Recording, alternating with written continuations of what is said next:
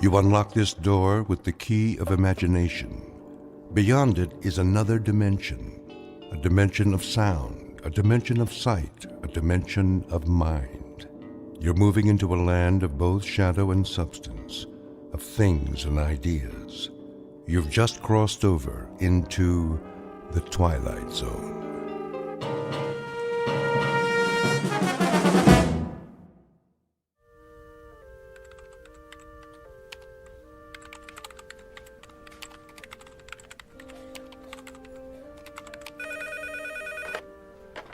Northwest Medical Clinic, how can I help you?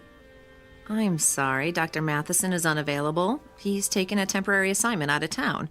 Can I make an appointment for you with one of our other physicians? Fine. Okay, let's see. How about next Tuesday at 2:45?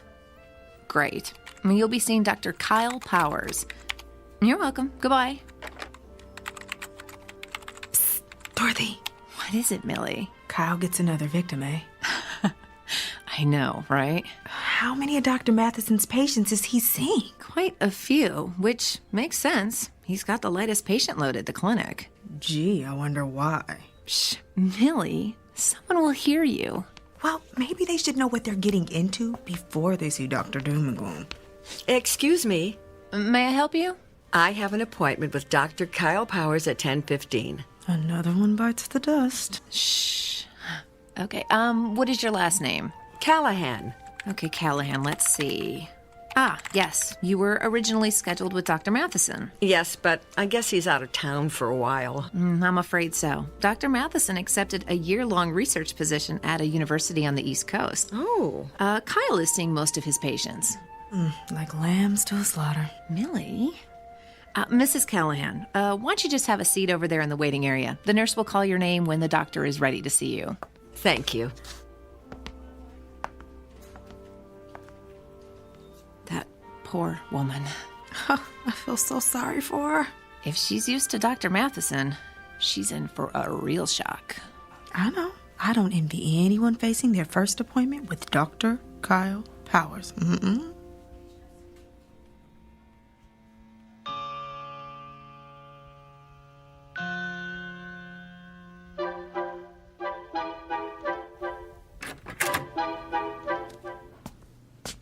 Mrs. Callahan? Yes? I'm Dr. Kyle Powers. It's nice to meet you. And why are you here today? Well, I'm concerned about this mole on my leg. May I see it? Of course. It's right here, see? On the calf. Dr. Matheson said I should keep an eye on it in case it changes. I think it looks a little bigger. What do you think it could be? A mole that changes like that is usually melanoma. Oh, melanoma? That's cancer, isn't it? Yes, it is. I'm going to need to ask you some questions. Oh, well, go ahead. When did you first notice the mole had changed? About a week ago. How much bigger is it? I'm not sure. 50%? No. 40%? 30? 10% maybe. Do you spend a lot of time in the sun? No. Has anyone in your family ever had melanoma? No, I don't think so. Did you ever have a severe sunburn as a child? No, not severe, no. Do you have a lot of freckles? No. Are you taking any medication that would weaken your immune system? Oh, I don't think so. What would weaken my immune system? Well, any number of meds. Azathioprine, benzotophine, chlorothianate. I don't even know what those are. Doctor, please just tell me if I do have melanoma, what treatment is available? Well, that depends on what stage it's in. Surgery is typically the first treatment for all stages of melanoma. Surgery? And of course, if it spreads to the lymph nodes, those have to be removed. Late-stage melanoma also has to be treated with chemotherapy. Chemotherapy? If it spreads to the organs like the lungs or liver, there's not much that can be done. Nothing. Well, in that case, the focus is on relieving the symptoms and keeping the patient as comfortable as possible. Until what? Well, until the patient expires.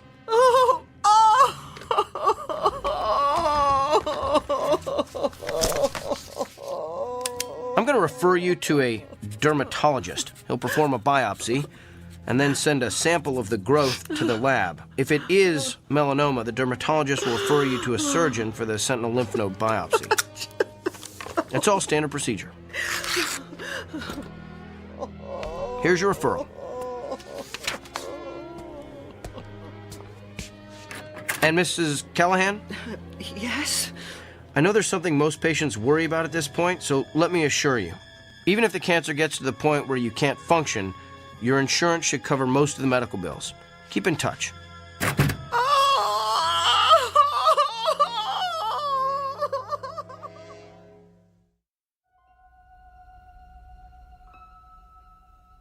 Meet Dr. Kyle Powers, a physician well-versed in and fascinated by the mechanics of the human body.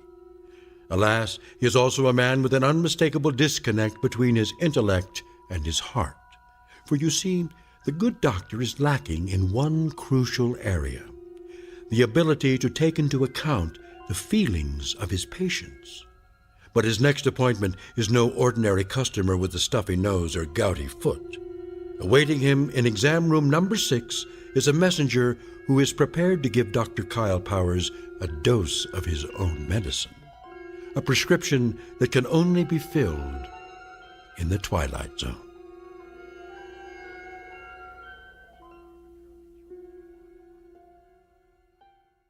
And now, the Twilight Zone and our story, The Amazing Dr. Kyle Powers, starring Sean Astin with Stacy Keach as your narrator.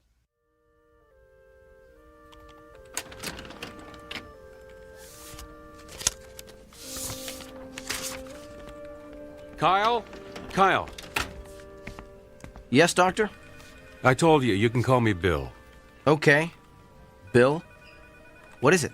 You saw Dolores Callahan this morning, right? Yes, the melanoma. No, Mrs. Callahan is not the melanoma.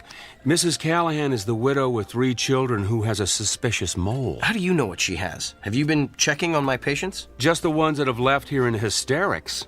She was distraught. That's to be expected when you're facing cancer. Who's to say it's cancer? Why assume the worst and communicate those fears to the patient?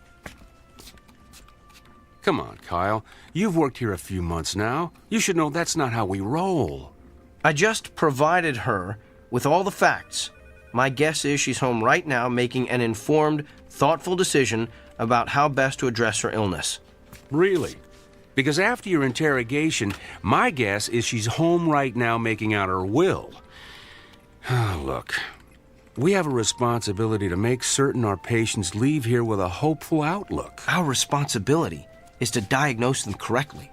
What if we treat a patient for something trivial that's really something life-threatening? The golfer who collapses on the 17th hole from the heat, but who really had a stroke. The woman with the annoying little cough that turns out to be emphysema. The list is endless. Thyroid disorders masquerading as psychiatric problems. Lyme disease posing as arthritis. That's why I ask so many questions. The more facts I can get from the patient, the more accurate diagnosis I can make. So you're going to continue cross-examining our patients like it's the Spanish Inquisition? Look, doctor, I realize my technique differs from yours. It may not consist of the sycophantic mollycoddling you prefer, but I think you'll find overall that it gets me closer to the most accurate diagnosis possible. That may not mean anything to you, but it's the reason I get up in the morning. It's how I roll. Now, if you'll excuse me, I have a lot of patients to see. May God help every one of them.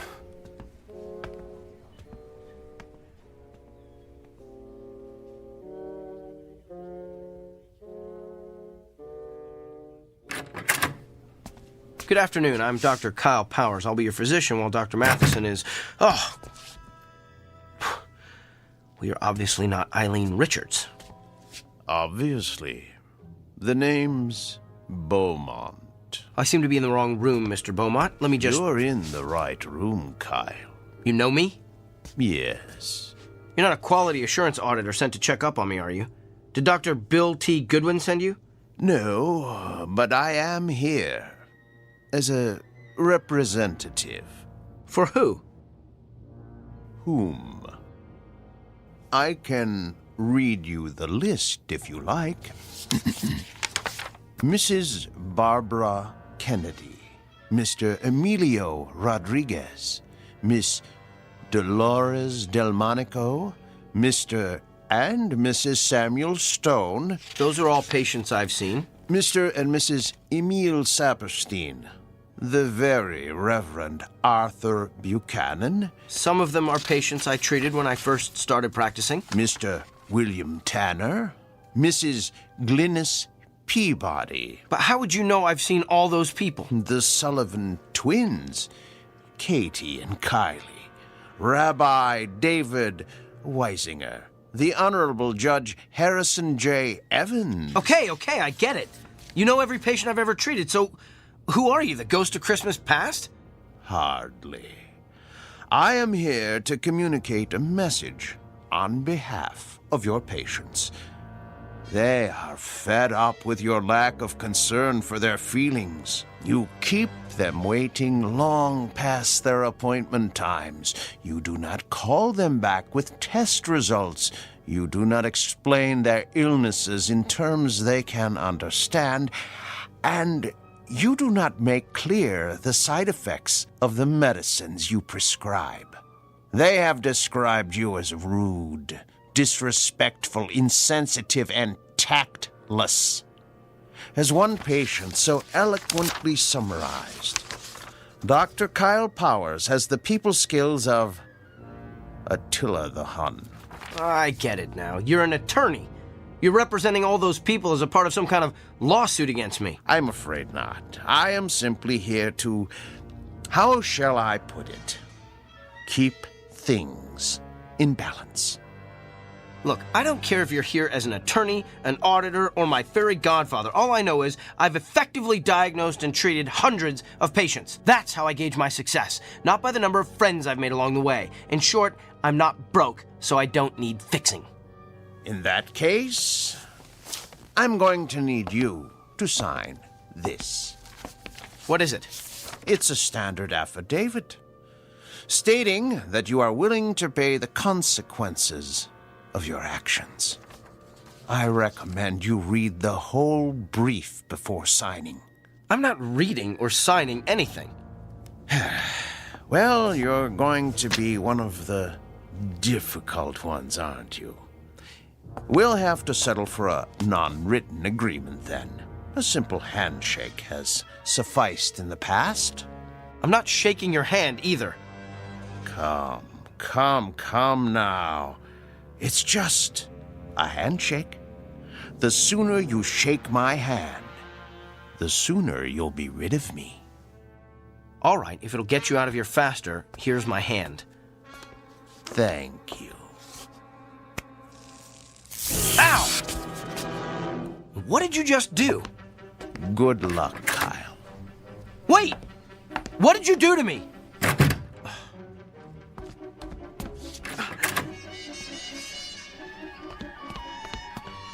Where did he go?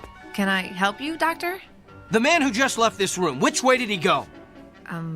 You're the only one who's left that room in the last 10 minutes. Well, that can't be. I was just talking to him. I can page him if he's still in the building. Who was he? Nobody. Just some prankster with a joy buzzer. Who's my next patient? Mr. Gianelli. He's in room 7.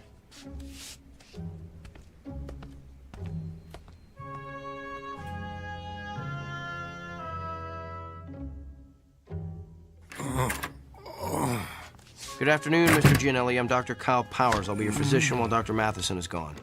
Are you in pain? Oh, yeah. Where does it hurt? The back. What part of the back? Down low. Did you do anything that might have caused it? Probably. I work on a construction site, see? And I had to move some heavy sheets of plywood by myself. On a scale of 1 to 10, how bad would you say the pain is? About a 7, maybe 8. Seems like it's gotten worse in the last half hour or so. Well, let me take a good look at the area where it hurts. Could you lift your shirt, please? Sure. Lower back, you said? Yeah. All right, I'm going to feel around the area. Hey, you gave me a shack. Doc, you okay? I don't know. I feel, My back suddenly hurts. Yeah, must be going around. Oh, it just started out of nowhere. Maybe it's some kind of a kink. Let me see if moving around helps it. No, it still hurts. Excuse me, Mr. Gianelli. I'm gonna have to sit down over there. Hey. The pain stopped. Lucky you. That's odd. It stopped when I let go of you. Mr. Gianelli, I'm gonna touch you again. You're the doctor. Ow, Doc. You need to get a humidifier in here. Fascinating. You're done already? Yes, Mr. Gianelli, this is just a hunch, but is the pain you're feeling on the left side? Yeah. Does it hurt no matter how you move? Yeah. And you say it's gotten progressively worse. Oh, yeah. I think I know what's wrong with you. So do I. I pulled a muscle hauling around those stupid sheets of plywood. I don't think so, Mr. Gianelli. You have a kidney stone. You're kidding me. I'm convinced of it. I felt, that is, you have all the classic symptoms.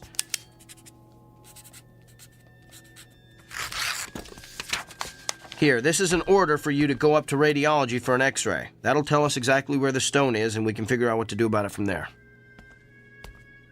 Hey, Doc, can I ask you something? What? How could you tell all that just by touching my back? Mr. Gianelli, I wish I knew.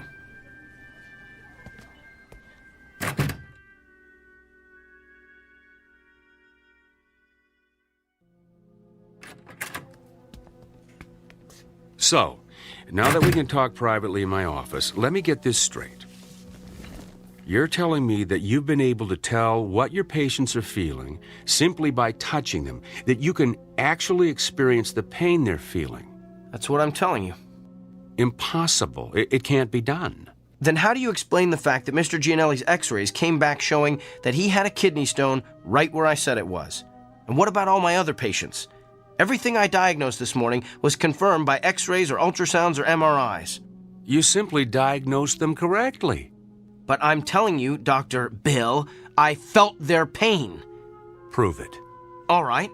Who's your next patient? No, not a patient. I want you to prove it on me. I've been experiencing some pain the past day or so. I want you to tell me where it is. Okay. I'm gonna have to touch you. I knew there'd be something about this I didn't like. And it has to be on exposed skin. At least, I think it does. I'm still experimenting. Here, you can touch my hand. That's the most skin I'm willing to let you experiment with. All right. Ready? Ready as I'll ever be. Here goes. Hey, you gave me a shock. Yeah, that's what everyone says. Interesting. Well, what's your diagnosis, Dr. Kreskin? Well, I would hasten myself to a dentist if I were you. You've got a toothache. Top row, right side. I'd say second molar from the rear. Well, I don't know what to say. No need to say anything. Your expression says it all. What is it, Dorothy? Mr. Samuels is waiting in room 4. He's getting a little impatient. Tell him I'm on my way. There's got to be some kind of logical explanation for this. Fine, we'll talk later.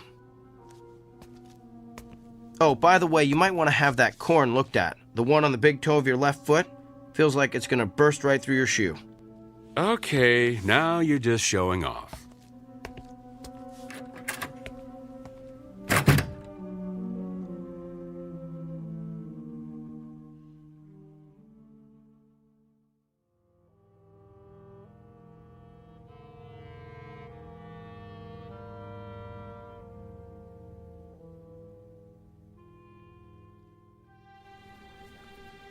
Okay, thank you.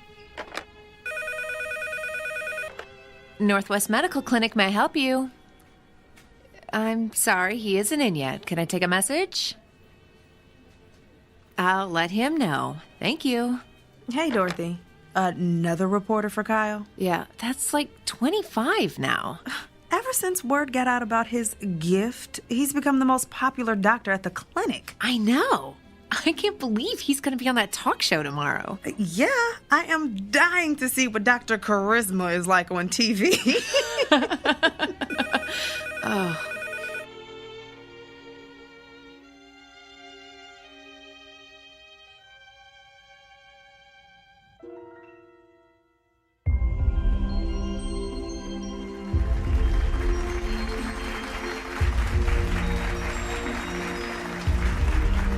Welcome back to Barbie Porterson's Wake Up Call. I'm Barbie Porterson, and this half hour I'm going to have part 3 in my series on how I've managed to stay young looking the natural way without the use of drugs or surgery.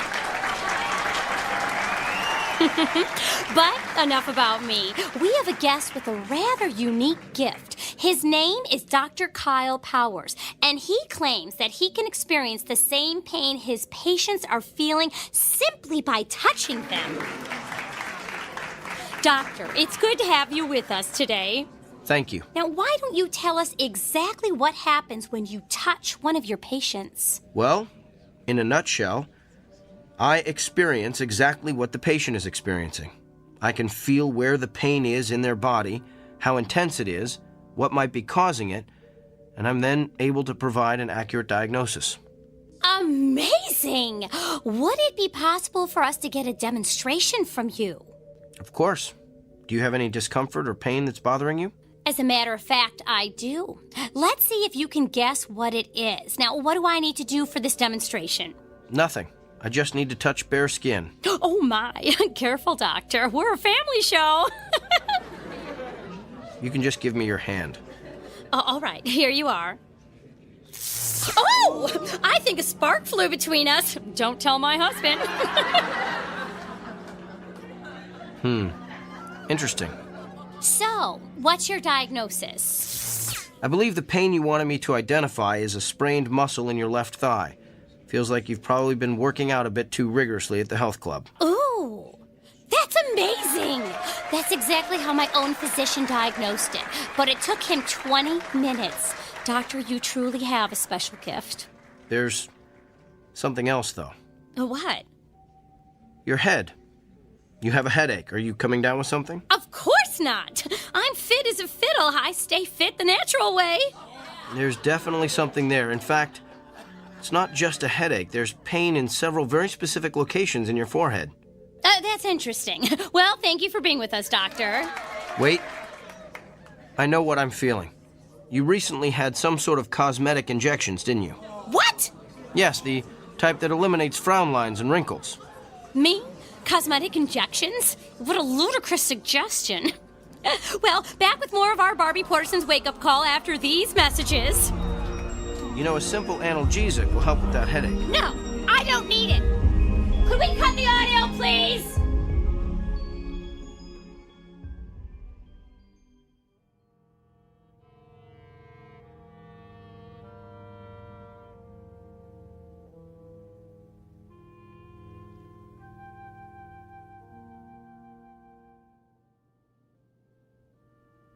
Yes, I think that would be quite agreeable.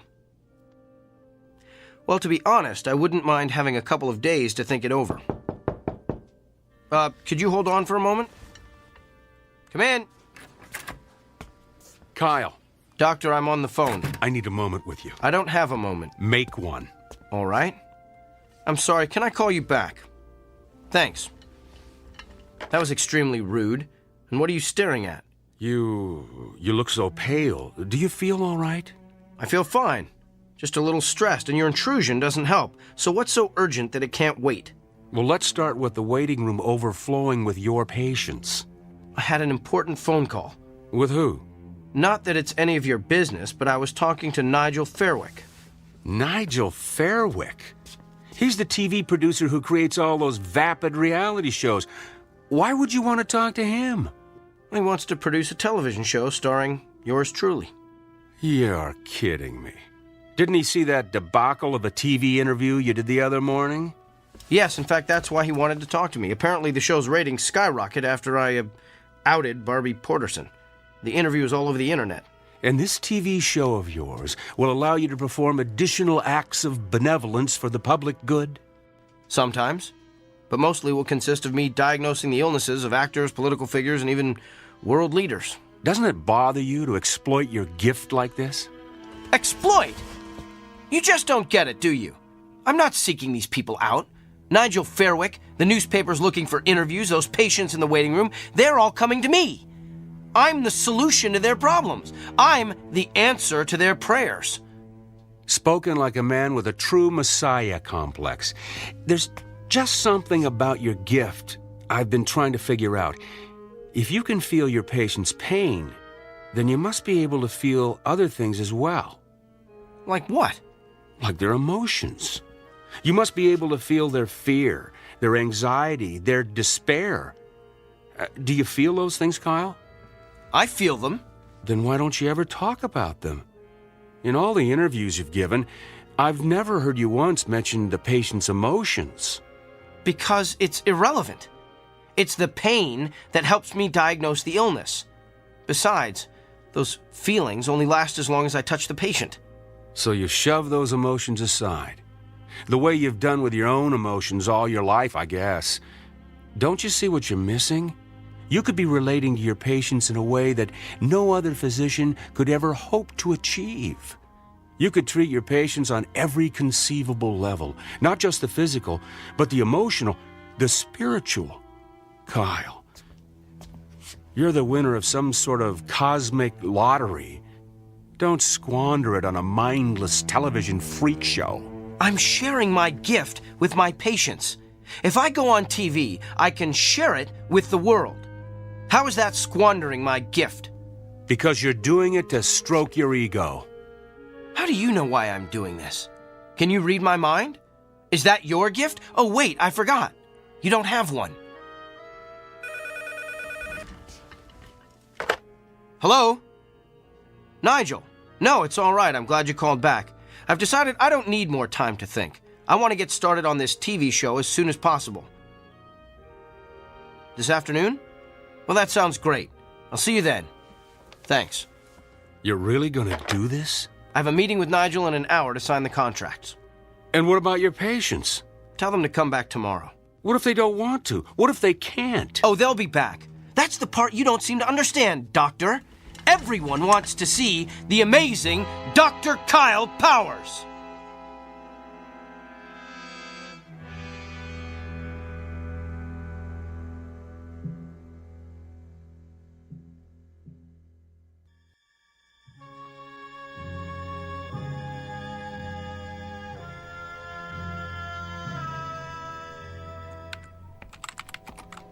Well, Dorothy, my last patient has left the building. Let's start closing up shop. Way ahead of you, Doctor. Hey, I put the TV on in the waiting area. Kyle's TV show is about to start. Oh, I don't want to miss this. Oh, yes. We shouldn't miss the circus when it comes to town. Come on, Doctor, it started. I'm coming.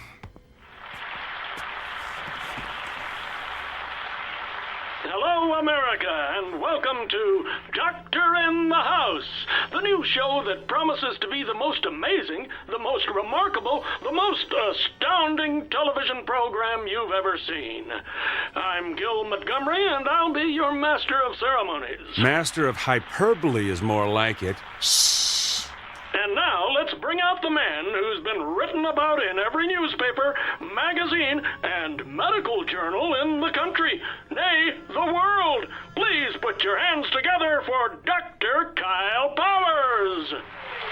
Wow, a standing ovation. You'd think he was the second coming. He thinks he is anyway. How come he's sweating so much? He's probably just nervous.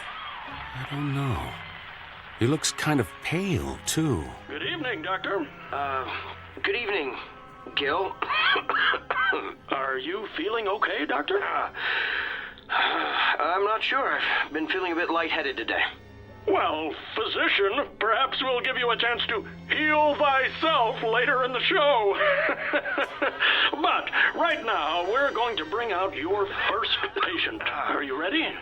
Yes, I think he fainted. Oh, no. Perhaps we should go to a commercial.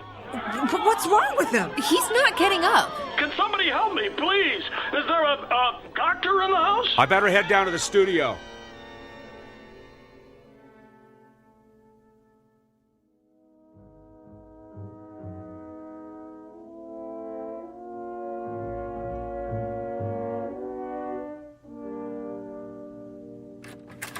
Kyle, I've got the results of your tests.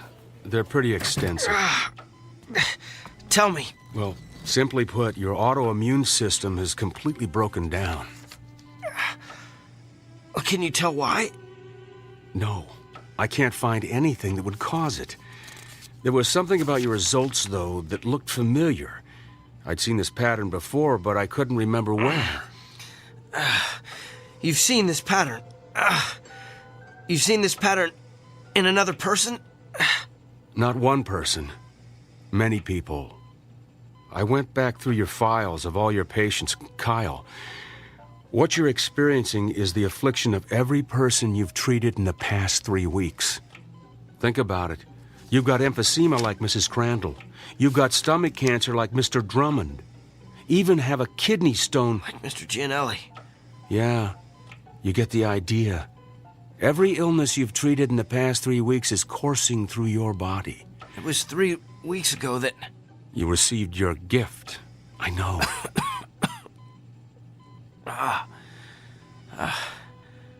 How long do I have? At the rate you're deteriorating, I'd say you've got 24 hours. No. That just can't be. Look, I know you're in a lot of pain. We're going to do what we can to make you comfortable. I want to run some more tests. There's got to be a way to beef up your immune system. Bill, after the way I've insulted you, why are you showing me so much... Compassion? It's part of being a doctor, right? Get some rest, Kyle. I'll be back.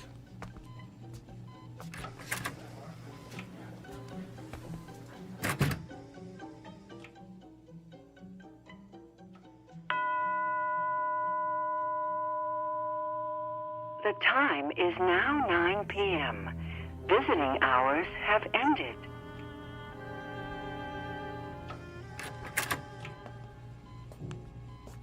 Bill? I'm afraid not. You? What are you doing here? I wanted to see how you're feeling. By the looks of you, I'd say you're knocking at death's door. You did this to me, didn't you? No. You did this to yourself. Remember our agreement? The one we shook hands on. The one you refused to read. You violated, let's see, Section 3, Paragraph 9, which states, the party in question will refrain from using his gift to advance, hasten, or otherwise promote his own personal agenda. You were given a gift intended to help you better understand your patient's feelings. But you managed to use it for your own gain. Quite an extraordinary display of abuse, really. In short, your discomfort is your own fault. And you are uncomfortable, aren't you? I sense that you're feeling more than pain. Yes. You feel the agony of every patient you ever intimidated or demoralized or humiliated. You feel their despair. Tell me about them, Doctor. Tell me about Mrs. Fitzsimmons. I believe you told her last week she has a spot on her lung. Can you tell me what she's feeling right now? She's afraid she'll die without seeing her grandchildren. And what about Katie Morgan, that college student who's been having dizzy spells? You sent her for a brain scan yesterday. She's afraid she won't be able to marry her fiancé, have children, grow old with a loving husband. And what about Mr. Hamner? You sent him for chemotherapy 2 weeks ago. He's... Yes? He's filled with the terror of not knowing what lies beyond death. It must be hard to carry the burden of all that despair. And what's worse, you're feeling it all at once, aren't you? It's worse than the pain. I can imagine. It must be unbearable. So tell me, Doctor, on a scale of 1 to 10, how bad is the despair? What? How much worse has the hopelessness become in the past hour? Don't! 40%? 30? Stop! Is there a history of anguish or misery in your family? Please stop! Have you taken any medication that would cause this kind of acute melancholy? Don't torture me like this! What have you done today that would cause such agony, such utter torment? That's enough! Reached your limit, Doctor. And just answer one last question for me. Do you understand now how your patients feel? Yes. I would prefer death to this much despair. All right, then. Since you're already at the end of your rope, I suggest we end it as quickly as possible. I'm going to touch you one last time.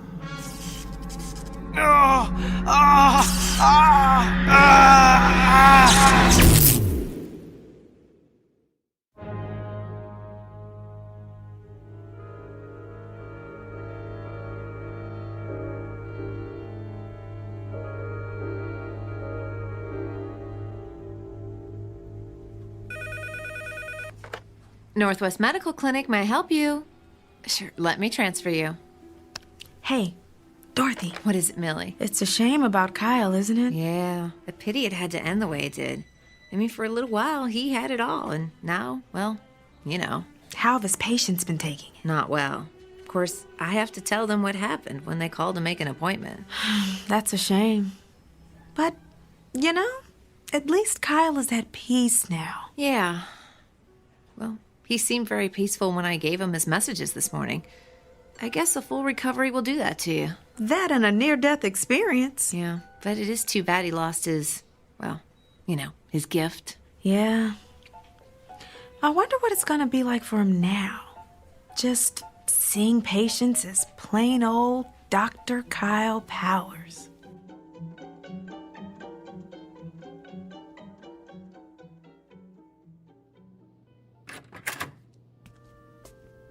Good morning, Mr. Franklin. Hi, Doctor. I've got your test results here. I know. I have a feeling you don't have good news for me. I'm going to be completely candid with you. And before I tell you anything else, let me say this. What you've got is treatable. And we're going to exhaust every option available to get you well. So why don't we get out of this sterile examination room, go down to my office and have a cup of coffee, and work out the details. Sounds like a plan. You know, I keep thinking about how everything could change. I'm retiring in a couple of months. Margaret and I wanted to take a trip to Germany to see where my mother was born, and my daughter's about to have my first grandchild. I'm just afraid I'm not going to be around to see all that.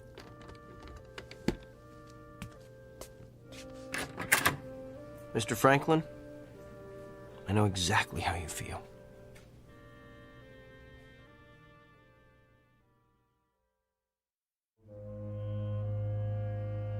Meet Dr. Kyle Powers. Not the same one we met earlier, but a new and improved version. A person who has perhaps quite literally been to hell and back, and learned along the way that redemption requires no small amount of effort on the part of the recipient. It's a fundamental lesson that's customarily taught in Sunday school or at the feet of a beloved grandparent. But a select few insist on learning it the hard way, while traversing the antiseptic, shadowy corridors of the Twilight Zone.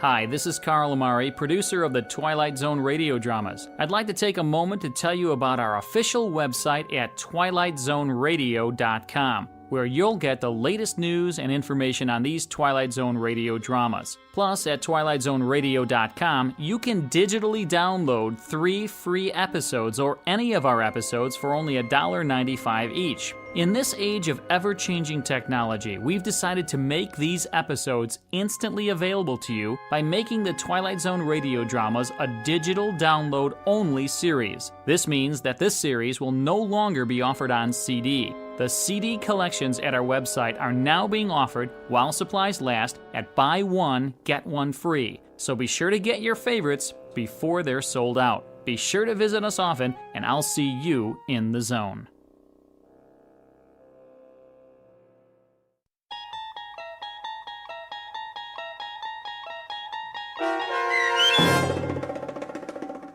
The Amazing Dr. Kyle Powers, starring Sean Astin with Stacy Keach as your narrator, was especially written for The Twilight Zone by Barry Rickert. Heard in the cast were Pat Fraley, Joby Cerny, Robin Moeller, Ty Davis, Ellie Weingart, Alex Sopener, Emmy Bloom Regali, Rob Riley, and William Dick. The producers of The Twilight Zone wish to thank CBS Enterprises and the Rod Serling Estate for making this series possible. This copyrighted radio series is produced and directed by Carl Amari and Joby Cerny for Falcon Picture Group and Westwood One. Sound design and custom Foley effects for The Twilight Zone were done in the Cerny American Sound to Picture Theater by Todd Beyer, Craig Lee, and Tim Cerny. To learn more about the Twilight Zone radio dramas and to contact us, visit our official website at twilightzoneradio.com. Doug James speaking.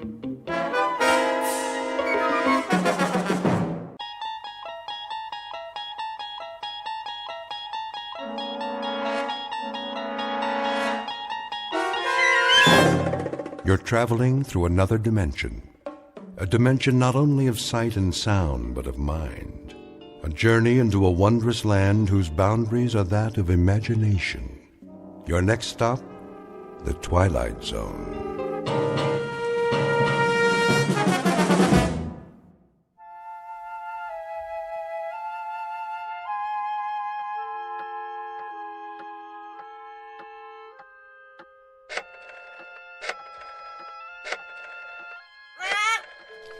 Yes, Pete, here's a nut for you. Now, don't bother me, if you please. I have work to do.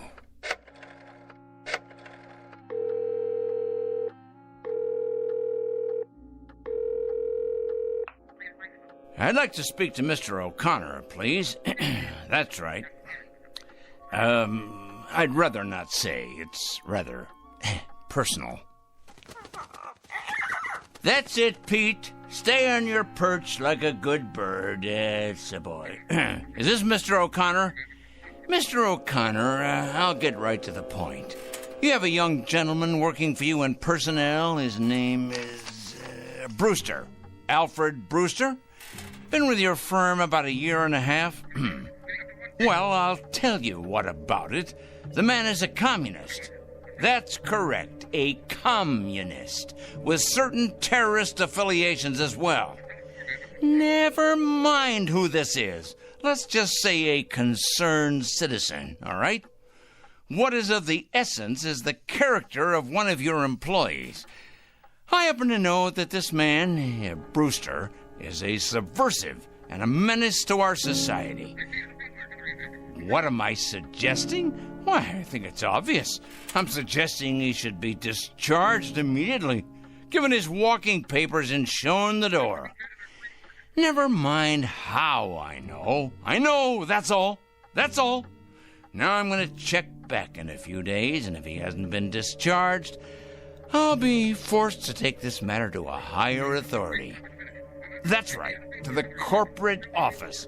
Correct? Goodbye, Mr. O'Connor. Rather a full day, Pete, wouldn't you say? 11 so far. 11 names on this list. I better sharpen my pencil.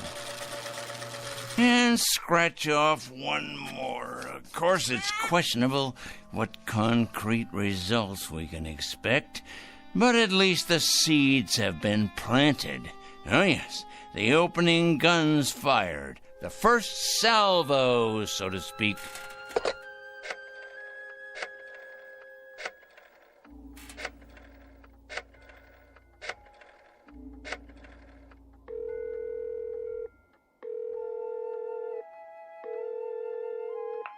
Hello, Board of Education? Well, please connect me. Yes, I'd like to speak with the superintendent of schools, please. It's a personal call. No, I'm not at liberty to give my name. That's right, it's urgent. Is this the superintendent? This is a concerned citizen. I'm calling about a teacher and your employee. That's correct. His name is Farwell. William J. Farwell. He teaches at your North End High School. That is correct. The man is morally objectionable. He's a drinker, a carouser, and I have it on good authority that his relationships with students are questionable at best. The man should be investigated immediately. Oh, yes. Never mind who this is. I happen to be giving you facts, and that is what is at issue here. Well, you best check on him. You most certainly should, and without delay. Quite right. Here you are, Pete. There you go. That's a good bird. You know, I'm rather tired. It's been quite a full day. You don't realize just how tired you can get during a campaign. But a dedicated man isn't concerned with physical discomfort or fatigue or anything else for that matter. No, a truly dedicated person is interested only in victory, in the conquest of morality over the forces of immorality.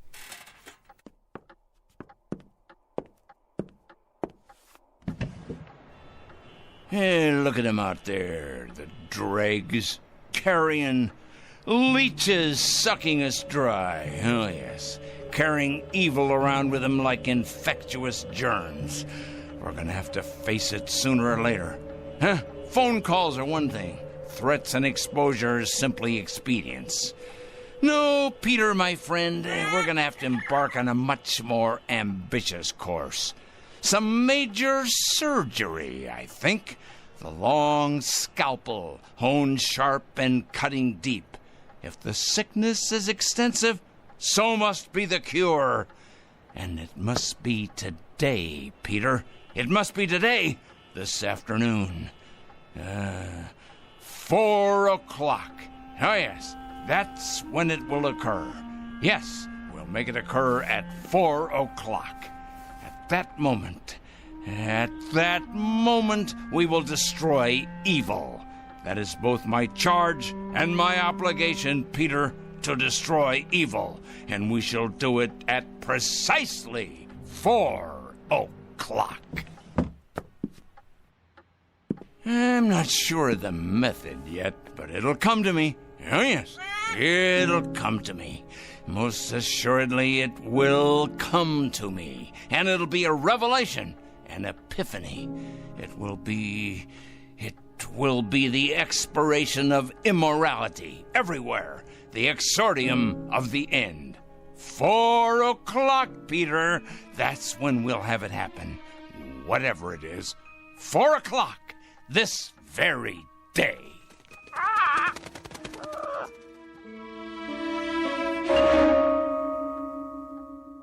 This is Mr. Oliver Crangle, a dealer in petulance and poison. a self-appointed, self-designated, self-ordained vigilante whose jaundiced eyes peer out at an unholy world and find it undeserving of anything but judgment and punishment. And Mr. Oliver Crangle is both the judge and the executioner. He has rather arbitrarily chosen 4 p.m. as his personal Gotterdammerung. We are about to watch the metamorphosis of a twisted little fanatic poisoned by the gangrene of prejudice to the status of an avenging angel, upright and omniscient, dedicated and fearsome. Whatever your clocks say, it's almost 4 o'clock. And wherever you may think you are, at this moment you happen to be in the Twilight Zone. And now, The Twilight Zone and our story, 4 o'clock, starring Stan Freberg with Stacy Keach as your narrator.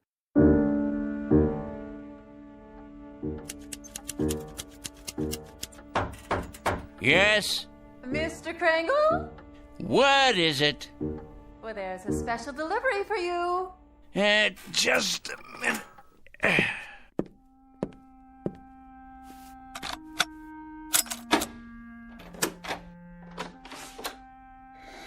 Here you go. A whole lot of stuff, 8 or 10 envelopes at least. Thank you, Mrs. Williams. Something else, was there? Something... Oh, no, nothing else. Then in that case, why do you stand there trying to read the contents of these envelopes as if you were an X-ray machine, Me? Read your mail? Oh, I can assure you, Mr. Crangle, I have many more things to do than trying to read my tenant's mail. Your mail in particular. I feel reassured. You sure get enough of it. Somebody'd think you were running some sort of mail order business or something. Just look at that desk of yours. So much mail and papers and I don't know what all. What is your business, Mr. Crangle? What I do is none of your concern. I pay my rent on time, and I keep to myself. A respect for privacy you should learn, Mrs. Williams. Well, I never... You never? That's good to know. Now, have you any more comments to air? Because if not, I would greatly appreciate your leaving me alone. I have a great deal of work to do. I believe that. The question is, what kind of work? You should believe it. You may thank me one day, Mrs. Williams. Oh, yeah, you and everyone else. Assuming you're still around, and assuming you retain the capacity to feel appreciation. What's that supposed to mean? Assuming I'll be around. Are you threatening me or something, Mr. Crangle? Threatening you, Mrs. Williams? I don't threaten people, my dear lady. I compile files on them. I compile them, and I analyze them, and I investigate them, and then I categorize them, and I judge them. Oh, yes. If they're impure, they must be punished. If, on the other hand, they're simply misled or naive or unsophisticated, I point them to the right way. I lead them by the hand, Mrs. Williams. I show them the proper course, the path to redemption. Is that... What I mean is that what you do for a living?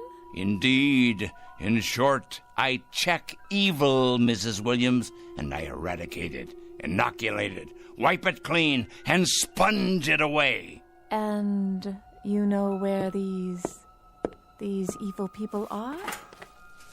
I most certainly do, Mrs. Williams. Can you give me an example?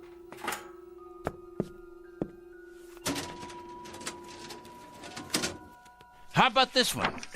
Mrs. Claire Williams, age 54, widow, formerly married to John Alistair Williams. Political affiliation? None. Husband's political affiliation? None. Evidence of subversion? None. Negative personality traits? Curiosity and ignorance. Of course, that's just a preliminary report, Mrs. Williams. The in-depth research is in the master file cabinet right over there. Well, aren't you the strange one? You ain't nothing if you're not a strange one. I'll be going now, Mr. Crangle.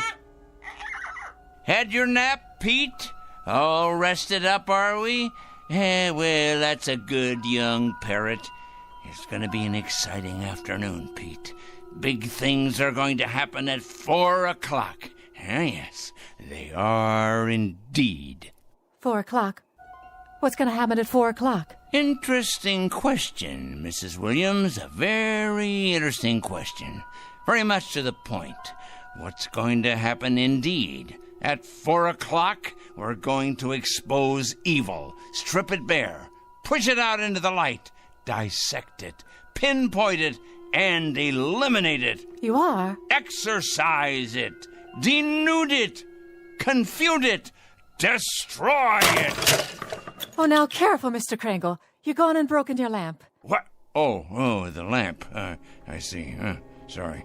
Well, no matter. Would you like me to clean that up for you? No, I'm quite capable of cleaning up after myself, madam. That's one thing I'm very good at, cleaning. Something else, was there, Mrs. Williams? No, I don't believe so. If it's all the same to you, I'll be on my way.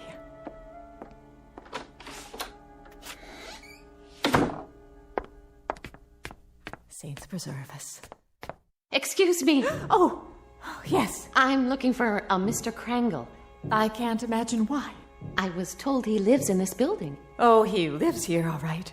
There ain't no doubt about that. With a vengeance, he lives here right there at the top of the next landing. But if you ask me, young woman, you won't be going in there without police protection. Is that right? If you ask me, the man has a leak in his attic a mile wide. I ain't sure anymore that he's safe to have around.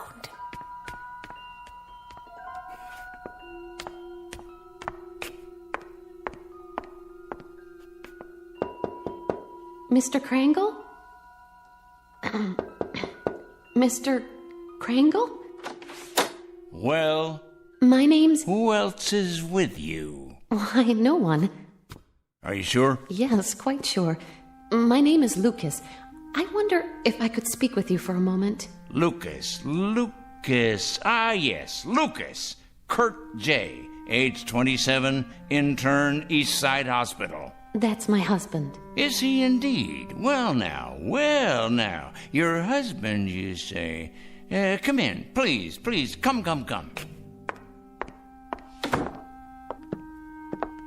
Have a seat, by all means. Thank you. Now, what about your husband? Why, Mr. Crangle? Why what? Why are you trying to hurt him? Hurt? My dear lady. What has he ever done to you? To me? Why, nothing to me. That is, nothing personally. I don't know your husband, Mrs. Lucas. That is to say, I know of him. Oh, yes, I know of his background, but we've never met. He's a stranger to you then, isn't he? He's a perfect stranger. A stranger, yes, but not a perfect stranger, Mrs. Lucas. By no means.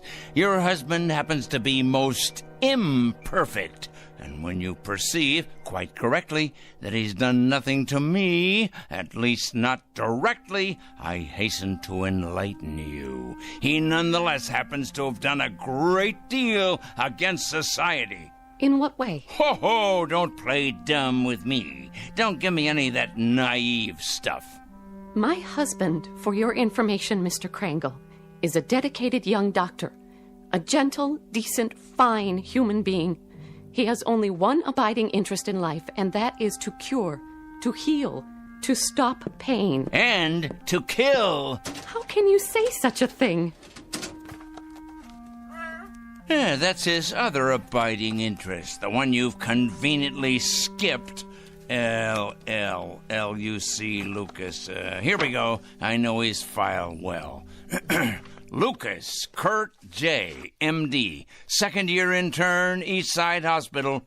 This year, on the night of March 12th, while serving in the emergency ward, he permitted the death of one Mrs. Angela Rienti by failing to relieve pressure accumulated as a result of a brain injury sustained in a traffic accident. It wasn't his fault.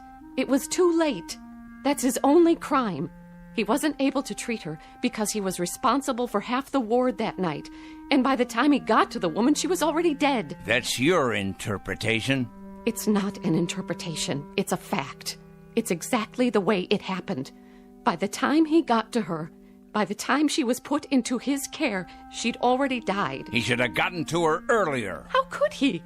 Do you know how many lives he saved that night? How many people he saves every day, every week? He did nothing to her. That's about the size of it, Mrs. Lucas. Miserable dereliction of duty, resulting in the untimely death of a woman who by rights should be alive today. These facts came to my attention, and I simply called them to the attention of the hospital supervisor, an institution, by the way, which I help to support through taxes. By what right? I must ask you, Mr. Crangle, excuse me, but by what right do you presume to pass judgment on my husband? You're not even a medical man. Why, you weren't even there that night. You don't know anything about it. And yet you write your letters to the hospital, dozens of nasty letters accusing my husband of being a murderer. Why, you wretched, small-minded... Enough, Mrs. Lucas. That will be quite enough. I've suffered your presence here, but I'm not required to tolerate your abusiveness, although I don't wonder you're the type of woman you are. Oh, and what type is that? You're obviously greatly attracted to your husband, and there's no secret that birds of a feather, well, you know the rest. I think I catch your implication, Mr. Crangle, and you're over the line. Way over the line. You're as cracked as that lamp of yours. Tell me, has the hospital discharged your husband yet? Discharged? That's right. Let him go. Cashiered him out. Eradicated him from the payroll. Given him the sack. I've been expecting it momentarily. They have not, Mr. Crangle. They have done no such thing. It'd take more than a letter-writing campaign from a crank like you to make that happen. Your husband is an evil man. He is no such thing. And I will not put up with evil in any form. And I will not stand by and allow an injustice like this. Of all the presumptuous, wrong-headed... I'm sorry, Mrs. Lucas. I haven't any more time. Why, look at the hour. It's 3 o'clock already. I got things to do. Many more important things to do, thank you. Today's mail, for instance. You'd probably be interested in these. They're cases not unlike your husband's. Communists, subversives, thieves, harlots, but all made out of the same metal. Evil, Mrs. Lucas. All of them evil. And I will not countenance evil.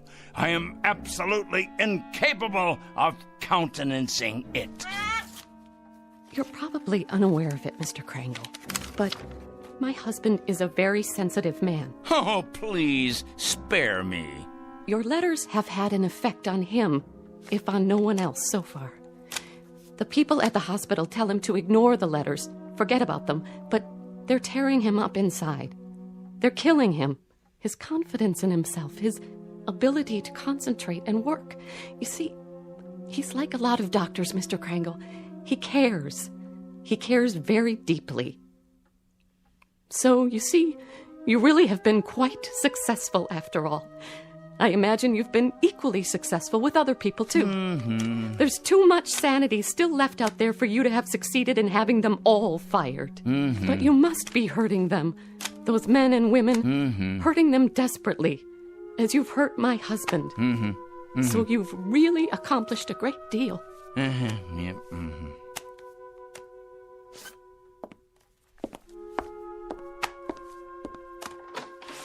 Tell me, Mr. Crangle, if you can, that is. Why? What's that? Why do you do it? I really need to understand. Why? You ask me why? Why? Because they're evil. That's it precisely. Nothing too complicated about that, is there? They're evil, plain and simple. Here, take a look out the window. All those little bugs down there, you see? Bacteria. That's what they are. That's what your husband is. All those little... That's it. That's precisely it. What is? That's what I'll do. I've finally gotten the clue. I said little, you understand? That's what I'll do. I'll turn all the evil people into little ones, understand? I'll make all the evil people, let's see, 3 feet. No, 2 feet. 2 feet tall, that's it. At 4 o'clock this afternoon, at precisely 4 o'clock, every evil man and woman will become a mere 2 feet tall. A revelation, an absolute revelation. Peter, my lad, did you hear what I come up with? Did you? That's it. Do you see the beauty of it, Pete? That's it. It's brilliant, absolutely brilliant. 2 feet tall, Pete. 2 feet tall.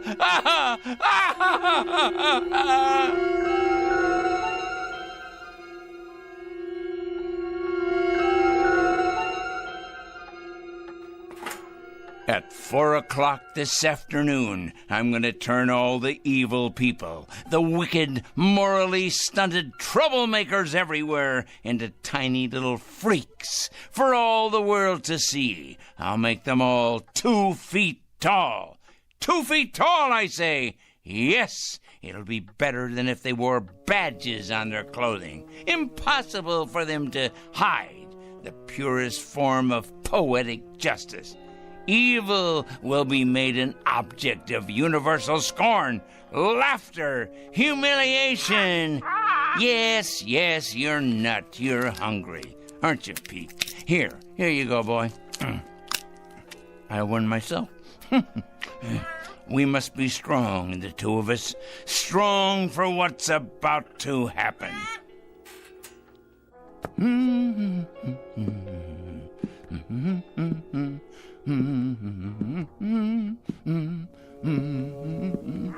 That's right, Petey.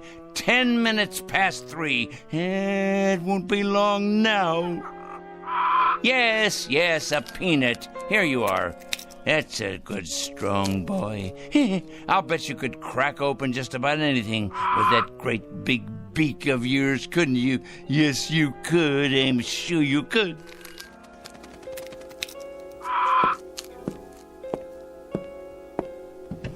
Look at them down there, all those wicked little people. They don't know just how little yet. No, of course not. But they will. They will. It's their day of judgment. Oh, yes. Time to finish our preparations, Pete. There's much to do. Less than 50 minutes left now. Must be sure all our pencils are sharp. We have a great many names to cross off the list. Cross off the list. Soon now. Very soon. Yes. Oliver Crangle? Come in. Yes, I'm Oliver Crangle. I'm the one who called. Yes, sir. Agent Luther Hall, Mr. Crangle, Federal Bureau of Investigation. Our office received a call. Indeed, yes. I placed the call and asked you to come. I felt it was my civic duty. Can I get you a cup of coffee or something? No, thank you. Now, Mr. Crangle, you told the office that you had some sort of list, proof of criminal activity, and that today would be a day of reckoning. What exactly did you mean by it? Sit down, please. Yes, there's plenty of time. We have more than 45 minutes before it happens. Before what happens, Mr. Crangle?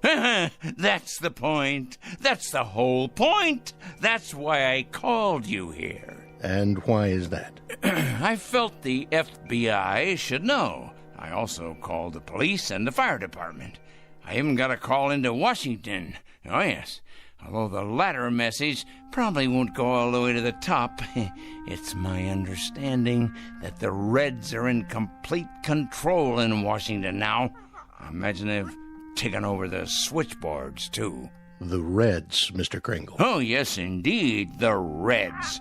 It's a complete conspiracy, you know, Mr. Hall. All the evil people are banding together now, all the subversives, the commies, the terrorists, the thieves of the American dream. It's a total, absolute, worldwide conspiracy. You said on the phone that you had a plan of some sort. Oh, my, yes. It all takes place at 4 o'clock. I thought you people ought to know because, well, you'll have your hands full. Our hands? Picking up all the guilty parties. Oh, yes. You see, Agent Hall, I've spent a good many years doing this kind of work. Just look at all those file cabinets there. Years of dedication to the cause. I've made a study of evil. Oh, yes, indeed. A complete study of it. I cut out newspaper clippings. I listen to the radio and watch television. I follow every major court case that's going on. I compile a completely airtight list of charges against all of them, the evil people. What do you do with them, Mr. Crangle? Do with them? I follow through, of course.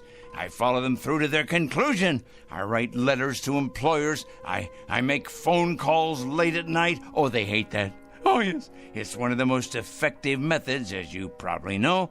Calling those terrible people late at night. The later, the better. Getting them up constantly, waking them, enumerating my charges, speaking out, and then hanging up. They hate it. Very frustrating for them.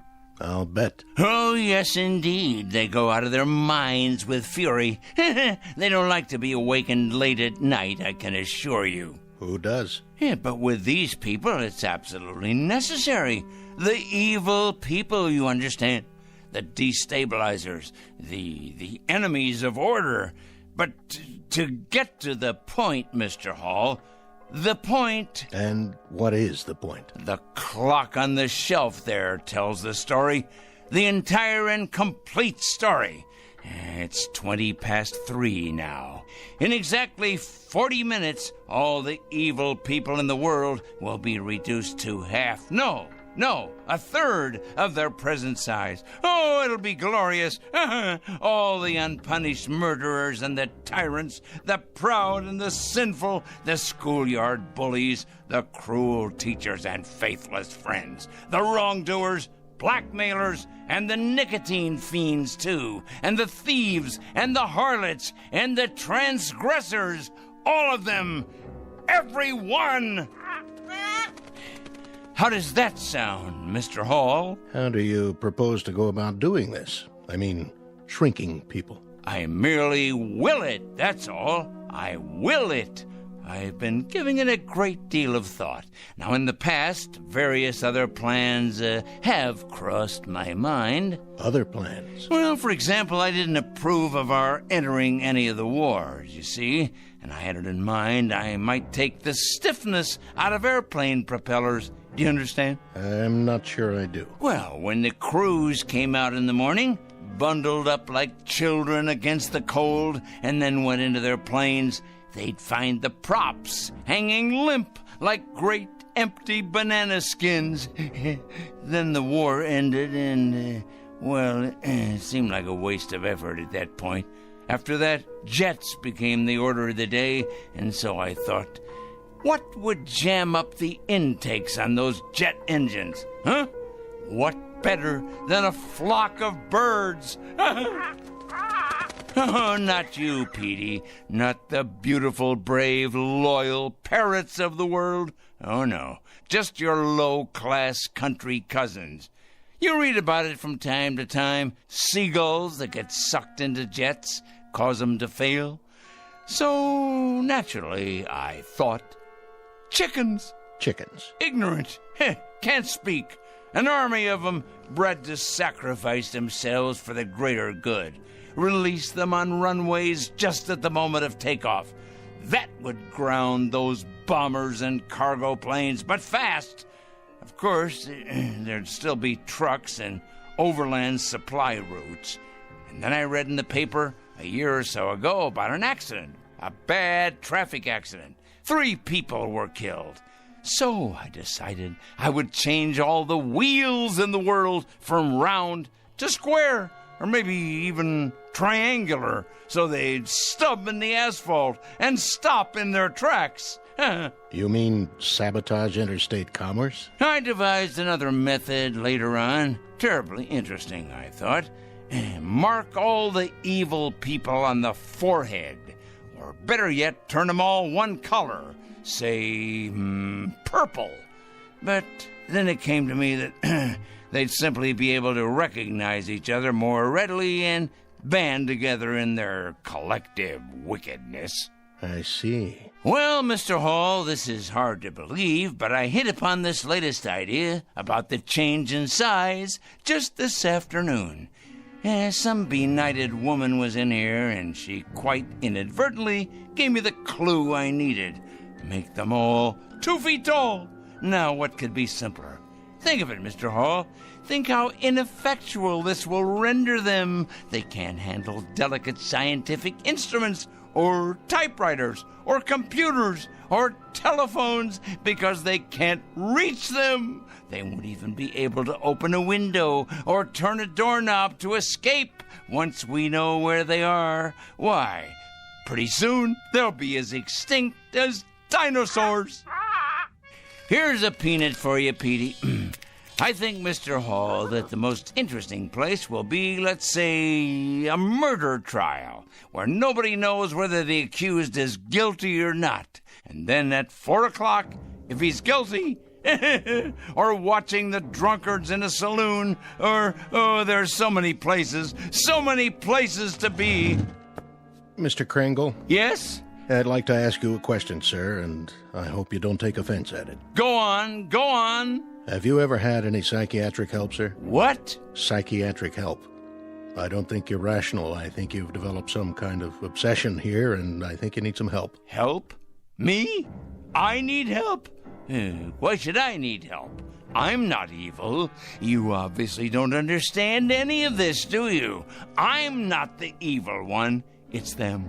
It's all of them out there on the street. Just take a look out the window. See?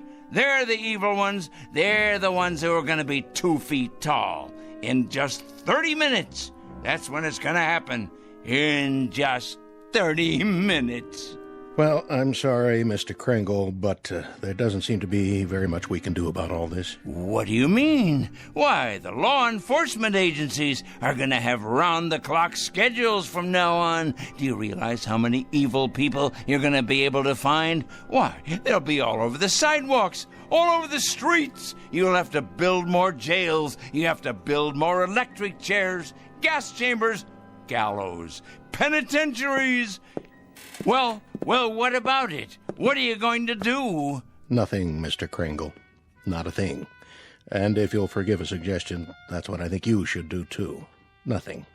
These letters you write, these phone calls, there happens to be something in this country that precludes all that, makes it unnecessary. And what's that? Law, Mr. Crangle. There happens to be law. We like support from citizens. Support, help, cooperation. But interference is quite another thing. Oh, I get it now. I understand. At last I understand. You're part of the conspiracy. That's it. You're one of them. Why, of course. I'm an idiot not to have realized it. Of course you people have gotten into the FBI. It stands to reason you would. You've infiltrated every other place. Well, I'm going to tell you something, Mr. Hall. Good day, sir. You'd better enjoy yourself for the next 20 or 30 minutes. You hear me? You'd better enjoy yourself to the utmost, because you're going to be 24 inches tall. You and everybody like you.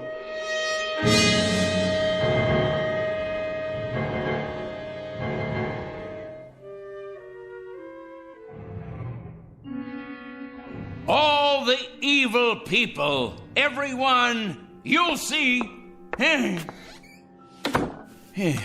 Good riddance to bad rubbish, eh, Pete? To all their kind, the righteous will rise up, and the weak will fall before their terrible wrath. It's as right as rain. In a minute, Pete. It won't be long now.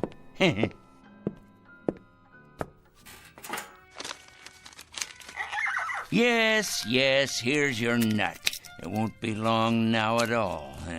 We must have everything in order, all our pencils sharpened. Weapons that are truly mightier than the sword. In our desk, we must have lots and lots of clean paper to make another list of the newly exposed. Their corruption on display for all the world to see. I wonder what they'll look like down there on the streets, on all the streets everywhere. Oh, what a glorious sight it's going to be. So many people. Think of it. Fat ones, thin ones, the young and the old, suddenly grown too small for their clothing, which of course will no longer fit them. It simply won't fit them at all. Like the toads and the cretins they are. Someone should follow along behind and collect it in trucks, boil it in hot water, decontaminate it, and then redistribute it to the rest of us. Think of that, Pete. New suits, trousers, neckties, formal wear, tuxedos, this and casual wear of every style. Oh, yes, it shouldn't go to waste. Think of how much money could be made in resale centers across the land. Money to finance a whole new campaign. Why, Pete, we could open a chain of clothing stores. Aha! All we need is a fleet of trucks to gather it up. Ours for the taking. But alas, it's too late to organize any of that now. Oh, if only I'd planned ahead. Well, the least I can do is alert the media. Yes, that's the responsible thing to do. I wonder if they have any idea at all about what's to take place. And at this hour, the Dow Jones is down 14 points. Raging fire now under control in upstate. The White House press secretary announced a peace plan today. 4-car pileup on the bridge. Motorists are advised to use alternate routes. Come on down to Crazy Joey's Fashion Warehouse. We've got sportswear, clothes for the workplace, back-to-school duds, all at out-of-this-world prices. You'll think you've died and gone to heaven because my name's Joey and I'm crazy. Another lost opportunity, Pete. But that man doesn't know how soon he'll be out of business. He has no idea, does he? No idea at all. We better check the television news while we're at it. We'll have the weather for you coming right up after this. The very vegger slices, it dices, it turns out finger-licking julienne potatoes. Okay, now tell us about your new book, 101 Ways to Profit from Armageddon. Amateurs. Pete, what to do? What to do? Of course I can send out press releases taking credit for all that I've done after the fact. If only I had more time. More time! Still, we'll have to alert them as best we can.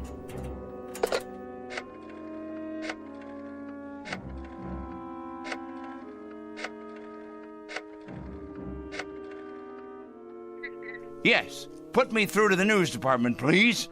Never mind who this is. Wait. This is Oliver Crangle speaking. Crangle. Yes, that's right. I'm calling with an important bulletin. Yes, for the afternoon broadcast. That's right. You ought to break in right now with a news flash, you know. Oh, it's something big, all right. Something huge. Believe me, it is important. When? No, you don't understand. It hasn't happened yet, but your viewers will still want to know when it does happen. Otherwise, there'll be chaos in the city. In fact, this should go on the national broadcast, coast to coast. What is it? Let's just say a new perspective on the world. Hello? Hello? Hello? Petey, obviously they've infiltrated the local news channel as well. Of course they have. I should have known. They're everywhere, like insects, like vermin.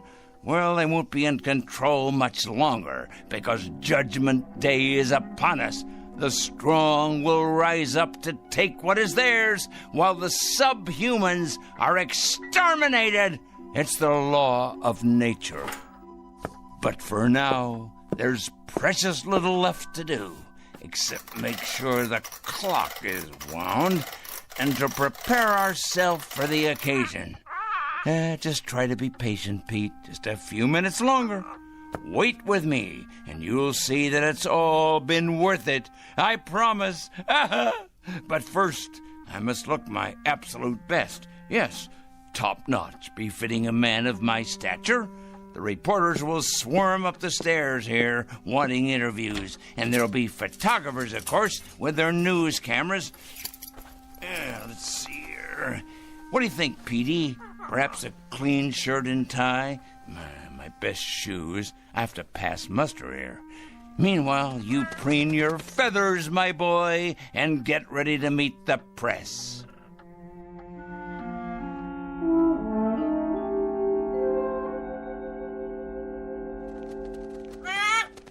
There! It's happened, Pete. It's happening right now. This very second. Can you feel it? Something in the air. The next phase of evolution for the human race. Oh, nothing will be the same after this. Nothing! The new order has come at last.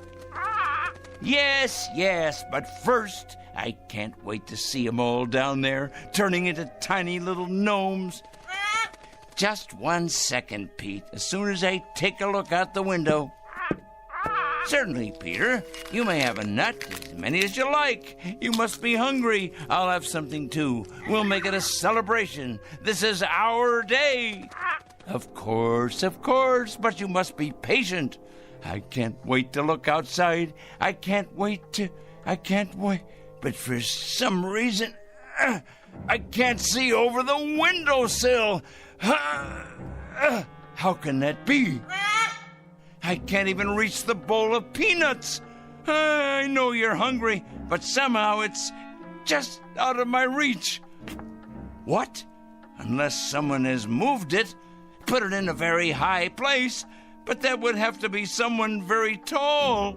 Someone very, very tall.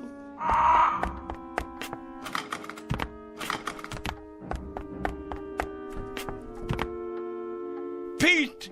What's happened?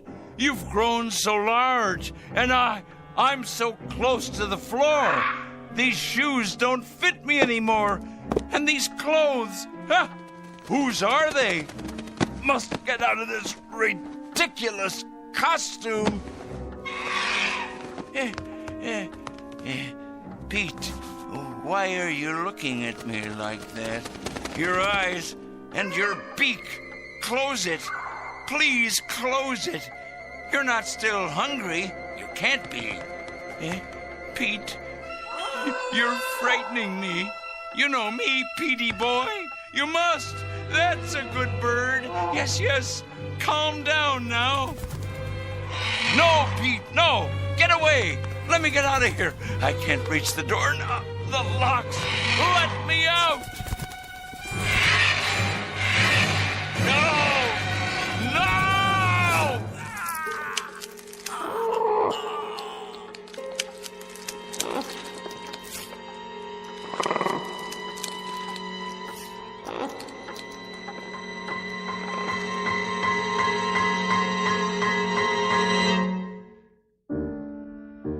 At 4 o'clock, an evil man made his bed and lay in it.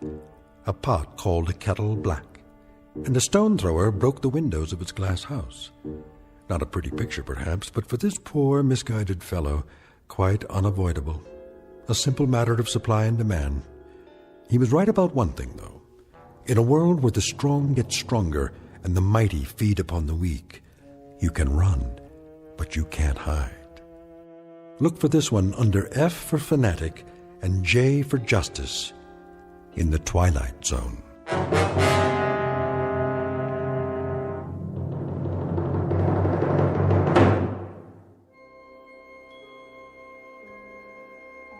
Hi, this is Carl Amari, producer of the Twilight Zone radio dramas. I'd like to take a moment to tell you about our official website at twilightzoneradio.com, where you'll get the latest news and information on these Twilight Zone radio dramas. Plus, at twilightzoneradio.com, you can digitally download 3 free episodes or any of our episodes for only $1.95 each. In this age of ever-changing technology, we've decided to make these episodes instantly available to you by making the Twilight Zone radio dramas a digital download-only series. This means that this series will no longer be offered on CD. The CD collections at our website are now being offered, while supplies last, at buy one, get one free. So be sure to get your favorites before they're sold out. Be sure to visit us often, and I'll see you in the zone.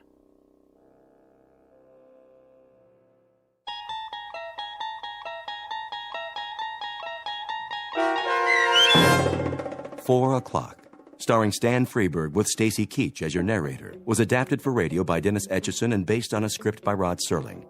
Heard in the cast were Taylor Miller, Maggie Carney, Rick Peoples, Doug James, Paul Patch, and Carl Amari.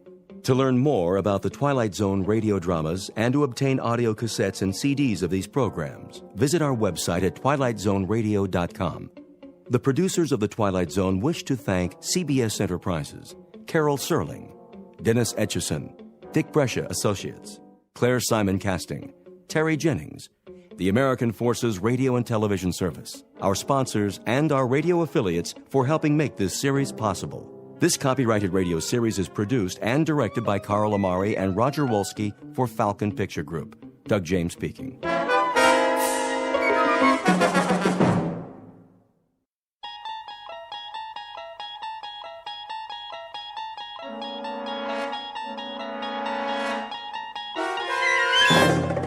You're traveling through another dimension. A dimension not only of sight and sound, but of mind. A journey into a wondrous land whose boundaries are that of imagination. Your next stop? The Twilight Zone.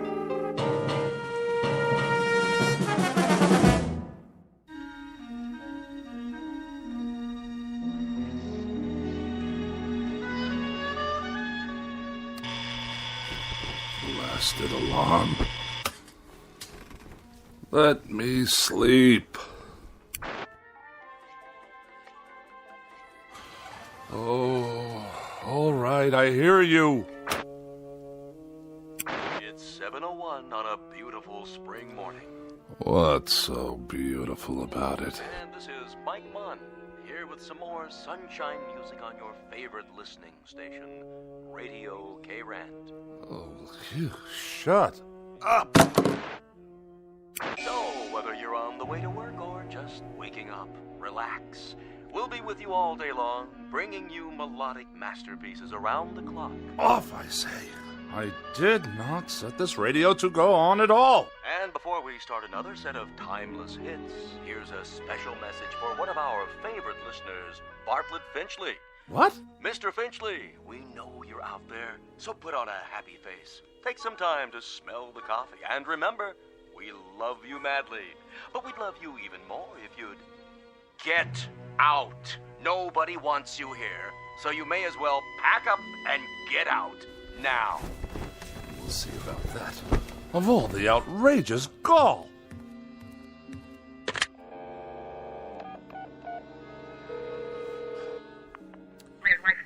Operator, get me K-Rant. Yes, the radio station. No, I don't know the number.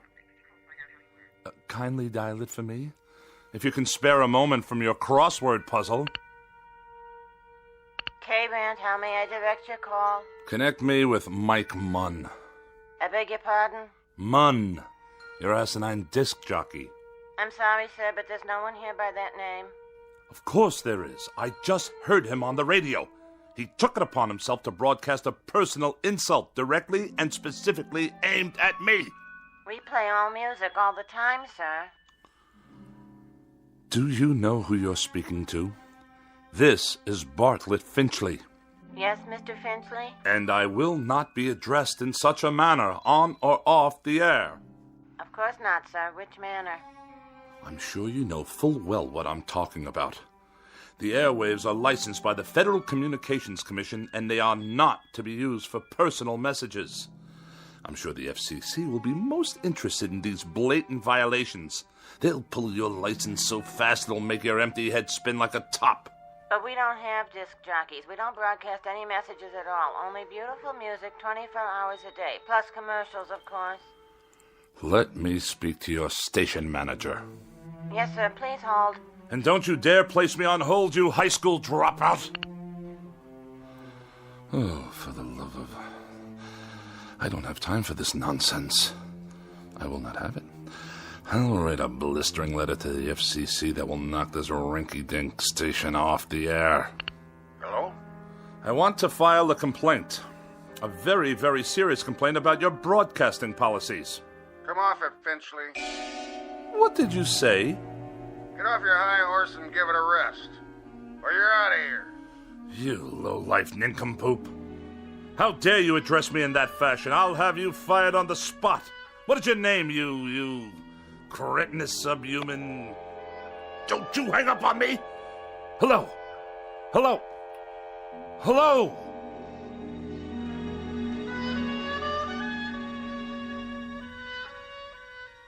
This is Mr. Bartlett Finchley, age 42, a practicing sophisticate and dedicated misanthrope who writes very special and very precious things for gourmet magazines, critical journals, and the like. He's a bachelor and a recluse with few friends, only devotees and adherents to the cause of tart sophistry. He has no interest save whatever current annoyances he can find to occupy his mind. He has no purpose to his life, except the formulation of day-to-day opportunities to vent his wrath on the mechanical contrivances of an age he abhors. In short, Mr. Bartlett Finchley is a malcontent, born either too late or too early in history, and who in just a moment will enter a realm where muscles and the will to fight back are not limited to human beings. Next stop for Mr. Bartlett Finchley, the Twilight Zone. And now, The Twilight Zone, and our story, A Thing About Machines, starring Mike Starr, with Stacy Keach as your narrator.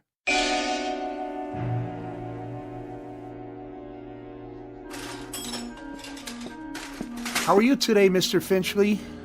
I'll answer that burning question after you tell me what's wrong with this electronic abomination in my living room. You mean your TV set? And also acquaint me with how much your current larceny is going to cost me. Well, let's see here.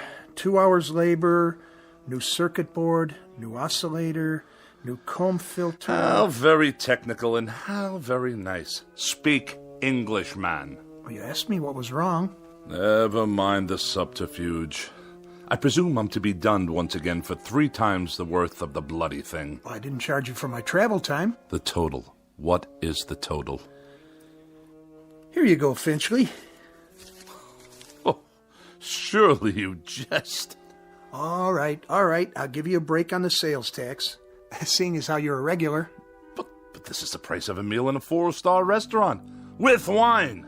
Labor don't come cheap nowadays. And neither, apparently, does my peace of mind. I requested that the device be restored to working order, the alternative being more disruptions to my writing schedule. Well, you could just get a new one every time. Might be easier all around.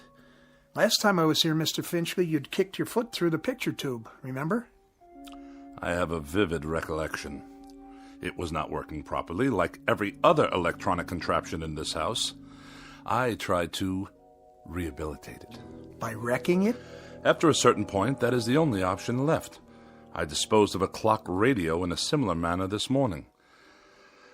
Unfortunately, I must view a cooking program this evening in order to write my review of their fare, which I'm sure will be abysmal as usual, if the television should choose to operate at all.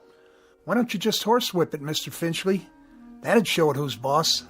What do you say we cease the small talk? Let's get down to the petty larceny and be done with it. I'll put it on your tab. Send me a check before I come out the next time. I sometimes wonder exactly what is the purpose of the Better Business Bureau in such transactions. You got a complaint about my work? when they allow you itinerant extortionists to come back week after week, move wires around, busily probe with ham-like hands, and accomplish nothing but the financial ruin of every customer on your route. We're not a jip outfit, Mr. Finchley. We're legitimate repairmen. But I'll tell you something about yourself. Spare me, please. I'm sure there must be some malnutrition analyst with an aging mother to care for whom I can contact for that purpose. Why don't you hear me out, Mr. Finchley? That set doesn't work because you obviously got back there and yanked out wires and heaven knows what else. You had me over here last month to fix your tape recorder because you'd thrown it down the steps. It did not work properly. Well, that's the point, Mr. Finchley. Why don't they work properly? Offhand, I'd say it's because you don't treat them properly. I assume there's no charge for that bit of analysis. What does go wrong with these things, Mr. Finchley? Have any idea? Have I any idea? Now that's worth a scholarly 10 lines in your repairman's journal. Bilk the customer, but let him do the diagnosis. Well, the reason I ask that is because whatever it is that really bothers you about that television set and the radio and all the rest, it's something you're not telling me. Aside from being a rather incompetent clod, you're a most unreceptive listener. I've explained to you already. The television set simply did not work properly. And as for that original Marconi operating under the guise of a radio, it gave me nothing but static. You sure that was all that was wrong with them? I choose my words very precisely, thank you.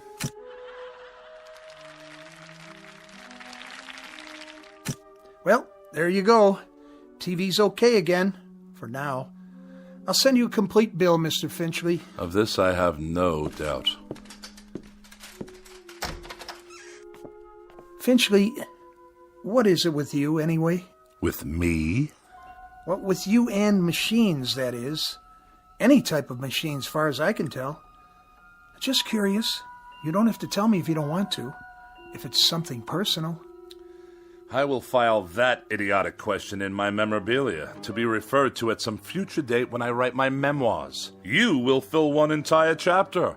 The most forgettable person I have ever met.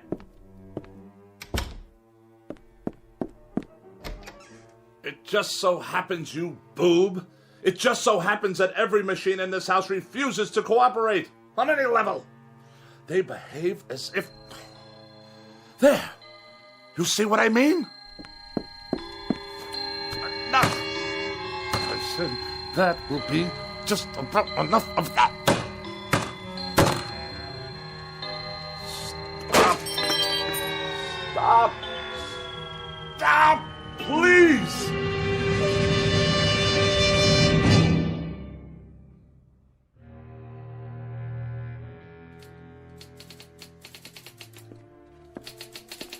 Miss Rogers? Yes, Mr. Finchley? Let me see the pages. Yes, sir. Is that all you've done? That's all I've done. 2 articles and 1 column, almost completely retyped, 40 pages in 3.5 hours. That's the best I can do, Mr. Finchley. It's that idiotic gadget of yours, humming and clicking away. I suppose it's about to break down, too. It's perfectly fine for a typewriter if you'd let me use a word processor. My words don't need processing. They've already been diced and sliced by the most perfect processor known to man, the human brain, which in my case comes with a great deal of priceless expertise. But a computer would increase the speed. I wouldn't have to worry about ribbons, correction tape. The solution to that, Miss Rogers, is increased accuracy. I'm extremely accurate, Mr. Finchley, and it's not my speed that's the problem. This is an old-fashioned, out-of-date technology. If you'd allow me to bring a computer in here... Oh, no! Not in my house. More unnecessary bells and whistles. Thomas Jefferson wrote out the preamble to the Constitution of the United States with an inkpot and a feather quill. It took him only half a day. Then why don't you hire Mr. Jefferson? Did I ever tell you with what degree of distaste I view insubordination? Oh, yes, many times, often and endlessly. What are you doing? What does it look like? I'll tell you what, Mr. Finchley. From now on, you can get yourself another girl. Somebody with 3 arms and roughly the same sensitivity as an alligator. Then the two of you can work together till death do you part. As for me, I've had it. And you are going where? Where? I think I might take in Bermuda for a couple of weeks, or Mexico, or maybe a quiet sanitarium on the banks of the Hudson. Now, Miss Rogers. Any place where I can be as far away as possible from the highly articulate, oh so sophisticated bon vivant of America's winers and diners, Mr. Bartlett Finchley. Miss Rogers, you don't mean that. And surely you're not serious. You've even got me talking like you. But I'll tell you what you won't get me to do. You won't turn me into a female Finchley with a pinched, scornful little heart and a mean, petty, yellow-jaundiced view of everybody else in the world. Miss Rogers, please. Please don't leave. I beg your pardon? I wish you'd reconsider. Speak up. I can't hear you. I wish you'd stay for a little bit longer. You what? I don't mean to work. All that can wait. Then why? I was just thinking, well, we might have dinner. You're not serious. Or something, perhaps a cocktail. You are serious. I am. I'm not very hungry, and it's too early for cocktails. What's your trouble, Mr. Finchley? You sound like a half-hearted orphan whose idea of a lark is a square dance at the local grange. I'm merely suggesting to you, Miss Rogers, that we observe the simple social amenities between an employer and a secretary. I thought we'd go out, even take in a show or something. How very sweet, Mr. Finchley. Thank you, but no, thank you. Tonight I'm taking a hog-calling lesson. You know what a hog is, don't you, Mr. Finchley? He's a terribly bright fathead who writes for gourmet magazines and condescends to let a few other slobs exist in the world just to take his rudeness and run back and forth at his beck and call. Good day, Mr. Finchley. Miss Rogers, before you go, have a cup of coffee or anything at all. If you must know, I'd like very much not to be alone for a while. Are you ill? No, not as such. Then what's the trouble? Does there have to be trouble because I'm desperately tired. I've hardly slept for 4 nights. And the very thought of being alone now, well, frankly, it's intolerable. Things have been happening, Miss Rogers. Very odd things. Go on. That TV set in the corner. It goes on late at night. Just goes on all by itself. I see you got it fixed. And the clock radio I kept in my bedroom, it went on and off, too, of its own accord, whenever I tried to catch up on my sleep. I'll let you in on a little secret. There's a conspiracy afoot in this house, Miss Rogers. Really, Mr. Finchley? That's exactly what it is. A conspiracy. The television set, the radio, electrical devices of every sort. That miserable car I drive. Even the clock on the mantelpiece. There's no clock on the mantel. I know. I threw it away. Why would you do that? What I'm getting at, Miss Rogers, is that for as long as I've lived, I've never been able to satisfactorily operate machines. Mr. Finchley, I think you ought to see a doctor. A doctor? Oh, the universal panacea of dreamless idiots. If you're depressed, see a doctor. If you're happy, see a doctor. If the mortgage is too high and the salary too low, see a doctor. You, Miss Rogers, you see a doctor. I am a logical, rational, intelligent man. I know what I see. I know what I hear. And for the past 3 months, I've been sharing this house with a collection of wheezy Frankenstein monsters whose whole purpose is to destroy me. Now, what do you think of that? I think you're terribly ill. I think you need medical attention. You obviously haven't heard a word I've said. I think you've got a very bad case of nerves from lack of sleep. By no choice of my own, I assure you. And I think that way down deep, you yourself realize that these things are nothing more than delusions. Now I know what you really think of me. that I'm to be pitied, that I'm a poor wretch, not in my right mind, that... Think what you like. Now where are you going? You don't need company, Mr. Finchley. You need analysis. You're no better than a cogwheel robotic machine yourself. You haven't an iota of compassion or sympathy. Mr. Finchley, please, let go of my arm. I'll let you go when I get good and ready to let you go. Mr. Finchley, let's not make an ugly scene here. Now, come on, let me go. Mr. Finchley, let go of me! Get out of here and don't come back! With distinct pleasure and manifest relief. Don't ever come back. I'll send you your check. I will not be intimidated by machines, so it follows that no empty-headed little secretary with a mechanical expression is going to get away with anything either. Mr. Finchley, in this conspiracy you're suffering, this mortal combat between you and the appliances, I hope you get licked. Good riddance! What? More typewriting? Oh, you think you'll turn yourself on any time you feel like it, do you? Let's see what you've written. Get out of here, Finchley. Get out of here, Finchley? Who are you to tell me to get out of my own house? You're a machine, a silly machine, an inanimate object. All right, that's it. This is war. You're not going to intimidate me. Did you hear what I said? You're not going to get away with it, you machines.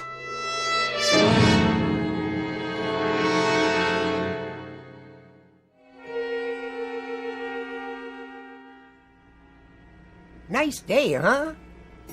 Define your terms. I was only making conversation, Mr. Finchley. Just see to it that this elevator takes me all the way to my destination without a mishap. 19th floor. I'm surprised I got here in one piece. Pardon, sir? No matter. You wouldn't understand. You couldn't, since you choose to collaborate with these infernal contraptions all day long. Yes, sir. Good afternoon, Mr. Finchley. Is it? I just meant... I know what you meant. The warm, languid weather outside, fluffy white clouds scudding across a pale blue sky. The sort of day when a young woman's thoughts turn to romantic mush. Disgusting.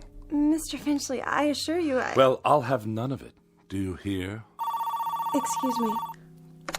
Editorial department. Ah, another telephone. Mr. Alexander Graham Bell's most loathsome invention. It undoubtedly knows my whereabouts at all times. Please hold. Mr. Finchley, did you want to see the editor? No need. I simply wish to drop off my manuscripts for the next issue, the reviews and the personal opinion column.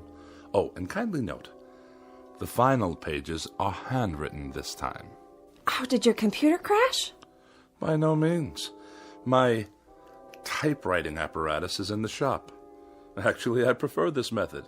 It allows me to make last-minute revisions directly from my hand to your eye, as it were. I'll tell them it's here. Then I shall take my leave. Out into the blinding white heat of the cruelest month. Reflux Publications? Iron Gourmet Magazine? Just a moment, please.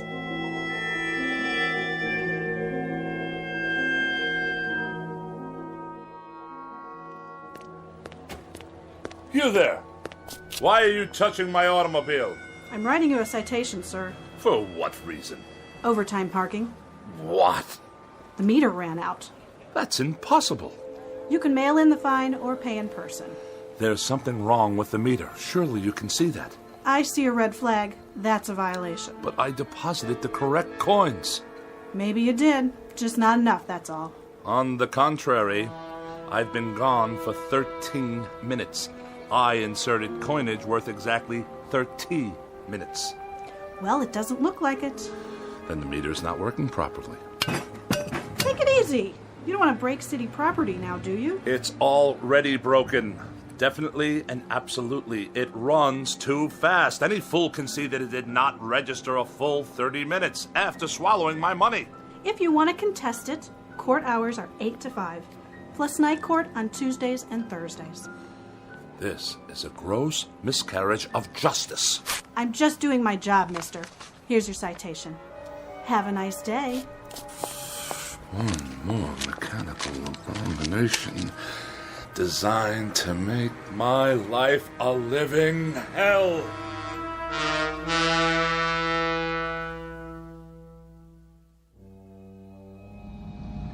One side, madam. You, sir. Move your vehicle out of my way. Watch it, Mac. Watch what exactly, you imbecile?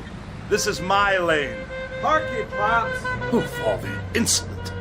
Get that rail trap off the road. Stand aside. Bartlett Finchley is at the wheel. I earned my first driving license while that bully was still in kindergarten. The barbarians are at the gates. Yet another red light, waiting for some mother and her toddler to cross the street. Oh, look at them, stuffed to bursting on cheeseburgers. What's wrong with you? Are you blind? I did nothing. Simply placed my foot on the brake pedal. On the gas, you mean? The car moved forward under its own power. Yeah, sure. You trying to kill somebody? I saw the whole thing. He did try to kill you. On the contrary, the motor car obviously malfunctioned. We're in a crosswalk here. Get his license number. You do that. The light is now green. Do I have your permission to proceed? Get that piece of crap out of here. Gladly.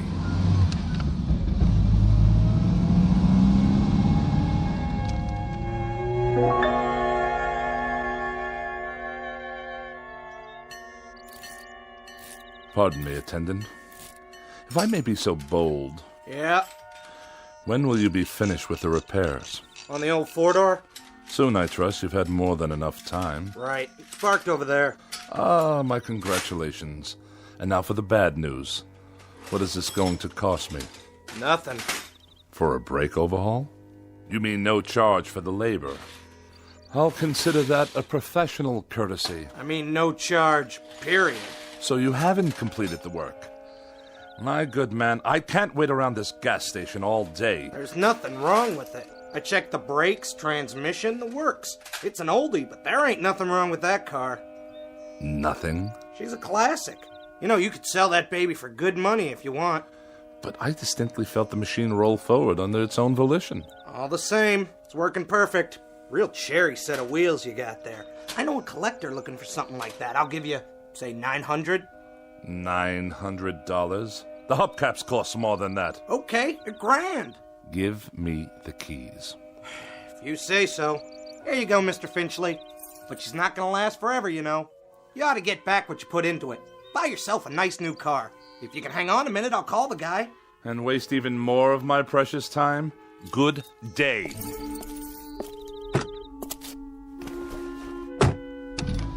Wait up! Ah, now you deduce what's wrong, as I'm about to drive away. $1,100, cash on the barrelhead. Oh, go tighten your fan belts or whatever it is you do in this incompetent establishment. Knuckle-dragging dolt. At least I can hear some decent music. Get out of here, Finchley.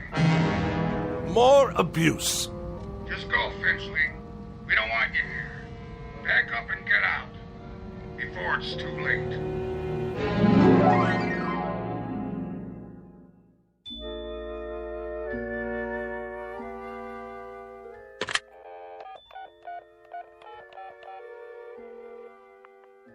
Miss Moore, please? Oh, is that you, Agatha? Bartlett Finchley here. Yes, my dear, it has been a long time. Too long. Which indeed prompts this call. How about, dinner this evening? Yes, with yours truly. Why, at the restaurant of your choosing, of course. Oh, no, you're quite mistaken. There are establishments that meet my standards. In this city, well, I'm sure there are. Well, it is short notice. But yes, I see. Some other time, then? I'll call you again. You have my pledge on it. Not at all. And good evening to you.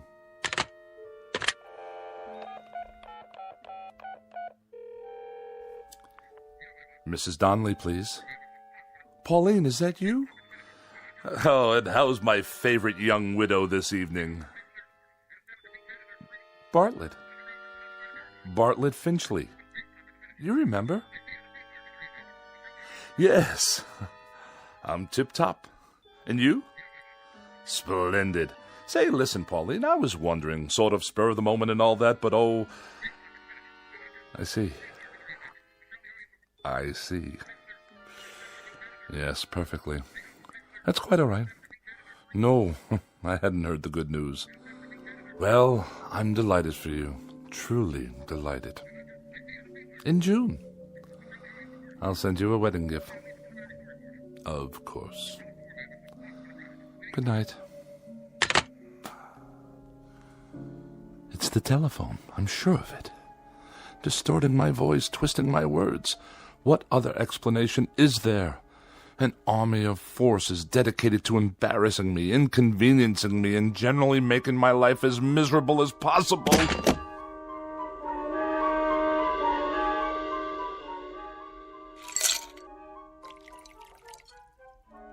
How much longer, may I ask? The phone's all fixed, Mr. Finchley. One in the bedroom, too. So you say? Yeah, she's operating all right now. Had to replace a handset, though. Shouldn't give you any more trouble. I'm deeply indebted. Convey my best to Mr. Bell for his reliable invention. Yeah, sure. Is there something else?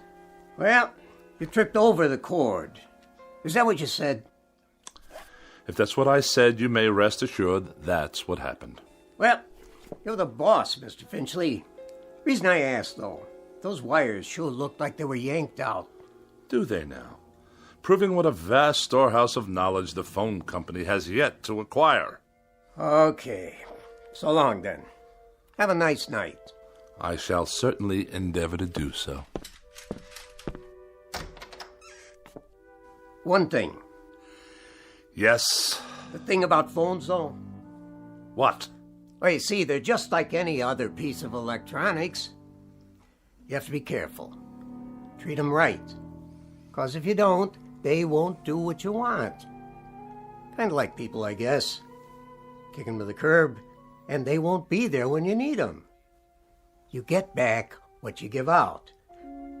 But, well, I figure you know that already, don't you, Mr. Finchley? A smart man like you. Good night. So be it. Another evening alone. Just as well. At least this way I'll have the company of a person of quality. And welcome once again to Dinner for One on the Eating Channel. Tonight we prepare a bright and breezy repast guaranteed to liven up any kitchen. Oh, spare me. 3 new and exotic courses imported from jolly old England. For appetizers, a wonderful discovery called the Scotch egg, followed by an exquisite cold watercress sandwich. And the traditional pièce de résistance, bangers and mash. Sound excited?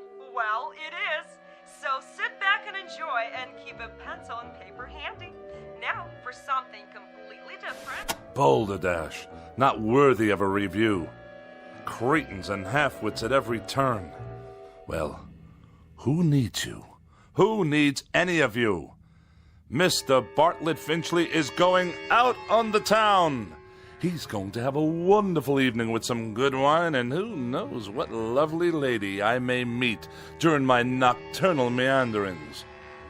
Who knows indeed?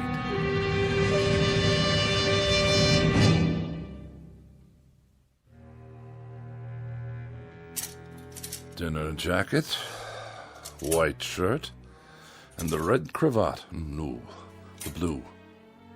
Or perhaps the polka dots. Yes. This will do. Now for a quick shave before dressing. Who do I see in the mirror there? Who can that attractive man be? Don't tell me. It's Bartlett Finchley. Good features. Strong chin. Bred from quality stock. All I need to do is whisk off the stubble. Ow! Bit me. The shaver actually bit me. I'm bleeding. Get away, you filthy bugger. Finchley. Who's there? Finchley. Look in the mirror. What do you really see? Huh? Who's speaking? Take a good look. You're ugly, Finchley. That's not my face. It can't be. An ugly, dried-up old man. Do yourself a favor. Do us all a favor. Use a straight razor. Stop speaking at once. You have no right.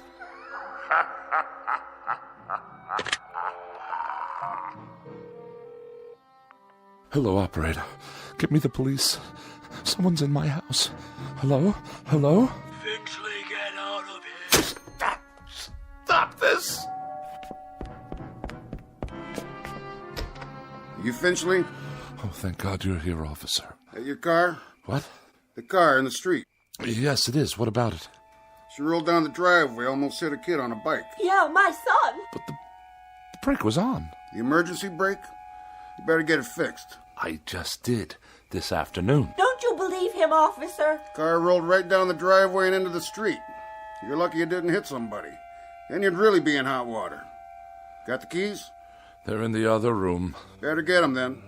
I want to put on some clothes while you're at it. Look at him standing there in his underwear. I have a robe on, madam. Some robe? It's called a dressing gown. And tie it shut. I'll write you up for indecent exposure, too. Oh, yes, of course. All right, fella, you better pull her back in the garage. I'll give you a warning this time. Have those brakes checked first thing in the morning, understand? Perfectly. There is another matter I'd like to discuss with you, officer, now that you're here. And what's all the noise in his house? He's always throwing stuff, yelling at the top of his lungs. That true? No, I fell, that's all. Tripped and fell on the stairs. That why your face is bleeding? Precisely. What's the other matter? Matter? You said you have something to discuss. It's difficult to explain. You wouldn't understand. Eating then, Mr. Finchley. So is he gonna move his car or what? In one moment, madam. For now, you may remain on my property until I return with the keys. At that time, I should like you to be out of my yard. Otherwise, I shall solicit the aid of this gendarme to forcibly eject you. Idiots! I need a drink.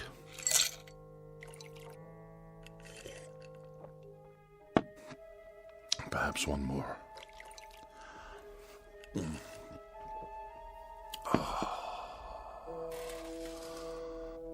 That's better. But if the car can't be trusted, how can I go out this evening? I'm a prisoner in this madhouse. Miss Rogers? Edith? Is that you? Yes, of course. You had second thoughts, and now you've come back. Where are you? But if you're not here, then who's typing? Get out of here, Finchley. Get out of here, Finchley. Is that all you can write, you infernal machine? Who turned you on? Get out of here, Finchley. Get out of here, Finchley. No. You get out of my television set. What's that? The clock. I smashed it this afternoon. Smashed it to smithereens. And you. I destroyed you too. Oh, you won't get me. You won't get me. I won't let you.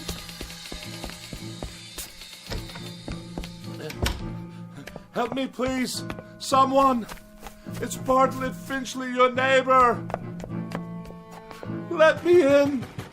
It's that crazy man again. Don't let him in, Mom. He tried to kill me. I didn't. The car did. Don't you understand? Open your door. You get away from here.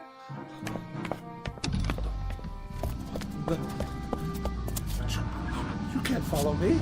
You're only a car. My car. Stop. There's no one at the wheel. You must stop. I demand it. Back to my house. Then it can't follow me to the house. Locked. Wait. I have the keys after all. It can't get in here. I'm safe now. Safe. Where's the light switch? Burned out. Just as well. I'll hide here in the dark until the car goes away. Yes, that's it.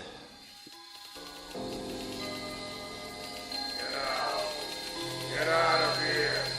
Get out of here, Finchley. Now! Away! I'll sneak away. Go somewhere, anywhere out of this town, far, far away. What? Those lights. Blinding. I can't see a thing.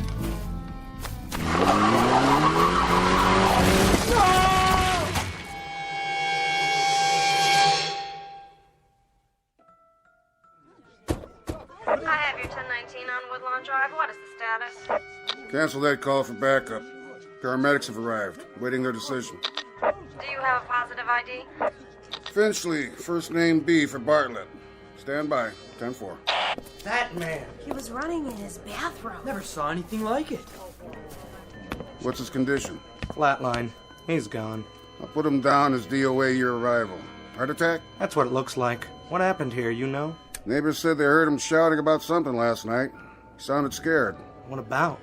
Yeah, whatever it was, he took it with him. Was he out here? Right here on the porch, slumped down against the door, eyes wide open like he saw a ghost. I figure he's on his way to his car. Which one? At the curb. Never got to move it like I told him. He must have been drunk. You can smell it on him. Good thing he forgot his car keys or he might have done some real damage. Yeah, not now, though. Poor old guy. He was a royal pain, let me tell you. That's all over now.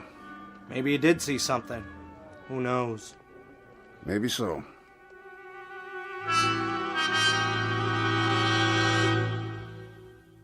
Yes, maybe so. It could just be that Mr. Bartlett Finchley succumbed to a simple heart attack and a set of delusions that were self-generated. It could just be that he was tormented beyond the breaking point by an imagination as sharp as his wit and as pointed as his dislikes. But as reported by those in attendance, this is one explanation that has definitely left the premises with the deceased.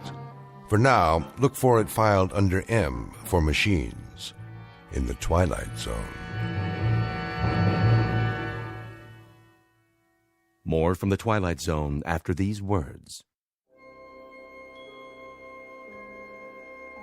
Hi, this is Carl Amari, producer of the Twilight Zone radio dramas. I'd like to take a moment to tell you about our official website at twilightzoneradio.com, where you'll get the latest news and information on these Twilight Zone radio dramas. Plus, at twilightzoneradio.com, you can digitally download 3 free episodes or any of our episodes for only $1.95 each. In this age of ever-changing technology, we've decided to make these episodes instantly available to you by making the Twilight Zone radio dramas a digital download-only series. This means that this series will no longer be offered on CD. The CD collections at our website are now being offered while supplies last at buy one, get one free. So be sure to get your favorites before they're sold out. Be sure to visit us often, and I'll see you in the zone.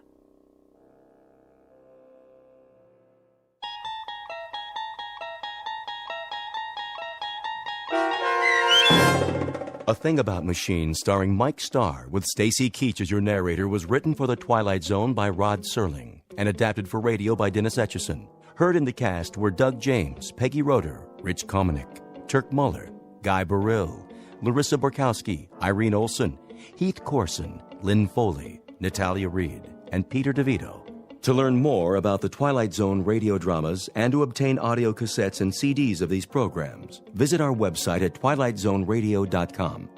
The producers of The Twilight Zone wish to thank CBS Enterprises, Carol Serling, Dennis Etchison, Dick Brescia Associates, Claire Simon Casting, Don Longo, Terry Jennings, the American Forces Radio and Television Service, our sponsors, and our radio affiliates for helping make this series possible. This copyrighted radio series is produced and directed by Carl Amari and Roger Wolski for Falcon Picture Group. Doug James speaking.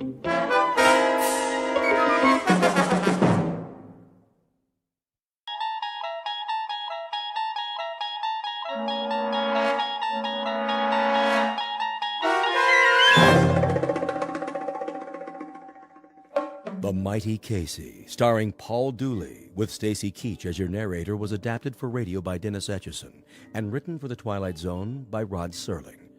Heard in the cast were Christian Stolte, Joby Cerny, Jeff Lupetin, Alex Sopener, Kurt Nabig, Derek Purcell, Roger Mueller, Elizabeth Lido, Carl Amari, Jason Mallow, Doug James, and Vince Amari.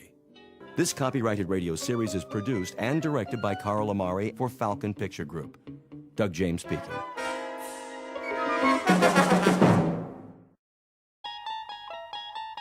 There is a fifth dimension beyond that which is known to man.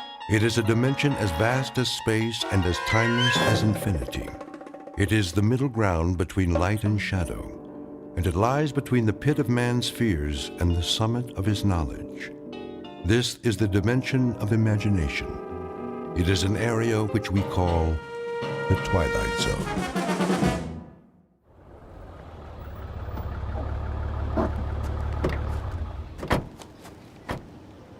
Okay, Pete, let's mark it off. Starting where? The dugout. Run a chalk line in front of the fence all the way to the gate so they can bulldoze it flat. Wait, what's the dugout? Where the team would wait. They'd sit on the bench, shoot the bull. Sometimes McGarry'd chew 'em out but good. Oh, I know what a dugout is. But why'd you call it that? I don't see any bench. Not now, you don't. Used to be right over there, under the bleachers. Near home plate. Okay, I get it. This place used to be a ballpark. Of course, that was before my time. Yeah, I'll bet it was. I always thought this was a track for motocross and monster trucks. My old man used to take me before it was a swap meet, I mean. That right. There was this one truck, the Grave Digger. Oh, man, you should have seen it.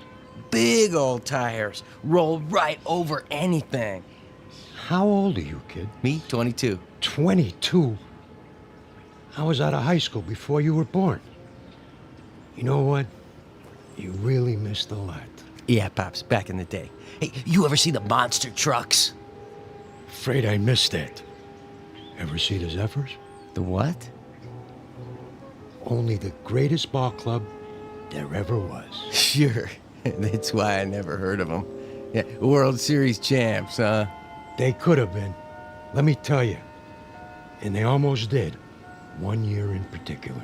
We better get back to work, Corrigan. Wait a while, kid. I want to tell you a story. You bring your lunch? Sure, I brought it in the truck. Then let's take a load off. Good time for a break. It's okay by me.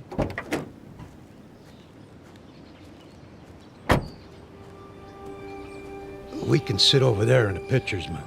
Of course, you can't see it anymore, but it was there. Fletch was the regular pitcher.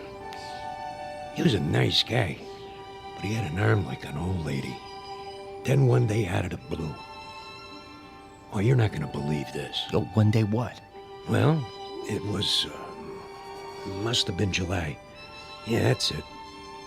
Middle of the season, everybody was talking about the Giants, how good they look, what a lineup, blah, blah, blah. The Zephyrs were stuck in a toilet. Then one day, McGarry, that was the manager, he called for open tryouts. Why not? Couldn't be any worse than what we had. That was when he came along.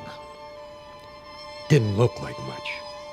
But when he wound up, Man, what an arm. Who? I'm getting to it. Better start at the beginning. It was a hot one that year. No rain, the sun beating down.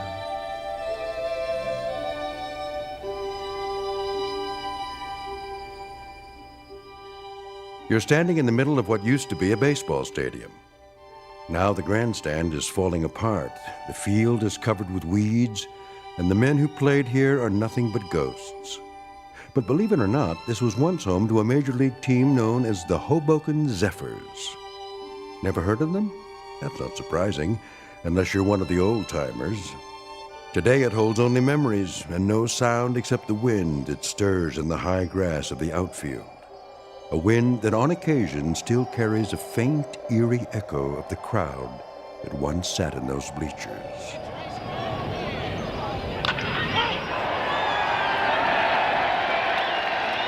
We're about to travel back in time to a day when the Hoboken Zephyrs were still a part of the National League, and this mausoleum of memories was an honest-to-Pete attraction. But since it's strictly a story of make-believe, we must begin this way. Once upon a time, in New Jersey, a most unusual event happened on the way to the ballpark. In a moment, you'll meet the cause of that event, a left-hander named Casey. Not the most original of monikers, but that's what he was called. So sit back, grab a hot dog and a bag of peanuts, and get ready for the playoffs. Because this particular broadcast is brought to you live from the Twilight Zone.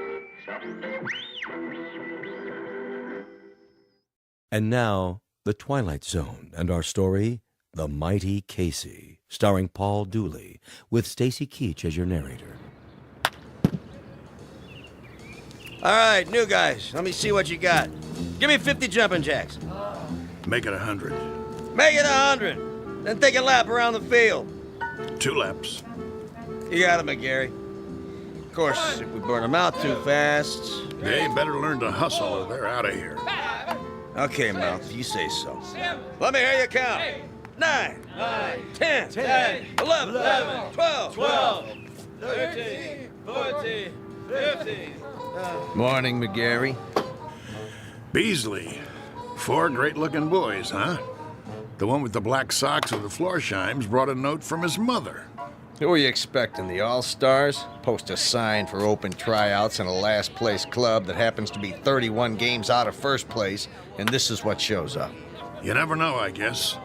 Might be some talent out there. Yeah, and you might be Yogi Berra. I can't make something out of nothing. You're the owner of the club.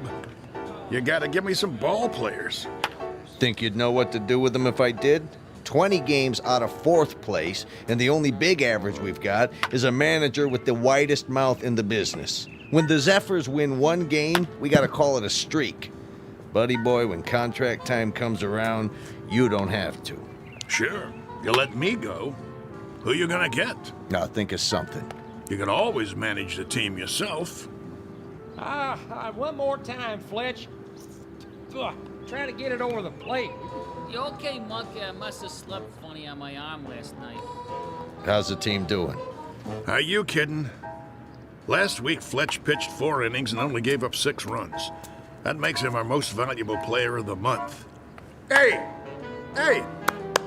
Okay, let's see some sweat out there. New guys, take a lap. We gotta do it. Jeez, it just goes on forever and ever. I get it. Dugout. What? Who? Just a minute, I'll ask him. McGarry! Yeah? You want to look at a pitcher? You mean someone besides Fletcher? Now, why would I want to do that? Send him down. New boy? Gotta warn you, he's a lefty. Lefty, schmefty. If he's got one arm that works, he's for us. Hey, Monk. Yeah? Fletch can take it easy now. I got a new boy coming in. Catch a few for him? Yeah, sure, Moth. Yeah, okay, Fletch. Go on, shower up. Check.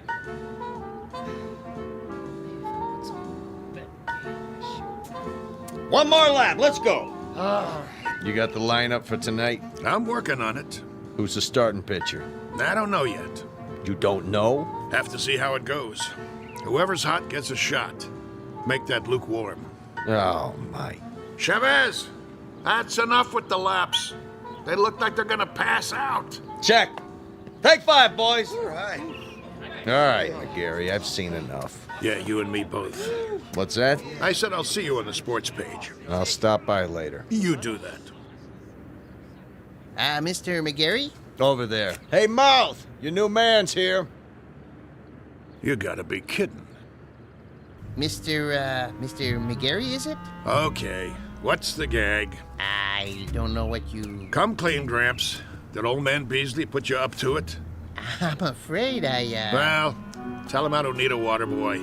Thanks for coming by. Leave your name at the office. There must be some misunderstanding. I'm here about the pitching position. Right. Hardy har har. Oh, I'm not a pitcher, though I've thrown a few baseballs in my time. Of course, that was before the war. Yeah? Which one? The Civil War?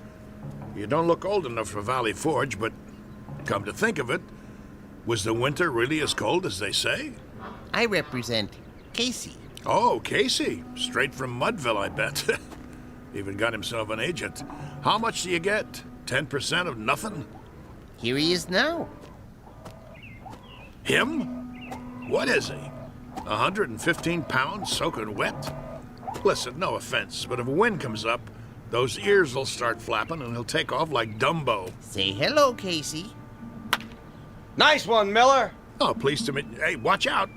I said watch out, the ball's coming down. Step aside, Casey. Now, boy. I said... Ooh. Ow! Right on the old bean. That must have hurt. You okay, fella? Oh, Casey's fine. Just fine. How come he's still standing? Must be out on his feet. I'll call an ambulance. Don't go suing us now. I wouldn't think of it. Casey, as I was saying, this is Mr. McGarry. He's the manager. Hello. Pleased to meet you. Do you want to lie down? Come on in the dugout. Shake hands, Casey. That's all right. You remember how to shake hands, don't you? Yes, sir. Right hand, Casey. Your right hand. Put her there, pal. Oh, ow! You can let go, Casey. That's right. Release now. Whoa! My hand. What a grip. Sorry. Casey doesn't know his own strength sometimes. Some arm. Never would have guessed it. Well, let's see what he can do. Mind if I try him out? That's what we're here for. Right, Casey? Correct. Okay. See that guy over there with the great big mitt? Yes, we see him. He's what's known as a catcher. His name is Monk. Ah. Go out there and throw him a few. Thank you, Mr. McGarry. This I gotta see. Quite. You his father? Casey? Oh, no, he has no father. An orphan, huh? Not exactly. I guess you'd call me his creator. That a fact. It is, actually. Come from around here, does he? You might say so. Uh-huh. How old is he? Well, that's a little difficult to say. What's difficult about it? It's hard to discuss Casey's age in chronological terms. He's only been in existence for a brief time. What I mean is, he has the mind and physique of roughly a 22-year-old, but in terms of how long he's been here, the answer would be 3 weeks. Huh? Approximately. Would you mind going over that again? You see, I'm an inventor. I made Casey. You made? In my workshop. Well, that's swell, pal. There ain't too many homemade left-handers in the league. You don't understand. I'm serious. Sure you are. Anytime you're ready. Yes, sir.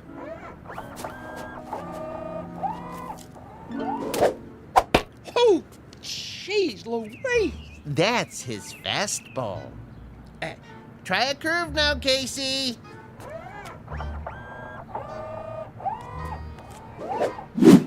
His curveball. Hey, do that again. If you like.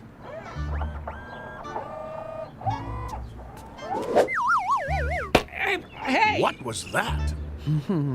We don't have a name for it yet. Go ahead now, Casey. Don't hold back.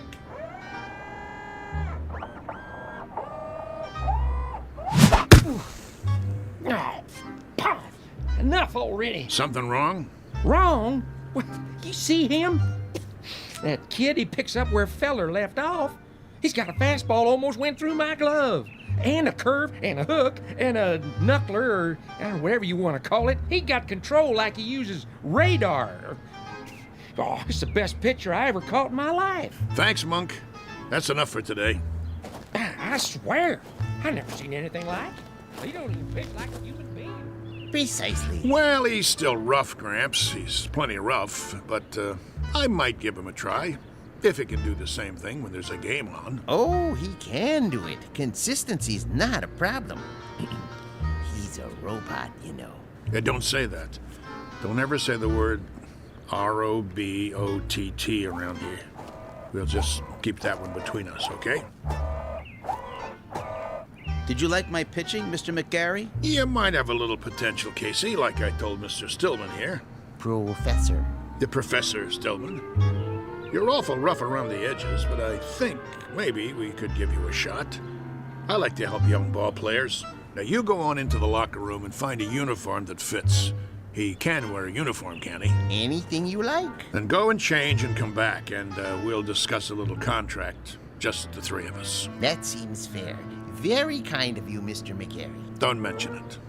Go on now. Say thank you, Casey. Thank you, Casey. Thank you, sir. Come along. You're going to be a real baseball player now, just like I promised you. Isn't that wonderful? Yes. Wonderful.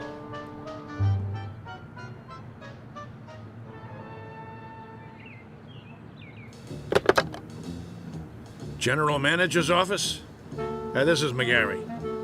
Now listen. Draw up a contract. New pitcher, name of Casey.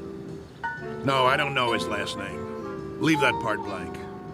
Just do it. The only thing that's between us and a pennant now is if this guy's battery goes dead or he rusts in the rain. Never mind what I mean. Draw up the contract before he gets away.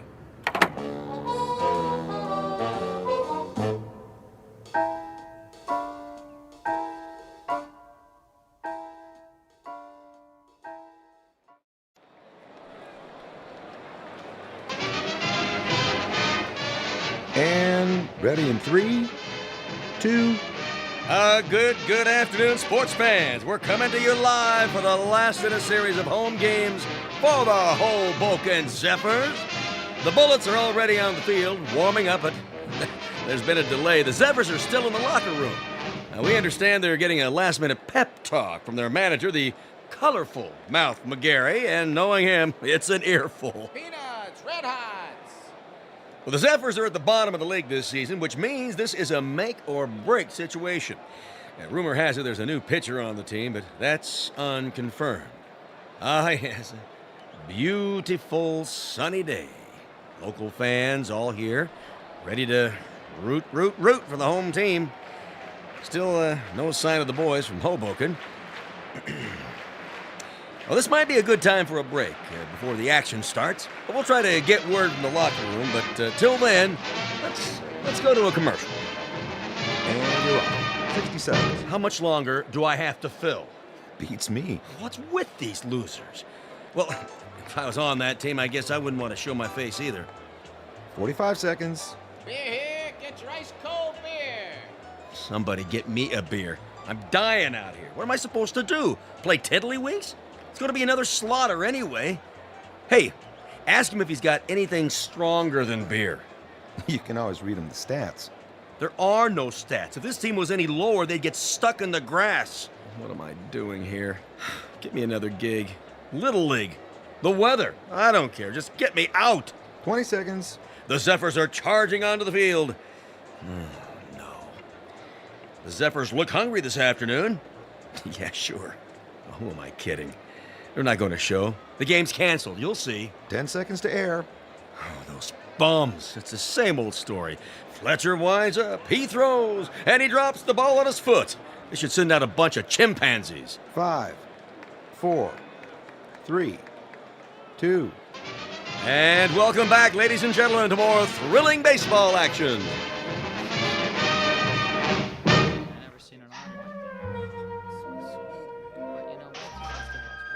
All right, you got the signals down now, kid? Man, there's no iron. Okay, when you're ready to throw, you watch my fingers. See, I'll give you the hand signals, just like we practice. Remember the one for the fastball? This one.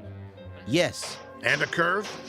Show him the one for a curveball. Yes, right here. Well, what are we waiting for, Mom? This ain't a training session. This is for real. You're telling me? All right, kid. You got the signals down. Look, the main thing is walk out there like you own the place. But be cool. Nice and steady. Cool? He means don't be nervous. Nervous. Yeah, that's right. Whatever you're feeling, don't let it show. Pull your cap down over your eyes like this. You got nerves of steel. You know what I mean? Not steel, exactly. You know what nerves are, Casey.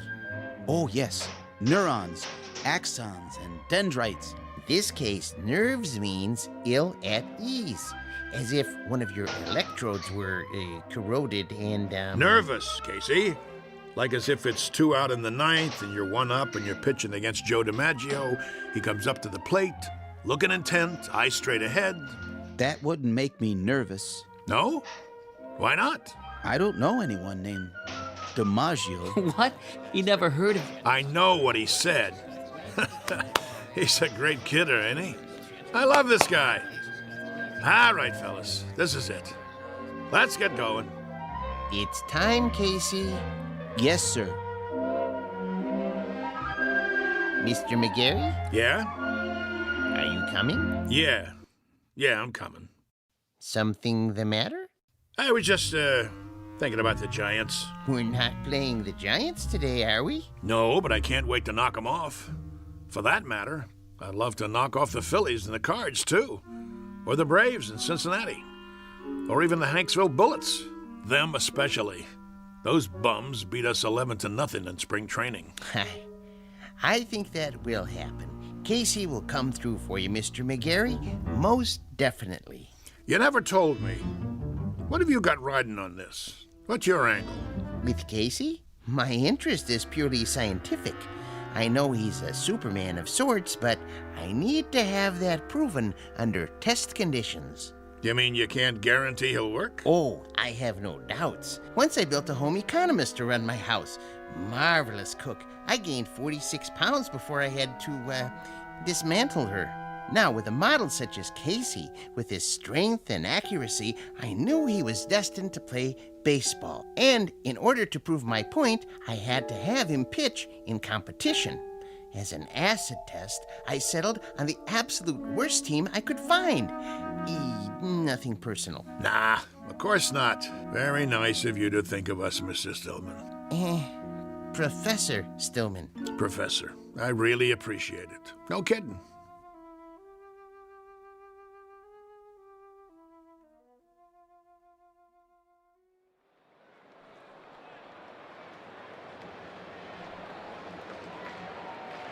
You can feel excitement in the air as the Zephyrs take to the field. Hey, you bums, do something. The pressure's on the home team, tensions are high, and there's a groundswell of support as this new pitcher approaches the mound. Well, it's do or die today. Fletcher's on the bench, and the new man, the only name I have is Casey, and frankly, he doesn't look like much. But his metal's about to be tested, to coin a phrase. Go home, kid. Your mother's calling you. The umpire signals for the start of the game. Play ball. The ball is whipped around the infield, and now the second baseman is hand-carrying it over to Casey.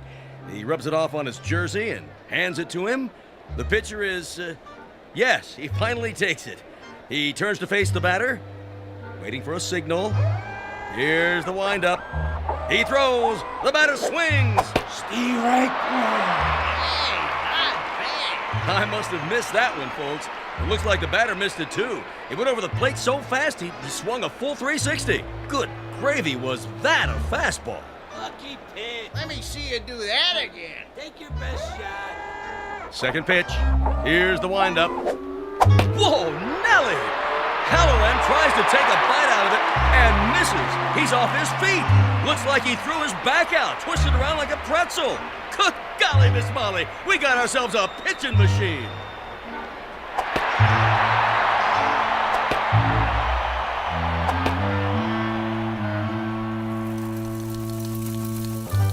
In baseball news, here's a cutie for you. Seems there's a rookie in Hoboken who's pitched 3 straight shutouts. They said it couldn't be done, but with a blistering performance to sew up 9 in a row. In a stunning comeback, the Zephyrs zoom to 4th place in the National League as Casey gets ready for number 14. And that makes 3 more no-hitters for the mighty Casey. The Zephyrs are locked into 1st place. Questions in the news this morning about the mysterious Casey.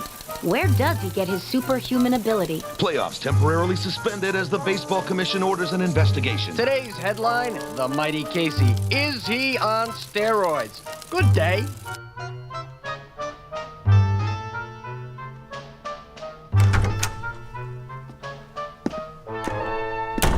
All right, Casey, just relax. What do you mean? He's relaxed. Let's get this over with, Doc. I'm going to sit down in front of you and strike your knee with this little rubber hammer. Why? It's a test, Casey. Nothing to get shook about. You mean shaken? Here we go. Casey, watch where you're kicking. Well, I'd say his reflexes are 100%. That it, Doctor? Not quite, Mr. Beasley. Just let me check his pulse and do a blood test. Oh, no. What's the matter? If Casey doesn't pass his physical, there goes the pennant. There goes the series. There goes my career. But why are you worried? He doesn't take anything illegal, does he? Absolutely not. You may rely on it. Then... there's something I haven't told you, Beasley. What? Now to take your pulse. Hey, Doc, you really need to do that? Oh, a mere formality. He seems to be in A1 shape. Absolute perfection, if I do say so. Quiet for a moment, gentlemen, while I listen through the stethoscope. Oh, boy. Here it comes. Breathe, please. Once more. What's wrong? Nothing. Not a thing. Everything sounds fine. It's just that... Out with it. What? This man doesn't have a pulse. No heartbeat either. Try again. I already have. This man isn't alive. He can't be. That's pretty funny, Doc. Okay, go ahead and draw your blood sample. We gotta get Casey cleared for the rest of the season. I'm afraid that won't be possible. Why don't you wait out in the hall, Stillman? You're starting to get on my nerves. Nerves make up the neurological system in the human body. When a small electrical charge passes from one to another... Enough already. Mr. McGarry, it'll have to come out now. There's no way to avoid it, Doctor. What's this all about, Mouth? Beasley, you ain't gonna like this, but see, I didn't have a choice. It was Casey or nothing. Are you trying to put something over on me? Ah, what a pitcher he was. The only ball player I ever had on the team who didn't eat nothing. Not even a hot dog. Doctor. Is there a problem? I think you should know something before you go any further. Go ahead. Give it to him. Casey doesn't have any pulse or heartbeat because he doesn't have any heart. How's that? He's a robot. A what? You heard the man. A robot, or if you prefer, an android made from lifelike materials to resemble a human being. Are you sure? Oh, I should be. I built him. And he's been pitching for the Hoboken Zephyrs? Doctor, this is the first I've heard of it. Well, under the circumstances, I have no choice but to notify the baseball commissioner. Move over, Casey. I don't feel so good. Doc, you got anything for a splitting headache?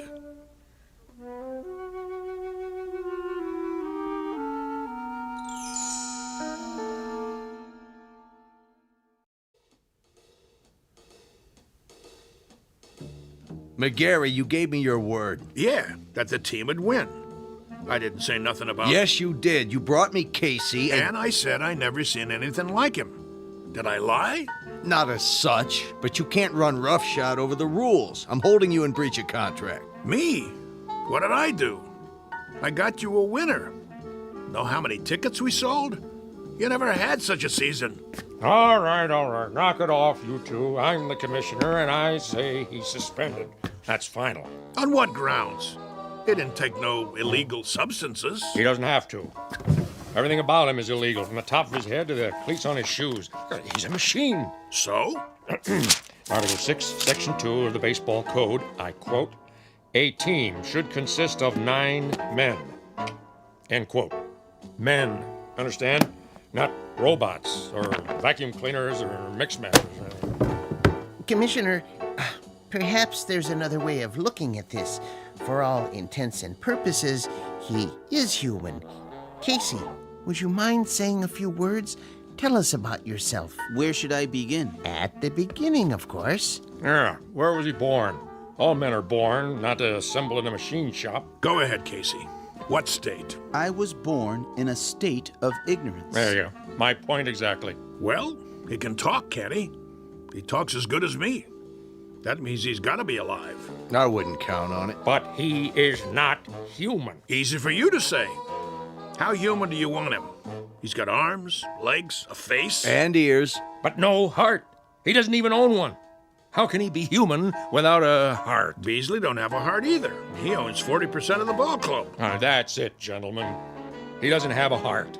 Ergo, he isn't human. And that's a violation of the baseball code. Therefore, he doesn't play. Mr. Commissioner, suppose this, just for the sake of argument. Supposing I gave him a heart. You gave him? Where will you get one? At the local parts store? Hear me out. If that essential is the only thing that renders him different from the norm, I could try an operation. I think I could do it. In fact, I'm sure I could. Supply him with a self-contained mechanical heart, that is. Now you're talking, Prof. How about that, huh? What do you say? Well, it would be very irregular. If he were to be given a heart, would medical science classify him as... what I mean is, could he then be called a... He had the doc fooled even without one. All right. With a heart, I'll give him a temporary okay until the league meeting in October. Then we'll have to take it up in session. The other teams will scream bloody murder. I can see DeRocher now. Then it's all settled. Casey gets a heart and accreditation as human, and the Zephyrs... Take it, Mouthy. With pleasure. Hoboken wins the pennant for the first time in 23 years.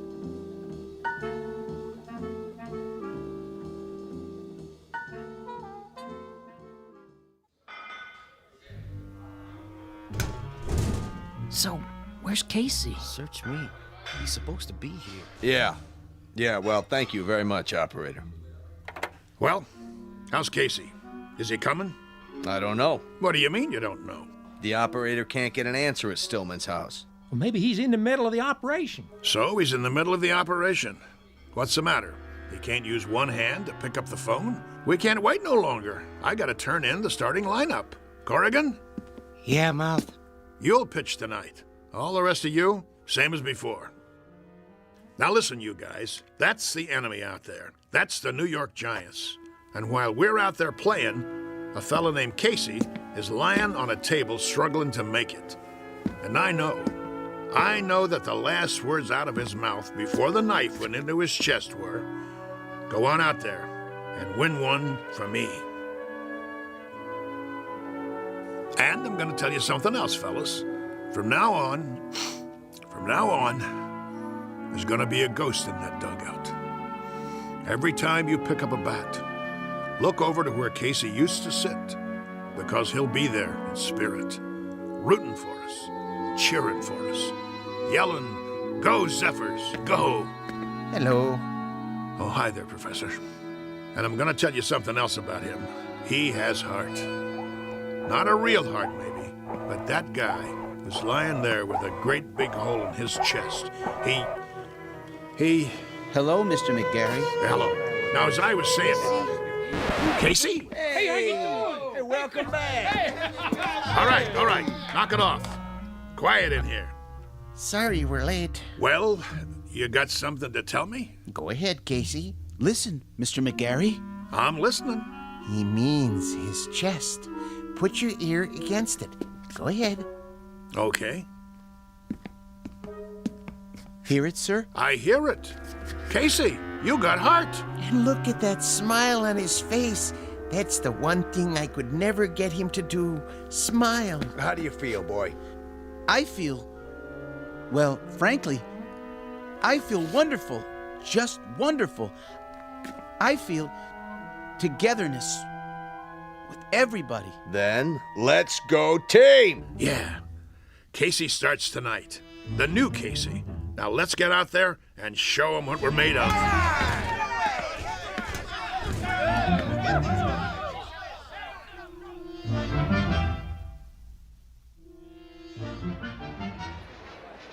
Here, get your red hot. Ladies and gentlemen, boys and girls, this is what we've all been waiting for, the big one. Oh, there's joy in Hoboken tonight, let me tell you. I wouldn't miss this one for the world. One of the greatest comeback streaks in history. Casey takes the pitcher's mound. The umpire signals the start of the game. Casey winds up. He throws. And it's a high fly over the wall and out of the park. That's a home run for the Giants. What a way to start the game. Well, that'll be a big one on the scoreboard. What's he doing? Cool it, guys. Casey's just playing with him, making it more exciting. Know what I mean? If you say so, Mouth. Another run for the Giants. Now it's 3-0. What's wrong with the mighty Casey? That's what fans want to know.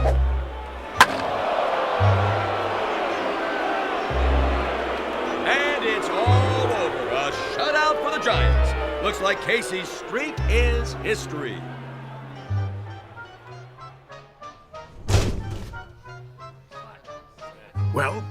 Well, 1 minute he's 3 Bob Fellers rolled into one, and the next minute he's a tanker with nothing. You want to tell me what's going on? It's rather complicated. Then you tell me, Casey. Start by explaining how one pitcher can throw 9 balls and give up 4 singles, 2 doubles, a triple, and 2 home runs. I don't know what to say, Mr. McGarry. Shall I tell him? Tell me what? It's because Casey has a heart now. So? He has heart. Big deal. The thing is, Mr. McGarry, I just couldn't strike out those poor fellows. I didn't have it in me to do that, to hurt their feelings. He felt compassion. What? That's what he's got now. Compassion.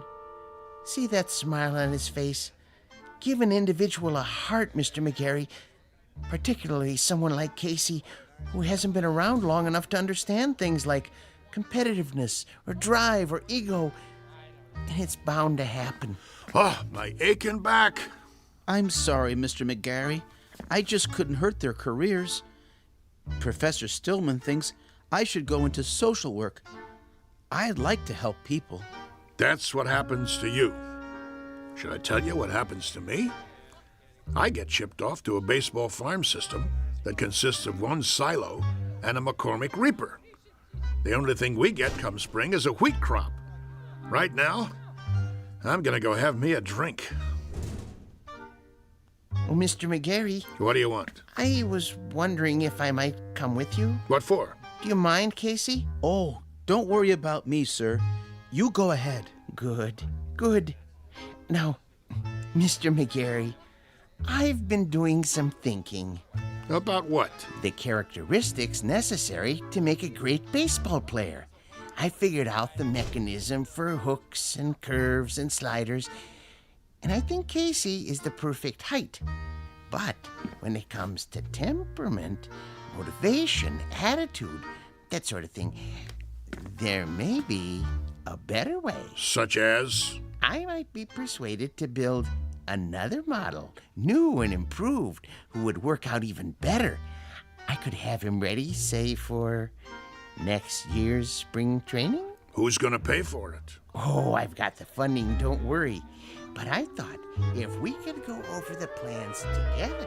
What do you got in mind? Let me draw you a picture.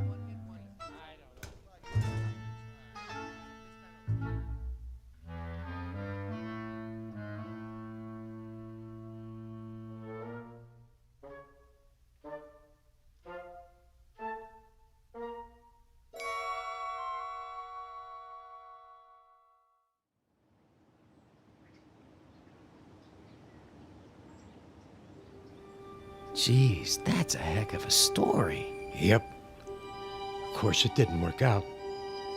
The professor didn't have the money, and he wanted certain, well, perks that old man Beasley wouldn't agree to. So it fell apart after that. But for a few weeks there, A bright, shining time it was. We didn't just have heart. We had hope. How do you know so much, Mr. Corrigan? Because I used to play with them when there still was a team called the Zephyrs. No kidding. Come on. We better get back to work. You finish your lunch? Yeah. Then let's go. They're gonna flatten this place to the ground tomorrow. We gotta get it marked off. I guess so.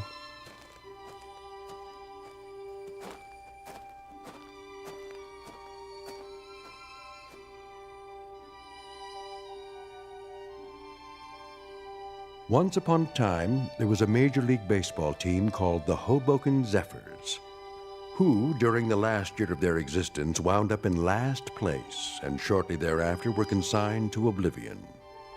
There is a rumor, unsubstantiated of course, that a manager named McGarry took some of them to the West Coast and wound up with a pennant and a world's championship not long after. This newly revised team had a pretty fair lineup of pitchers with names like Drysdale, Koufax, and Sherry, or so the story goes. So if you're interested in where any of those now famous gentlemen really came from, here's a tip. Just check under B for baseball in the Twilight Zone.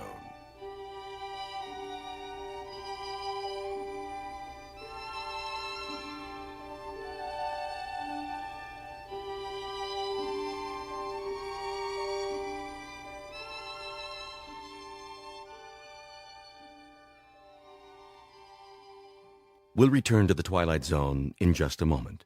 You are about to enter another dimension, a dimension not only of sight and sound, but of mind, a journey into a wondrous land of imagination. Next stop, the Twilight Zone. Hi, this is Stacy Keach. I'd like to take a moment to tell you about our Twilight Zone website at twilightzoneradio.com. At twilightzoneradio.com, you'll find the latest information on these Twilight Zone radio dramas, including behind-the-scenes photographs, plus the newest product releases, trivia contests, ways to contact us, other Twilight Zone-related info and merchandise, plus links to other fascinating websites. So make your next stop twilightzoneradio.com. Visit twilightzoneradio.com to purchase these Twilight Zone radio dramas on cassette and CD, or call toll-free 1-866-989-ZONE. That's 1-866-989-9663.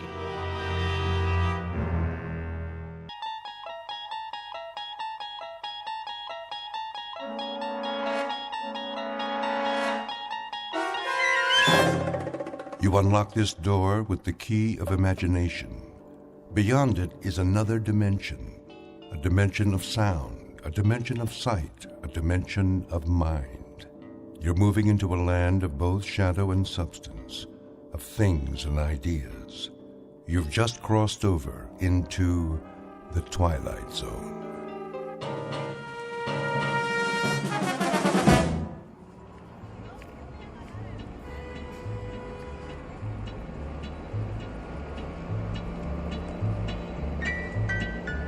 Street. Next stop, 14th Street. Bus driver. Yes, sir. There's a restaurant I've seen, a buffet. Lots of restaurants along here. Carolyn's Country Kitchen, I believe it's called, with the chicken special.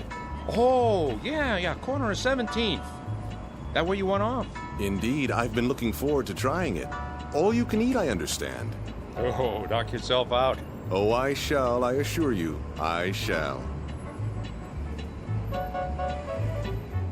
Next stop, 17. 17. Here you go. Here, watch your step. Yeah, wait a minute. Yes? Well, when you got on, did you ever give me that transfer? Most certainly. There was such a crowd, but I finally found it. Remember? If you say so. Yeah. Have a nice night. I shall. Next stop.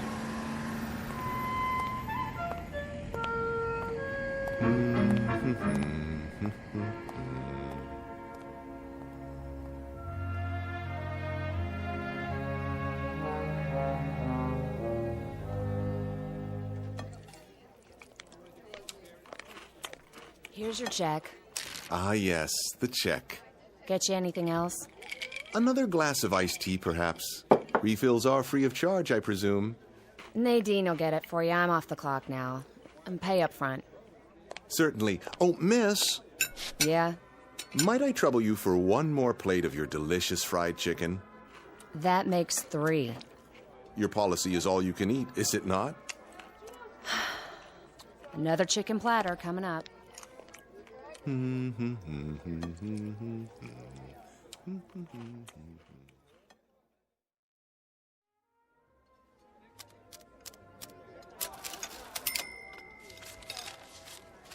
Thanks, Mrs. Nolan.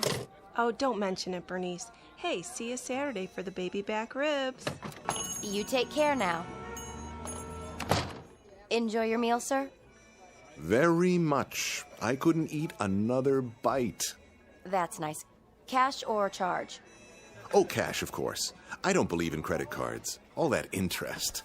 I know what you mean. That'll be... Oh, my. something wrong. What a bother. Do you know what's happened? Why don't you tell me? My wife borrowed from my wallet and forgot to leave anything for me. Will you take a check?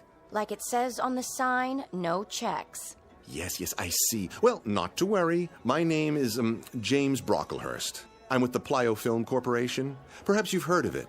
Here, let me give you my business card, if I can find one. Card won't do me any good. Oh, my. Most embarrassing for me as well as for yourself.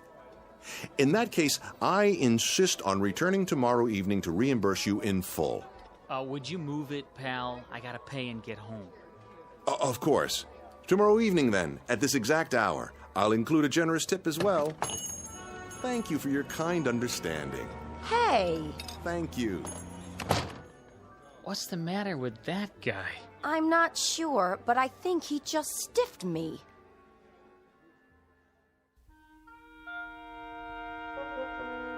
Meet Mr. Luther Aorta, a normal enough man, at least in his own mind. Like so many people, he enjoys getting something for nothing. But for him, it has become an obsession and a way of life. So it isn't surprising that he's attracted by words like all you can eat and no limit and, best of all, free. That's the magic syllable. It does strange and wonderful things to the metabolism. In fact, it's his whole reason for living. Unfortunately, Mr. Aorta is about to discover that such signs don't necessarily tell the truth. Because though the offer in question may be free, it sometimes comes with a one-way ticket to the Twilight Zone. And now, The Twilight Zone and our story, Free Dirt, starring Eric Bogosian, with Stacy Keach as your narrator. Luther? Luther, I'm talking to you. Yes, dear. Breakfast is ready. Good. If you want yours, you'll have to get that junk off the table. Oh, but it isn't junk, dear. I found several good coupons in this morning's paper. You and your coupons. Samples for the cost of a postage stamp. We can get new packets of seeds absolutely free. Seeds? You've got 100 packages of those things already. Yes, dear, I know, but these are special. I'll bet. They are. Look. Would you clear off the table, please? From the largest seed company in the U.S., free peaches, free cucumbers, free asparagus, and free ranunculus. Can you just taste them? What are you going to do? Eat the seeds in a bowl with milk? Of course not. I'm going to plant them. Oh, you are? Where? In the backyard. They'll make a lovely garden. I hate to disappoint you, but plants need something our yard doesn't have. And what's that, dear? Dirt. Dirt? Topsoil, loam. There's nothing but rocks out there. Yes, you're right. But don't worry. I'll find some fresh dirt and bring it home. From where? That may require some thought. Just a minute. Breakfast first? Oh, yes, breakfast. You drive me to work today, remember? Of course. Sit down and eat. I'm going to be late. I was just thinking about the dirt. Where were you last night, anyway? I rode the bus into town. Some things I had to take care of. The bus, huh? I'm surprised you were willing to pay the fare. Cheaper than the cost of gas nowadays. It worked out very well, actually. Did you eat anything? To be sure, I found something on the way. A bargain, no doubt. Quite a remarkable one, in fact. You would have been proud of me. I hope so. Where does one go to get dirt, I wonder? Oh, Luther. A quarry would have some, but they'd probably charge a lot of money. Finish your eggs. I'm late as it is. Just cleaning my plate. It's a crime to waste food.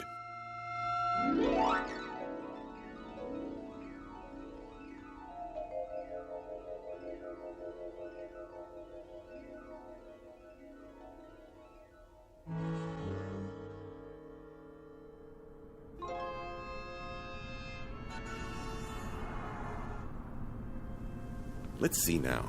Nothing on the way home but offices, real estate companies. Perhaps the nursery. No, packaged soil would cost a fortune. Oh well, have to give this some serious consideration. Or double your money back. That's right. If you're not 100% satisfied with your new Ellison steam cleaner, return it to the factory and get double your money back. Call toll-free today or write the Ellison Company, Box 403, Minneapolis, Minnesota. And now, back to music for your morning commute. Box 403, Box 403. Where's a pencil? Wait a minute. I don't believe my eyes. Free dirt apply within. Within where? Of course, Lilyvale Cemetery. Where better to go for rich parturient soil?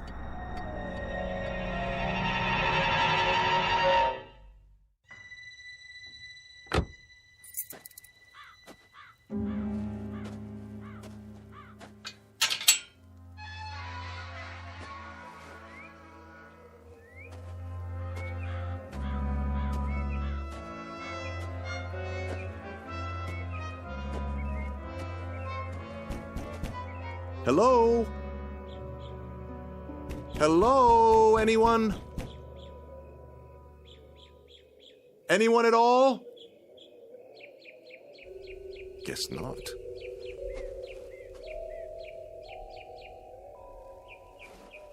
Help you, sir? Oh, I didn't see you there. So many tombstones. Getting crowded. What can we do for you? Well, now, maybe it's what I can do for you. Ain't gonna sell me nothing. This is a poor place. Not enough customers, if you know what I mean. No. I'm not selling anything. That isn't it at all. I was driving by, and I saw the sign. You're offering free dirt. Yep. Left over from the grave digging. Well, I'm here to take some of that dirt off your hands. If there's any left, that is. Oh, there's plenty, all right.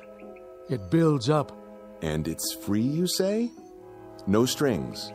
Free as a bird. How much may one have? Much as you want. On what days? Any day there's some fresh, but you gotta do the hauling yourself. You couldn't do that for me. Can't. If I was to leave, there wouldn't be nobody alive left here, would there? Anyways, I don't have a truck. You? No, but I might be able to borrow one. Now, if you don't mind, may I see the dirt?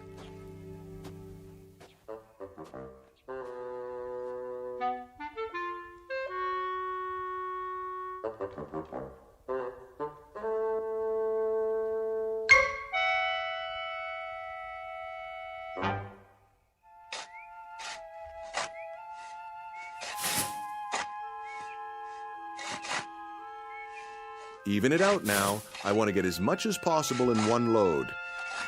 Okay, mister. Otherwise, I'll have to pay you for 2 trips. Relax. We're getting it all. Nice truck. It will do. Where'd you get it? My neighbor, Mr. Santucci. I promised to share the bounty with him. Bounty? The fruits of my labor. It's a long story. Good thing your gravediggers were here. Always looking for extra work. Dig it up or shovel it someplace else. Same difference. You're sure you don't mind my taking it all? Glad to be rid of it. Well, it certainly does look like good soil. One should be able to grow anything in that. Ought to. Been fertilized enough. Yes, I suppose it has. All right, gentlemen, that's the last of it. I'll meet you at the house. Thank you, my good man. You've made my day. Don't mention it.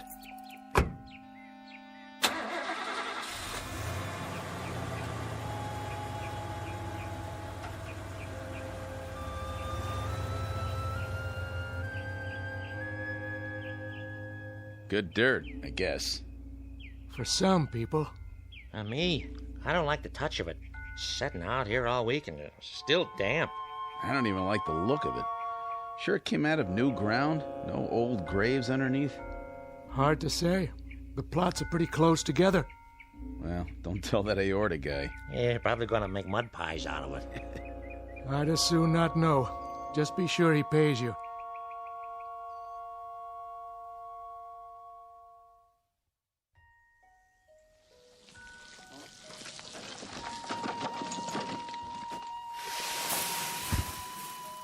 That's about it. Good, very good. You've distributed it perfectly. Isn't it beautiful? Oh, yeah. Real beautiful. I'll set to work while it's still moist. You want to pay us now? Now? That's the general idea. Oh, dear me, no. That wouldn't do at all. For income tax purposes, I'll have to ask you to send a bill. A bill? Don't know the address here. Not here. My office. The Magnetic Cartridge Corporation, 163 Fairmont. Yes, that's it. I'll jot it down for you. Fairmont, huh? What part of the city is that in? The far side. Now, if you'll put the wheelbarrow and shovels in my car, I'll drive you back to Lilyvale. Just give me a moment.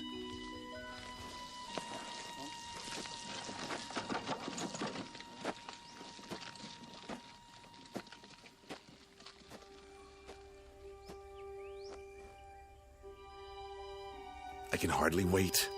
Peas, carrots, tomatoes, onions, squash, rutabaga, turnips, lettuce, corn, watermelon, and ranunculus. What a harvest this is going to be. I wonder what will come up first. Let's start with this one. What are you doing, Mr. Aorta? Good afternoon, Mrs. Santucci. I'm planting my very own garden. Where'd the dirt come from? The graveyard. But it's wonderful dirt. Really. Make sure you get the truck clean. My husband don't like no dirt in it. Oh, I will, completely. And do thank him for me. Graveyard, huh? Yes, just look how nice and moist it is. Reach over the fence and hold out your hand. See? Positively brimming with life. That what you call it? Think of the things that will grow out of this mulch, and all of it positively free. You can have it. Feels funny. And the color ain't right. Oh, it's splendid, I assure you. Excuse me, I have to drive the workmen. I'll hose the truck off soon as I get back. Good as new.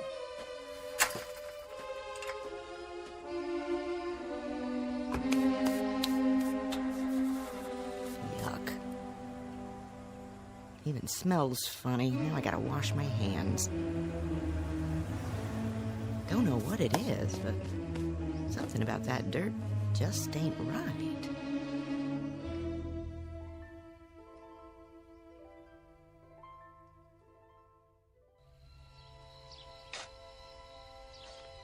And parsley, and watercress, and zucchini, and sweet potatoes.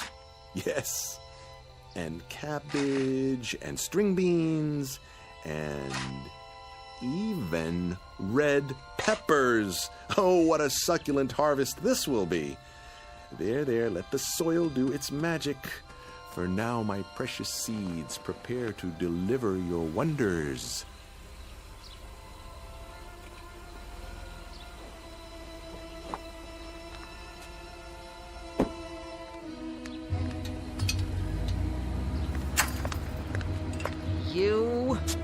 hello, Myrtle.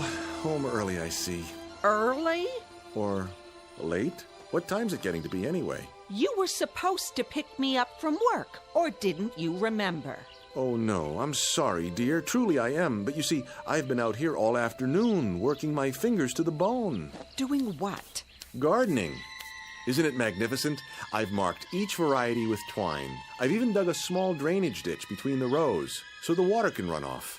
And do you know what I did today? I had to take a cab all the way home because my husband forgot I was alive. It slipped his mind. 1,000 apologies, dear. It won't happen again.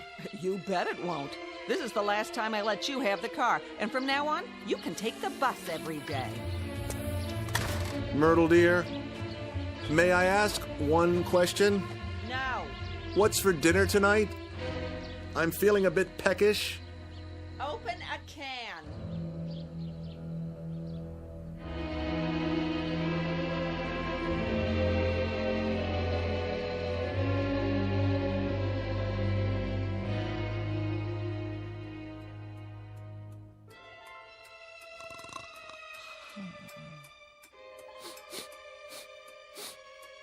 Hmm?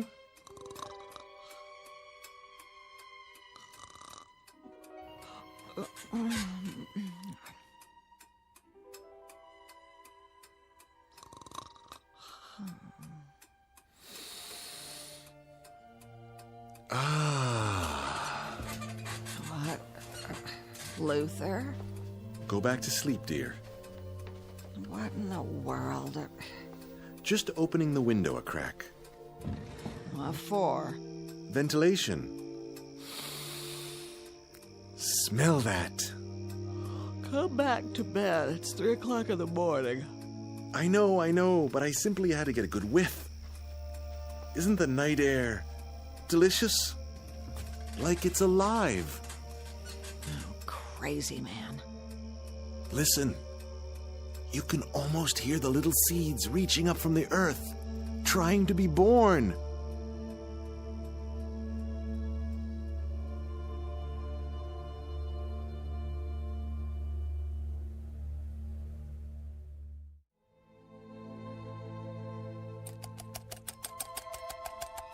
Myrtle!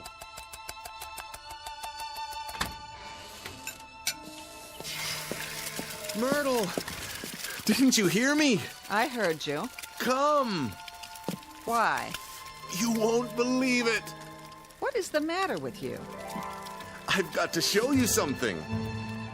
I have to be at the office in 20 minutes.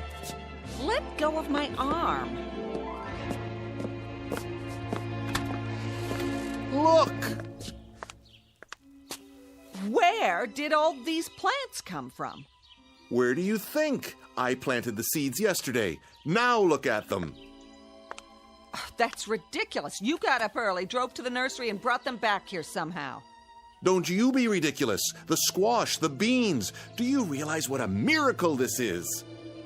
You plant something and it grows. That's no kind of miracle. In one night? Use your eyes, woman. The corn is as high as an elephant's eye. It's impossible. It's not possible, is it?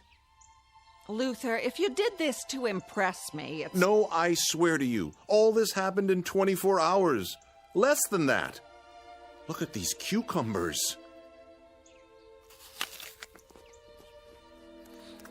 Delicious, delicious.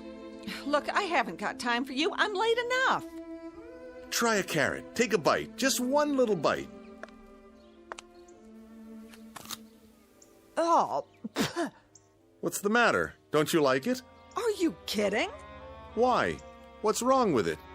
It tastes like, dirt.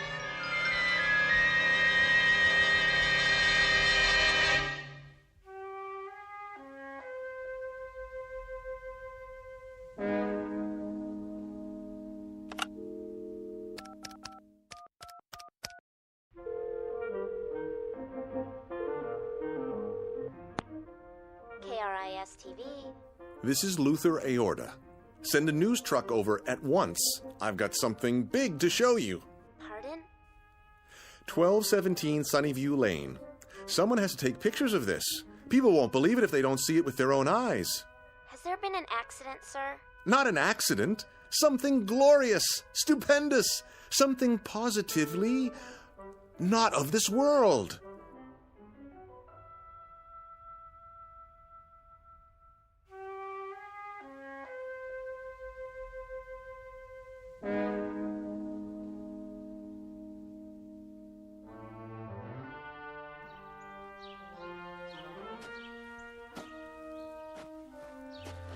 Well? It's a nice garden, I'll give you that. Yeah, same here. But I don't see anything unusual about it. I told you, the seeds were planted only yesterday. It all came up overnight. Is that a fact? Ask my wife. She'll tell you as soon as she gets home. Mr. Aorta, we appreciate your call, but we're a television station, not the university. Do you see the size of it? Well, it looks exactly like what it is. A vegetable garden in someone's backyard. Bigger than most, but that isn't really news. So you're not interested in miracles? Only the ones that can be proved. All right, then. I'll prove it to you. And how will you do that? I'll rip out all of these plants and do it again. You can see for yourself tomorrow. Would that be proof? Yes, sir. That would be proof. Assuming there was documentation. Footage of you doing it and the results. And that would mean cameras around the clock. And unfortunately, that's just not in our budget. We have other stories to cover. I'm sure you understand. Now, if you'll excuse us. But think what a breakthrough this is. Food for the world, instantly. That would be a miracle. Would? It already is. Then how do you explain it? I can't, but it's happened. Oh, looks like it's been happening for a while. What do you mean?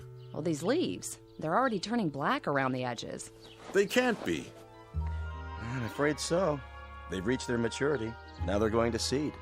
Then I'll plant some more. You do that. And when you do, give us a call. I will. I'll get right on it. You can count on me. I'm sure we can. Bye now, Mr. A. A-O-R-T-A. Straight from the heart.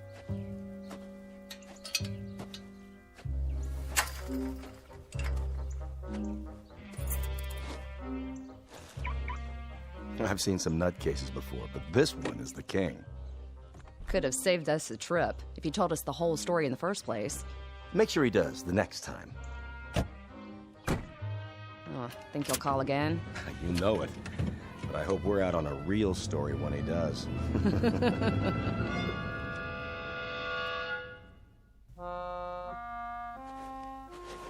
Now get that head of lettuce there on the end. Pull. Got it. Looks like it's 6 months old. It's rotting already. You believe me, don't you, Mr. Santucci? I wouldn't, except my wife saw you planting the seeds. Yes, she stood right where you are, leaning over the fence. I'll tell you flat out, I've never seen anything like it in my whole life, and I was brought up on a farm. It just don't make sense. It must have been the dirt. Could be. Can't think of anything else. Made a nice layer of topsoil. Now it's all sucked clean. You need some more fertilizer. I wouldn't know what kind to get, unless there is plenty more where this came from. That's what the caretaker said. Might work, might not. I'll tell you one thing, though. I wouldn't be caught dead eating any of this stuff. It ain't normal. That's the point. It isn't. It grew so thick, ripened so fast. Sell it to the college, maybe. That's an idea. Or the agriculture department. Could be you come up with something brand new. Yes. Maybe I have. I'll call them first thing in the morning. But for now, I'd better spread some fresh dirt. Mr. Santucci, what are you doing tonight? Why do you ask? I was thinking we could go back and get some more in your truck. I don't know. If it works, we might even get a patent out of it. At least the Guinness Book of World Records. Partners. What do you say? Where did it come from? Not far. We can be back before dinner. Don't worry, we'll be fine. It's only a cemetery.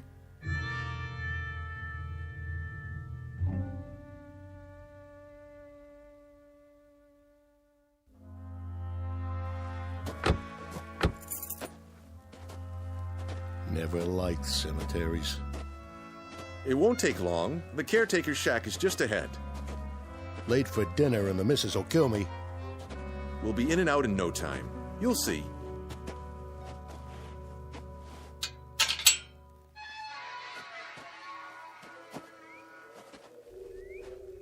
Sure got dark fast. It's the trees and the statues. Here we are. Hello? Hello? Maybe we should come back. Nonsense. It has to be now, while the plants can be revived. Well, it's my truck, and I say we get gone. There's nothing but dead folks here. Then no one should object if we drive on in. Help you, fellas? Hey! Don't go creeping up on people like that. Sorry, mister. Not many visitors this time of day. Is that you, Mr. A? Yes, I wanted to ask you. How'd that free dirt work out? Very well. I was wondering if you could spare a little more. I guess so. Planted a fresh one this morning. A fresh what? New man for the sod Sheraton. Got his bed turned down and everything. Good, good. Then we'll bring the truck in if you don't mind. Better watch those tires. Hit a sinkhole and you're stuck for the night. No AAA. Of course, of course. Thank you, my good man. You don't know what this means to me. Hope you brought a flashlight. They like it nice and dark out here. Come on, Aorta. Let's get this fool thing done.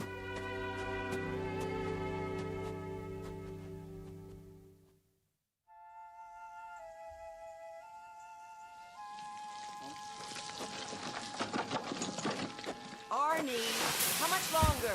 Coming! Your dinner's cold. Be right there, I said. That's it. I'm going inside. But we're almost done. One more wheelbarrow full, and the whole garden will be covered. Well, it's your yard. You finish it. Don't know why I let you talk me into this in the first place. Think of the publicity. Our pictures in the paper. 2 neighbors who can feed the world. Lots of luck, pal. I gotta take a shower to get this stink off me.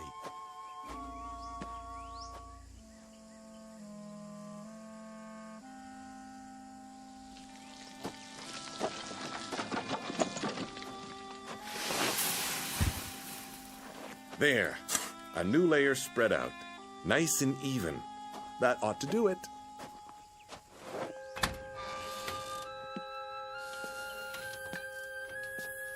Myrtle! Myrtle, where are you?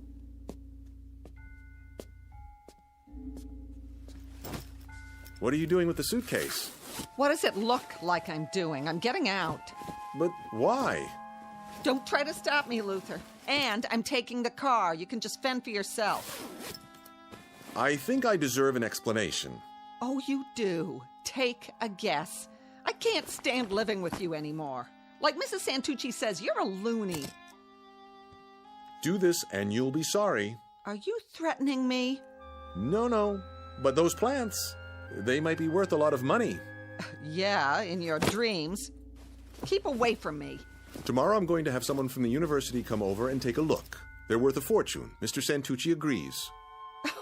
They might be worth nothing. That's what they might be worth. You know why? Because they're as loony as you are. That's not true. They're a miracle of horticulture. Then if you know what's good for you, you'll eat those miracles, because there isn't anything else in the house.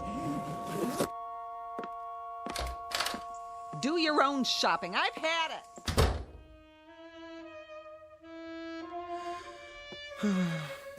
She'll be back. Just you watch.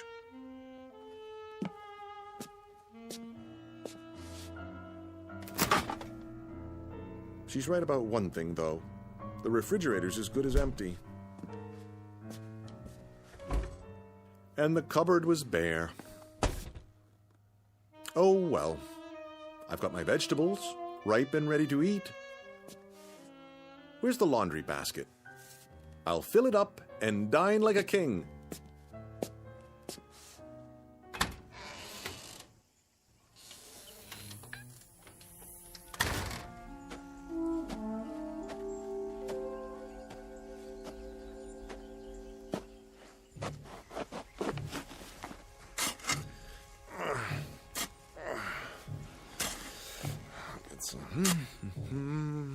Onions, summer squash, Eggplants as big as your head. Show it if they're a little ripe. Fabulous, fabulous. Waste not, want not.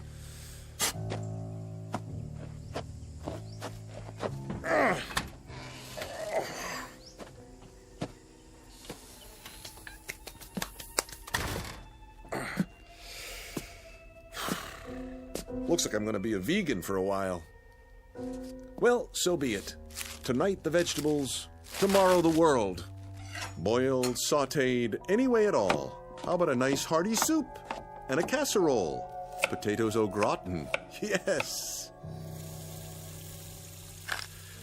A little salt and pepper, a few spices, and voila! Luther Aorta's Blue Plate Special, coming up.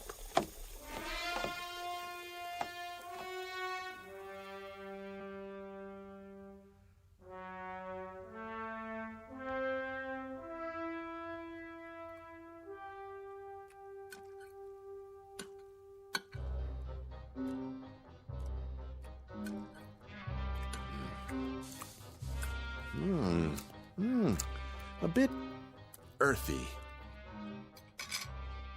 Perhaps some condiments. Catsup, Worcestershire, a touch of brown mustard.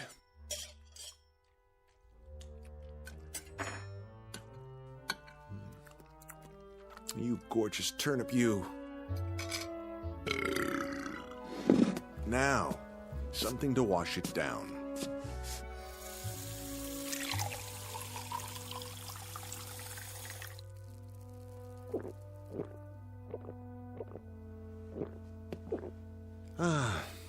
I'm still not full. Something more to fill the hole. Let me see what's left. Can't leave anything to waste.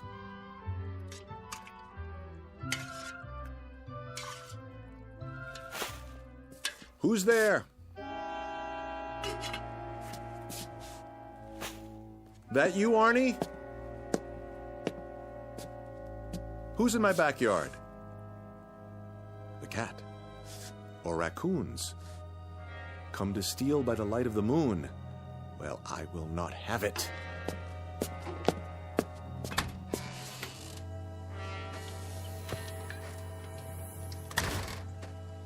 Get away! Go on, scat!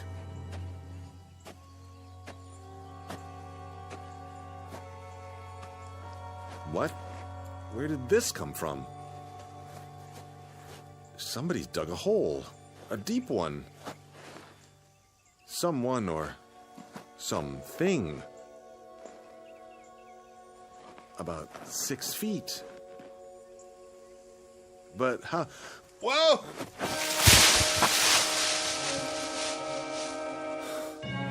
Felt like something tripped me. But what? Gotta climb out.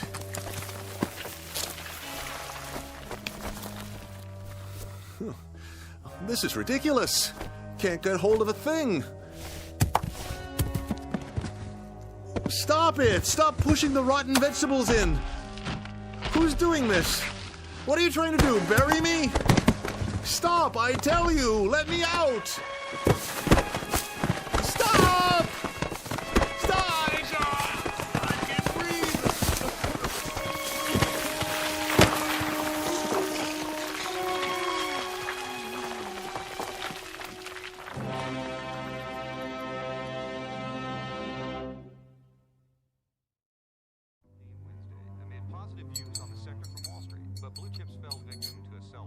So, what do you think it was? What? Last night. Didn't you hear it? I didn't hear nothing. Well, I did. All night long. Like something digging with their hands, only... Only what? Not exactly digging. Chewing is more like it. Do you think some animals got into that crazy man's backyard? Who cares? More there than he can eat. Don't be so sure. He's got some belly on him. Soon as the next crop comes in, I get my pick. A miracle, he says. We better make some money out of it. My back's killing me. Oh, there he is now. That ain't him. It was him. I could tell. Go out and look. Look for what? The loony. See what he's up to. You go. You! All right, Ida, if that'll make you happy.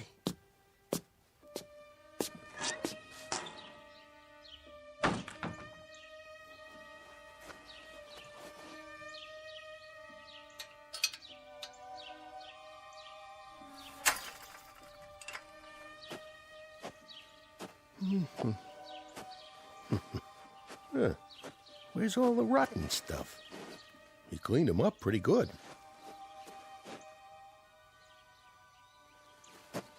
Aorta? Hey, Aorta! You all right in there?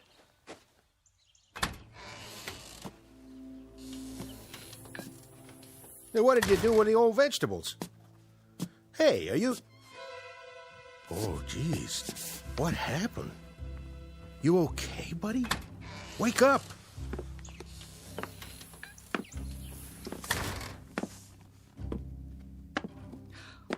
What's wrong with him? I don't know. He was just laying here. Take his pulse. Oh, he's dead.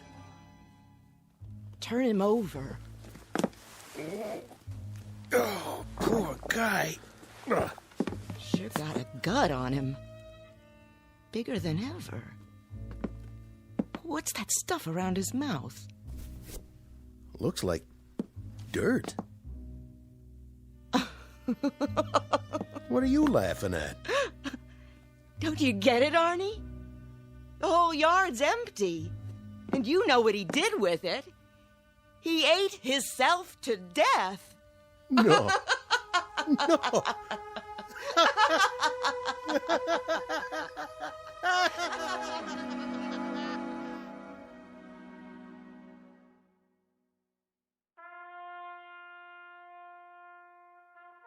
End of a very strange incident in the annals of home gardening. Whether Mr. Aorta finally climbed out of that hole or ate his way out doesn't really matter. But an autopsy found several pounds of dirt and nothing else in his bloated stomach. And Mr. Santucci, his unwitting partner, slept very little that night, waiting for the next deadly crop to appear. Like Mr. Aorta, he began to wonder if there are some things, free or not, that are best left to the Twilight Zone.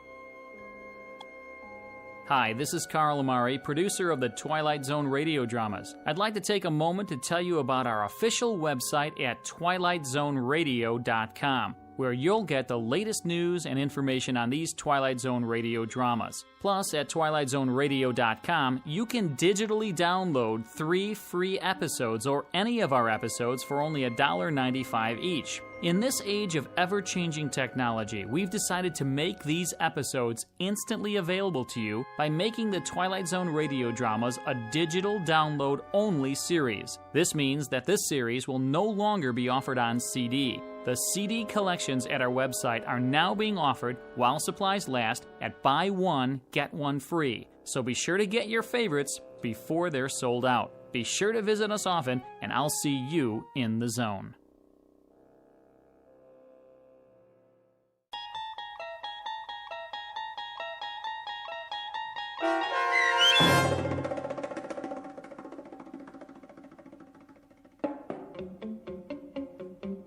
Free Dirt, starring Eric Bogosian with Stacy Keach as your narrator, was adapted for radio by Dennis Etchison and written for The Twilight Zone by Charles Beaumont. Heard in the cast were Meg Falcon, Roderick Peoples, Linda Reiter, David Darlow, Elizabeth Lido, Roger Mueller, Amber Lake, Jeff Lupetin, Doug James, Karen Olson, Dana Bokor, and Carl Amari. This copyrighted radio series is produced and directed by Carl Amari for Falcon Picture Group. Sound design and custom Foley effects for The Twilight Zone by Cerny American creatives Bob Benson, Craig Lee, Michael Slaybach, and Matt Sorrow. To learn more about the Twilight Zone radio dramas and to contact us, visit our official website at twilightzoneradio.com. Doug James speaking.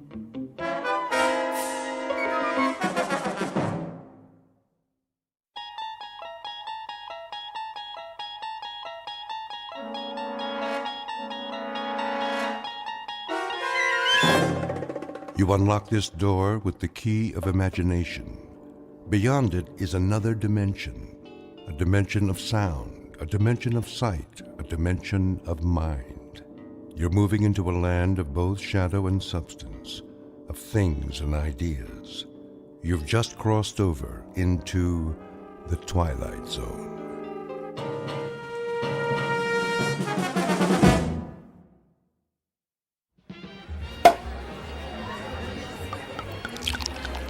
Here's to Michael Franklin, in honor of the most stunning, ruthless stewardship of a corporate takeover I've ever seen.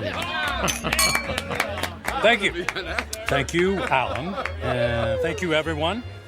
And may I just say, I absolutely deserve it.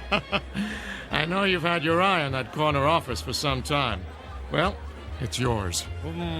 Actually, Alan, I have my eye on the corporate suite. What? That's my office. Exactly. Careful, Michael. Your ambition is showing. Well, my ambition is what made this deal happen. My ambition is what allows our billable hours to skyrocket every quarter. And my ambition is what will eventually lead me to not only your office, Alan, but to your company-paid condo, your company-paid Mercedes, and your company-paid weekly $200 haircuts and manicures. Just kidding. I have to admit you had me going there, Michael. I have no doubt that someday you will occupy my seat in the company. We'll have to wait and see what the future holds. Tut, tut, no harm in celebrating. Speaking of the future, check out that wild-looking old woman sitting behind the table. Wearing that colorful headscarf with all the jewelry? She looks like a contestant for Best Halloween Costume. No, I think she's telling fortunes. See how she's looking at that guy's hand? Let's go see what she has to say. Alan, you don't believe in this stuff, do you? Of course not. It's just for fun. On the other hand, maybe she can give us a hot tip for our next takeover target.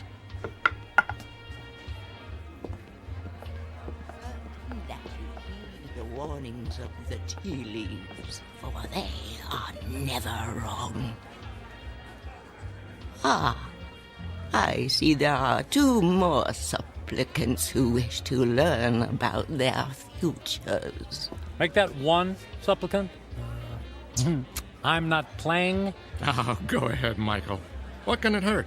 I put my faith in real things, Alan, like profits and a well-written prospectus and a robust return on an investment dollar. And people? People are the least reliable things on the planet.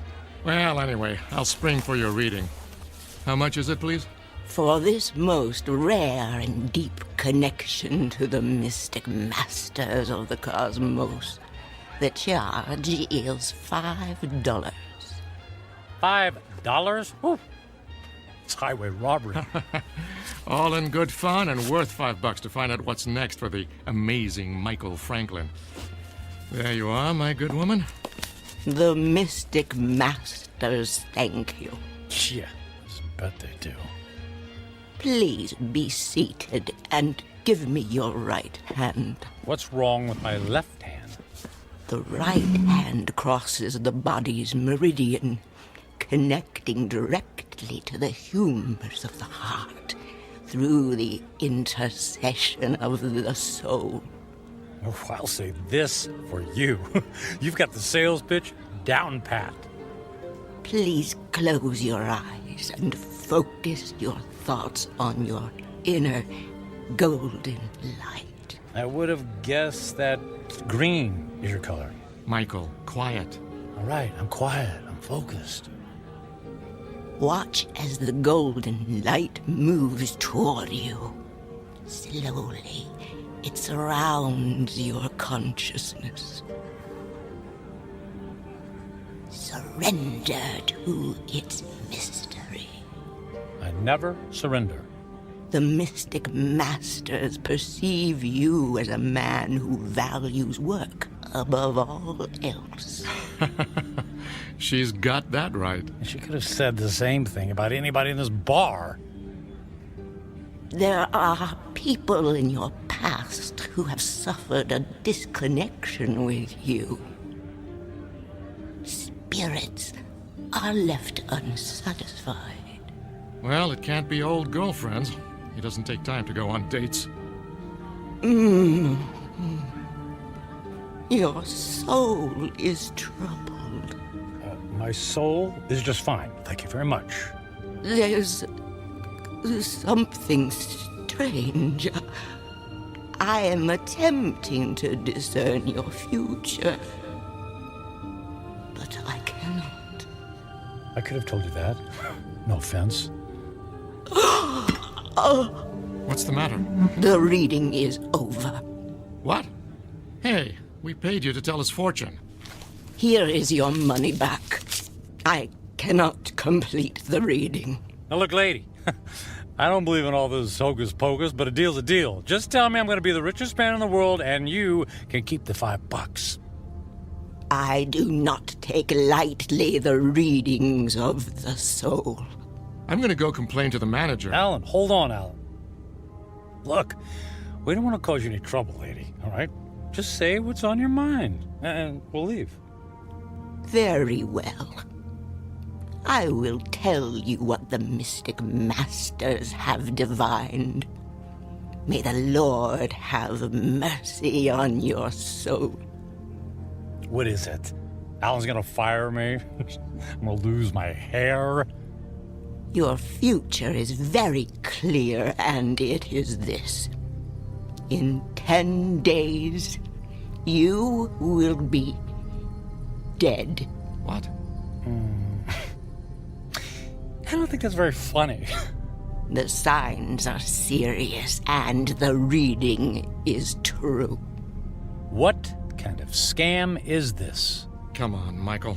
Don't let her ruin your night. You know, lady, we were humoring you by coming over here.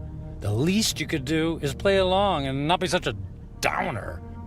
I did not wish to reveal your fate. You insisted that I do. When the clock strikes midnight on the 10th day to come, you will be dead. And now what? And no. Don't tell me. Let me guess. I pay you another $5, and you tell me how I can avoid this terrible fate. That is impossible. Your fate is sealed. Let's go get a beer. Come on, Michael. Fine. See, it's been a real pleasure spending time with you, ma'am.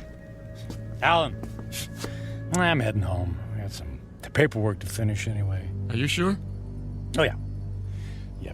Suddenly, I don't know, I just lost my desire for celebration.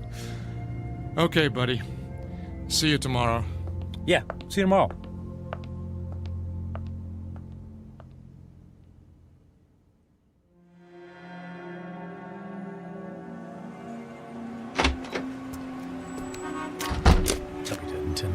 I'll be dead in 10 days. Jeez. Yeah. Con artist. Hey. Come on. Where's a taxi when you need one? Oh. Hey, taxi! Taxi over here!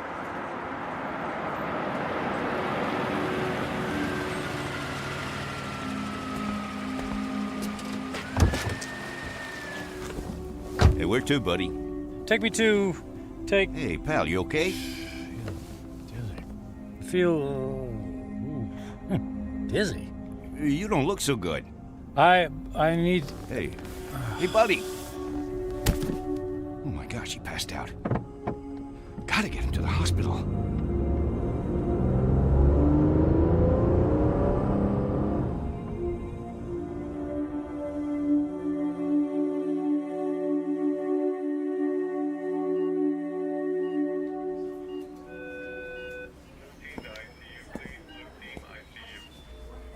Mr. Franklin, can you hear me? Where am I? You're in the emergency room at Samaritan Hospital. What? What happened? What's going on? Easy, please. Don't try to sit up right away. You're still recovering from the anesthesia. Anesthesia? Yes. For what? You were brought here because you passed out in a taxicab. Do you remember that? Vaguely. We performed some tests on you. Blood pressure, heart, everything was normal. Well, then, I don't get it. Then why am I... In an abundance of caution, we gave you an MRI. I'm afraid we found something unusual. Oh. Well, what does that mean? There's a dark spot on the X-ray of your brain. We don't know what it is until we perform more tests, of course, but I must impress on you. This is a very serious situation. Well, what happens next? Well, I'd like to check you into the hospital for further procedures. We can consider options for chemotherapy and radiation right away. But I feel fine. I'm in great shape. Cancer has no respect for those issues, I'm afraid. How long do I have? A few years? Given the size of your anomaly, I suspect that your prognosis is dire. And how long? 6 months? It could be a matter of days. I'm very sorry, Mr. Franklin. I will send the nurse in to take your information, all right? Days, wait. The old woman in the bar, she was right. I'll be dead in 10 days.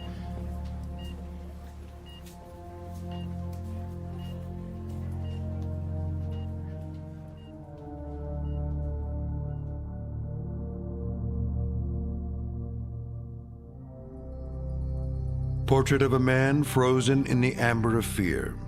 Michael Franklin, workaholic captain of industry, ruthless to his enemies and dismissive of routine human interaction.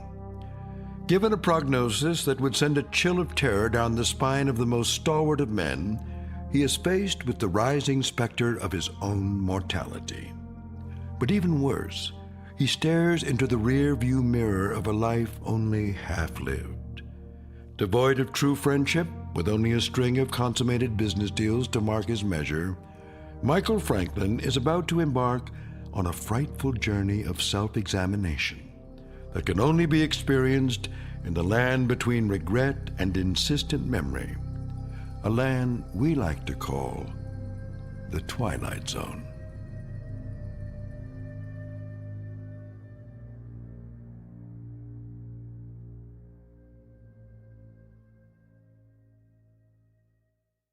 And now, The Twilight Zone and our story, 10 Days, starring Ned Bellamy with Stacy Keach as your narrator.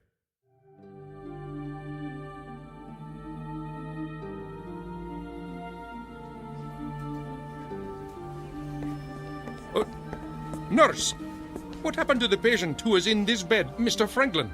I just saw him a moment ago, Doctor. I have no information about his condition. Oh, I certainly hope he isn't about to do something foolish.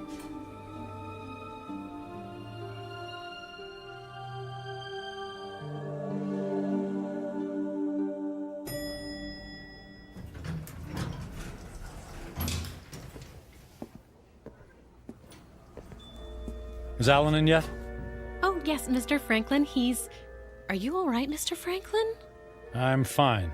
I don't believe I've ever seen you in the office without shaving or changing your clothes from yesterday. I was in a hurry this morning. Is he in a meeting?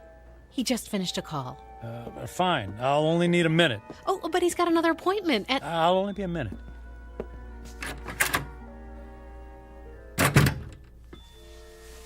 Michael, you look like you haven't been to sleep all night. Isn't that the suit you wore yesterday? Don't tell me you went out to celebrate without me. Alan, I quit. Yeah, me too. Alan, listen to me. I'm quitting. This is some kind of joke, right? I would appreciate it if you would expedite the disposition of my account. I want to close out my portfolio. I'm cashing in my stocks. I need my retirement funds and my annual bonus, every bit of it. Michael, you're talking crazy. What are you doing? What's this all about? What part didn't you understand? I mean, you can't just quit. But I just did. What on earth for? Personal reasons. Personal reasons? After all these years of working together, you offer me that? Correct. Michael, If this has something to do with that crazy old woman who told your fortune last night... It's not that. I just decided to take my career in a different direction. I've just been thinking about making this move for a long time. I don't believe you. Alan, no offense, but I don't care if you believe me or not. I've made my decision, and I'd like you to honor it. You realize that if you disassemble your corporate portfolio early, there will be substantial penalties. Not to mention the perks you'll be losing. The company car, the country club membership, the center court basketball tickets. Can you have the accounting department wrap everything up right away? Oh, and I'd appreciate all of the various income streams to be folded into one check. That check will be worth several $1 million. Yes. Well, I can't say I approve of what you're doing, and I can only hope you have a good reason, even if you won't tell me. Could you make the call, please? I'm in a bit of a hurry.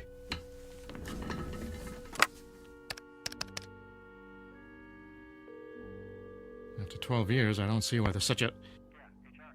yes, this is Alan Fisher in corporate. I have it's an unusual request. Michael Franklin has decided to leave the firm, and he wants all of his outstanding monies gathered into one check for immediate pickup.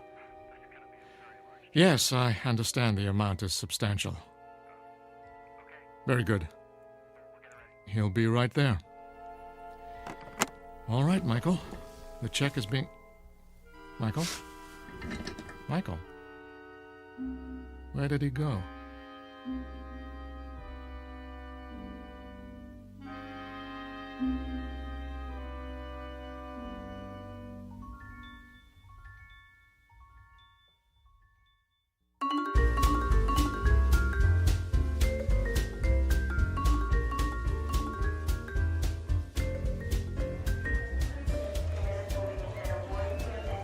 May I help you, sir? I'd like to buy a ticket to Rome, please. Leaving today. Very good, sir.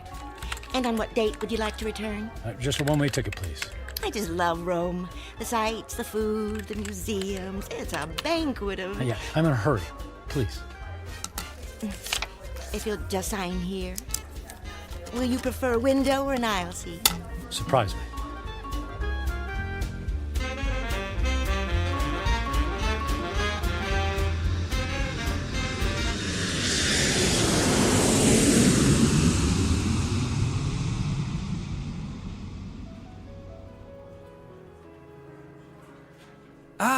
Mr. Franklin, welcome to the Grand Hotel, Rome's premier destination. Our presidential suite has been prepared. All 3 fireplaces are ablaze, the champagne is on ice, and your veranda opens onto the courtyard where Rome's finest string quartet is waiting to play for you. And of course, an entire staff of valets are at your disposal. And the concert tickets for this evening? The limousine will gather you at 6 o'clock. You will be driven directly to the private entrance where a personal elevator will whisk you to the ambassador's box. Only the finest for you, Mr. Franklin. Bravo! Wonderful!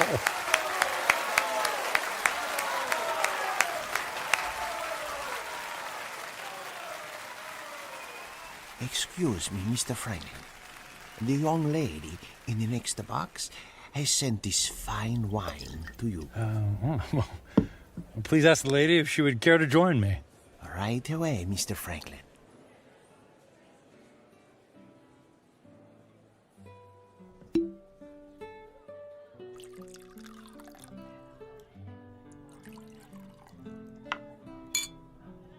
I haven't seen you at the theater before.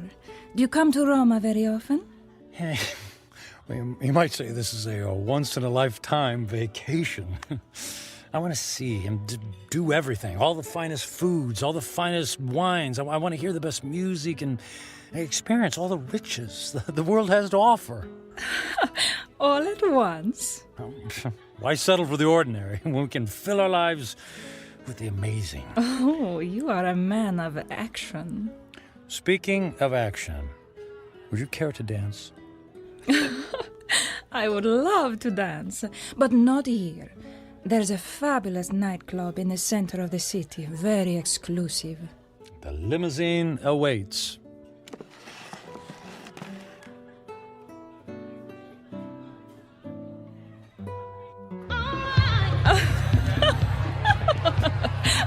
quite a wild dancer. It's not me. It's a champagne. You're so funny. I believe I'm slightly tipsy, too. Oh, tipsy. What does it mean? It means I've had too much to drink, which means I'll probably have a ferocious hangover tomorrow. Oh, that is too bad. But no worries. The way to prevent a hangover is to keep drinking. More champagne! More champagne! More champagne! And more dancing! And more dancing!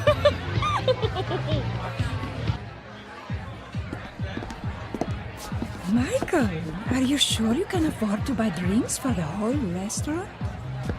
That's only money. And look how much fun they're having.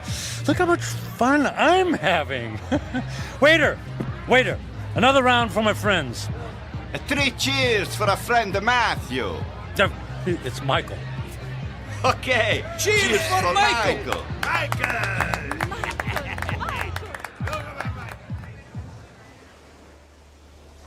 Michael, are you able to walk? It's not me. It's the streets that keep moving. You danced the night away. And we'll do it again tonight. The sun rises over the ocean. If I see 1,000,000 mornings, I never grow tired of seeing that sight. Imagine if you only had a few more to see. I'm sorry, what did you say? I said, would you care for some breakfast? I'm starving. Then let's go to the best restaurant in the city and order everything on the menu. I've never met a man like you, Michael. If you want something, you just take it. Of course. What's that old saying? Eat, drink, and be merry, for tomorrow we die. Michael, what's wrong? You look sad. Did I say something wrong? Maria, I wanted to ask you something. What is it, Michael? Would you care to join me on a small trip? Where to? Oh, I know a charming village near here. We could have a picnic. Actually, what I had in mind was Paris. Paris, France. And then London. And then Monte Carlo, or Moscow, or Hong Kong. I mean, we could go anywhere in the world. But what will we do when we get there? Whatever we want. I'll buy you diamonds or a new car. Would you like a new car? Michael, you're making my head swim. I don't need a new car or diamonds. What then? A yacht? My life is here, in Rome. I can't just pick up and leave to go hopping from one country to the next. Why not? You just said you admired me for that very thing. I admire your freedom, but I have responsibilities. My parents are here, my friends. Well, they'll be one phone call away. I can't just leave. You can do anything you want to, just like me. Don't you have anyone you feel responsible to? We were discussing breakfast. Breakfast, that's what we need. Michael, I asked you a question. Come, we'll order the most expensive breakfast in town in the most expensive restaurant. We'll have them serve us eggs on plates made of gold. I'm not really hungry. Where are you going? Where are you going? I have things to do. But what about Paris, London? You're willing to give all that up? If I left with you, then I would be giving up something. Like what? My life here. It's who I am. The people I love, the friends I have. So window dressing. None of that is important. And what do you think is important? I am. And what I want. I see. Goodbye, Michael. Fine. I'll go to Paris by myself. There's lots of beautiful women there, too.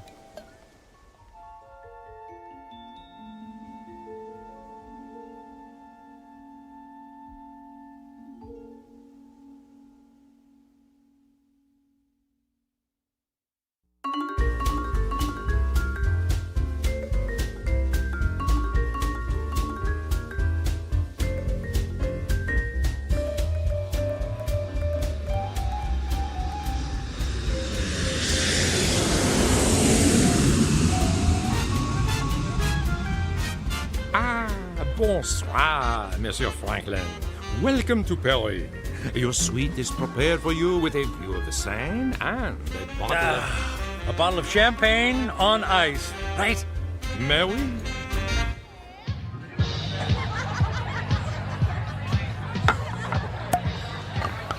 What did you say your name was? My name is Angelique. I'll call you Angel, my beautiful French angel. What about you, my dear? I am called Giselle. Ah, Giselle. Giselle, I knew her well. Oh, you are so silly. I'm Michael. But why don't you call me Mike? Nobody ever calls me Mike anymore. Not since I was a little boy. Were you as naughty then as you are now? I was a good boy. Very smart. In fact, I was smarter than everybody. Did you know that? I was better than all of them. Oh, you are a good person, Mike. Nobody ever bought me a pearl necklace on the same day I met them. I'll buy you another one tomorrow. Hey, we need more caviar here. Garçon! More caviar, s'il vous plaît. But Mike, we have 2 bowls full on the table already. They're 10 minutes old. We need fresh caviar. Frickin' caviar. Let's dance. Mike.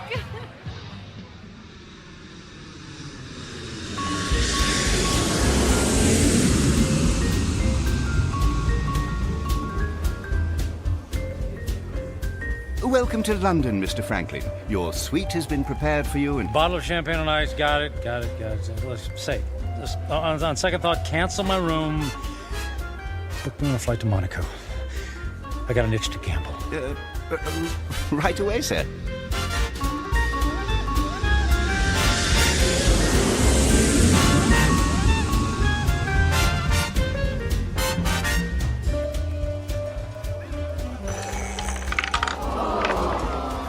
And the number is 29. Red. Don't worry about it. It's only money, and there's plenty where that came from. Another 10,000 in chips, please. Is the gentleman sure he has already lost several $100,000? If the gentleman wanted to hire a babysitter, the gentleman would have done so. You understand? As the gentleman wishes.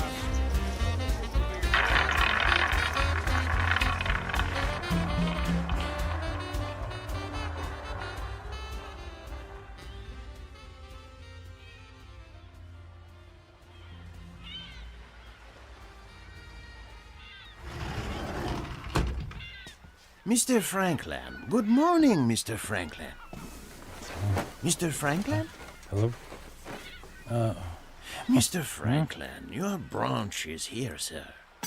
Shall I place the champagne bottle next to the bed? Shall you... Who are you? Where am I? I am Captain Philippe Duchette. This is the Fandango Dancer, the luxury yacht you rented last evening. I rented? Was I alone? The gentleman was escorted by several very attractive ladies, and there was a request for the boat to take you to Australia. But, as you may know, that trip is beyond the range of this vessel. Wanted you to take me to Australia. After we received the Alaskan crab, Russian caviar, and of course, the champagne. I hope I never see another glass of champagne. What shall I do with the cases that are on the deck? How many cases did I order? 10. They're yours. Merry Christmas. Do you wish to proceed with the cruise? No, I don't think so. Very good, sir. All right.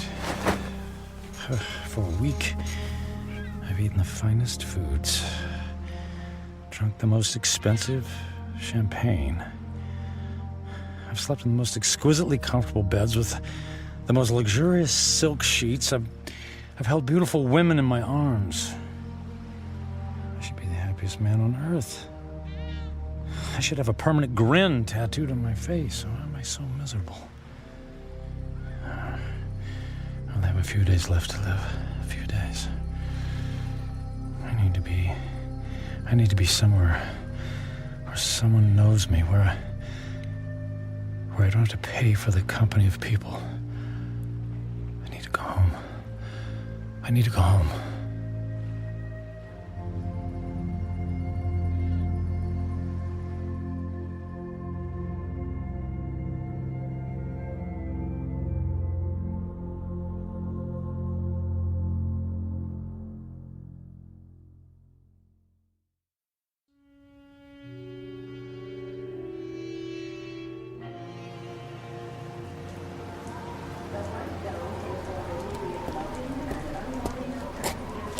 Taxi! Taxi, over here!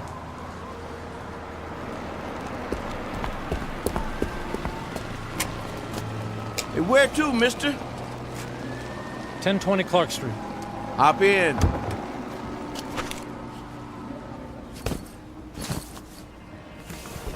Looked like that wind was gonna take you away, mister. We flew in through the storm. It was quite a bumpy landing. Well, it'll probably blow over soon.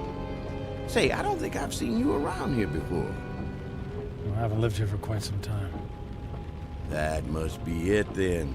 Oak Grove being such a small town and all, I know just about everybody around. Yeah, well, as I said, it's been a few years. Just visiting? That's right. Family? Not really. What'd you say your name was? I didn't, but it's Michael Franklin. Your dad was the high school teacher. That's right. Oh, I don't think I remember seeing you at the funeral. What was it, 4 years ago? I wasn't here for the funeral. You didn't come to your own father's funeral? Not that it's any business of yours, but I had meetings in Japan and couldn't fly all the way back here. Is that all right with you? Is it okay with you? Look, if you don't mind... You'd prefer if I stopped flapping my gums, right? Well, I wasn't going to put it like that. Not to worry. The wife says I'm 99% hot air. It's just that I've been flying for the better part of 24 hours. Jet lag and all that, you know. Well, say no more. My lips are sealed. Anyway, here we are. 1020 Clark. Let me help you with your bag. It's all right. I can manage. Here you go. Keep the change. Mister, do you know you just paid me with a $50 bill? Huh? Oh, yeah. Yeah, that's fine. Well, you have yourself a really fine day, because I sure will. And you be careful in that wind, you hear? Well, something tells me it's not the wind I'll have to worry about.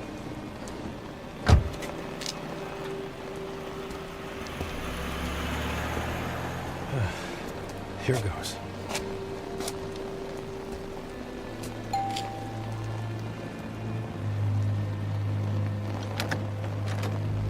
Hi, Carrie. Surprise. Michael? What are you doing here? It's a long story. May I come in? Well, It's pretty windy out here. I suppose so. Thank you.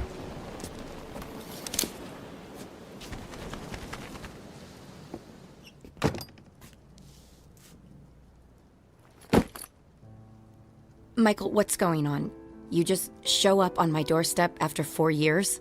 Well, you know me. Spur of the moment. You are not a spur-of-the-moment person.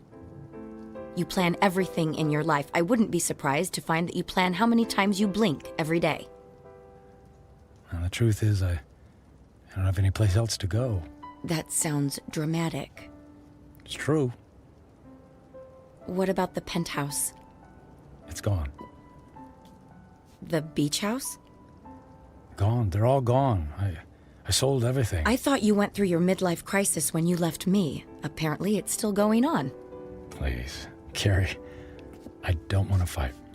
Then what do you want? I just wanted to see you again. You just wanted to see me. Okay, you see me. Now what? Do you mind if we sit down? Michael, I have to be at work in an hour, and I'm in the middle of a term paper. You went back to school. I'm getting my master's. That's wonderful. Congratulations. Thank you. I mean, you planned it for years. It's great that you finally decided to do it. Yeah, well, if there's nothing else on your mind... So, how have you been? Busy. I don't have a lot of downtime, but that's how I like it. You redecorated things here. You redecorated the house. I needed a fresh start after you left. Oh, well, Carrie, about that, I'm so... If you're about to apologize, please don't.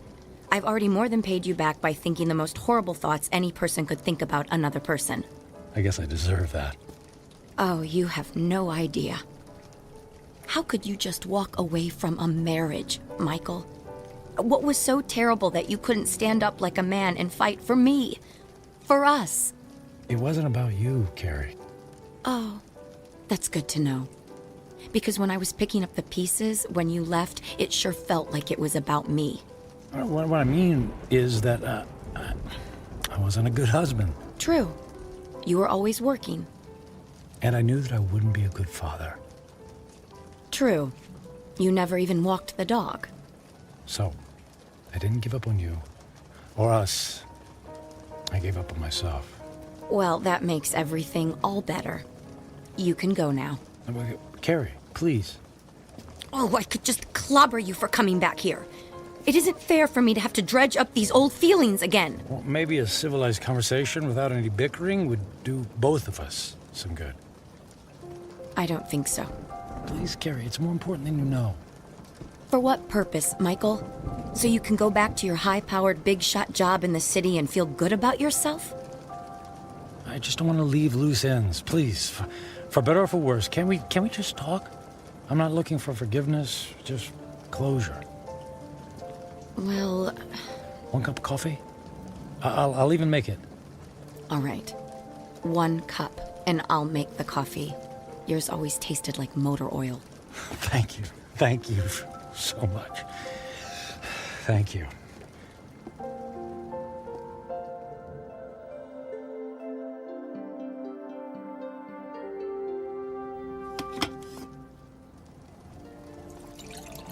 So you quit your job, sold your homes, and now you're here. It doesn't make sense. Yeah, about that. I guess I just realized that being a workaholic isn't very much fun, after all. But that's all you know. When we were married, you barely slept at night. You were up early to track the Asian stock market. You stayed up late to finish paperwork. I can count on one hand the number of times we actually went out on anything resembling a date. And even when we did go out, you acted like it pained you to be away from your business calls. That is all over now, Carrie. Money doesn't mean a thing to me. I find that hard to believe. Believe it. It's true. So, what? You're gonna take up oil painting? Or become the stand-up comedian you always wanted to be? Nothing like that. Actually, it's quite serious. Last week, What was that? It came from the living room. Oh, the tree! The wind knocked the tree into my house! Carrie, wait a sec, Carrie, don't go over there. It might be dangerous. That's a tornado warning! Oh my god! The house across the street! The roof just caved in! All right, look, let's get into the basement. The power just went out! I have flashlights downstairs. Wait, outside, look. What? Michael, come on, there's no time! Oh, look, in the street, there's a kid in a bike. Oh no! That's Jimmy from next door! He doesn't know which way to go. Oh, Michael, he's going to be hurt. I'll get him. Michael! What are you doing? Michael! Jimmy, keep your head down. Jimmy, I'm coming for you. Help me! I'm right here, buddy. I'm right here. I'm gonna carry you into the house, okay? What about my bike? I'll get you a new one. Let's get out of the storm, okay? Okay. Put your arms around my neck and hold on. I'm trying. Squeeze real tight, Jimmy. I'm scared. And I'll be brave for the both of us, Jimmy. Okay? Got to get this door open. Michael, I can't budge it. Carrie, push. Push as hard as you can! Harry, push! Pushing! Harder! As hard as you can! There, you got it! We made it! We made it! Into the basement. Come on! Come on, Jimmy. That's it. Let's go get safe. Okay.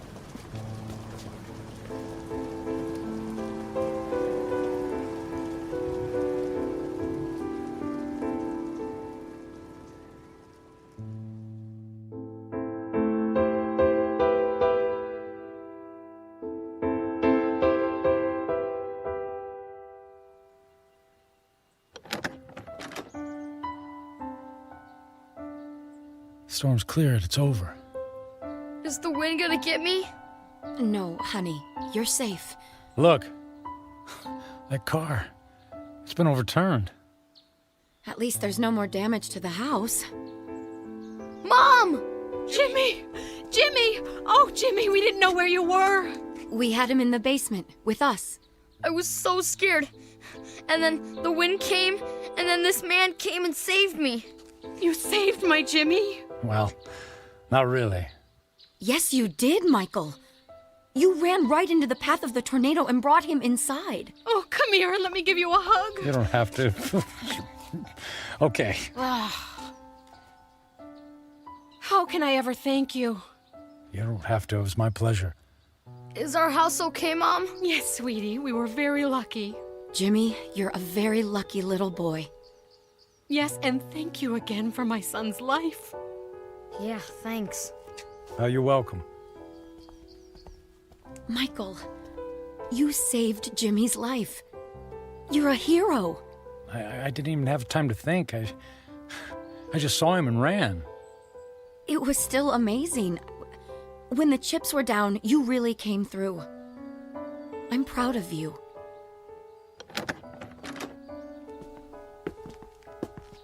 Oh, look. Look at the damage in your living room. No, it's okay. All of that can be fixed. The main thing is that we're all safe and healthy. Right. Listen, Carrie. Those repairs, they're going to be expensive. I have insurance. Yeah, but that will only cover the basics. Let me take care of the costs. Michael, you don't have to do that. No, but I want to. And I can afford it. But you can't just drop that kind of money on a problem that isn't yours. And listen, all I know is that when I helped Jimmy just now, it felt good. It felt better than anything I've done for a long time. And the idea of helping you out with bills feels good, too. So please, just let me do this. Well, I'm not in a position to turn down a gift like that. But what about you? Before the storm hit, you were about to tell me something. You said it was serious. It doesn't matter now. Are you sure? Yes, I'm sure. Here, let me write you a check before I leave. Are you going so soon? You just got here. Yes, I think I got what I was looking for. Here you go. Now listen, don't you look at it until I leave, okay? I promise. Where are you going? I have some business to finish. Goodbye, Carrie. Goodbye, Michael.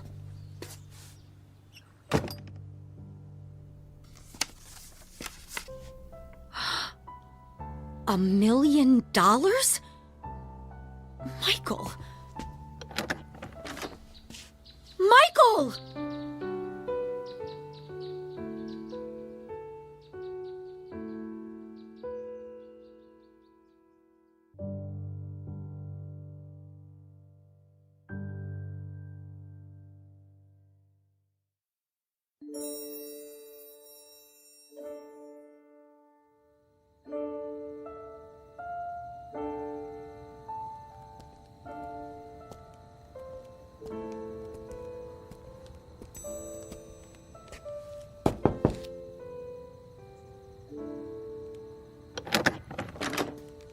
Yes?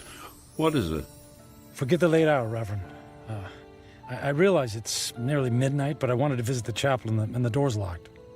Unfortunately, in these times, we must protect ourselves against theft. The doors remain locked overnight. Is there any way I could just go inside for a few moments? No, I'm sorry. If you can come back in the morning, yeah. But you see, tomorrow morning will be too late. I only have tonight. Mm-hmm.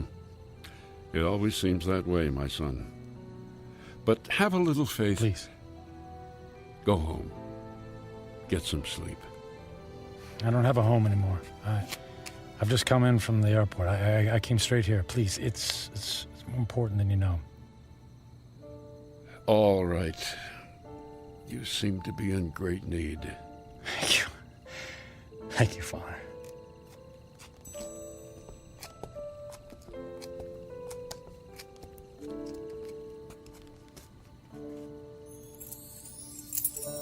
Yeah, it's one of these.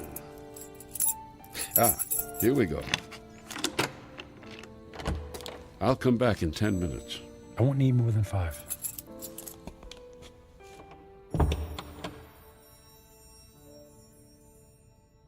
And now that I'm here, I don't know what to say. It's been a long time since I've set foot in a place like this. In fact, I can't remember the last time.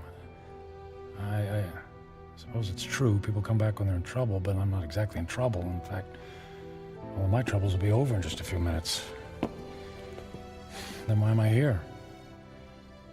Maybe I just wanted to see if I could find a moment of peace before everything ends.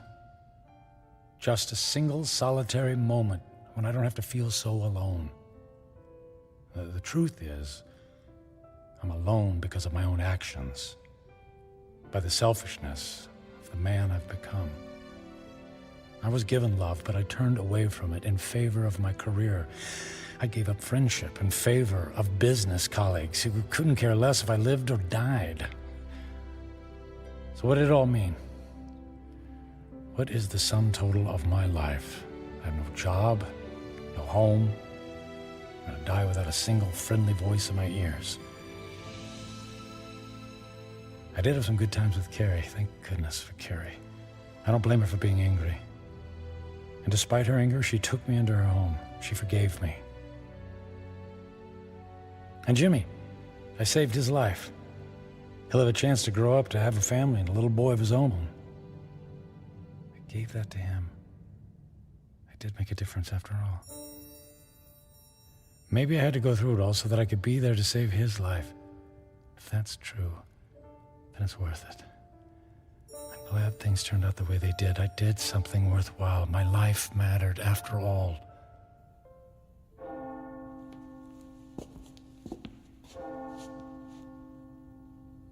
Nearly midnight on the 10th day, just like the old lady said.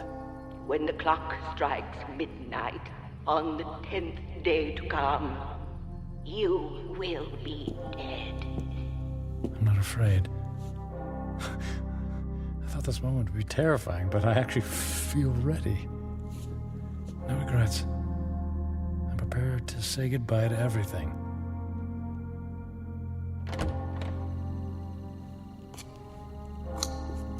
Excuse me, sir. I'll have to ask you to leave now. Yes, I'll go. And thank you. From the bottom of my heart, thank you. No, may I ask one favor? What is it? If anyone asks, can you tell them I was ready and that I was grateful? Grateful? For what? For everything. It was all a gift.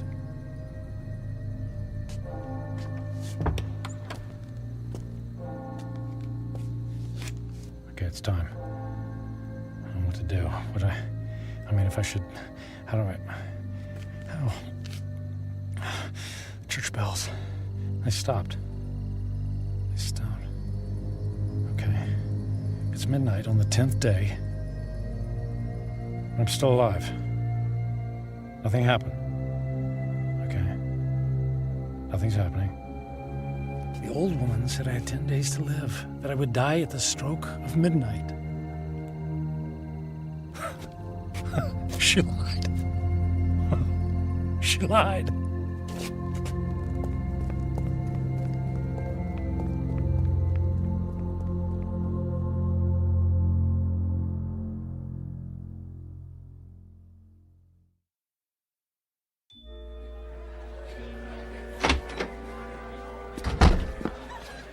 Hey, excuse me. The old lady, the one who reads fortunes, is she here? She just left a few minutes ago. She walks to the bus stop down in the corner. Oh, which corner? Which way? Up that way, go left.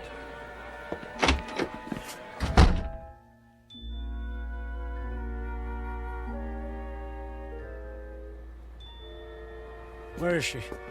Don't let her be. Ah, there she's. Hey, don't get on that bus. Wait. What is it? Who is calling?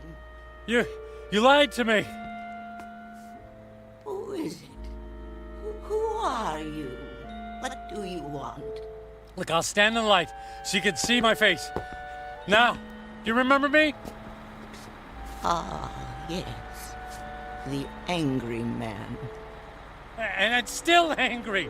You told me in 10 days, at the stroke of midnight, I'd be dead. 10 days are now over. I sold my home.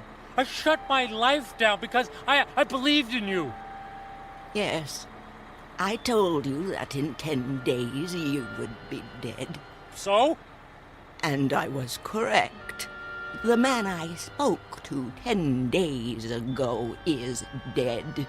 What do you mean? That man was selfish and cruel. That man was friendless and meaningless.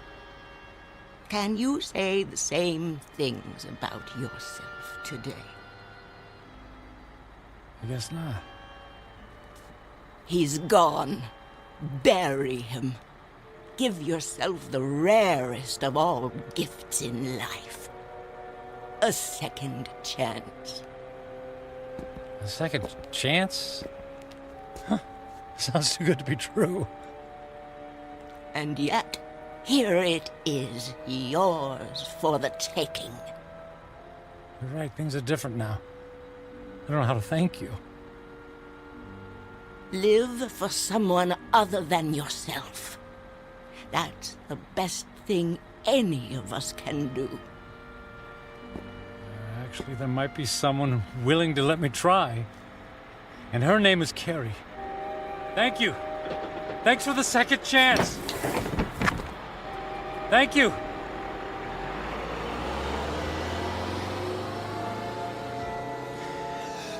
Thank you. Thank you so much.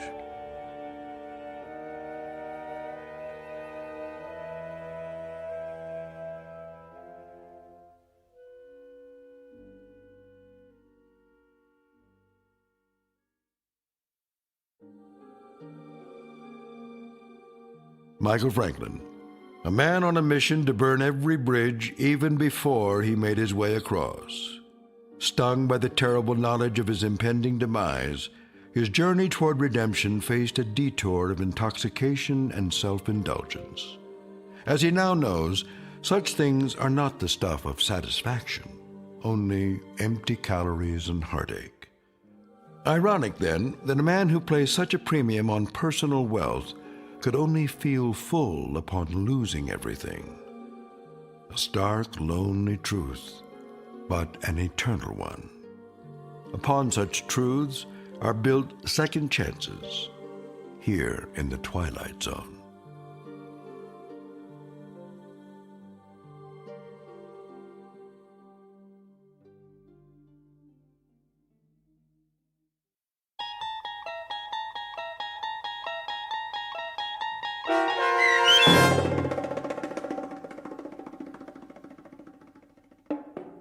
"10 Days," starring Ned Bellamy with Stacy Keach as your narrator, was written for The Twilight Zone by Mark Valente. Heard in the cast were Linda Ryder, David Darlow, Ernest Berry Jr., Roger Mueller, Tony Makis, Saskia Balori, Joby Cerny, Elizabeth Lido, Martin A. Strope, C.J. Amari, Molly Glynn, and David Pasquesi.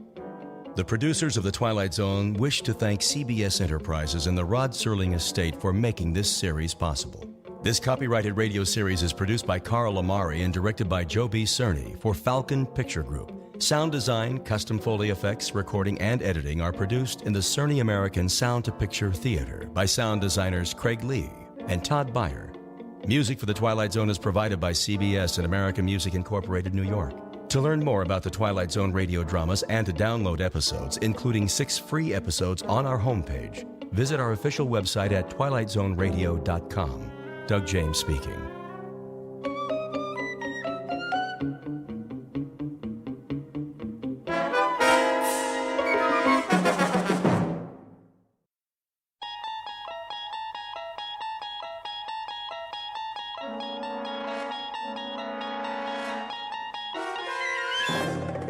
You unlock this door with the key of imagination. Beyond it is another dimension, a dimension of sound, a dimension of sight, a dimension of mind. You're moving into a land of both shadow and substance, of things and ideas. You've just crossed over into the Twilight Zone.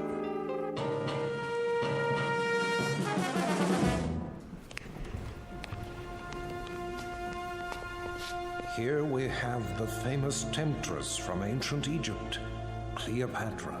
Her beauty almost brought about the destruction of Caesar, Mark Antony, and the Roman Empire.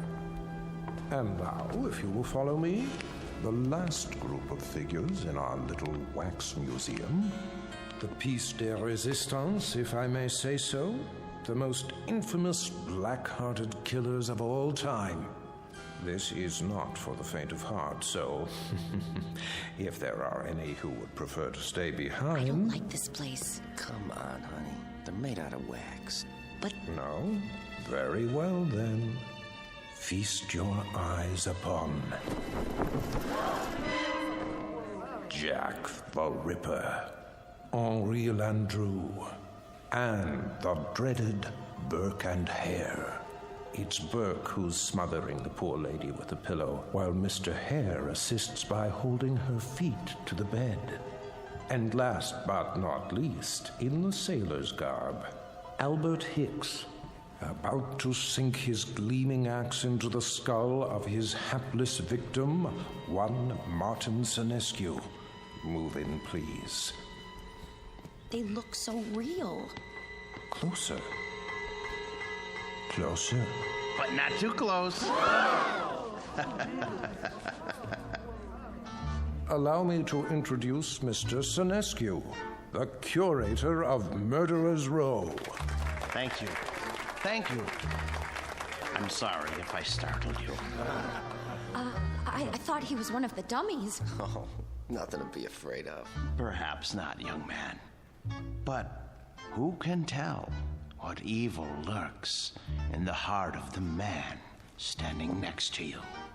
Go ahead, Martin. Introduce your friends. With pleasure. Albert W. Hicks, mate on the oyster smack E.A. Johnson, a gentleman. Yet one day, in 1860, off the Atlantic coast, he murdered everyone in his crew with an axe, exactly like this one. Why did he go mad? I'm afraid we'll never know. Not to mention Burke and Hare, two more monsters of their time. But do they look like monsters? What torment drove them so late in life to behave like ghouls? You see here how they suffocated their victims. A technique called burking. Think of the agonies they endured. Which one's he talking about? Search me. Both of them, sir. All of them. Surely it's dreadful to be murdered, as our victim here would tell you, if she could talk. But to commit murder, to take a life with your own hands, again and again, and not be able to stop yourself. Can you begin to imagine the horror? Nope, but why don't you tell us about it? I wish I could. But somewhere in the world, now, at this very moment, there is someone who can. Yeah? Who? Well, no one knows yet. But if his torment is great enough, and he kills as these poor creatures did, then future generations will know for he will end up here, immortalized in wax, remembered as you and I will never be, like Henri Landru, so filled with love and hate. He loved nearly 300 women in his lifetime, spinsters and lonely widows. He too must have felt agony as he strangled the life out of them. A master of the garret, identical to the one you see in his hands. That looks like some kind of cord. Just a piece of string. Let me see that. Get away from there. Get away from there. I was only... Mr. Sinescu is right. The figures are not to be touched. They are too rare and valuable. Besides, the museum can't be held responsible for what might happen to you. And here, another soul in torment. The Ripper himself. Of all the faces in London's Whitechapel district, which was his? And why did he feel driven to kill those pathetic drabs with one sweep of his knife? Identical to the blade you see before you. Step closer, young lady. What? Go on. It's only a prop. Lean forward. There. That's quite all right. Look deep into his eyes and remember them so you'll never fall prey to such a man yourself. A man who carried a long, sharp weapon which he slashed across women's throats. Like this. That knife, it swung at me. It almost... Spring in the arm. Pretty good trick. A trick, yes, but one that serves to remind us how near death is to all of us. When we look at Hicks, at Burke, and Hare, at Landru and the Ripper, we see what appear to be ordinary men. What devils pushed them to their bloody fate? We can only guess. Thank you for your kind attention. Thank you, Mr. Sinescu. Ladies and gentlemen, this concludes our tour of Ferguson's museum.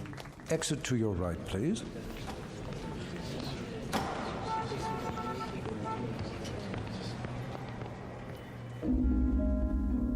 Mr. Martin Sinescu, a gentleman, and the curator of Murderer's Row in Ferguson's Wax Museum.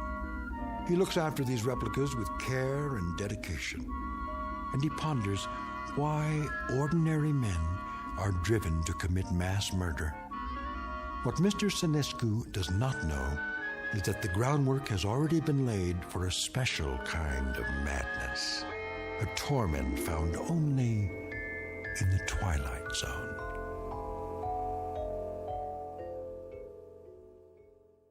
And now, The Twilight Zone and our story, The New Exhibit, starring Joby Cerny with Stacy Keach as your narrator.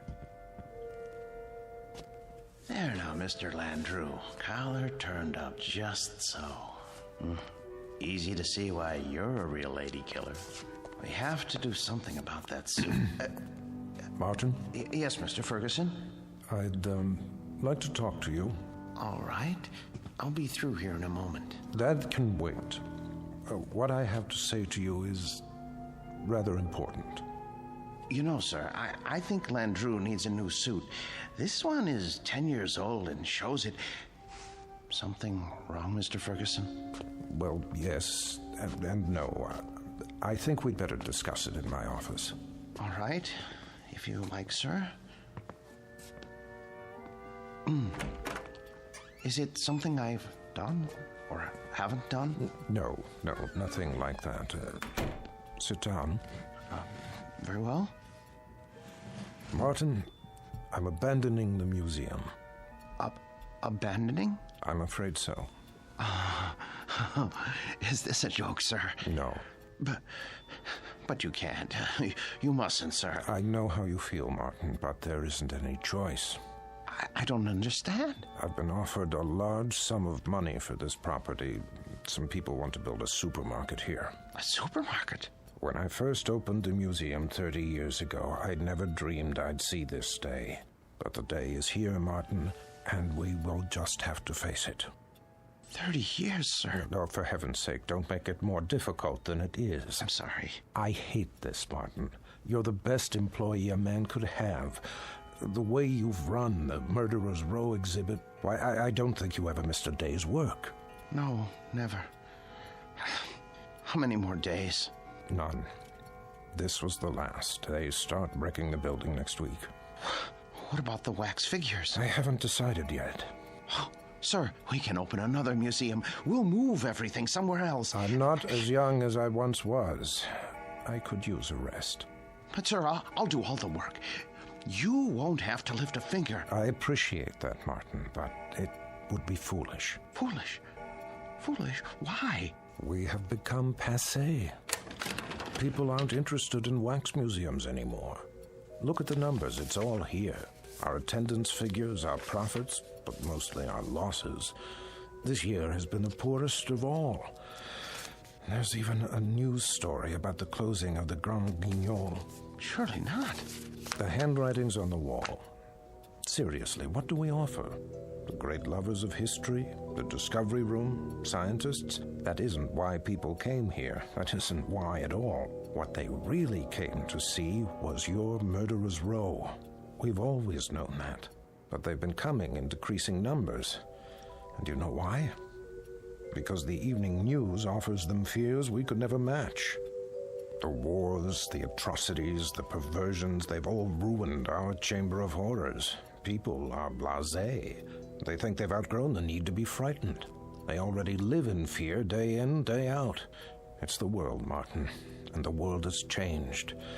No, it would be foolish to open another museum. Maybe it's the location or the exhibits. Remember how people came after we installed the Ripper's arm with the knife and the spring mechanism? That was years ago. They're simply not interested anymore. But what's going to happen to them? Landru and Hicks and the others? If I could sell them, I would. But there is no market for wax figures.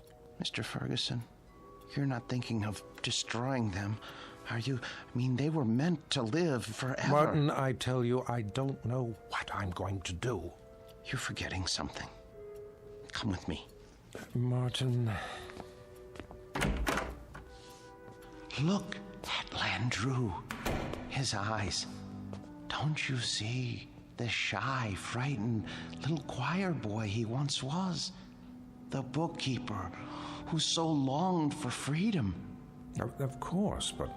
Even the cheek feels real, like flesh, with pores, and the mouth. Isn't it about to say something? Oh, Landru was an elegant man, full of tenderness. It's right here, in the lips. The way... What are you trying to say? Mr. Ferguson, you seem to have forgotten that these figures are the work of the great Henry Guillemond, the only ones he created outside of Europe. I haven't forgotten. There was genius in everything he did. They're not just so much candle wax. It's as though they were alive. I'm afraid it doesn't make any difference now. I don't think I could stand it if these figures were destroyed. It would be like losing 5 close friends. I won't destroy them, Martin. I give you my word. But where would I store them? You know how vulnerable they are to changes in temperature. I could take them. You? Yes. What would you do with them? I wouldn't put them in an ugly warehouse, I'll tell you that. They need constant care. I'll put them in my basement. That's ridiculous. Think about it. What would Emma say to having the figures of 5 famous murderers in her basement? Oh, she wouldn't mind. She rarely goes in the basement. It's my space. She'll understand.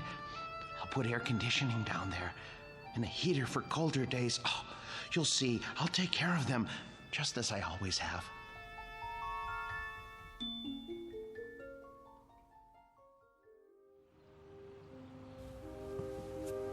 You haven't eaten your breakfast. I'm not hungry. They should have arrived by now. They'll get here when they get here. Now, how long do we have to store them? Not long. What time is it? You asked me that 5 minutes ago. Oh, way something happened. It's not like moving furniture, you know. They should have let me ride in the truck. What if they dropped one of the crates? There they are now. Just relax. You Martin Sinescu? Yes, are they all right? The boxes? They okay. They didn't break, right? Nope. No bumps? No bumps. Where do you want them? Look, carry them to the rear of the house and down to the basement. Carefully. Take your time. Wait a minute, how much time will it take? I don't know, an hour maybe. You gotta pay by the hour, you know. Sign here. With pleasure, and please, hurry. You see? All here safe and sound. Easy! Please, don't jiggle them. Will you stop worrying? It's getting warm. What? I say, it's getting warm outside. They're very delicate. They can't stand more than 80 degrees. I didn't think they were so big. They're not. The boxes are big. The actual figures are not any bigger than you or I. See? Landru's in the first one.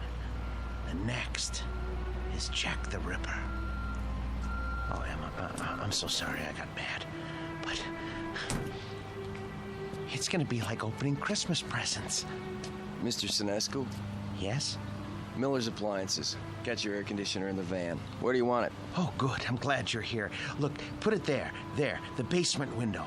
Oh, please, hurry. I'll do my best. Thank you. You bought an air conditioner? I had to. They can't stand the heat. How much did it cost? Don't worry about that. Well, I am worried about it. Please. Leave me alone. Just leave me alone with my friends, all right? Now, if you don't mind, I have to go downstairs.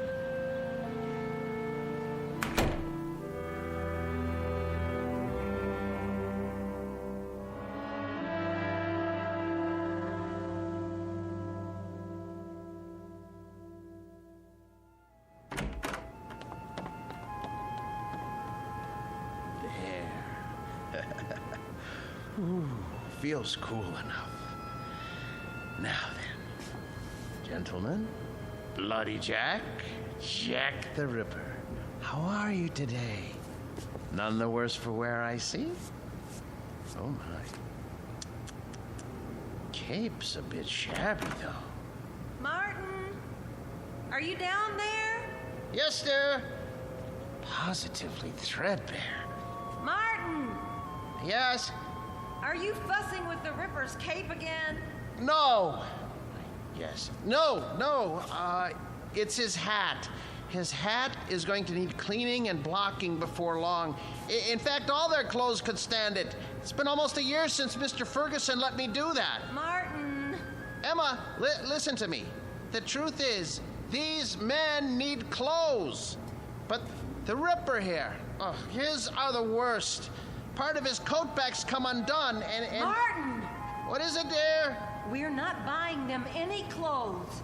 Oh, Emma, listen. It's not just buying. It's tailoring to fit their bodies. I don't care, Martin. Oh, you don't mean that.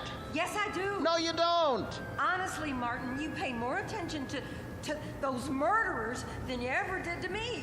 Oh, Emma, listen, that's not true. You practically live down there. Emma, they're a trust, a sacred trust. These figures were made by Guillemont. They're masterpieces. All right, so they're masterpieces.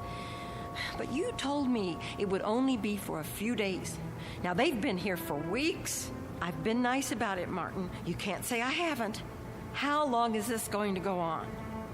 I'm sorry, dear. I didn't lie. I thought they'd be here only a little while. I really did. But, well, I can't find anybody to finance the museum. Well, how can you find anyone if you spend all your time down there? Well, I phoned, but everyone I talked to never even has heard of Henry Guillemont. Can you imagine that? What's that? The electric bill. You see how much this air conditioner is costing us running around the clock? Well, you know how hot it's been. Oh my. That is high, isn't it? I'd like to know how we can go on paying it. Martin, there's no more money in the bank. I know. But you mustn't worry. I promise you, I'll think of something. There must be somebody somewhere. Mr. Ferguson. No. Why not? You've told me he loves these things as much as you do. Besides, isn't it up to him to take care of them? Emma, I don't know anyone in the world I respect as much as Mr. Ferguson. And I would never trust these figures to him. I couldn't be sure they were cared for properly. I don't even think I could sleep if I... So we're stuck with them. Stuck? Emma, it's an honor, a privilege. For you, maybe. But how do you think I feel? I am afraid to go into the basement because of these monstrosities. I mean, I just about get a heart attack, Martin. The way they stand there and stare at me, they're frightening. They're supposed to be frightening. Live with them as long as I have, and you'll come to love them. Love them? One day, they cease to be strangers to you, and you want to say good morning to them and ask them how they passed the night. And when that happens, Emma, I tell you, Emma, where are you going, Emma?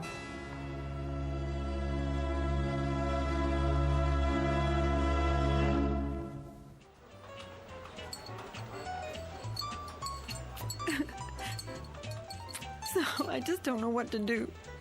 I mean, we can't borrow any more against the house. That's true. There's no chance for a refi without proof of income. And then today, when the electric bill came, I realized we've been spending a fortune just to keep the basement cool. You should have told me about this. I know, but I didn't want to bother you. I'm also your brother, remember? Oh, Dave. If only one of those people would loan him the money to open the museum, everything would be all right. Now, Emma, listen to me. Nobody's going to put money into a crazy scheme like that. Old Ferguson knew what he was doing when he sold out, and he was smart getting Martin to take care of those dummies. I shouldn't complain. It's just that you know how much he loved his job, and it was such a shock losing it. Do you want me to help? I didn't come here to ask you for a handout. Don't be silly. We're family. And believe it or not, I've always kind of liked the guy. But what's happening now? It sounds like he could use a few hours with a shrink.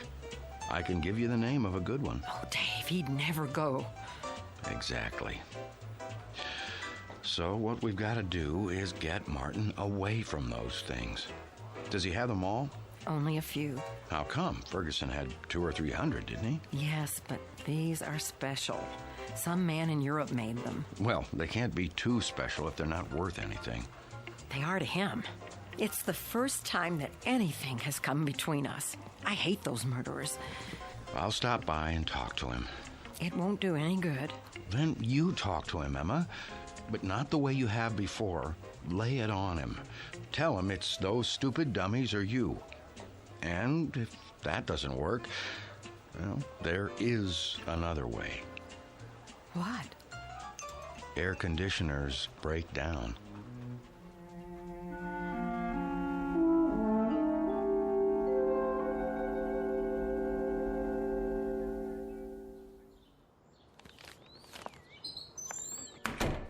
Emma? Emma? Is that you?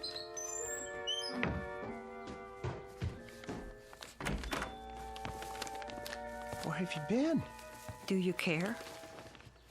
I know you're angry, but what can I do? I have to keep the figures in perfect condition. I can't let them go, or... Where did you get those groceries? I thought you said we didn't have any money left. Dave gave me some cash. Oh, no. Oh, my, oh, my, oh, my. You told your brother. Martin, we can't go on living like this. I'll borrow some money from Mr. Ferguson. Borrowing isn't going to solve anything. Now, Martin, I know what those figures mean to you, but... But what, Emma? What? I simply will not have them in this house 1 minute longer. Martin, once they're away from here, you'll be a different man. You'll see. You've lived with wax dummies so long, you've forgotten how to be a human being. No, I haven't. What kind of friend do you think I am? I cannot desert them now, not after all these years. They need me. They'd be lost. Martin, they're not alive. They don't need anybody. I want you to see a doctor. What? A doctor? Yes. Just once. What do I need a doctor for? Because, Martin, there's something the matter with you. You haven't been yourself lately. Oh. Well, who have I been then? Well, I'm not sure. Somebody I've never known. But Martin, staying down in the basement all day and talking to those things, honey, it's not natural. I know it's not natural, but it's my job. I'm not the only husband who brings his work home with him. This was your brother's idea, wasn't it? Well, you go back and tell him to mind his own business.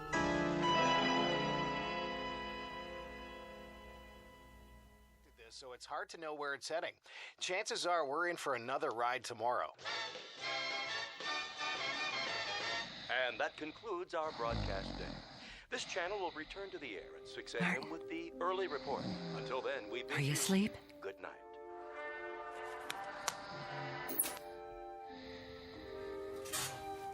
God forgive me. It's time for the air conditioner to break. Oh, it's so dark down here. And cold. Well, it won't be for much longer. Oh, where's the fuse box?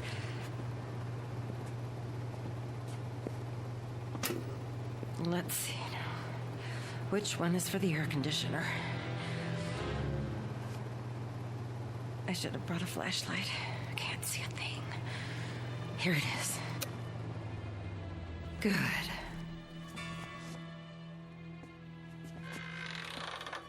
What? Who's there? What's happening?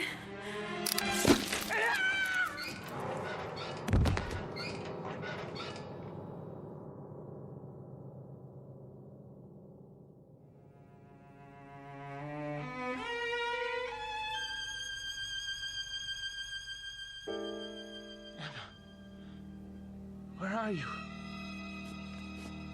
Emma? Emma?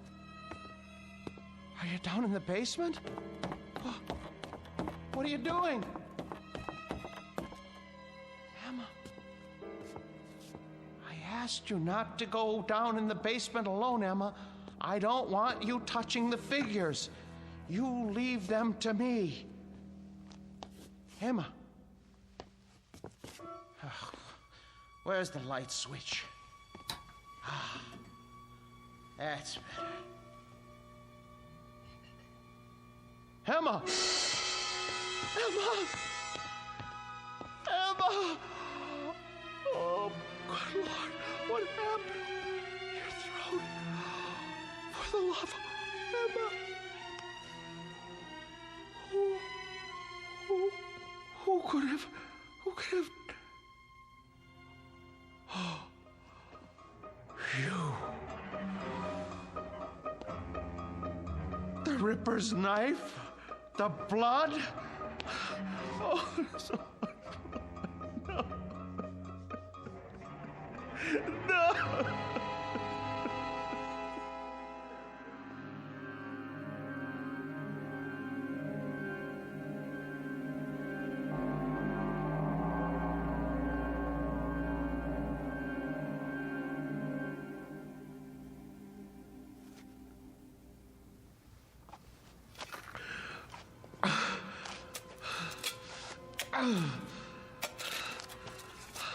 I hate to bury you down here, Emma.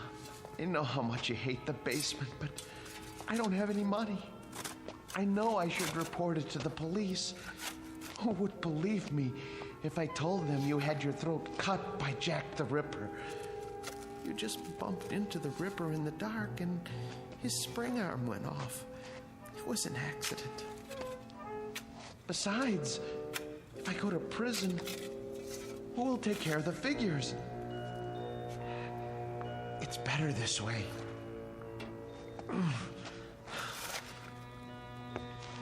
They didn't like you, you know. You said some very unkind things about them, and they heard you. You have to be careful around Jack. He has such a temper. I should have warned you. There. Now for the cement. Oh, poor Emma. But it's too late to tell her anything now.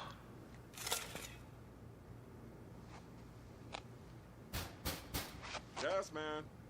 Come back later.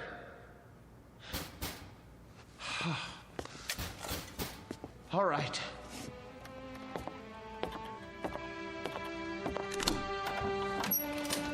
Hi, Mr. Snesku. I gotta read the meter. Hey, careful of the cement. It's wet. Oh, yeah. Doing a little patching, huh? Floor must have been pretty bad. Yes, it was cracking. I had to do the same thing. These old houses, holy mackerel! Something the matter? Woo! For a minute there, I thought they were real. How'd you ever get statues like that? Yes, well, they're wax, actually. From the museum, I'm taking care of them. Boy, they're the most realistic things I ever saw.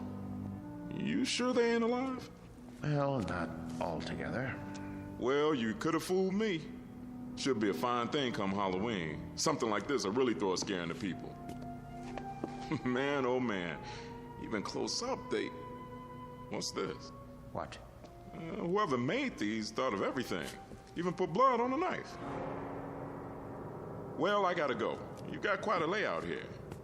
Hey, tell me something. Yes? Don't they ever give you the creeps? Not when you know them as well as I do.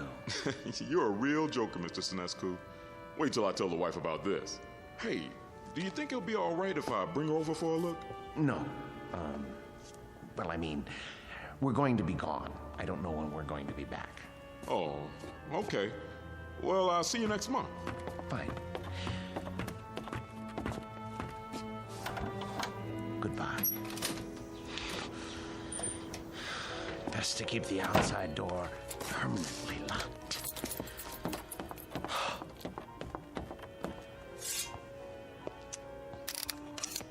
Jack, I'm surprised at you. I really am. How did you manage all those murders without being caught by Scotland Yard? Any killer knows you can't leave blood on the murder weapon. And I don't mean to make a joke, Mr. Ripper. It's a dead giveaway. There. Knife's good as new. Now behave yourself. Emma? Oh, no. It's her brother. Martin, you in there?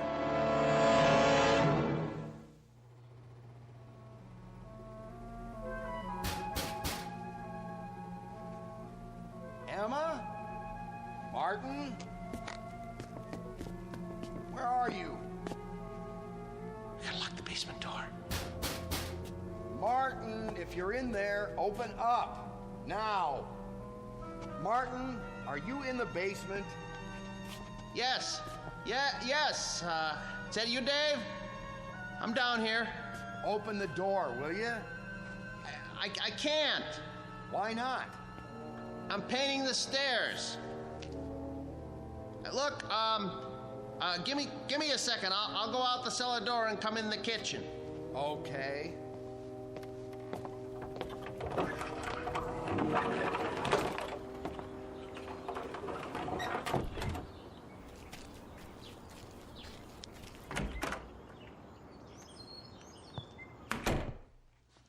Where's Emma? She went out to get some air. Just as well. Mind if I sit down? Why? What do you want? You sit down, too. Dave, look, I don't have time. I'm in the middle of something. Now, just tell me what you want. Emma came to see me yesterday. I'm very embarrassed. She told me about it. She did, huh? Well, that'll make it easier. Perhaps. Oh, you two have an argument? Yes. But look, everything is settled now. Glad to hear it. She was pretty upset when she talked to me. I know. You didn't treat her square when you brought those dummies home. That's been changed. Well, now, I guess I had you pegged wrong. You got rid of them. Yes. Must have been pretty hot in here last night, huh? What? For a bunch of wax dummies. Hey, what's that humming noise? I don't hear anything. It sounds like it's coming from the basement. No, is that the air conditioner? I don't know what you're talking about. What are you driving at? Why's this door locked? I told you, the steps are wet from paint. I don't smell any paint. And why's the air conditioner still going if you got rid of the dummies? Well, I thought it might help the paint dry. Yeah? I thought it might get rid of the fumes. Is that all right? This is my house, isn't it? I think you locked it because you don't want me going down there. You better open up. Are you threatening me in my own house? You didn't get rid of those things at all. Where's Emma? Look, I am tired of answering questions. I've had a busy day. I'll thank you to leave now. All right. I don't want to cause trouble for Emma, so I'll go. But have Emma call me when she gets back, here? I will.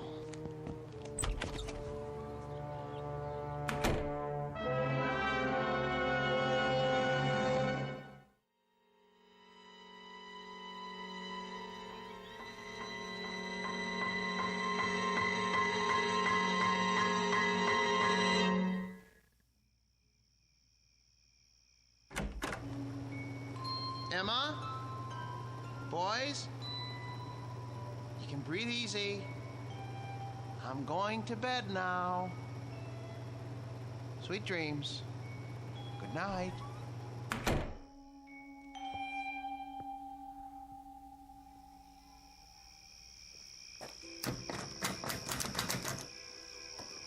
Huh. Locked up tight as a drum, huh? Now, what's so important down there he didn't want me to see? Ugh, window's too dirty to see in. So, I guess I'll just have to force it open. Whoa, air conditioner's on all right. Cold as a tomb down here. It's so dark. Now, let me light a match. Oh, a dummy in a sailor suit with an axe. Oh, Martin, old boy, you need help. You really do. Ugh, when you look at these two, plug ugly. And two more big ones. Oh, some knife. Looks real. What the heck? Oh, a shovel. Fresh cement? What is he trying to cover up? Blasted match. Who's there? Who's there? Wait. What the? Where's the axe?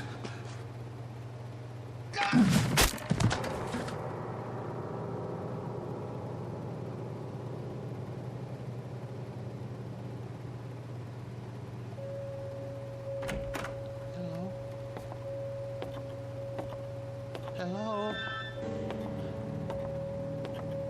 What's going on? Who's here? Hicks. Where's your axe? Dave. Dave. Oh no. Mr. Hicks. When I took your axe away from you and put it up in the rafters where you couldn't reach it, I tried to make sure that nothing like this could happen. How did you get it down from there? Why did you take it off the rafter?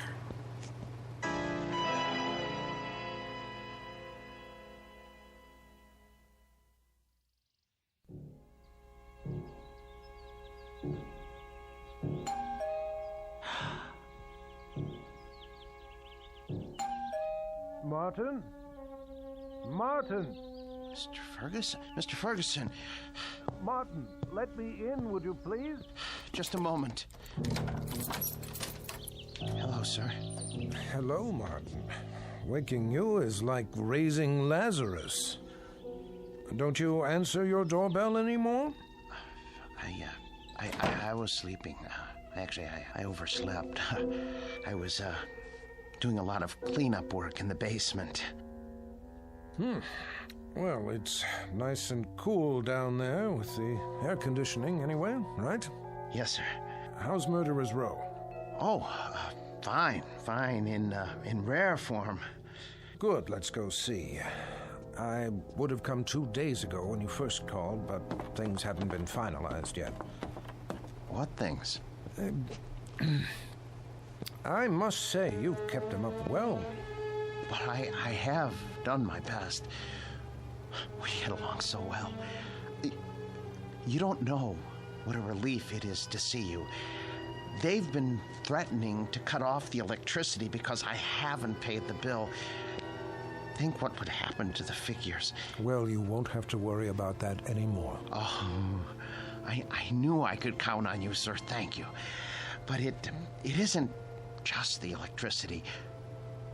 Look at the Ripper's coat. It needs to be fixed. The threads are falling out. Look at all of their clothes. Maybe it's too humid down here after all.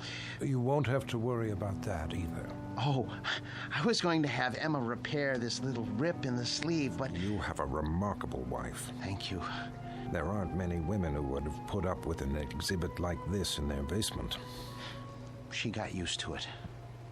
You're looking a bit grubby. Have you been sleeping down here? Yes. I wanted to show you. I came across an item in this book last night. Martin? I forgot I even had this. It's got a letter in it written by Landru himself. Martin, listen to me. I'll read it. But for you, whose very walk is beautiful, whose sweet eyes and smile make a just claim to happiness, whither am I bound, my dear little friend, under your tender leadership?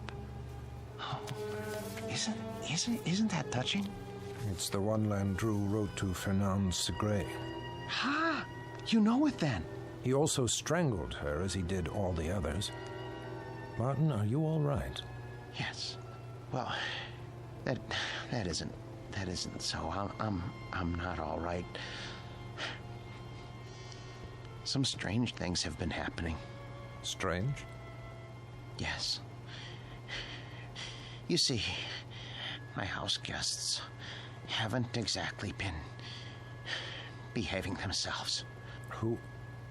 Oh, come on now. It's true. I swear. You have no idea what they've been up to. Martin, you've been so close to these figures for the past 3 months, you're beginning to imagine things.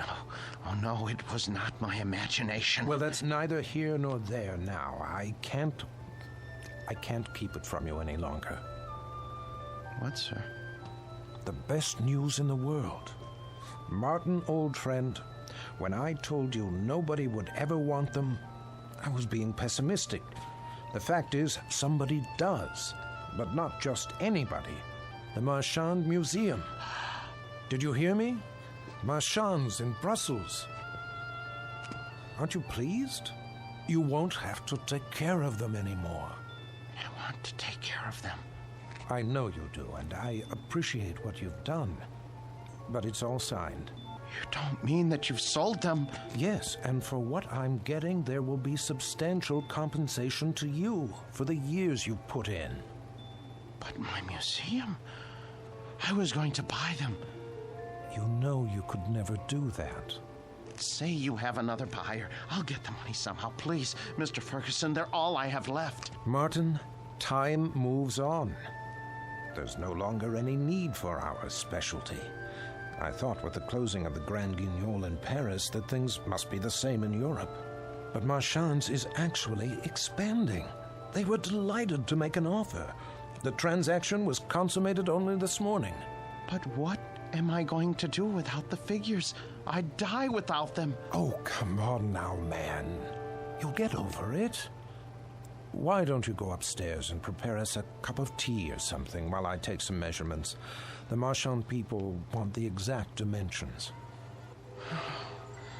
All right, Mr. Ferguson. If you're sure that that's how you want it. I'm sure.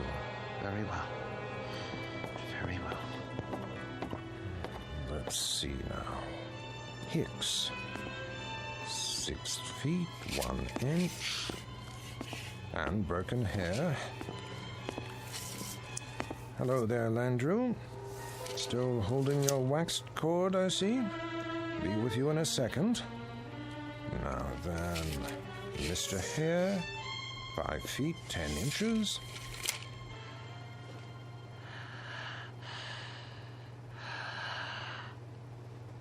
What? What?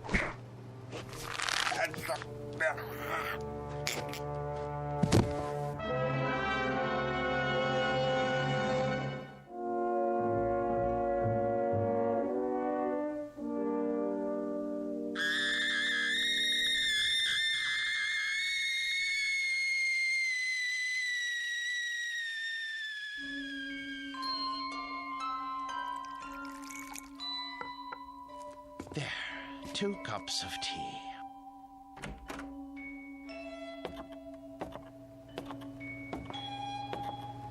Mr. Ferguson, I don't remember whether you take cream and... Mr. Ferguson? Mr. Ferguson!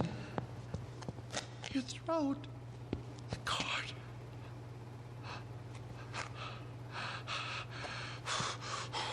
Why did you strangle Mr. Ferguson? And the rest of you? I know you didn't have any part in this, but you didn't stop it either. Landrew, you have gone too far.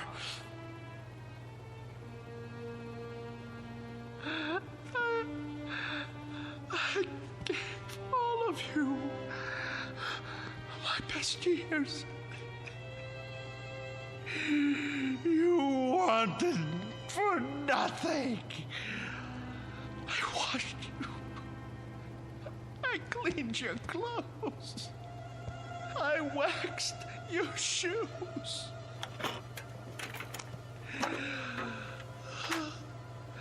The air was always the right temperature because I made it so. I defended your deeds against the thousands who came to see you. And when Mr. Ferguson sold the museum, who spoke up for you? Who wanted you? And now what have you done to repay me? Murdered Mr. Ferguson? He was a good man. The books were right.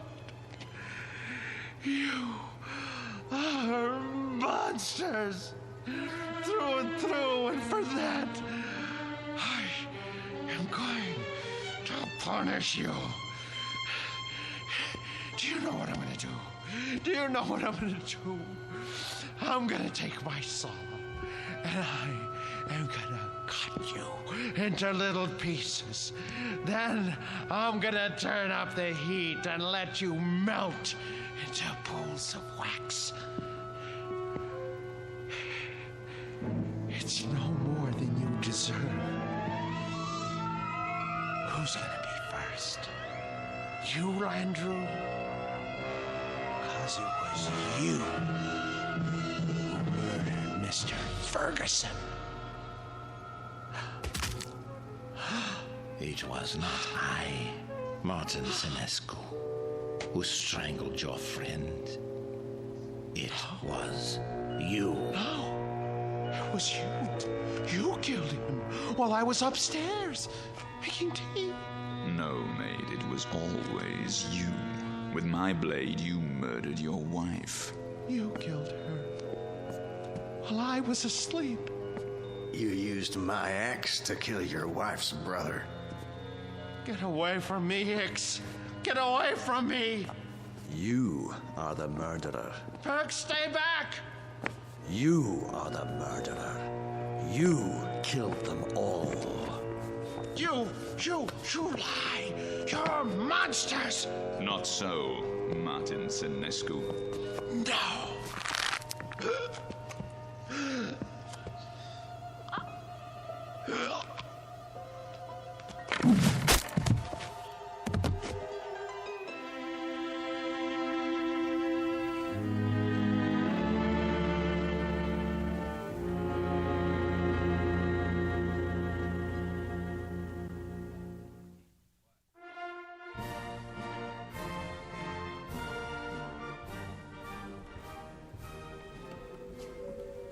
And here is the latest addition to Marchand's Wax Museum, Murderer's Row, complete with its newest cast member, Martin Lombard Senescu, a remarkable and most versatile man.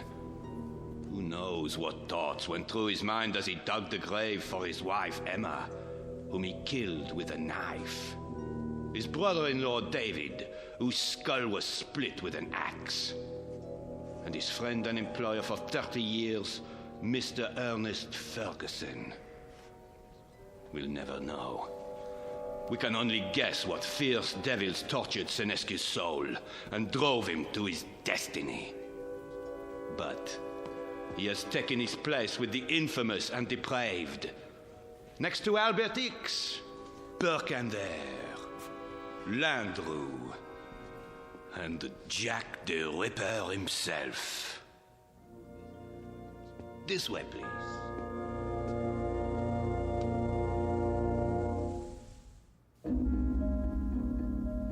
The new exhibit became very popular at Marchand's, an instant hit. But of all the figures modeled so lovingly in wax, none was ever regarded with more dread than an American named Martin Lombard Senescu. There was something about the eyes, people said, dazed, vacant, as if he had seen too much and come to understand it a moment too late. But they shouldn't have been surprised. It's the look one often gets after a quick walk through the Twilight Zone.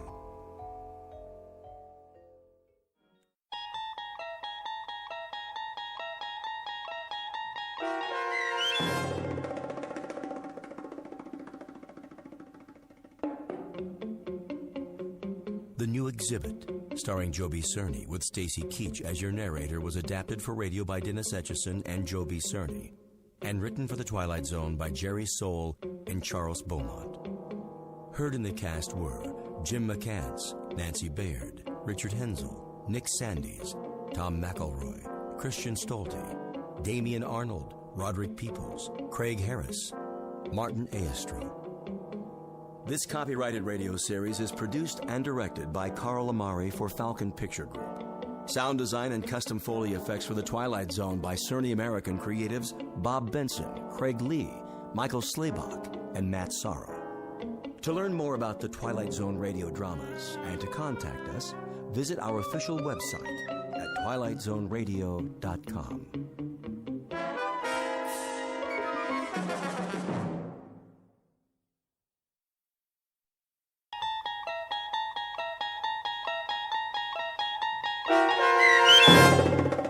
Death's Head Revisited, starring H.M. Wynant, with Stacy Keach as your narrator, was adapted for radio by Dennis Etchison and based on a script by Rod Serling. Heard in the cast were Maggie Carney, David Darlow, Richard Shavsden, Peggy Roeder, James Schneider, Carl Amari, Doug James, and Roger Wolski. To learn more about the Twilight Zone radio dramas and to obtain audio cassettes and CDs of these programs, visit our website at twilightzoneradio.com. The producers of The Twilight Zone wish to thank CBS Enterprises, Carol Serling, Dennis Etchison, Dick Brescia Associates, Claire Simon Casting, Terry Jennings, XM Satellite Radio, Sirius Satellite Radio, our sponsors, and our radio affiliates for helping make this series possible. This copyrighted radio series is produced and directed by Carl Amari and Roger Wolski for Falcon Picture Group. Doug James speaking.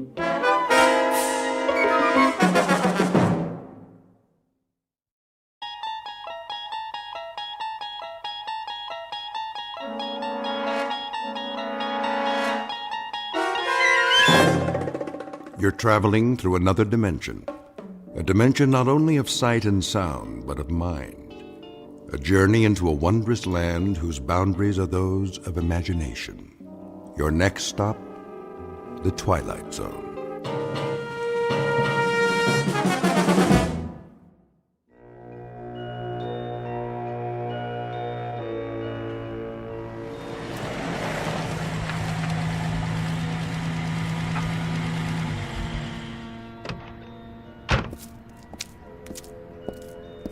Here we are, sir. Oh, the old inn on the square. Yes, sir. How perfectly charming. You have been here before? No. It's just as the guidebook said. Let me get your bags. In a moment. First, let me see if they have accommodations. Very good. I'll wait, sir. Hello? May I help you? Good day. I've just arrived in your town. Yes, sir. And I was wondering, do you by any chance have a room available? Let me see. That would be a single? Yes, I'm traveling alone. I can give you a lovely front room overlooking the square. That would be perfect. Would you care to see it? No need. I'm sure it will be quite satisfactory. In that case, welcome. If you would be so kind as to sign the guest book. Of course. Thank you, sir. There was something else. No, sir. Well, then? Yes? The key. Oh, yes, the key. Mr. Schmidt, is it? That's what I've written. Of course. Of course what? I mean, sir, I just wondered... Well, it was just that... You wondered what? It's just that you remind me of someone, Mr. Schmidt. Oh? During the war. The war, so long ago. There are times when it does not seem so. I suppose. There were SS stationed here. You don't say. They used to come to the inn very often. Did they? When they were off duty.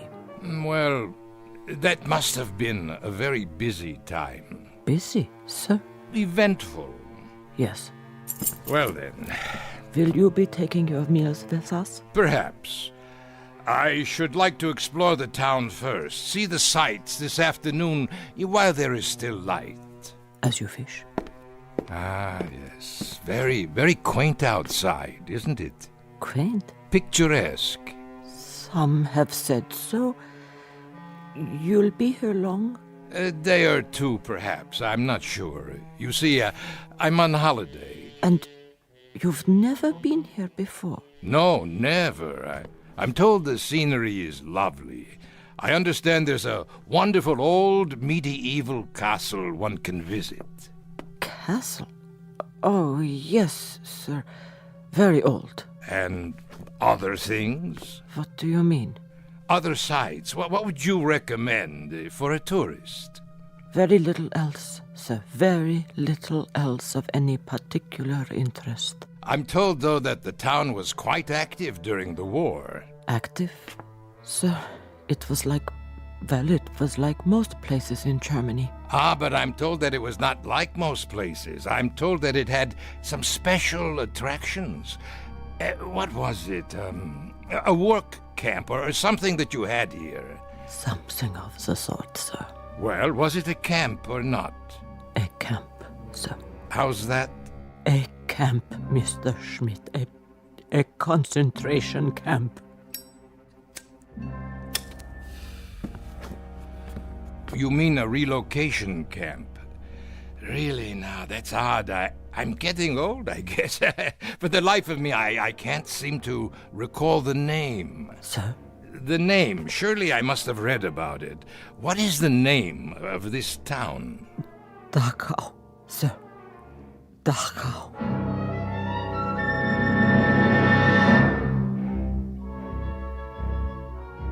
Mr. Schmidt recently arrived in a small Bavarian village which lies 8 miles northwest of Munich.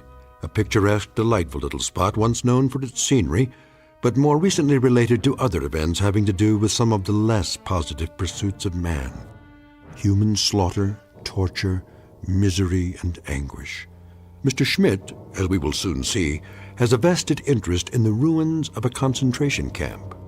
For once, some years ago, his name was Gunther Lutz. He held the rank of captain in the SS. He was a black uniformed, strutting animal whose function in life was to give pain.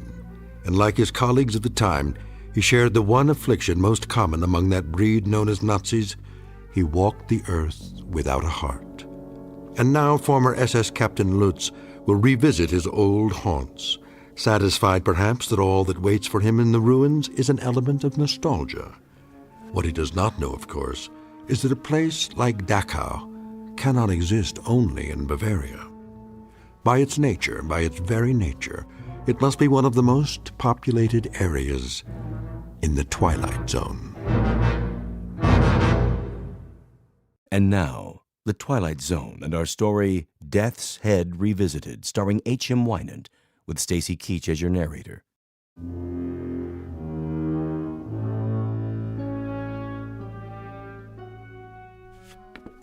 To be sure, Dachau. Once a peaceful place to live, but now? The camp, it's just there on the hill, isn't it?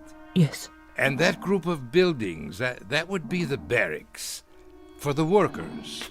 Workers, sir? And the officers, of course. I wonder if their quarters are still standing. Most of us would like it all burned to the ground. Oh? Such a disgrace. Yes, of course.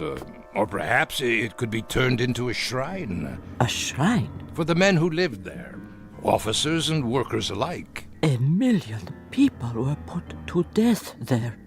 Men and women and children, but not the officers.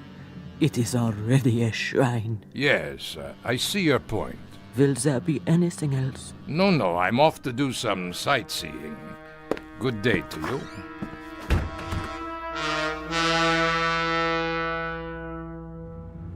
You are on holiday, Herr Schmidt.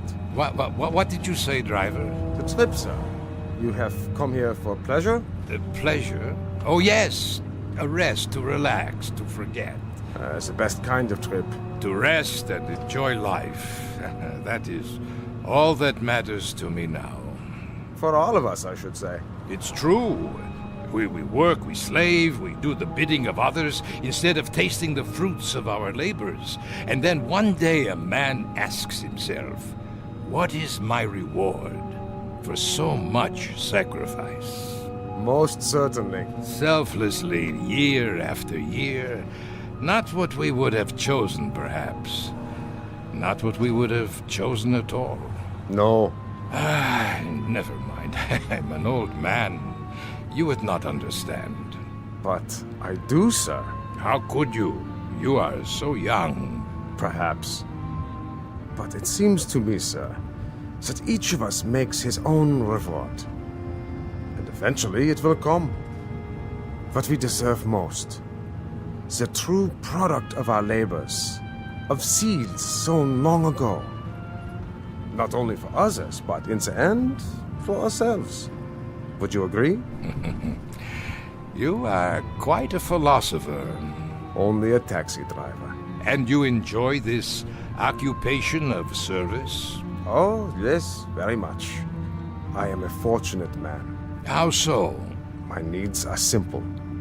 I bring comfort to others in some small way. It is the best work anyone can do.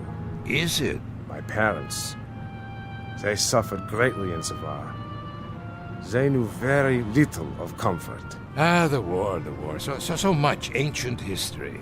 but not yet forgotten. For some, perhaps. For myself, I hardly remember any of it. And yet, you have returned. On the contrary, I've never been to this village before. My apologies. I thought because you wish to see the camp. I'm a teacher of history, that is all.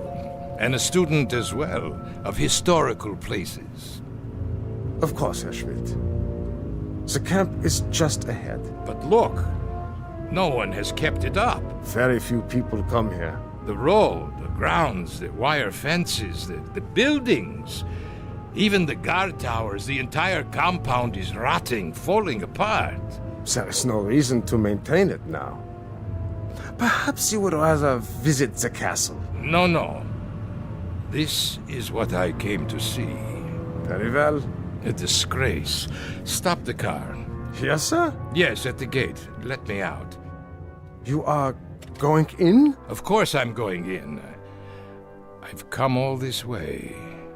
I shall wait for you then. Return in 2 hours' time. 2 hours? There is much to study, notes to be taken, you understand. As you wish. That should be adequate. I'll come back to this spot, then, in front of the gate. Yes. And kindly be punctual.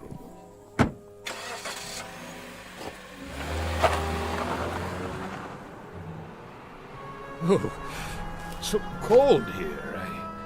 No, wait! I've changed my mind! Well, I can always walk back to the hotel if I must. But first, look around.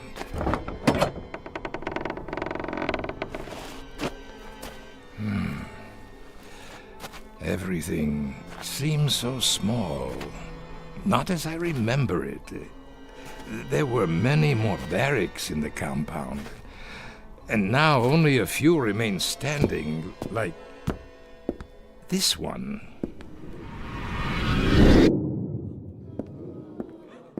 All right, pigs. Up! Time to greet the morning. On your feet. Another splendid day, a day of glorious service to the fatherland. Please, Captain. More water. A ration of bread? Anything. I beg you. I'm pleased to bring you news. News? What has happened? The war. It is over. Even better. It snowed during the night, but the temperature's only slightly below zero. So, you will assemble in the yard at once. Do not trouble yourself with clothing for the occasion. First, we do some simple exercises to increase our physical strength. Not now. I have no shoes. Will freeze. My hands, my toes. Frostbite. Sir, I cannot stand. Outside, I say. Yes, outside. Nothing in there but an empty room. The yard. And the towers. I remember. Next to the punishment posts. 1, 2, 3. At least they still stand. What's that? A sign. Still hanging. On that building. It says detention. Ah, yes, I remember you. Oh, we had good times in that building. Oh, such good times. Water. Please. Water. Water, pig? You'd like water? Unfortunately, we have no more water. Not for you. Why should you care? It's been only 5 days since you've been fed. Only 5 days, pig. 5 short, inconsequential days. That is nothing. On your feet, filth. Locked. It doesn't matter. Such a long time ago. But it doesn't seem so. And now there is no one to share those memories. Good afternoon. Where? Over here, at the window. But I thought there was no one inside. Who are you? Did I startle you? Well, I did not expect to see anyone here. Why not, Captain? Wait. Why do you call me that? But you are a captain, aren't you? No, I am Professor Schmidt. So, that is your name now. You have me confused with someone else. Is that right? Or is it you who are confused? I tell you, I never forget a face. I am Professor Schmidt. Are you? Your clothes. But about them, you don't approve? Why are you dressed that way, like... Like what? A prisoner. Very good, you do remember. But there are no more prisoners. No? Not now, surely. Welcome back, Captain. Why do you say that? Because I've been waiting. Waiting? For what? I can't forget a face. Especially yours. I tell you, I don't know you. Are you sure? I must go. Where are you going, Captain? That is none of your concern. Back to the town? To the life you have now? Yes, my life. I shouldn't have come. I am leaving now. I'm afraid that is no longer possible. Don't follow me. Get away! How can it be locked? There was no one near it. No one. Wasn't there? What have you done? I haven't touched the latch. Then who? I saw your own hand on it only a moment ago. Nonsense. As you wish, Captain. Why do you persist in calling me that? As I told you, I've been waiting. For what? For you, Captain. We've been waiting a long time. Such a long time. We? There's no one else in these ruins. Isn't there? Wait. You're... Yes. Of course, I remember you. And well you should. How well you should, Captain Lutz. Captain Gunther Lutz of the SS.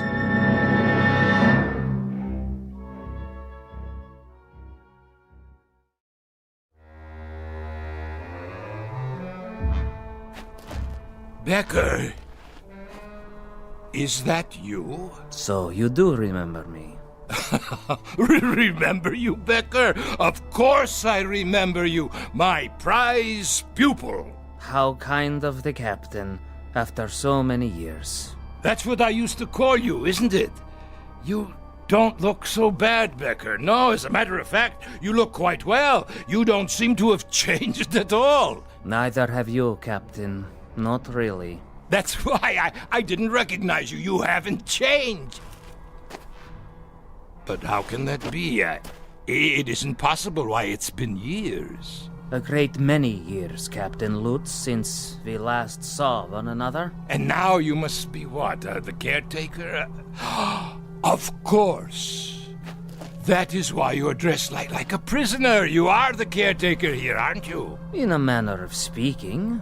Why, Becker, I must tell you, this is not only a surprise, it's a rather pleasant surprise. For me too, Captain. Isn't it odd? How so? It's odd that our paths cross again and we meet now under somewhat happier circumstances. Happier? Yes, for some of us, happier. What was that? What, Captain? It sounded like... The wind, Captain? Perhaps it was the wind. Yes, only the wind. But it is not the wind. No? Don't you hear them? It sounds like... Like what, Captain? Voices. Really? What do you want? Whoever you are, come out and face me! Cowards! If that is your desire, Captain. But I assure you, they are not cowards. Then why don't they show themselves? As you wish, Captain. As you wish. Where are they? They disturb you, Captain? Stop calling me Captain, please. I'm not a soldier anymore. Soldier? You never were a soldier, Lutz. The uniform you wore cannot be stripped off one's skin quite so easily. It was a part of you, a part of your body, an emblem of your mind, a tattoo, Captain. A skull and crossbones burned into your soul. What do you know about it? I was a soldier, Becker. No, Captain Lutz. You were a sadist. You go too far, Becker. Do I? Yes. How can you say such things to me now? Very easily. I speak only the truth. Then if that is the case, you must know. I know that you were a monster. Of the worst sort. One who derived pleasure from giving pain.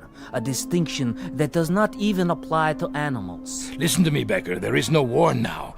That's all over with. It's in the past. Is it? There is no more Reich. There are no more camps. How convenient for you to think so. Oh, it is ridiculous. It is patently ridiculous to dwell on these things. What else should I be thinking of? You did as you thought best, and so did I. I performed my duties, functioned as I was told. Stop that noise! Odd that it should disturb you. It never used to. Not even when your victims screamed. Victims? What are you talking about? You weren't quite so sensitive when they screamed for mercy, but now they are not screaming, Lutz. They are simply reacting. They are responding. They have just listened to you offer the apologia for all the monsters of history. We did as we were told. We functioned as ordered. But that is the truth. We merely obeyed directives from our superiors. Familiar, is it, Captain? Stop this. It was the theme music at Nuremberg, the new lyrics to the Götterdämmerung, the plaintive litany of the master race as it lay defeated and dying. We were never defeated. We were betrayed by disloyalty from within, infiltrators, spies. Always the fault of others. We did not do, others did. We did it, but others told us to. Or someone else did it, but we never knew it was done. Captain Lutz, 10 million human beings were tortured to death in camps like this. The diseased, the lame. Women, children, tired old men. They could not contribute. You know nothing of history. In time of war, there is a hierarchy. There must be. Only the strongest survive. So you burned them in furnaces. Our facilities were inadequate. But you murdered them nonetheless. Not just the Jews, but the gypsies, the communists, the outsiders. You shoveled them into the earth. You tore up their bodies in sadistic rage. And now you come back and wonder that the misery you've planted has lived after you? That is the real wonder, that you are so naive. There is no point in talking about this any longer.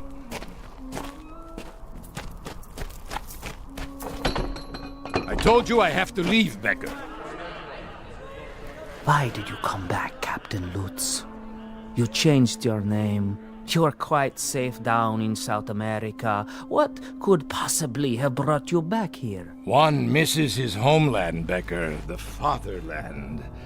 One grows nostalgic for the good old days, when one was young and strong. I had hoped that with the passage of time, sanity would return. People would be willing to forget the little mistakes of the past. They would not succumb to these primitive cries for vengeance. Little mistakes. Little mistakes.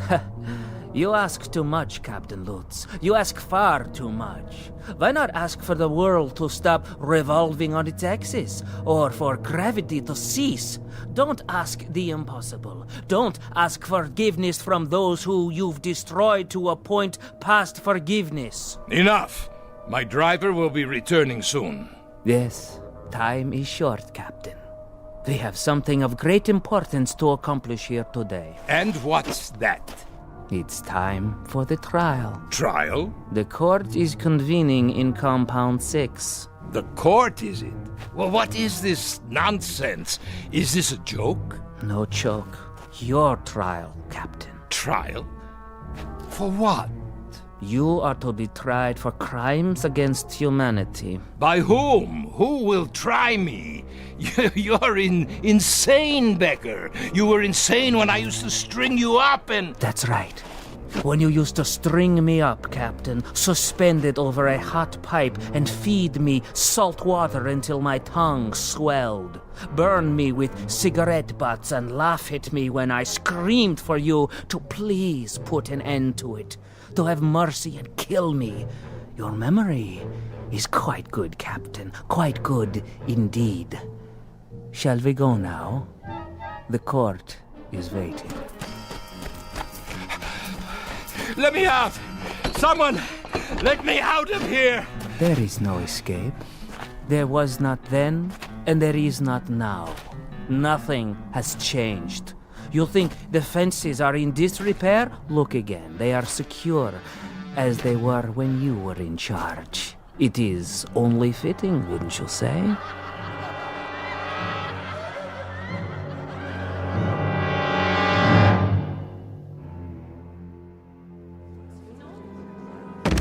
No, please!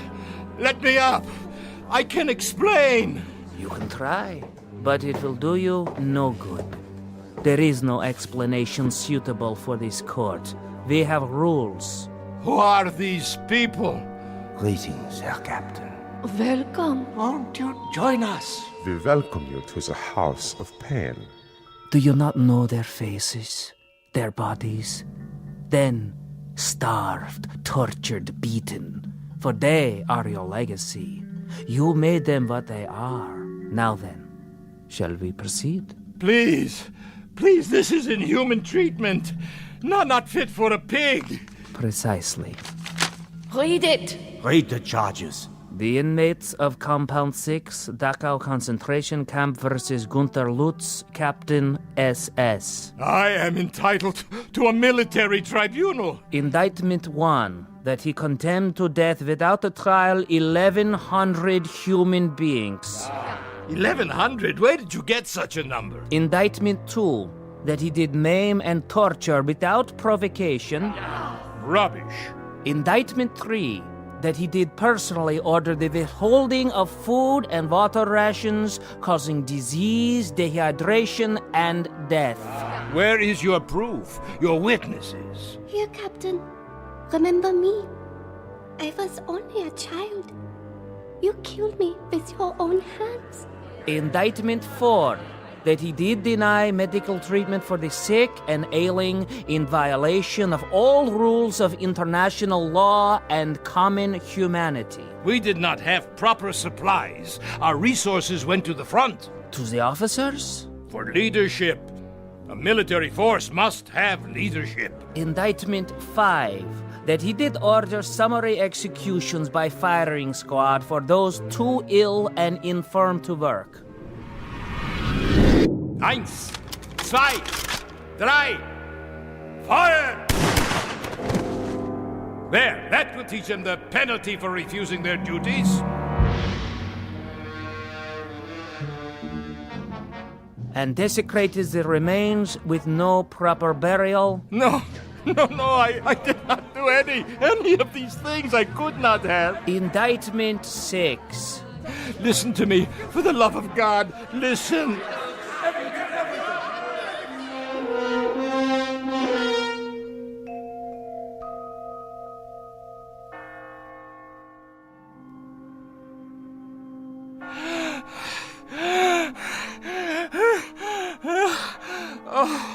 What?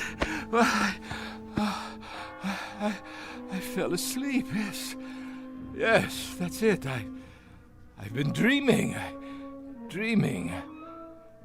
The courtyard outside. The hanging post, none of it used for years. Of course not. I'm a foolish old man. Foolish and tired. Yes, you are. Very foolish. Becker, is that you? I must have dozed off. You've been unconscious for a while. I had such a dream. You had no dream, Captain. Of course I did. I dreamt There was a kind of trial, a kangaroo court. There were people in this room. Can you believe it? Yes. Ghostly figures. Not ghosts. Then what? They were here. They're still here. They have never left. It's true? They walk these buildings and the courtyard outside. But how? You did not bury them deep enough. You did not cover them with enough earth, or the bullets were too small a caliber, or the flames were not sufficiently hot. Perhaps there was not enough gas. Becker? Becker, you must tell me. Who are you? Really? The caretaker. Did you forget? But the trial... The trial is over. You have been found guilty. It's time to pronounce sentence. No! No! Would you care for a last cigarette, Herr Lutz?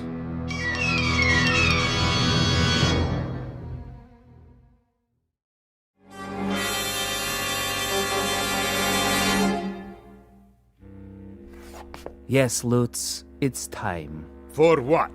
For the sentence. You are going to pronounce sentence? This is what you have in mind now? You will pronounce sentence and then you shall execute the sentence? Is that correct? That is the procedure, as always. And who? Who is there to carry out the sentence? Do you see anyone outside the window to help you? Anyone at all, do you? They are here. I see no one. Are you blind? Here, look for yourself. There! Pigs! Filth! You will assemble in the yard. You will crawl out of your graves to see that justice is done. You will pass sentence on Captain Lutz. Brave victims. Where are you now, eh? Not so brave at all, I should say. They won't answer. Why not? Your authority no longer applies here. But yours does. I am all that is left, and you are no longer a captain. You have been stripped of your authority as of this moment. Oh, I see. Do you? Then where is the judge? Where is the jury? The executioner? You are still obsessed with procedure. Shall I tell you where they are, Becker? They're in your mind. You have hatched them out of your hatred. You have planned your vengeance out of the crazy quilt of a warped imagination sewed together with little thin threads of wishful thinking. Why didn't I kill you when I had the chance? Why didn't I? But wait. Yes? I did, Becker, I did kill you. Ah. Your memory is no longer so conveniently selective. Yes. I killed you the night.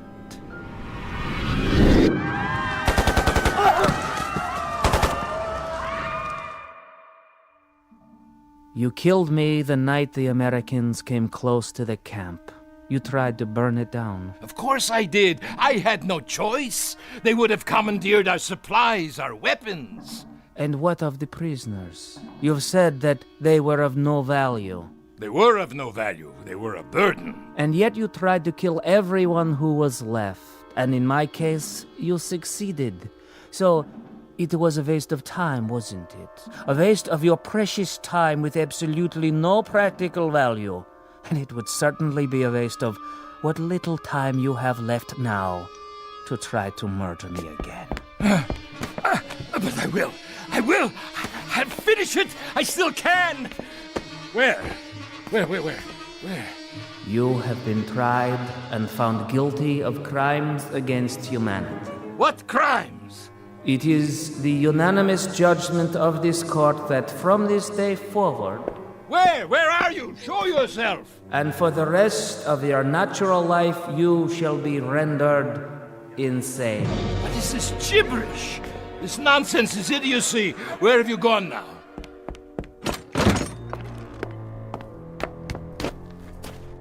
Where?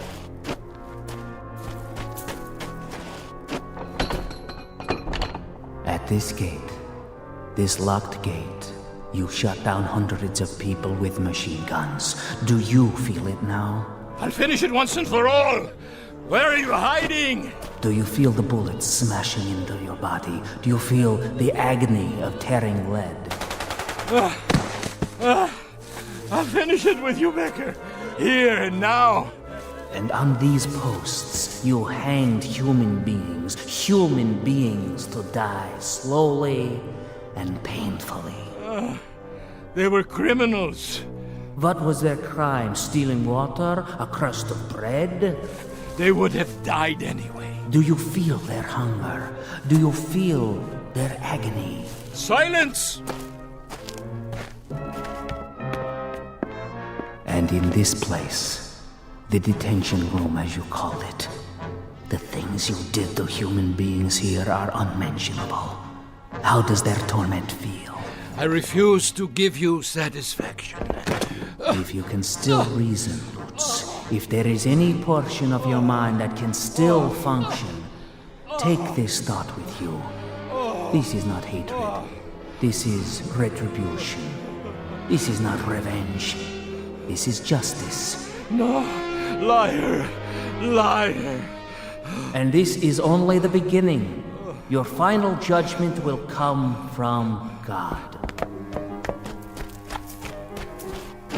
There. If you won't open the gate, I'll crawl under. You can't hold me here. No, it's a violation of my international rights. There. Becker? Becker? Where are you?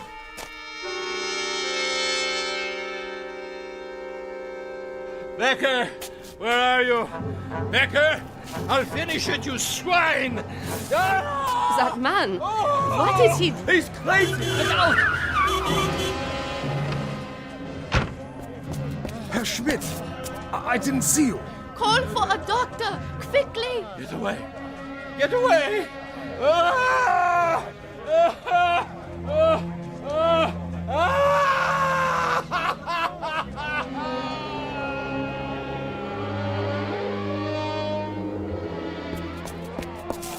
Stand back, please. What happened here? I heard him screaming, Doctor. Such sounds. Like a wounded animal. He didn't seem to know where he was or who he was. Will he be all right? Not for a while. What do you mean? I have shot him so full of sedatives that he doesn't know whether he is still on the earth. Shall I help him up to his quarters, Doctor? His quarters? He registered for our best room, overlooking the square. Herr Schmidt did, if that is his name. It is the name on his passport. Where should we take him, Doctor? His room is ready. Release it to someone else. He won't be coming back anytime soon. I want him in the hospital, strapped to a bed. Yes, sir. Pity, I could look after him.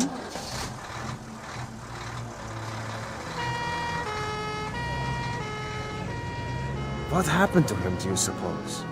That's what I'd like to know. I give you my word, it wasn't my fault. Yeah, I'm sure it wasn't. I drove him up the hill myself, not an hour ago. The hill? Yes, the old road. To the ruins of the camp. Oh, curious. He said he wanted to study it. He was all right then. Are you quite sure?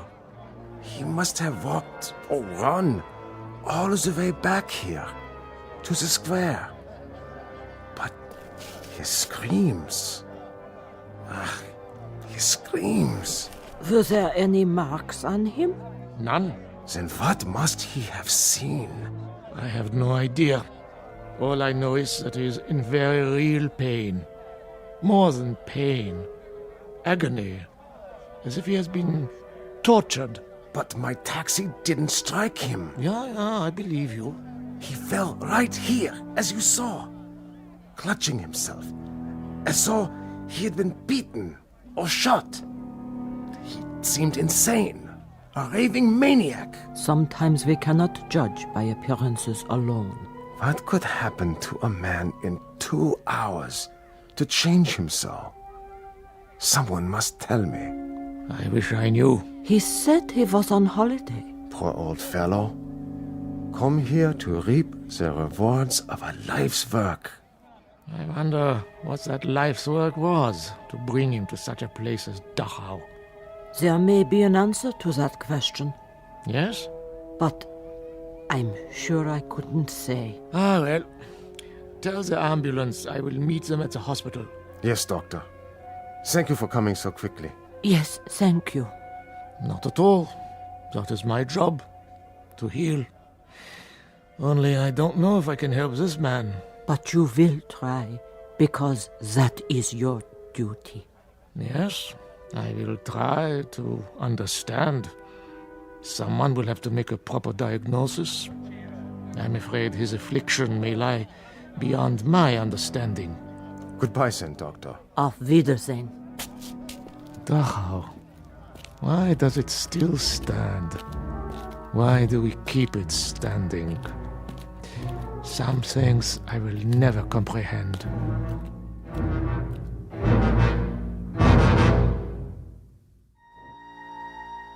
There is an answer to the doctor's question. All the Dachau's must remain standing. The Dachau's, the Belsens, the Buchenwalds, the Auschwitzes, all of them. They must remain standing because they are a monument to a moment in time when some men decided to turn the earth into a graveyard. Into it they shoveled all of their reason, their logic, their knowledge, but worst of all, their conscience. And the moment we forget this, the moment we cease to be haunted by its remembrance, then we become the gravediggers. Something to dwell on and to remember, not only in the Twilight Zone, but wherever men walk the earth. More from the Twilight Zone after this. You are about to enter another dimension, a dimension not only of sight and sound, but of mind, a journey into a wondrous land of imagination. Next stop, the Twilight Zone. Hi, this is Stacy Keach. I'd like to take a moment to tell you about our Twilight Zone website at twilightzoneradio.com. At twilightzoneradio.com, you'll find the latest information on these Twilight Zone radio dramas, including behind-the-scenes photographs, plus the newest product releases, trivia contests, ways to contact us, other Twilight Zone-related info and merchandise, plus links to other fascinating websites. So make your next stop twilightzoneradio.com.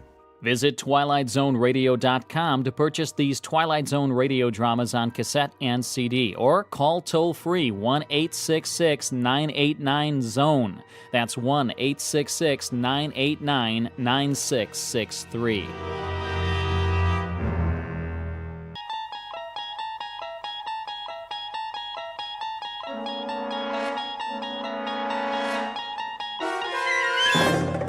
You unlock this door with the key of imagination. Beyond it is another dimension, a dimension of sound, a dimension of sight, a dimension of mind. You're moving into a land of both shadow and substance, of things and ideas.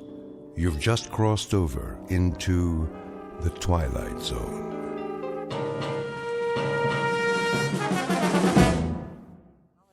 Another wet one, folks. Get your umbrellas and your booties if you're going out. Possible thunderstorms over Margaret? the next 2 hours. Cloudy tomorrow with a 50% chance. Margaret? Yes, Miss Alva? Come here, please. I'll be right there. Now, it's important. The dishes are all done. Do you need something? It's getting late. It's not that late, is it?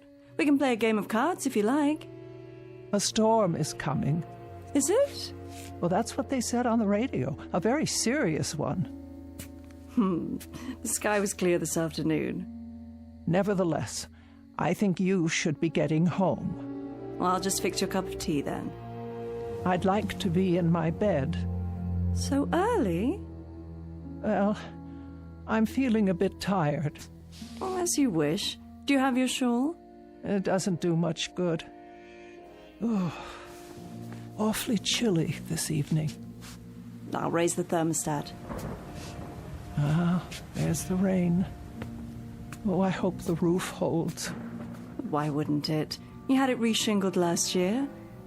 Here we go.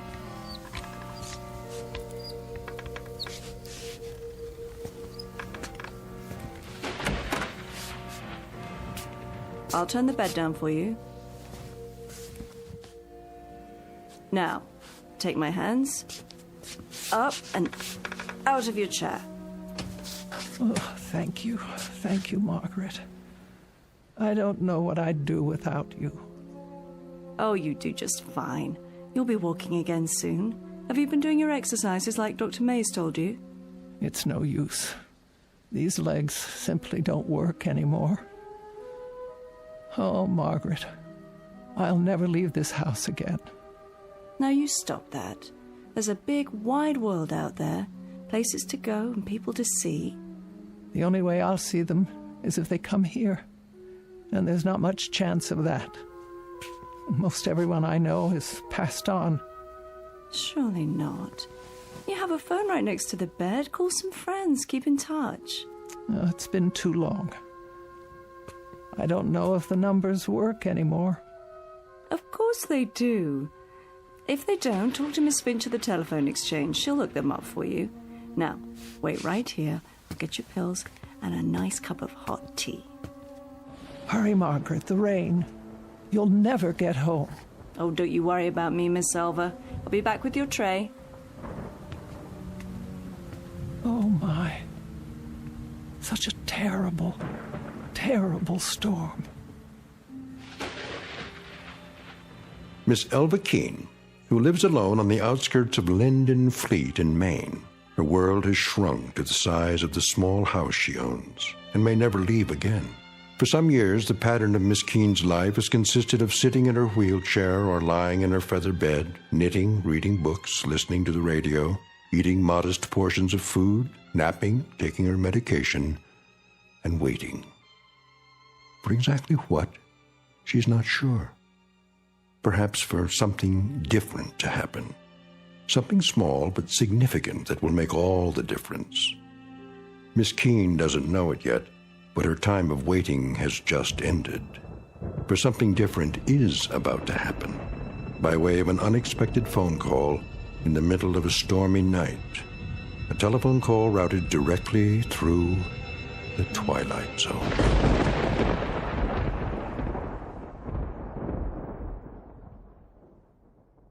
And now, The Twilight Zone and our story, Night Call, starring Mariette Hartley, with Stacy Keach as your narrator. Oh, someone calling? At this hour? Oh. Hello? I'm sorry, I didn't hear. The thunder. Hello? Hello? Who is on the line, please? Oh, no one, apparently. How odd. Perhaps I was dreaming.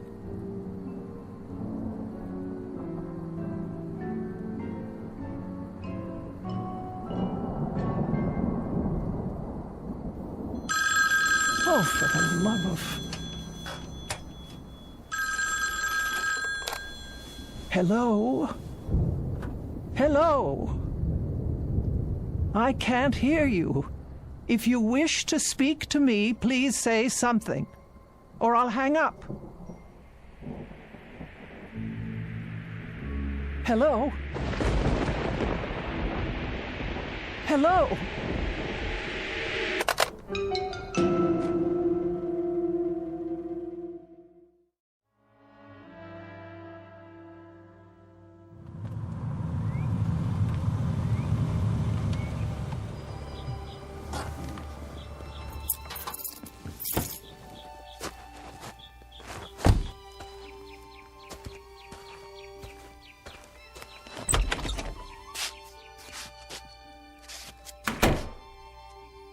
Hello? Just a moment, Margaret. You're up early this morning. Oh, what is the matter with this phone? You're trying to make a call?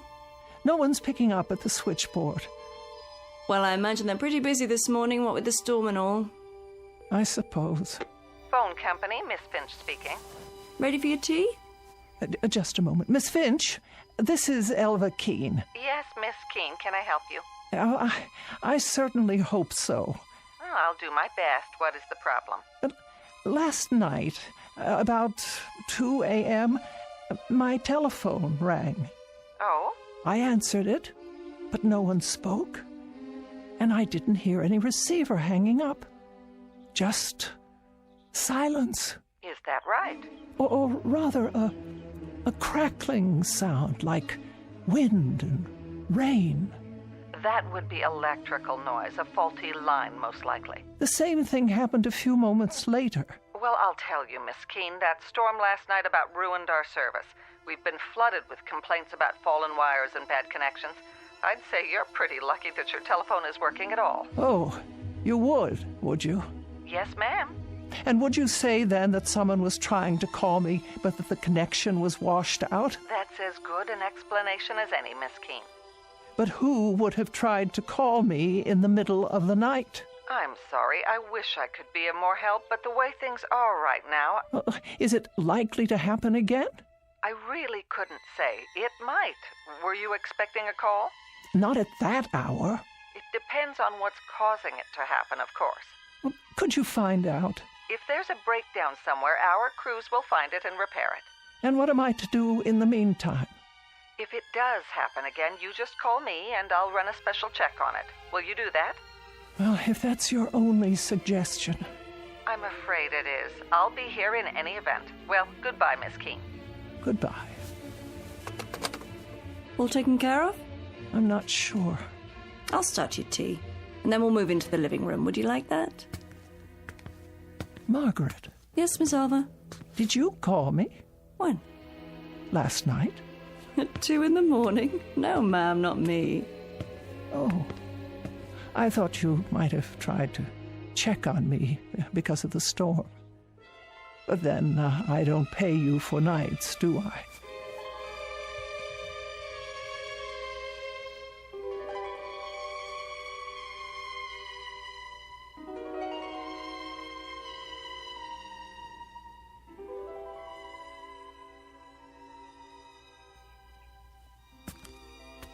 More tea? No, thank you. Have you taken your pill? Yes. Don't I always? Never missed one yet. The highlight of my morning. The mail should be here by now. Shall I check the box? Why don't you do that? With multiple injuries in the 5-car pileup, so take caution while driving in these slick conditions. The storms are still very strong in the north and northeast, while the rest of the city, the severe storms seem to have passed over. Several areas were still without power last night due to fallen wires. Workmen restored electrical service shortly before dawn.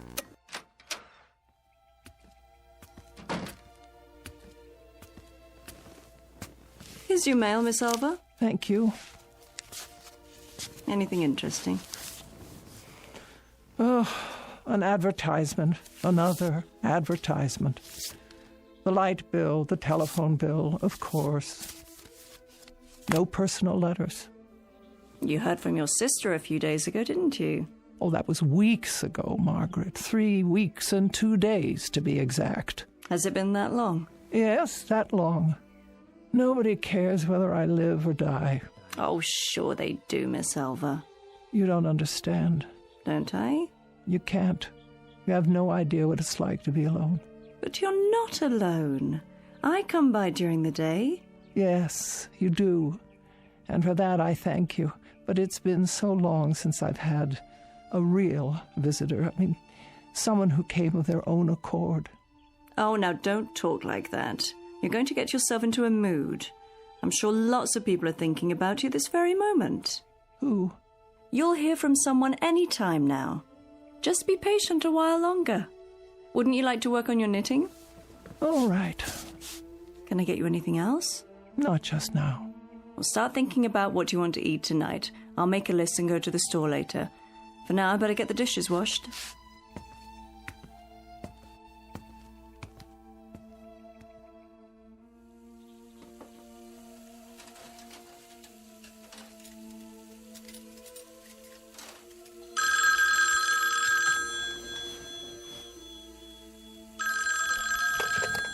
Hello? Hello? Margaret? Yes? Come here, quickly.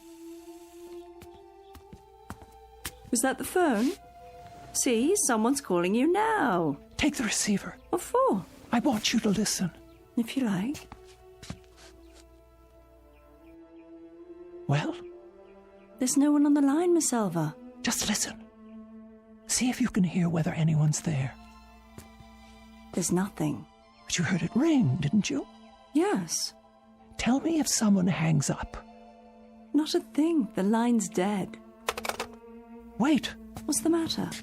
Oh, well, it doesn't matter. I'll call Miss Finch and have them check on it. You really think that's necessary? Yes, I think it's necessary. Am I to suffer calls like that at all hours of the day and night? Calls like what? There was no call. Then why did it ring? It was a mistake, that's all. How could it be a mistake? Someone must have dialed my number. Not if it's a malfunction. Something's wrong with the equipment. I'm sure they'll... What are you doing? Reporting it. Phone company, Miss Finch speaking. Hello, Miss Finch. I thought you should know. I've received another one of those calls.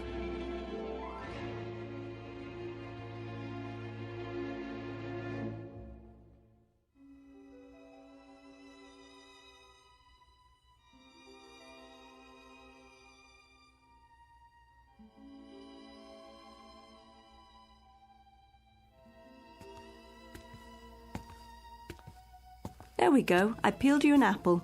And here are 2 of your favourite cookies to go with your tea. Can you think of anything else? No, I'm sure that will do. All comfy? Perhaps one more pillow. Certainly. Here you are. Thank you, Margaret. You go to so much trouble. It's no trouble at all. I wish you could understand how degrading it is for me to ask for help. I've always been able to take care of myself. Oh, now. We get along just fine, you and me. We're friends. I don't have friends anymore. Don't be silly. You have more friends out there than you realize. Oh, I wish that were true. You'll see. You'll hear from them. Meanwhile, don't fret about those phone calls. Don't give them another thought. I'll try not to. It was the storm, I'm sure of it. Perhaps you're right. Whatever the trouble was, the repairman had fixed it by now. But just to be sure, why don't you keep the receiver off the hook and then you won't be bothered? Oh, that's a good suggestion. You know, I have an extra television set, a portable. I could bring it over if you like. No need. There's hardly any reception out here. There is if you put up an antenna or connect with the cable system. That costs money. Besides, there's nothing I care to see. Suit yourself. But if you change your mind, let me know. You should be getting home. It is getting late. Let's see. You have your pills, your knitting. Would you like a book? I'll be going right to sleep. Good night then, Miss Keene. See you in the morning. Yes, in the morning.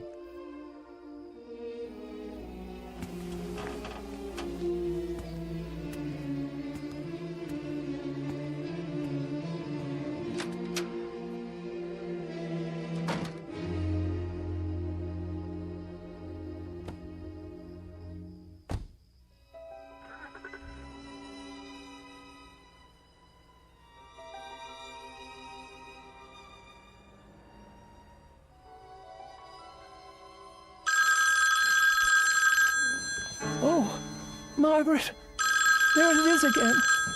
What should I do?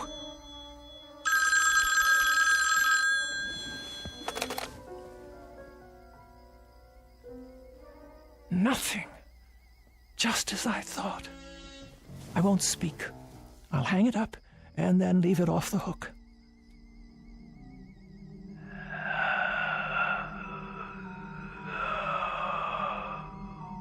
Yes? Who's there? Who is it?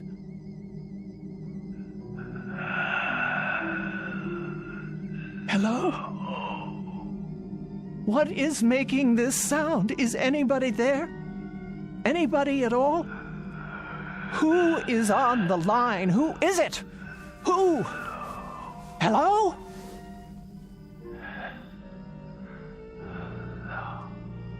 What is that? Please, please leave me alone.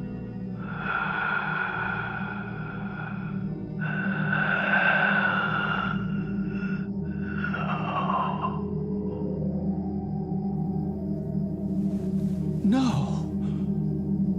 Please. No.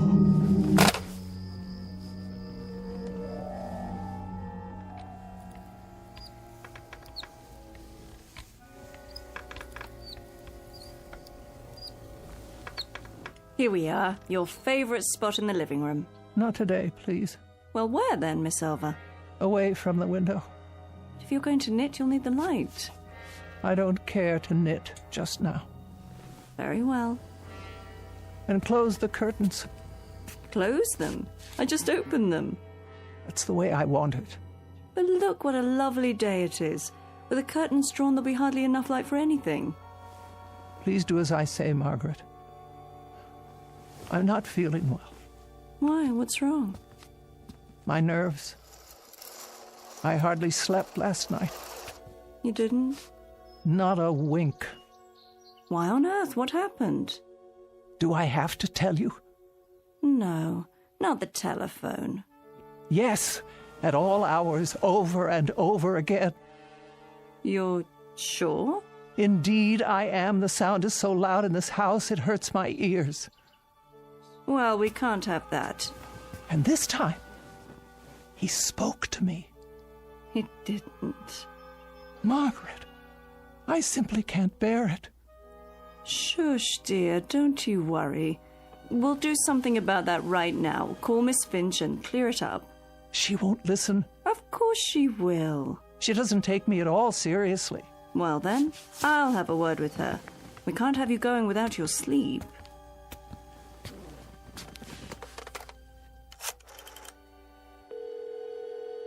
Operator?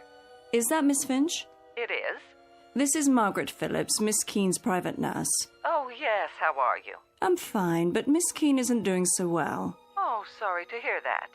Why haven't you fixed her line yet? I've told her we'll repair it as soon as... It's gone beyond that. Now someone is speaking to her. She can't sleep at all. If Miss Keene's health should be disturbed any further, the phone company will be held responsible. Now, just a minute. Give me the phone.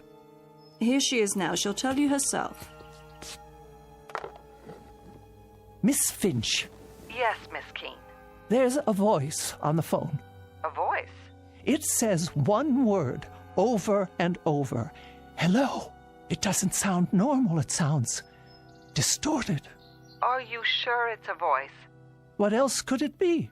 Well, static on the line sometimes. It was someone, I tell you, the same someone who kept listening to me say hello over and over again without answering back. The same one who made those horrible noises. What kind of noise? I don't know. That's why I'm calling you. It must stop immediately. A voice, you say? Was it a man or a woman? I couldn't be sure. So you have no idea? I tell you, there is no way of knowing. It could be either. And you're positive it wasn't someone on your party line? Oh, don't you think I know the people on my party line? Of course, Miss Keene, of course. Well, I'll have a man come out as soon as possible. The crews are still pretty busy, what with the damaged lines and all from the storm, but I'll tell them to put a rush on it. And what am I to do if this person calls again? Hang up, Miss Keene. But whoever it is will only call back. And then I have to answer to stop the ringing. That's my best advice. It's either that or disconnect the line. No, you can't do that. What if there were an emergency? I have no way to call out. That's true. Then there isn't much choice. I suggest you talk to them. Try to find out more, get a name if you can. Do that and we'll have something to go on. We'll take immediate action, I promise you. But I don't wish to speak to them at all. Then I'm afraid there's nothing we can do. So you won't help me? We can't. It could be absolutely anyone. There's no way to know. I see. Then,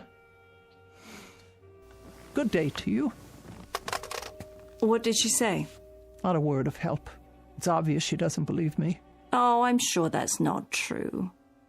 As far as she's concerned, I'm just a nervous old biddy falling prey to my imagination. But she didn't actually say... Well, she'll find out differently. You all will, if it's not too late by then. Such talk. You're letting yourself get way too upset. Why don't we have some breakfast? Would you like that? No, I'm not hungry. In a while, then. We'll both have something. I'll leave the curtains drawn so you can catch up on your rest. Would you like a pillow for your back? Make sure they're completely drawn. But it's so dark in here. I can't afford the risk. What do you mean? Well, if someone's out there, he could be watching. Watching what? Me.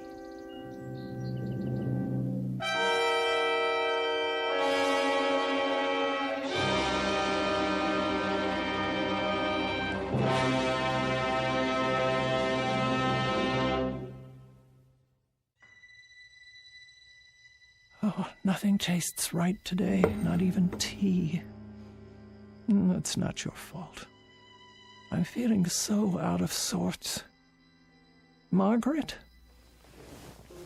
Margaret?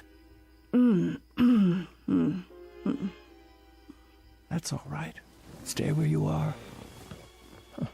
You're entitled to a nap, too.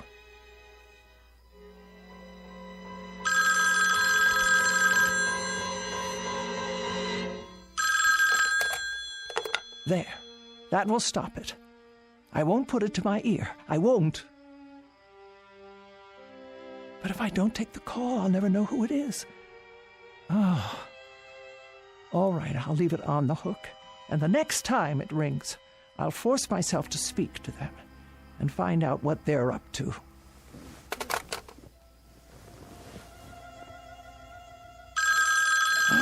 Oh. Hello? Hello? Who is this? Who's calling, please? Hello? Who's calling? I've had quite enough. Stop this at once. Hello? Why do you keep saying that? Can't you hear me? Please. Hello. Hello. Margaret! Margaret! Margaret! Yes? Oh, Miss Alva. I was just resting my eyes. Is everything all right? No, it is not. Then what? The telephone. Oh. Did it ring? I thought I heard something. It's a man. I'm sure of it. How do you know? Because he just called again. I heard the tone of his voice. It was deep and hoarse. Like there was something wrong with him. What did he want? I don't know. Then how? He just keeps saying hello. Over and over. That's all he says. Hello. Hello. Hello. Now you've got to stop this, Miss Keene. I've got to stop. I'm not the one who... You're working yourself into a state over... Over nothing? I didn't say that. You didn't have to. You were going to say it. Now, Miss Keene, I was not. I think I'd better put you back in your bed so you can... I don't want to be put in my bed. I want to know who this terrible man is who keeps calling. What did Miss Finch tell you? She told you it's probably a bad connection, didn't she? The telephone wires are still wet from the rain. It was not the connection. It's a man. I'm not arguing, Miss Keene, but if he keeps on saying hello... That's all he says. Then obviously he can't hear you. And that would be because of a bad connection. Doesn't that make sense? No. He heard me.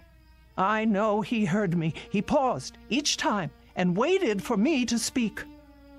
I don't know what he wants. Then why don't you hang up on him, Miss Elva? You don't have to listen, just hang up. Is that so hard to do? No, I've tried that. But the voice... Hello, over and over. Hello, hello, hello. Then do this.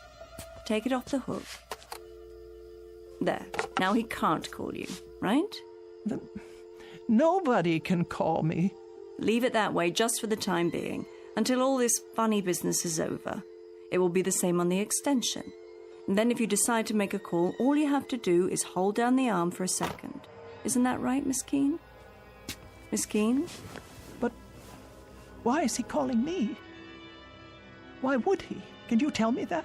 Why? He wants something from me, but I can't imagine what it is.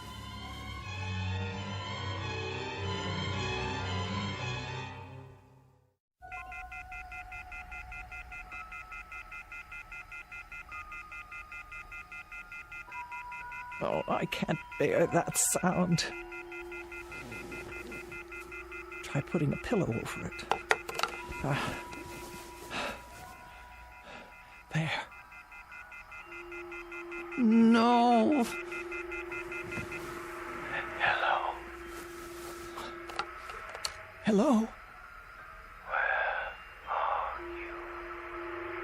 What? I want to talk to you. No.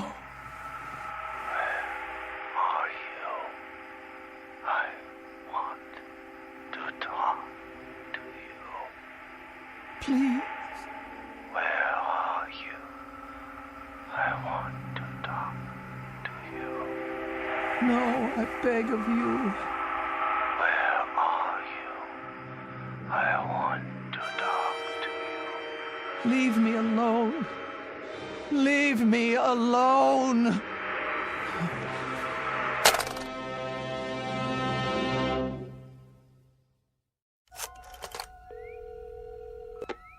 Phone company. Miss Finch, the problem is getting worse. Oh, hello, Miss Keene. I tell you I won't have it. Have you tried leaving it off the hook? No, it doesn't do any good. He just waits for me to hang up so he can call back. I left the receiver off last night, but I can't do it anymore. Even when I bury it under a pillow, the noise keeps me awake. I haven't had any sleep in 24 hours. Then perhaps, Miss Keene, we should disconnect it after all. No, I am an invalid, Miss Finch. I must have telephone service in case of emergency. I'm sure you must. Now, I want the line checked. Do you hear? This terrible thing must stop right away. All right, Miss Keene, I'll put a man on it right away, and this time we'll get to the bottom of it. Swear to it. I give you my word. Oh, good. Thank you. You don't know what this means to me. I'll call you as soon as we find out the problem. You'll see to it, no matter what it takes. Of course. First thing, we'll give you an answer before noon. Thank you. Don't you worry now. Oh, bless you. That's what we're here for.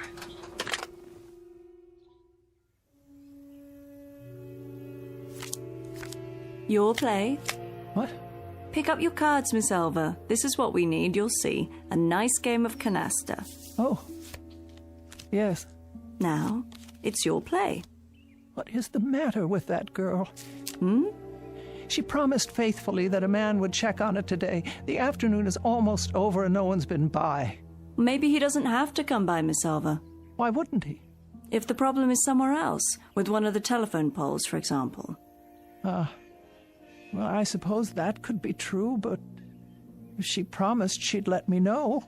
Look at your cards. Did you get a good hand this time? Oh. That'll be her, don't you think? Want me to answer it? Yes, if you would. Hello? No, this is Margaret Phillips. Would you like to speak with her? Who is it? Just a moment. You see, it's Miss Finch. Now everything will be fine. Oh, yes? About those calls you say you've been receiving, Miss Keene. Say I've been receiving. Why don't you believe? We sent a man out to trace them. I have his report here. And? He says he followed your line through all its connections. He found the problem. Well, what is it? A fallen wire on the edge of town. Fallen wire? Yes, Miss Keene. The weather blew it free of the pole. I don't understand. One end was on the ground, so no signal at all was getting through. Are you telling me that there were no calls? I'm sorry, but there's no way anyone could have called from that location, Miss Keene. I tell you, a man called me. There must be a phone there. There must be some way for him to call me. Miss Keene, the wire is lying on the ground, unattached. Tomorrow our crew will put it back up and you won't have any further trouble. There must be a way that someone got through. But there is no one out there. No one at all. Out where? Miss Keene, it's the cemetery. Oh. Miss Keene, are you there? What is it, Miss Elva? Miss Keene? Miss Keene? Why have you dropped the phone? Will you tell me what's wrong? Miss Keene, for heaven's sake, what is it?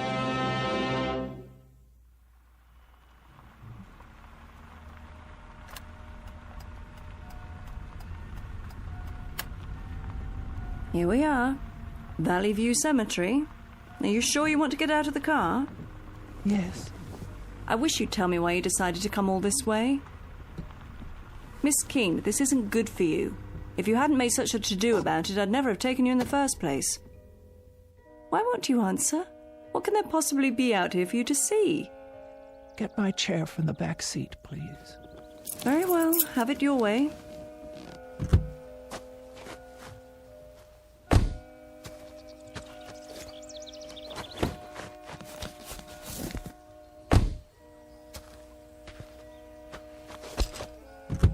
Careful.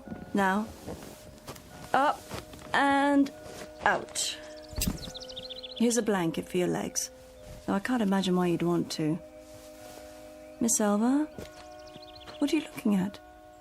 Over there. You mean inside the grounds? On the other side of the gate. All right. We'll have to steer clear of the power lines, though. Well, there's a loose telephone wire hanging down. Can't see where it touches the ground. Where are we going? The first row on the left. About halfway down, as I recall. That's where the wire ends. I knew it. Here? Here. And we better not go any closer. It's fallen directly onto a grave. Right by an old headstone. What's the name? Brian Douglas. And the date of birth and death, more than 50 years ago. Oh, the poor young man. Only 27. I knew it. Miss Elva. It's him. Who? It's him. Brian. Oh, Brian. You knew him? Brian, my fiancé. He died a week before we were to be married. Oh, Miss Elva, I didn't know. We were in a car together. I insisted on driving. I was always insisting on things, telling him what I wanted, dominating him in my way, and he always did what I said, always. I lost control of the car, steered it right into a tree. Brian went through the windshield. He was cut to pieces. I was left crippled, and now he's trying to reach me, I'm sure of it. Don't you see? He's trying to reach me. So many years out here alone, in the sun, in the wind, in the rain. And now, at last, I can talk to him. I won't be lonely anymore.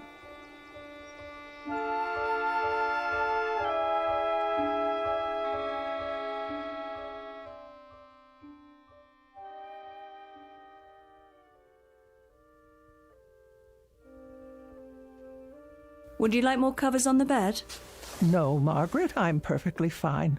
I can plump up your pillows for you. That's not necessary. I can't leave you like this. I'll be all right. Good night. But... Good night, Margaret. You call me if you need me now. I will. I'll be home all night. Yes, yes, Margaret. Good night. You sleep well.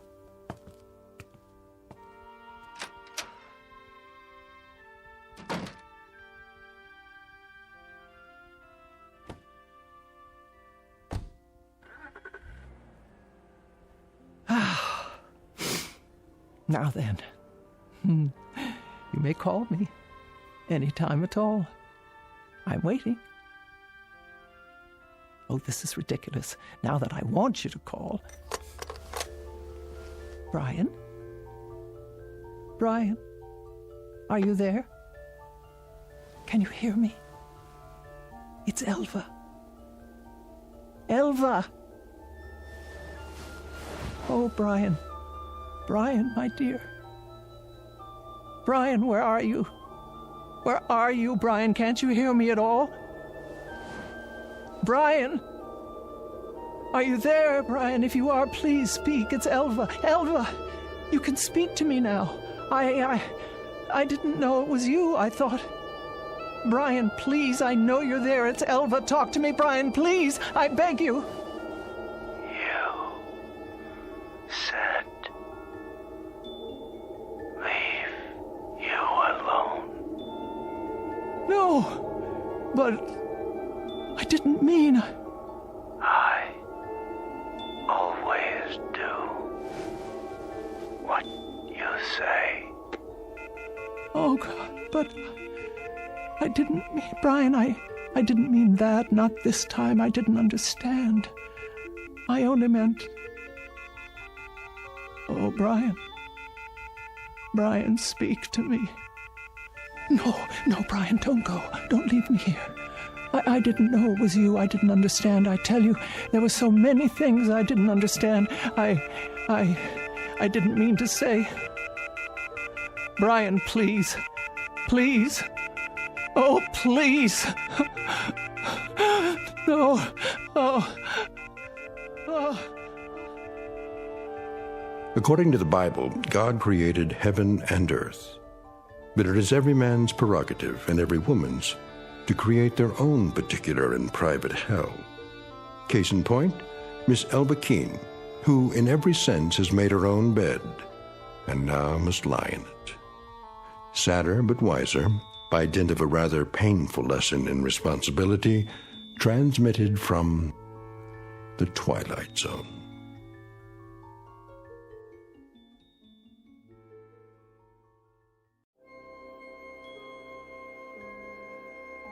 Hi, this is Carl Amari, producer of the Twilight Zone radio dramas. I'd like to take a moment to tell you about our official website at twilightzoneradio.com, where you'll get the latest news and information on these Twilight Zone radio dramas. Plus, at twilightzoneradio.com, you can digitally download 3 free episodes or any of our episodes for only $1.95 each. In this age of ever-changing technology, we've decided to make these episodes instantly available to you by making the Twilight Zone radio dramas a digital download-only series. This means that this series will no longer be offered on CD. The CD collections at our website are now being offered while supplies last at buy one, get one free. So be sure to get your favorites before they're sold out. Be sure to visit us often, and I'll see you in the zone.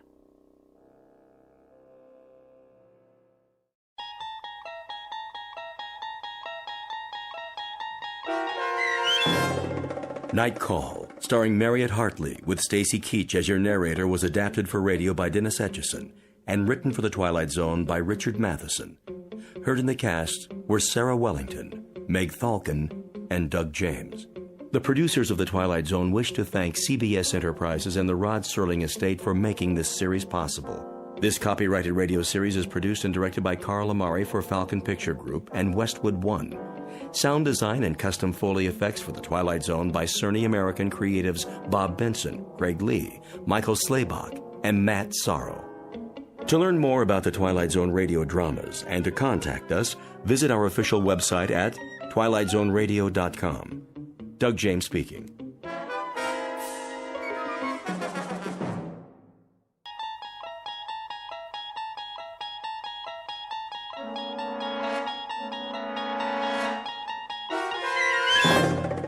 You unlock this door with the key of imagination. Beyond it is another dimension, a dimension of sound, a dimension of sight, a dimension of mind. You're moving into a land of both shadow and substance, of things and ideas. You've just crossed over into the Twilight Zone.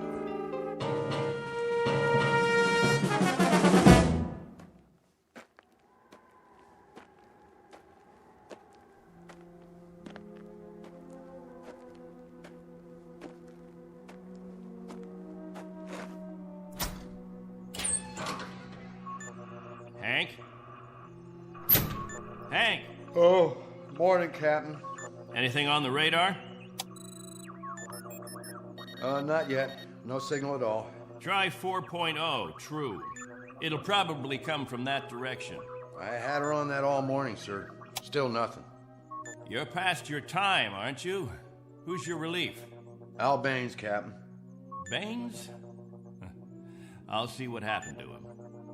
Yes, sir.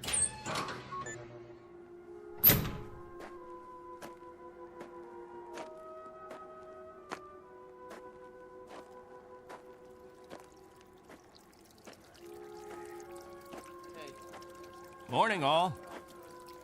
Anything yet? Afraid not. They lost, you figure? There's no telling. Okay if we fill our containers now? Go ahead, as long as the water supply holds out. Be a while till the next batch is ready. Julie, where's your husband? He was sleeping, Captain. Get him, Julie. Is something wrong? There's something wrong. Yes, sir. How does it taste today, Henry? Same as always, hot, flat, and unforgettable. But wet. Suffer it a little bit more. 6 months from now, you'll be drinking chocolate ice cream sodas.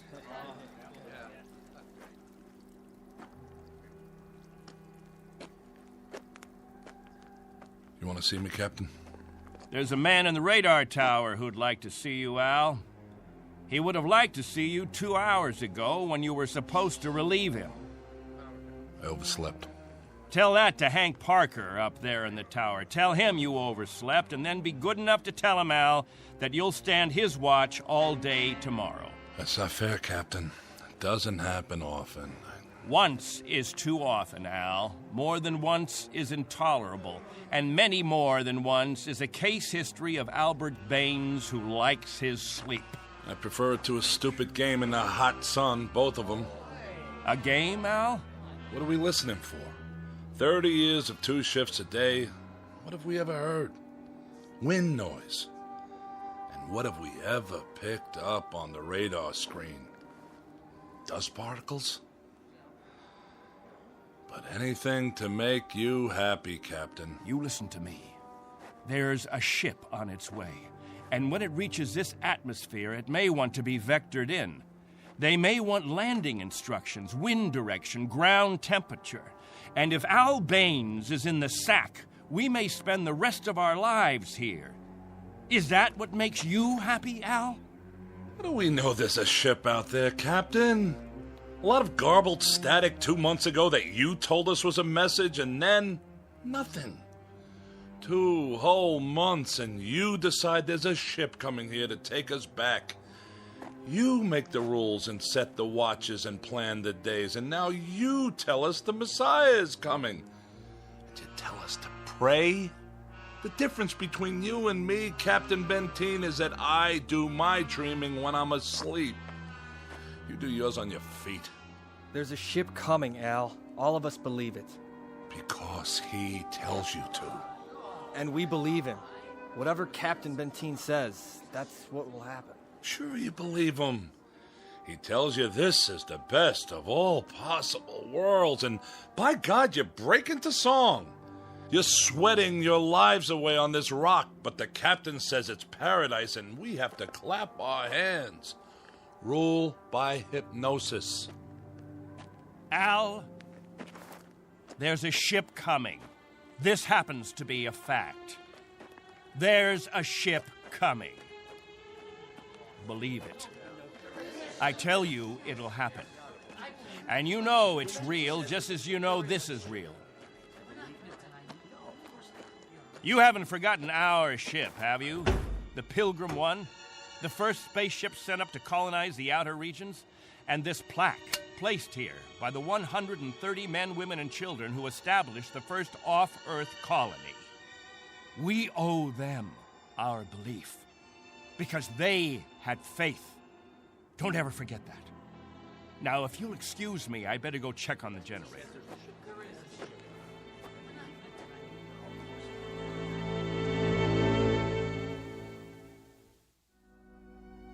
This is William Benteen, who officiates on a small outpost in space. An outpost slowly disintegrating under the heat of two suns, with the holes, the cracks, the fissures that are the residue of despair. He tries to fill them with faith and to retain a faith of his own. This is a remnant society, a handful of people who left the Earth looking for a millennium, a place without war, without jeopardy, without fear. What they found was a lonely, barren place whose only industry was survival. And this is what they have done for decades, survive. Until the memory of the Earth, they came from what has become an indistinct and shadowed recollection of another time and another place. 2 months ago, a signal from Earth announced that a ship would be coming to pick them up and take them home. In just a moment, we'll hear more of that ship, more of that home, and what it takes out of mind and body to reach it. Because this outpost is located in the far reaches of the Twilight Zone.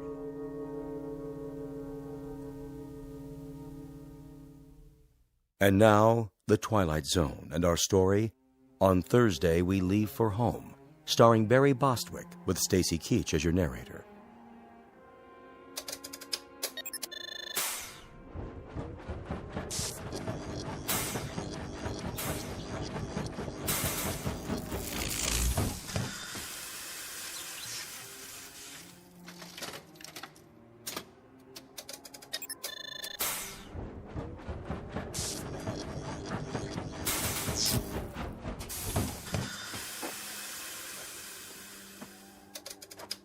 Can't keep the generator running, sir.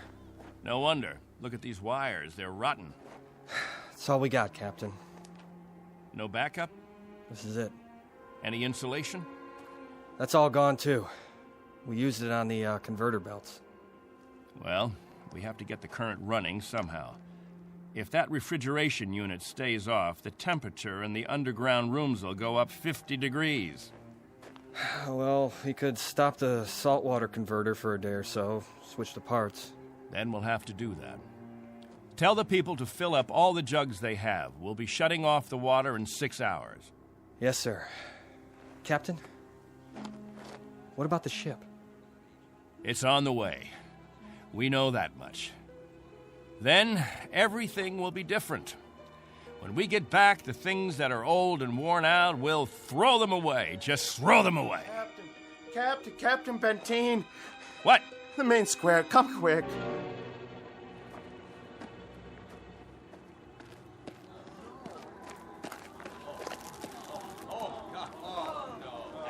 It's Mrs. Rodale. She's hanged herself. Cut her down.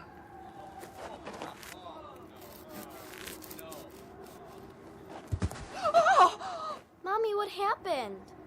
Is that lady all right? Get them out of here. Come, children. God have mercy on her. You men there, prepare her. We'll bury her in an hour. Yes, sir.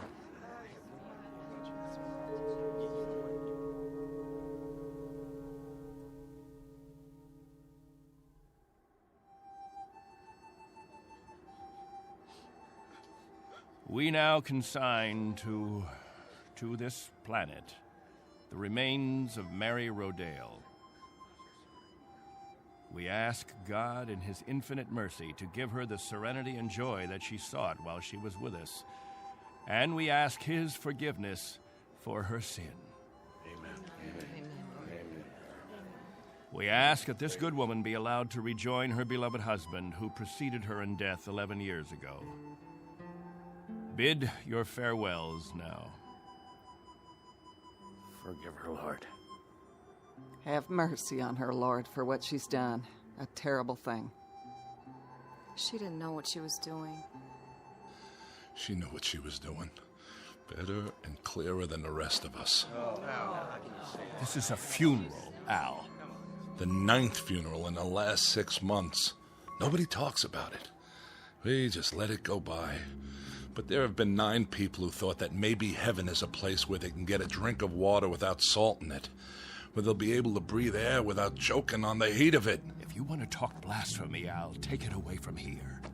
I'm talking truth, Captain Benteen. I'm saying that this woman and the others, they took their own lives because living became intolerable. And I say that dying was their right.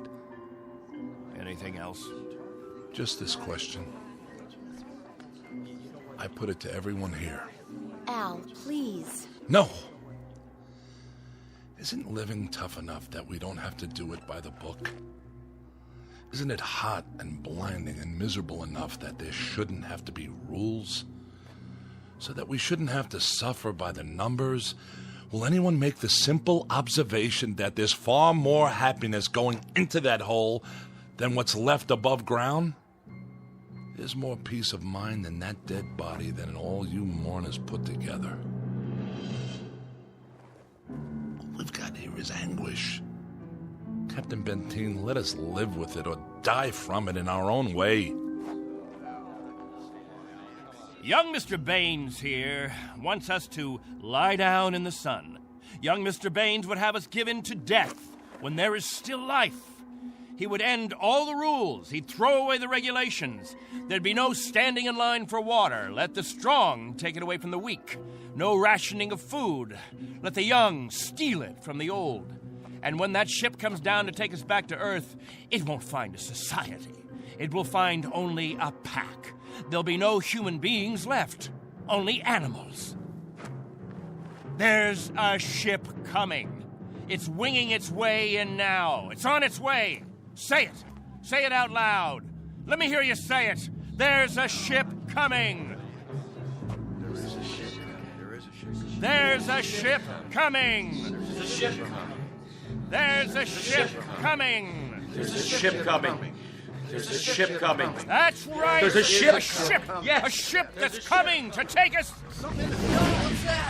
Hear that? Can you hear that, everyone? Do you hear? It's the...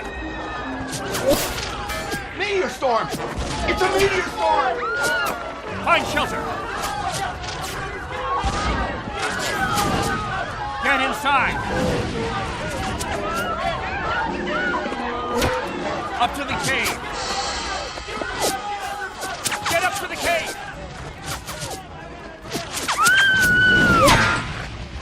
Julie! It's Julie. She's bleeding. Quickly, we have to move. I can't. Something hit my arm. I think it's broken. Stand aside, I'll carry it.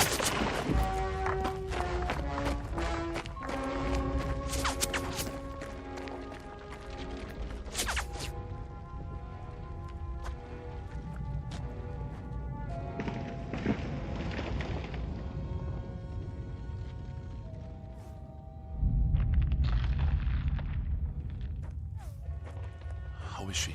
It's just a cut to the forehead, not very deep. But keep this bandage on it. Julie? Julie, honey? Can you hear me? Al? Don't let her move just yet. She may have a concussion. How's your arm? It's not broken. Must have been a rock that hit it. Captain, thank you. For a little first aid. No thanks necessary. I deliver babies, too. You might want to keep that in mind. Now, I'd better go see to the others.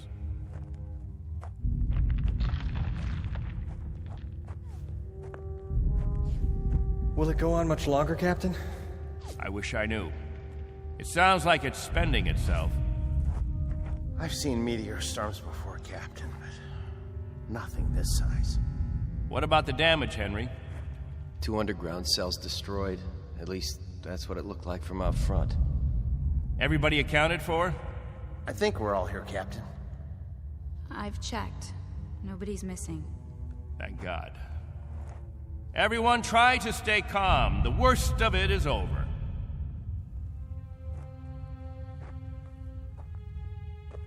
Jojo? Yeah, Captain? You're not scared, are you? Well, kinda. Now, we can't have that. Mind if I sit for a minute? We'll talk, you and me. Captain, tell me about the Earth. Would you, Captain? Tell us what you remember. Yes, do. Well, all right, I guess I can do that. We'd like to hear. You, over there, is that you, friend? Yes, Captain. And you, Buck. Yes, sir. You fill in the holes if I leave out anything. Straighten me out if I'm wrong about any of my recollections. Jojo, I was a boy of 15 when we arrived here. But I remember Earth. I remember it as a place of color. I remember that in the autumn, the leaves changed. They turned different colors, red, gold, orange. And I remember streams of water that flowed down hillsides, and the water was sparkling and clear. And I remember clouds in the sky, white, billowy things that floated like great, majestic ships. They looked like sails. What are sails? Don't you know what sails were? In ancient times, that's how ships moved across the water. There was so much water. The men unfurled large sheets of canvas against the wind, and it was the wind that moved them. And I can remember night skies. Night. Endless black velvet with stars. And sometimes a moon that seemed to hang there as big as the face of an old man, looking down on us all. Captain, what's night? Why, that was the quiet time, Jojo. Night was when the earth went to sleep. It was the cover it pulled over itself. Not like here, with two suns always shining, always burning. It was a darkness that felt like a cool hand brushing over tired eyes. And there was snow on winter nights, gossamer things that drifted down and turned the earth all white. And we could build snowmen the next morning and see our breath in the air. And it was good then. It was right. So, why did you leave there? Oh, we thought we could find another Earth, Jojo. Then we found this. We thought we could escape war. We thought we could build an even better place. And it took us 20 years to find out that we had left our home 1 billion miles away, only to be stranded, like visitors, transients, that no roots could take hold in this ground. But it was too late. So we spend the next 30 years watching a clock and a calendar and waiting. But we can't wait any longer.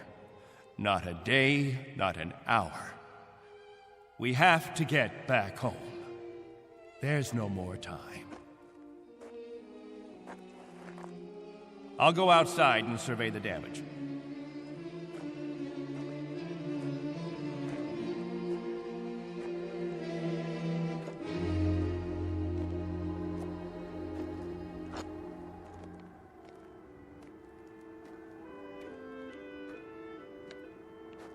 Not much harm.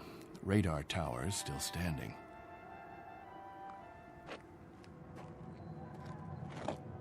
What? Why, it's... Al! Al Baines, do you hear that noise? All of you, come out here. Do you hear it? What is that?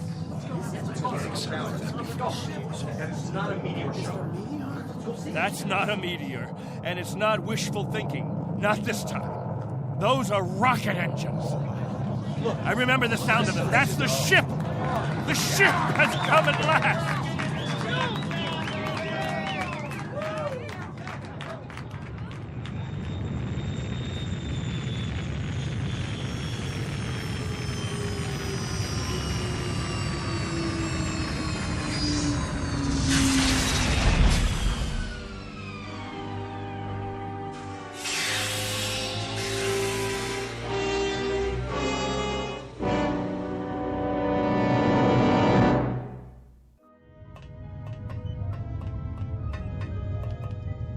Wow, what a ship. How fast can it go? Oh, pretty fast. Watch your step. Looks like you got plenty of room for everybody. Do you have any water? Clean water? We have enough. Oh, doesn't that sound wonderful? Delicious. Careful. I better talk to your leader. You have one, don't you? Sure do. Captain Benteen. I don't see... He's standing over there. Hey, Captain, come see the ship. Mr. Benteen? I'm Benteen. Colonel Sloan. I command the Galaxy 6. Our orders are to transport you all back to Earth. Colonel, what took you so long? 6.5 months, Mr. Benteen. 100 times that. We've been waiting for 30 years. Does it all look like this? Salt flats and scrubby mountains. 2 suns, hot and perpetual. 30 years of it. 30 years. The children have never seen Earth, and some of the older ones don't even remember it. They'll see it now. Our orders are to get you aboard as soon as possible. We figured that we should be able to lift off on Thursday. Are you still using Earth time? Of course. Good. That'll give you 3 days to prepare. Unfortunately, your people will only be able to take what they can carry. Over 200, aren't there? 187 men, women, and children. It may be a little crowded, but we'll fit you all in. You've been used to a lot of space, Mr. Benteen, haven't you? Space? Room to move around. That's all there is here. That and the heat. I can feel it. They'll make the trip standing on their heads if necessary. I'm sure they will, but I don't think that'll be necessary. Do you know, can you understand what a godsend this is for all of us? It's hard to imagine. I can only say your country's very, very proud of you. What of the Earth? Has it changed? Not too much. Still green? Still green. And the cities? The cities still stand. And war? As always, I'm afraid. One dies down, another one springs up. But through some miracle and the grace of God, we never had the big one. Now, Mr. Benteen, all things considered, I think you'll find it very much as you left it. Captain Benteen. Captain? That's what the people call me. This place, their very lives, it's all been my responsibility. You've done quite a job, Captain Benteen. But you can rest easy. I'll take over the responsibilities now. No need. I'm used to the job, Colonel. The living quarters, they're underground? I was saying, Colonel, I'm used to the responsibility. I wouldn't quite know how to function without it. Is it cooler there, Mr. Benteen? I'm sorry, I didn't... Your underground rooms, are they much cooler? Yes, they're refrigerated. Captain. Morning, Captain. George. The best morning ever. We just wanted to say thank you, Captain. Why? For what? For keeping us alive all these years. That's right. Without the Captain, none of us would be here. That's not necessary. You better believe it, Colonel. I do. I do believe it. Captain Benteen. Go ahead, Colonel Sloan. That's all right. I'll see to the others.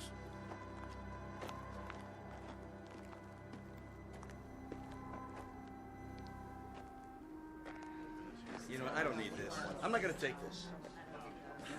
Hi, Captain. Julie, where's your bandage? Oh, I don't need it anymore. But we put one around your head so the cut would heal. What's this? Isn't it incredible? It's called a medicinal patch. You wear it for 24 hours. It accelerates the growth of new skin. Look at her forehead, Captain. You can hardly see the scratch. Better put the sling back on your arm, Al. I don't need a sling. Just this metal band. It's magnesium. Colonel Sloan said my arm would be perfect by the end of the week. Well, I seem to have had my practice taken away from me. But while we're here, I'd use that sling. I'll bet I've fixed about 500 broken wings in my time, and the only way to be sure it heals properly is to keep the limb immobile. Where's Colonel Sloan? I want to ask him what to pack.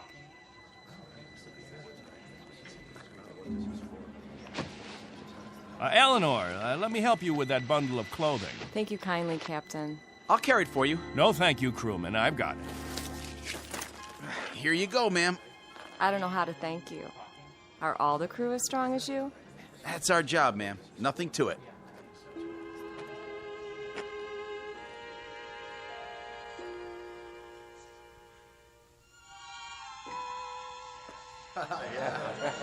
Hello there, Captain.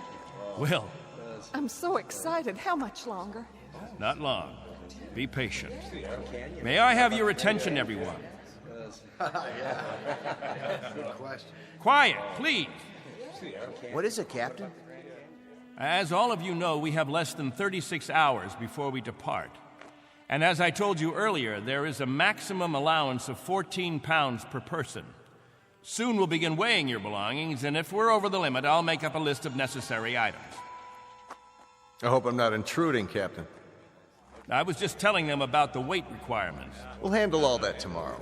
I heard you'd called a meeting here in the cave, so I brought Lieutenants Engel and Rafferty with me. Everyone has so many questions about Earth, I thought perhaps this would be a good time. More questions? Actually, Colonel, the purpose of this meeting is simply to make some last-minute arrangements. Colonel, I used to live in San Diego. Is California still the same? Sunny and warm most of the time, but not this warm. Los Angeles has become the biggest city in the world. These kinds of questions, we could just as well handle them when... Colonel Sloan? Are there still major leagues? My dad used to tell me about baseball and the World Series. The leagues are just as before, American and national. What about the Dodgers? They came in 10th last season. I'm told they need pitchers pretty desperately. I'll tell you what, when we're finished here, we'll improvise a ball and bat and have ourselves a game. How's that sound? Yeah, that'd be great. Let's do it. I think it's a little hot for that kind of activity. What we could do is have some group singing. We haven't done that for a while. I got an old sack. That'll be the ball. Who's got a stick? What are we waiting for? Let's go. Yeah. Please, wait. We haven't finished yet.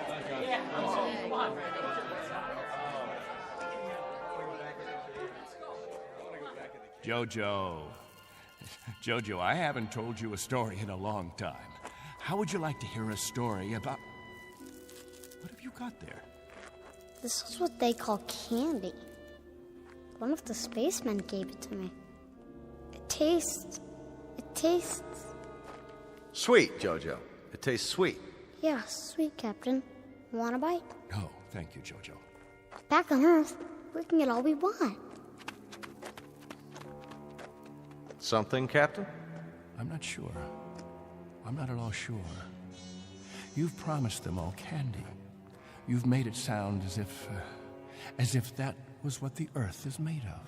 Sugar and spice and everything nice. Maybe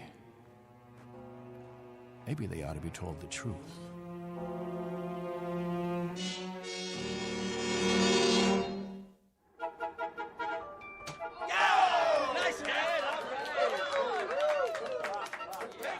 The universal language. Baseball. You have a limited vocabulary, Colonel. Do you have any idea what the temperature is?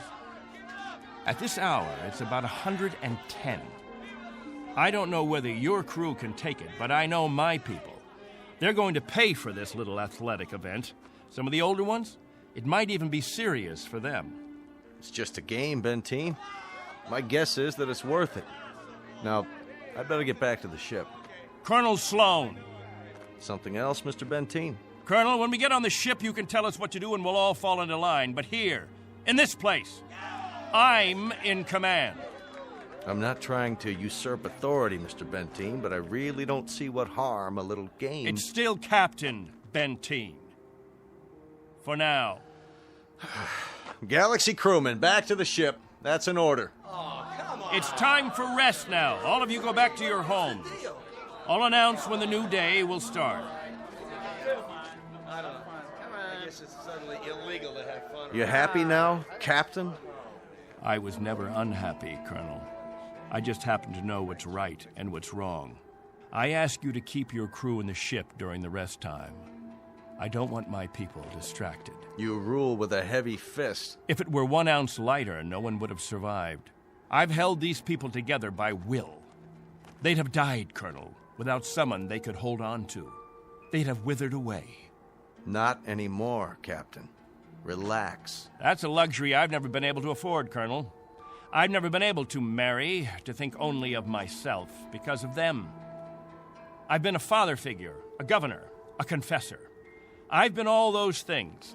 And if I hadn't been, there'd be no life here. These are my people. Understand? My people.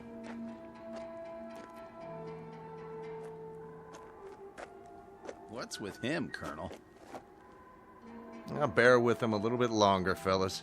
He's really quite a man.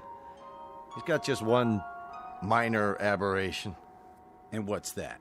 He believes he's God. As far as he's concerned, we're booting him out of heaven.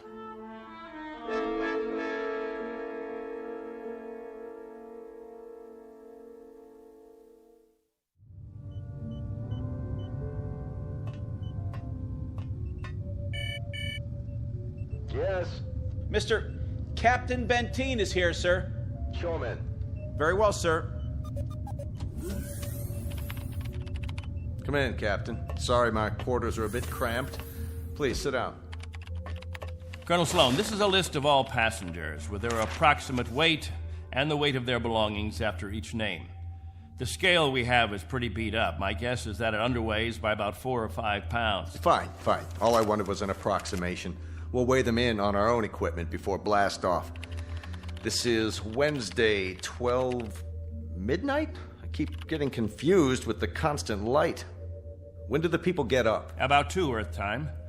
The hours from 7 until 1:45 are the hottest. That's when we try to stay indoors. Then we have our meetings at the cave about 2 hours afterwards. We've had to improvise our own schedule. You've improvised very well, Captain. I looked at the saltwater converter, your electro plant, the sun shields you put up over the crops. Very inventive. Necessity hasn't been the mother of invention here. It's been the father and the whole family. Well, you'll be able to give way to progress now. Though I wonder if all of it'll be to your liking. The way you'll be lionized when you get back to Earth. You're referred to in the press as the Lost Pioneers. They're gonna make quite a thing of you when we land. Oh? Wherever any of your people settle, there'll be keys to the cities, brass bands. I expect they'll scatter all over the U.S. The government's had inquiries by, well, it must be thousands of relatives. My guess is that they'll just about have time to look into a television camera and then get whisked off. Well, they won't be scattered, Colonel. They'll go as a group. We'll find a place where we can settle, and that's where we'll stay. I'm talking about when we get back to Earth, Captain. That's what I'm talking about. They won't be splitting up. Not my people. Captain, as a point of interest, did you ever ask them? Ask them what? Whether they'd want to stay together. That would be a ridiculous question, like asking a child if he wants some more ice cream. They're children, you see, Colonel. Oh, chronologically, they range from 6 months to 60-odd years, but socially, psychologically, they're children. I've kept them alive and functioning all this time. Once we're back on Earth, I'll simply continue the process. Captain Benteen, have you told them that? Have you told them that after 30 years of waiting, 30 years of living in a compound, they're going to travel 1 billion miles just to walk into another one? Have you? There's no need. They wouldn't have it any other way. To leave them to their own devices, that would be an act of cruelty. Captain, do me one favor. Just ask them.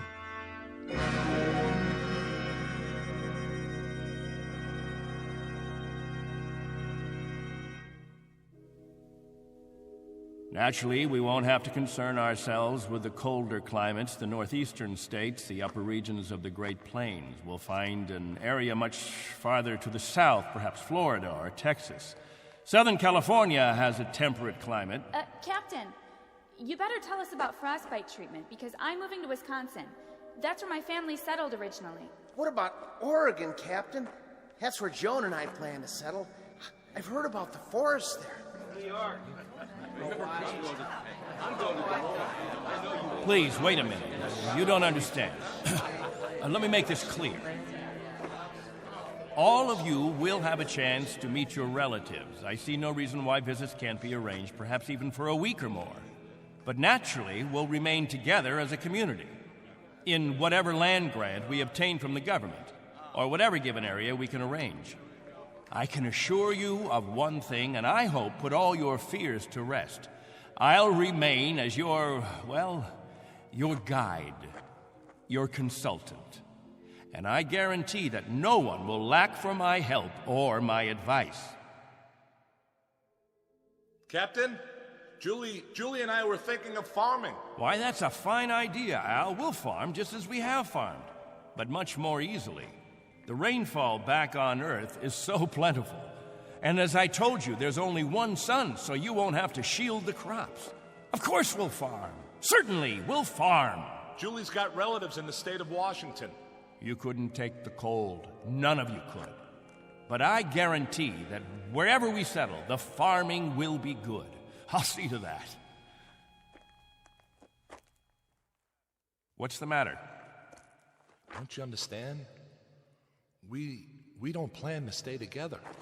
You don't understand, Al. You've never understood much of anything. If we split up, I seriously doubt that we'd survive. Al, explain it to him. Go on.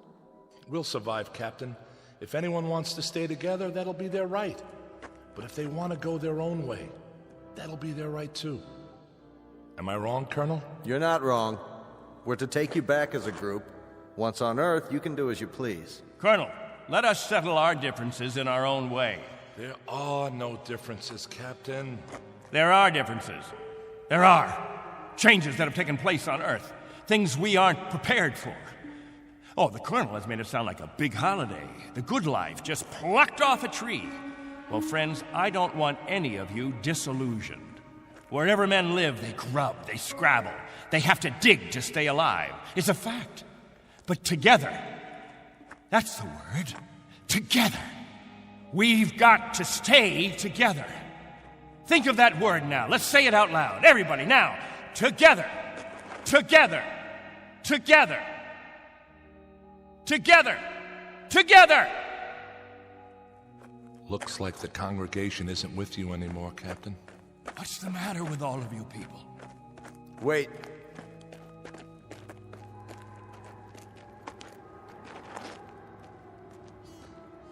I've made the compartment assignments. I'd like to go over them with you. Assignments? There's not much time, and there's some things we have to check off. There's a decompression problem that we've got to tell them about, and a moment of weightlessness shortly after we leave the atmosphere that I want to explain to the children. Do you know what we called you while we waited for you to come? We called you the Messiah. Did you? You were supposed to bring freedom, but that's not what you brought. You brought selfishness, dissatisfaction, divisiveness. With all the misery we've had here, those germs never infected us. I brought nothing but a ship and a crew and a means of escape. You've had no diseases, no viruses. Did it ever occur to you why? You've lived in a test tube, Captain. Antiseptic and germ-free and sterile. Sure, you're a group, a cell, but that's all over with. Now it's time for you to be what God meant you to be, individuals. Time to break the test tube. Time to rejoin the human race. What I'd like to know is why in the name of God you're so reluctant about it. Because I remember the human race. This is incredible. Oh, it's really incredible. I was wrong, Colonel. I've been telling them about an Earth that doesn't exist, an imaginary garden. No, we can't go back. It's too late. Captain, really?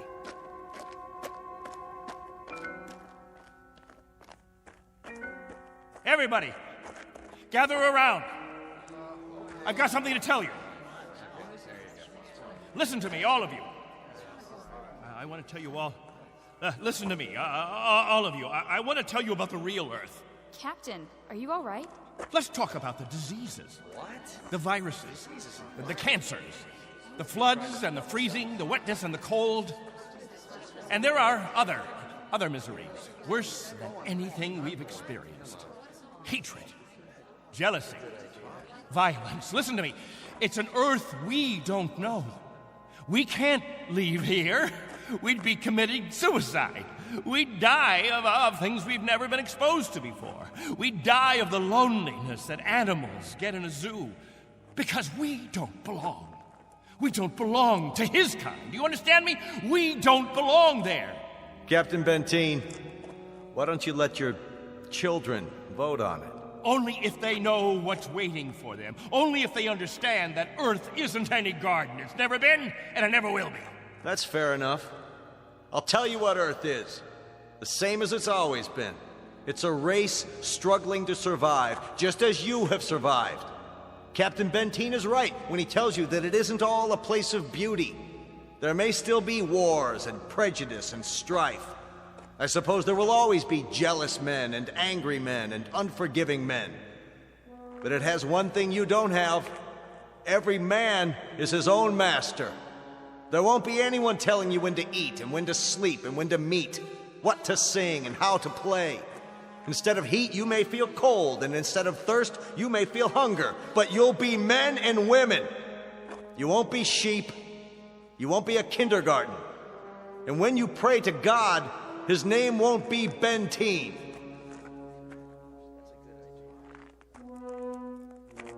A vote now, Captain, and the majority wins. Those of you who want to be on the ship 10 hours from now, heading back to Earth, step forward. All right, I'm going. Let's go. Go. That's it. I suppose that makes it unanimous, Benteen. Even you, Jojo? Well, I want to go with the Colonel. Give me something, anything. Give that sledgehammer. Here. No, let it go. Angle! Rafferty! There, sir. Stop him! He's running from the ship! No. Captain, no, please.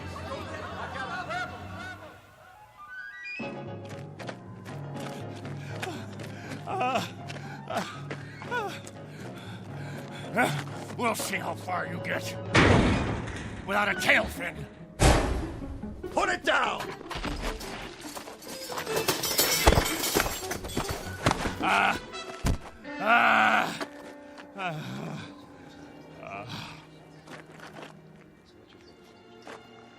You all right, Colonel?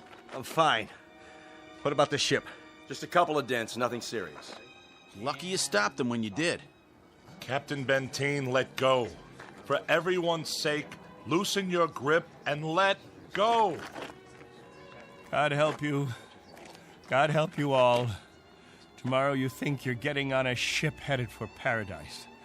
What you don't realize is you're heading for hell. What about you? I'll stay here. That's right. This is my home. This is where I belong. This is where you belong. You just don't have the brains or the guts or the sense to know it. This ship leaves at 0800 tomorrow. If you're not on board... I want no special privileges, Colonel Slow. No special treatment. If you're to blast off at 8, you blast off at 8. As for the rest of you, you can go on the ship or you can remain here with me. I'll be at the cave. Any who want to remain can meet me there.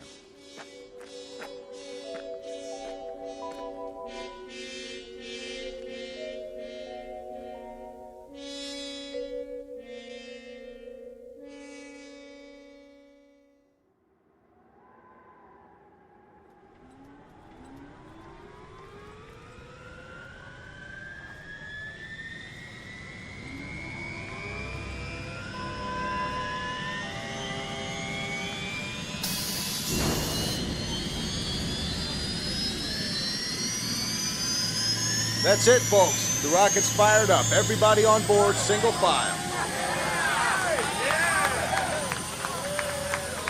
What about the captain? I'll give it one last try. Lieutenant Engel, see to the passengers. I'll be right back. Yes, sir. Where are you going, sir? To the cave.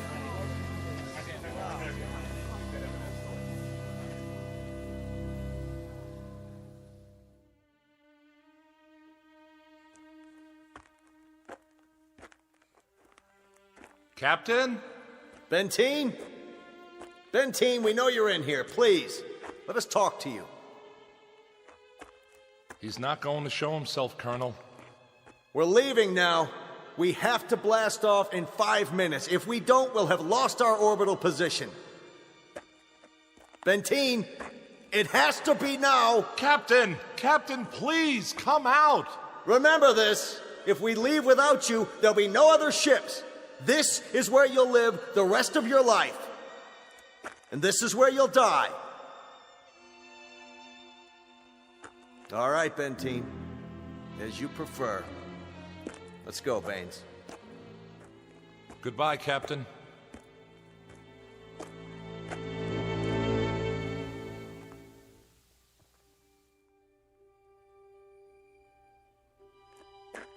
Hello, friends, all together at the meeting place. Any new business today? No? Jojo, I'll bet you want to hear about Earth. About the rivers and the seas, the blue skies, or the night, the stars and the moon. Which do you want to hear about this time? There's color on Earth, the change of seasons. And the wind brings the smell of the ground, the plants, the seeds, the roots, flower petals, sap from the trees, and the smell of the weather, the rain or the mist or the fog. And on the earth,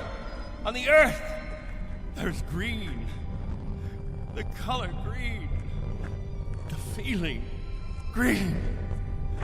There's something fresh about it, something living. Earth. It's called Earth. Don't leave me. Please. Oh, don't leave me.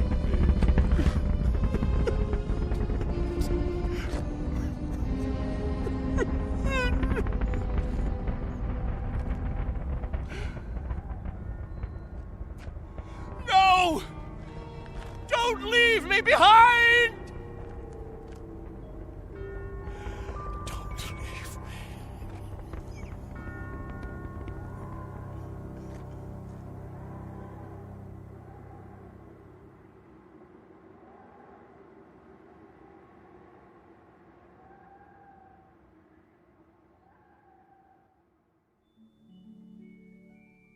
A man named Benteen, sometimes known as Captain, who had certain prerogatives. He could lead, judge, legislate, even dictate. It became a habit, and finally, a necessity. William Benteen, once a god, now a population of one, on a distant outpost in the Twilight Zone.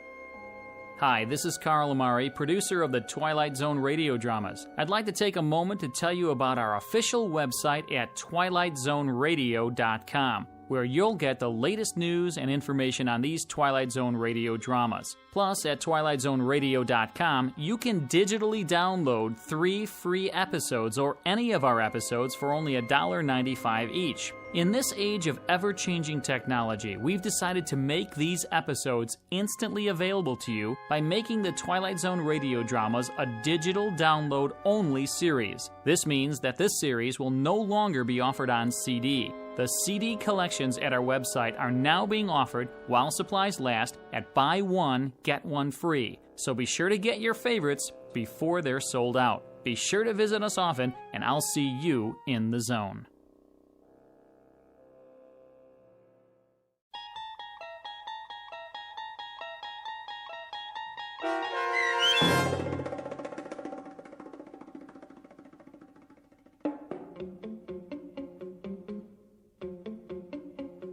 On Thursday, We Leave for Home, starring Barry Bostwick with Stacy Keach as your narrator, was adapted for radio by Dennis Etchison and written for The Twilight Zone by Rod Serling. Heard in the cast were Mike Starr, Christian Stolte, Elizabeth Lido, C.J. Amari, Richard Hensel, Justin Kaufman, Kurt Nabig, Joby Cerny, Jennifer Joy, Meg Thalken, Tracy Hernandez, Jake Salins, Doug James, Jeff Lupetin, and Amanda Amari. The producers of The Twilight Zone wish to thank CBS Enterprises and the Rod Serling Estate for making this series possible. This copyrighted radio series is produced and directed by Carl Amari for Falcon Picture Group. Sound design and custom Foley effects for The Twilight Zone by Cerny American Creatives Bob Benson, Craig Lee, Michael Slaybach, and Matt Sorrow. To learn more about the Twilight Zone radio dramas and to contact us, visit our official website at twilightzoneradio.com. Doug James speaking.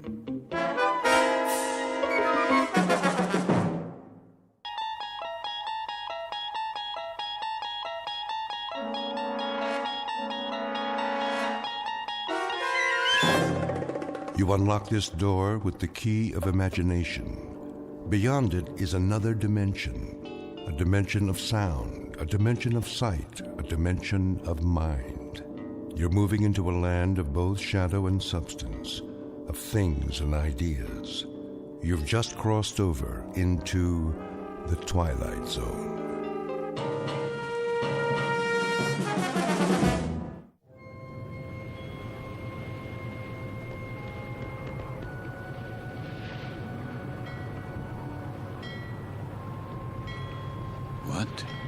What is this place?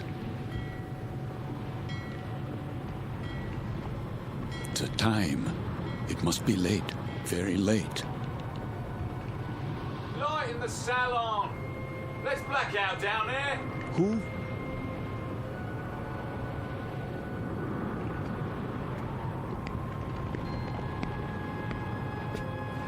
Forgive me, sir. Yes? Are you addressing me? Begging your pardon, but they'll be finished serving dinner soon. They? The galley crew, sir.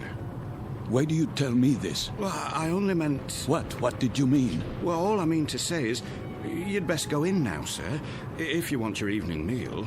My meal? The salon will be closing in a few more minutes. Oh, yes, of course. In the salon. Is that what you call it? Yes, sir. It's very dark out here. Would you like to follow me? Follow? The lights, you see. From now on, I'll have to switch them off when we open the door to the deck, and then on again. You understand, sir? Because of the blackout. The blackout? Yes. This way, sir. Are you all right? Why wouldn't I be? Is something wrong with my appearance? Why, no, sir. It's only that... Is this your first time? My what? Your first passage. It can take a bit of getting used to, sea legs and all that. I'm quite used to being at sea. Thank you. I was just... Yes, sir? Listening. To the engines? Don't worry, sir. The diesels were checked thoroughly before we left port, and Captain Willoughby's top drawer. He'll get us there safe and sound, you can be sure of that. No, not the engines. What then? I was listening to the water. The cold ocean water out there. And the night.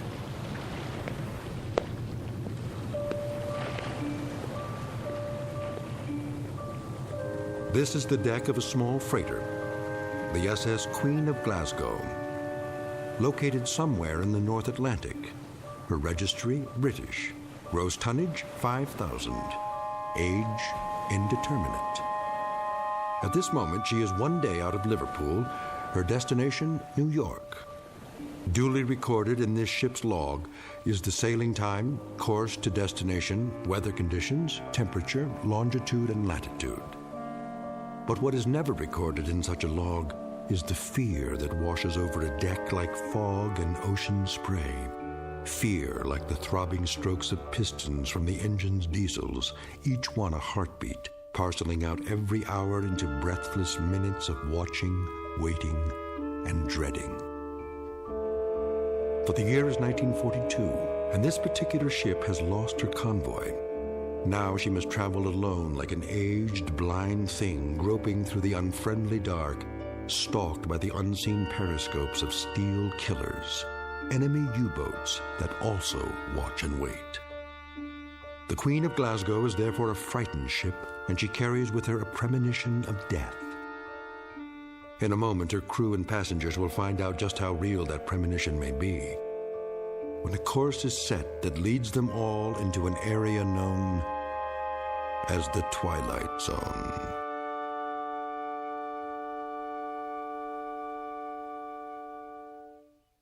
And now, The Twilight Zone and our story, Judgment Night, starring Chelsea Ross, with Stacy Keach as your narrator.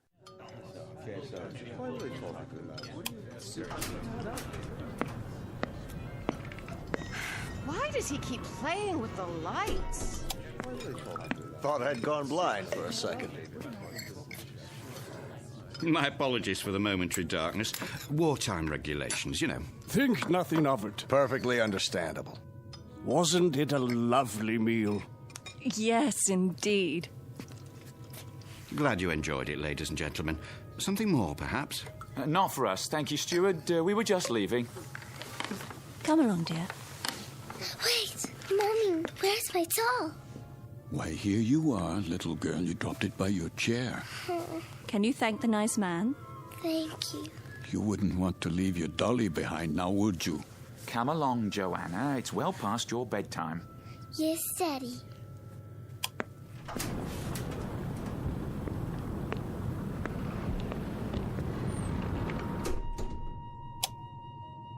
Who's this? Mr. Oh, I'm afraid I didn't get the gentleman's name. You are... Forgive me, I'm... Lancer. What's that? Aren't you Lancer? Oh, yes. I'm Jerry Potter. We looked for you at dinner. I was detained. I saw your name on the purser's list. We were wondering where you were. You were. Will you join us? Oh, no, that's not necessary. There are 3 other tables. 3 empty tables? I'm really not very hungry. Well, the captain wasn't able to join us tonight, so there's plenty of room. Come on over, I insist. Very well. Coffee, sir? Ah, yes. Thank you. I believe I would like some coffee. Here's your seat, Mr. Lancer. The more the merrier, I always say. The coiner of phrases. We could do with a bit of merriment. Let me help you, sir. I'll get the coffee. Wait. Do I know you from somewhere? I don't think so, sir. But your face, I'm sure. It might well be. I've travelled this line for a number of years. Perhaps it was on another ship before the war. Before the war? Seems like a long time ago, doesn't it, sir? Are you quite certain about the food? What? The cook can still prepare something. No, I don't have much of an appetite. Not even with all this salt air? Makes me hungry enough to eat a horse. Jerry! Would that be a seahorse, Mr. Potter? How about it, Lancer? Have some chow. Not tonight. Something happened tonight? Nothing unpleasant, I trust? Why, I don't know. I honestly don't know. Mr. Lancer, are you ill? As a matter of fact...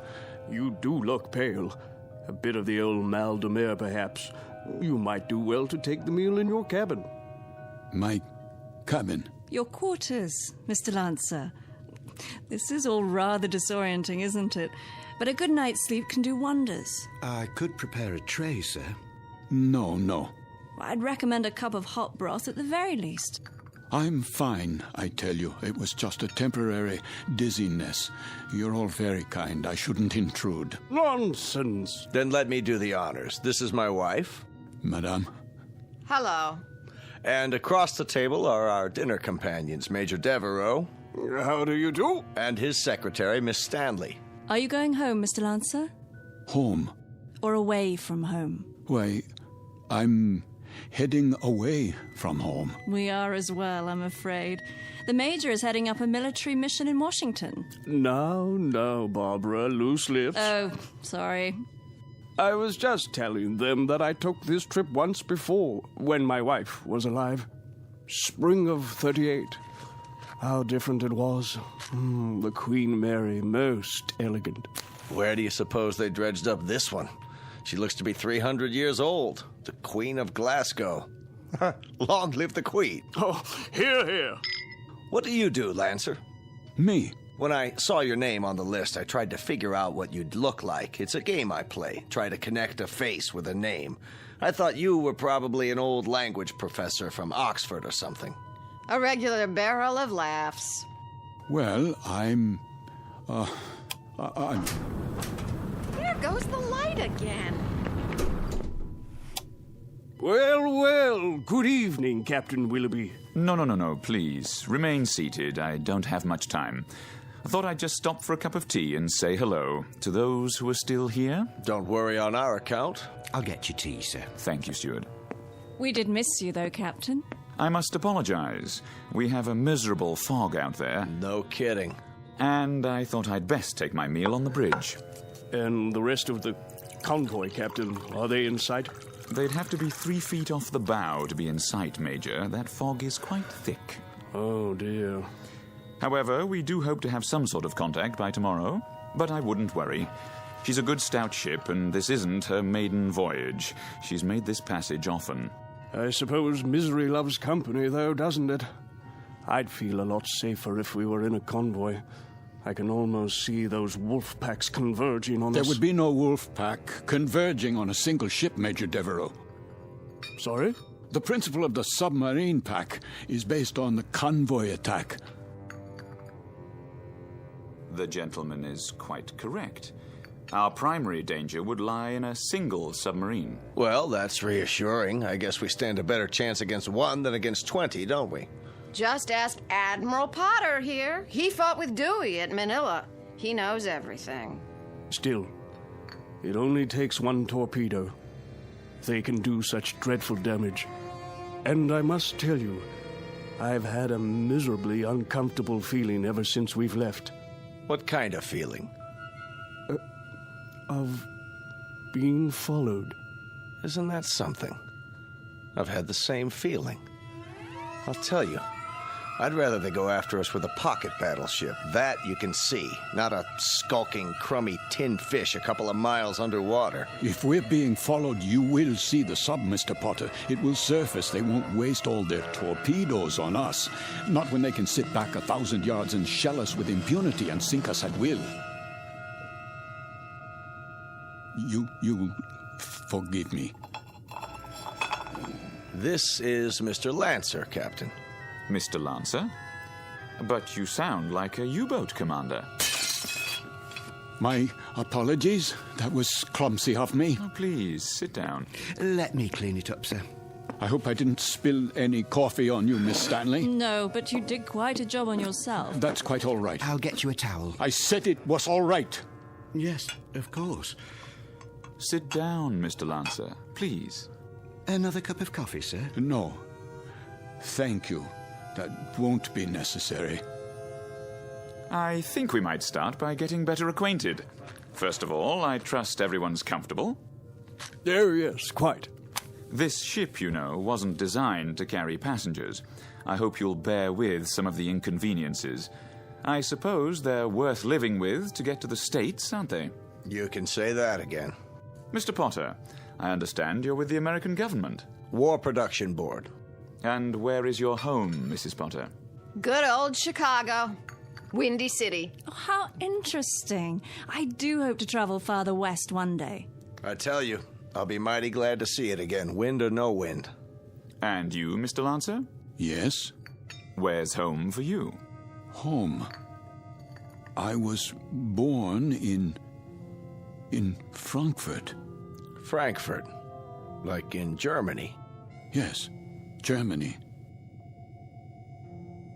Well, how long had you been in England, Mr. Lancer? How long? Not very long, not long at all. Please accept my apologies. I think I'll go to my quarters now. Too bad. I was hoping we'd get a poker game going. Whoop-de-doo. Perhaps another time. Good night. Well, there goes an odd one, huh? I had him pegged as a German the minute he came in. And what do you suppose he's traveling on this ship for? You don't think he's a spy, do you? I rather doubt it, Mr. Potter. All the passengers are well screened. I am a bit concerned about him, however. He doesn't look at all well. Actually, I'm feeling a bit tired myself. I think I'll be off to bed. Good night, everyone. Sleep well. Watch your step, Barbara. I will. It's very dark out there.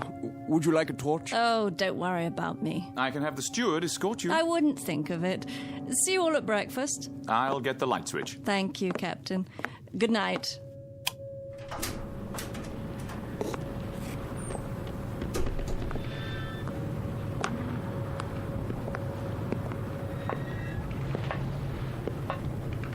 Hello? Is someone there?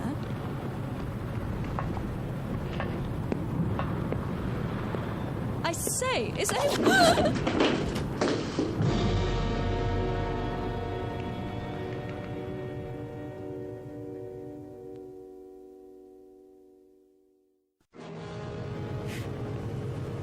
Who's there? Watch your step, Miss Stanley. Oh, Mr. Lancer. The stairs are quite slippery from the fog. So I see. I was afraid you'd lose your footing. Thank you for your help. The fog can be treacherous at sea. And it carries quite a chill, doesn't it? Yes. Yes, it does. It's best to stay off the deck at night. Why are you here, Mr. Lancer? What? I thought you'd be in your cabin. I'm still a bit unsettled. Not quite ready to sleep yet. Miss Stanley? Yes. May I ask a question? Please? Have we met before? I don't think so. Why? You'll forgive me, but you look so familiar. They all did, for that matter. Are you sure you're well, Mr. Lancer? Yes, I seem to be. It's just this feeling. What sort of feeling? Oh, it will sound crazy to you. Go on, please. Just that I'm doing things, saying things. That you've done before. How do you know that? I know the feeling. I've had it occasionally. Have you? Walking into a room and being able to swear that you've been there before. Even the conversations. They seem identical to ones you've had at some other time. Yes, but what other time and where? That's always the question, isn't it? And the people? Yes, and the people, too. Yes. That's extraordinary. What is? I don't recall. I don't seem to recall boarding this ship. Don't you? Or anything else, for that matter. How I got here, or why I'm here. There was a film about that. Pardon? In the cinema, a few years ago. With Leslie Howard. Or was it that American? What's his name? Garfield. John Garfield. I believe the title was Outward Bound, something like that. I don't have time to see many films. I don't either. But in this one, the people all found themselves on an ocean liner. Of course, it was a cruise ship, not a freighter. But none of them could remember anything. There was a man and a woman, and they met and began talking, much as we are right now, I suppose. And it turned out they were... Go on. Well, they were all dead, you see, and on their way to the other side. Isn't that absolute rubbish? It is indeed. You don't suppose we're dead, do you? And about to cross the River Styx or some such?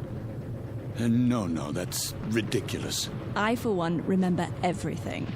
A cab to the docks, and carrying my bags, my passport, the security clearance.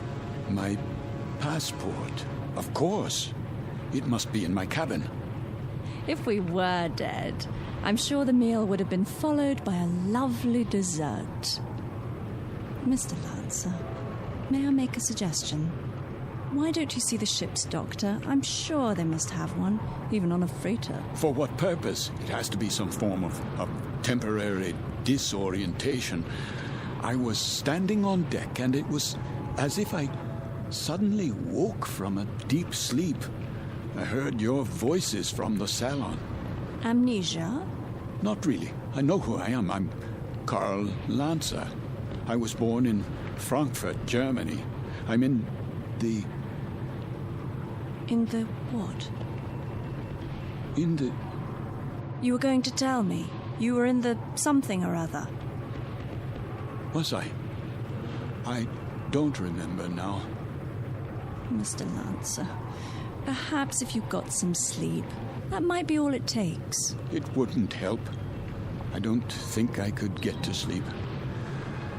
I feel as if this were a nightmare. I feel strange. I feel as if there were a disaster waiting out there, some doom that's about to happen. As if we were being stalked. I know we are. It's stalking us. Yes, there's a sub out there, a U-boat. I know it. I know it's out there. I know. Who's there? Mr. Lancer? Yes, I'm Lancer. Would you come with me, please? Where? The captain's compliments, sir. He wonders if you could join him in his quarters. For what purpose? He'd like a few words with you. Go on, Mr. Lancer. I'll see myself to my cabin. Sir, this way.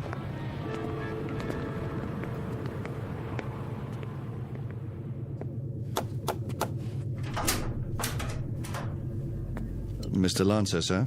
You wish to see me, Captain? Thank you for coming, Mr. Lancer.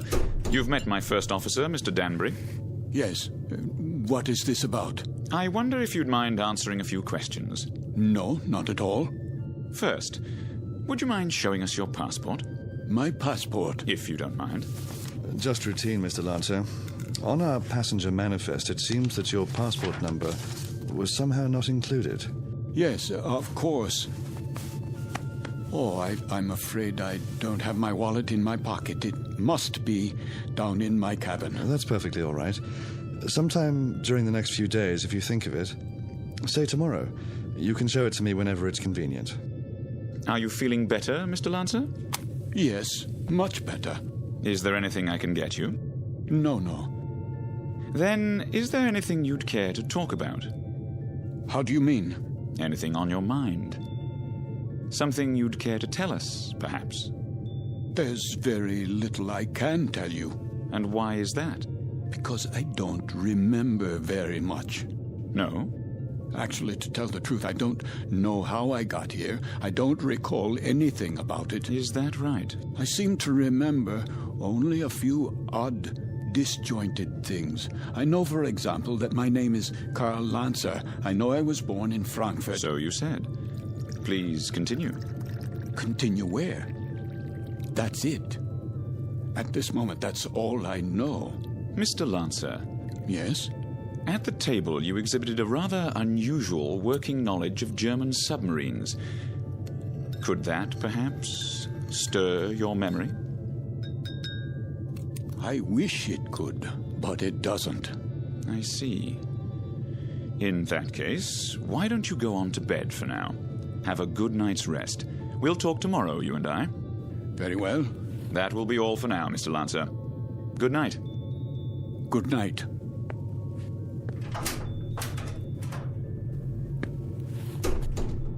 Most peculiar. I'd agree, sir.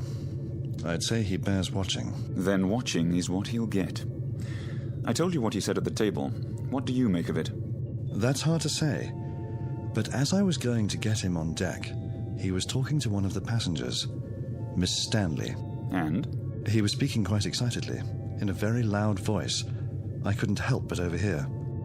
He was saying something about how he knew there was a U-boat out there. It's stalking us. That's what he said. You heard him say that? Those were his exact words. Thank you, Danbury. I thought you'd want to know, sir. Danbury. Sir? Let's keep this between ourselves for the time being, shall we? Yes, sir. And see that a steward is sent down to his room. I want to have a look at that passport as soon as possible. Right away, sir.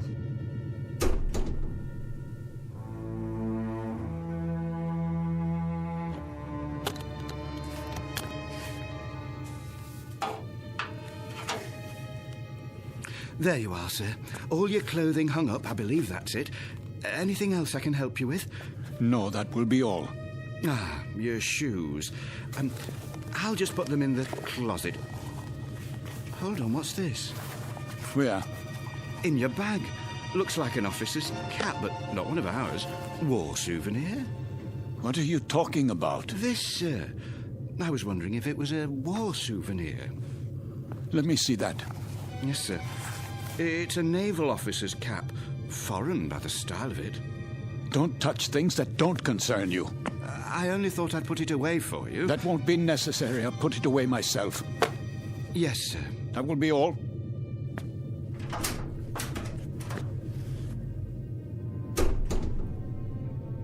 It is a German officer's hat.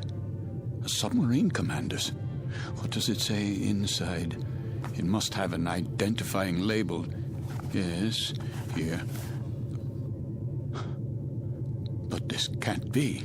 It says, Karl Lancer, Kapitan, Kriegsmarine.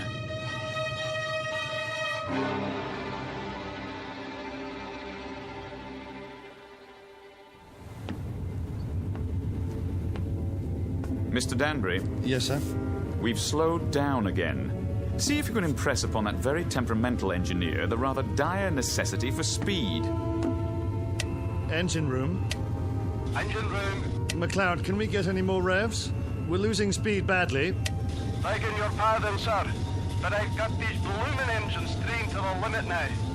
Kindly tell the captain that if I keep them going at this rate, there'll be a breakdown before morning.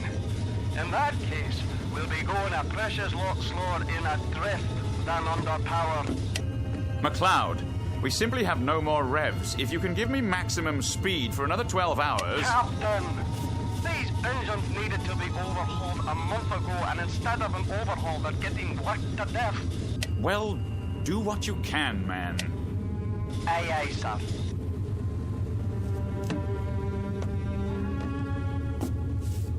What do you think, number one? Sir? Cheery predicament we have here. If we reduce speed and give those engines a break, we don't stand a chance. And if we keep them going at maximum, they'll break down inside of 2 hours. I don't know what to say, Captain. It's a dangerous call either way. If we could only see through this bloody fog. If they're out there, it won't make any difference. And they're out there, let me tell you. God knows they're out there, waiting like vultures.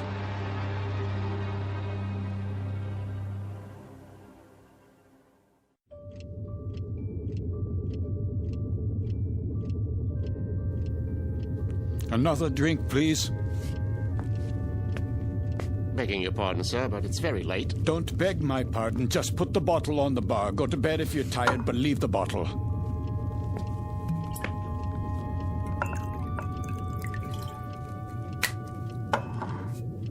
That doesn't sound right. Sir?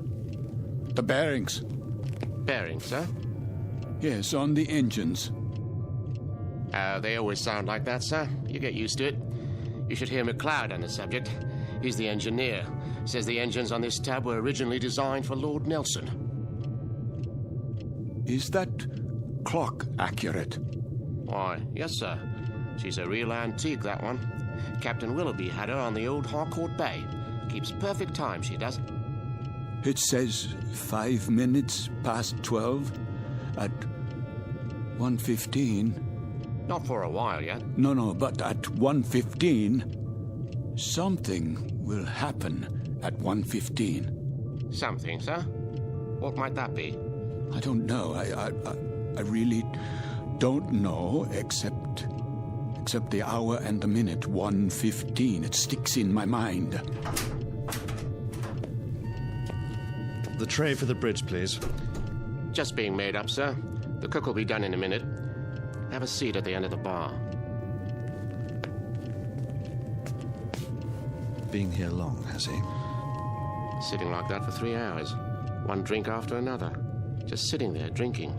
Wiping the sweat off his face and asking for more. And not getting drunk, mind you. That's 3/4 of a bottle gone. I'd swear it was lemonade. I've never seen the like.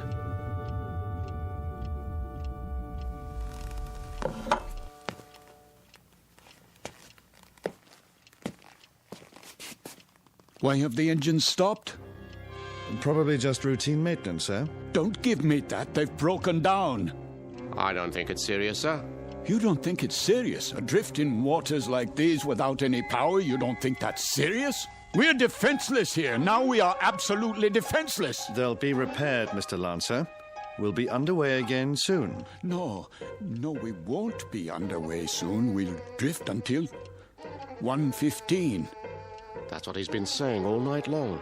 You know, of course, how easy it would be for a submarine to... You're a nervous man, Mr. Lancer. I'd suggest you call it a night. Oh, I'm a nervous man. I can assure you that I am suffering from something a little more serious than nerves. I'm suffering from knowledge. I'm suffering from knowing what's going to happen. Really? Now? My affliction comes from waiting and knowing that inside of an hour, a U-boat will surface off our bow with searchlights and a deck gun. We'll be attacked and we won't be able to run away. Here, sir. Sit down, man. How does it feel to you people just standing still and waiting for a shell or a torpedo to smash into you, waiting for the ship to blow apart so that you can find yourself in the water, closing in on you, filling your lungs so you can't scream? I said sit down, man. Mr. Lancer, this kind of talk won't do you or anyone else any good. Here's the captain's tray, sir. Leave it. Is something wrong? The gentleman is ill. He doesn't know what he's talking about. Carry on. Yes, sir. Go on, cook. Back to the kitchen with you.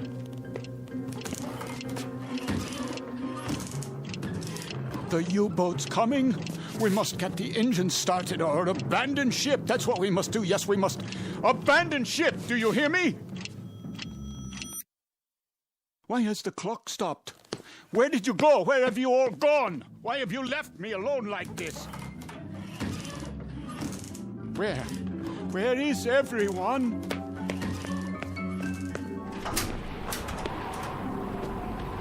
What is that? The searchlight. It's here. That's the U-boat. The U-boat is here.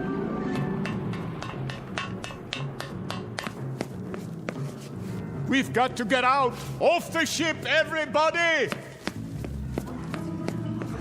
There you are. All you passengers, out of your rooms. Listen to me. There's a U-boat. I just saw it. She's going to sink us. Can't you hear me? Why don't you move? Are you all out of your minds? What do I have to do? Do I have to grab you and carry you up on deck? Do I have to throw you bodily into the lifeboats? Do I have to knock you unconscious? They're gone. But where? Is the entire ship empty? Or have I gone mad?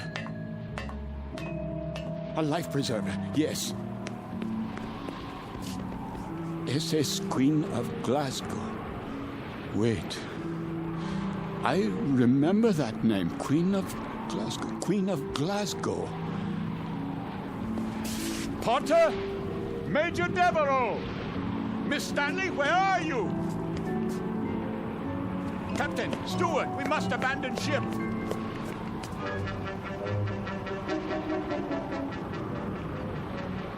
Fire fry! Ja, Captain. Fire!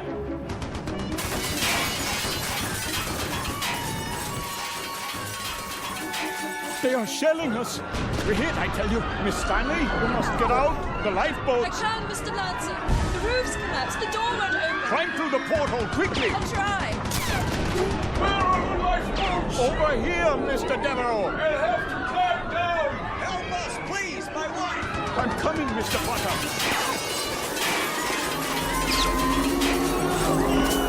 Watch out! The rail is collapsing!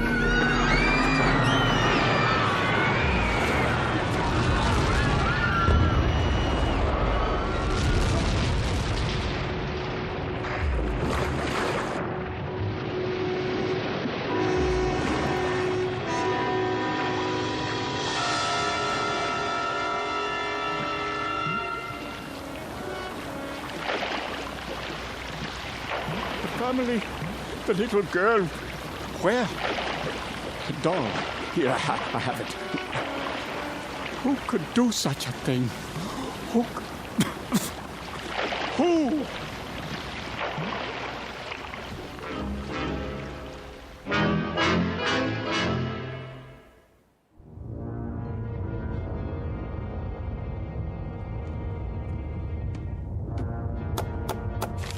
Ja?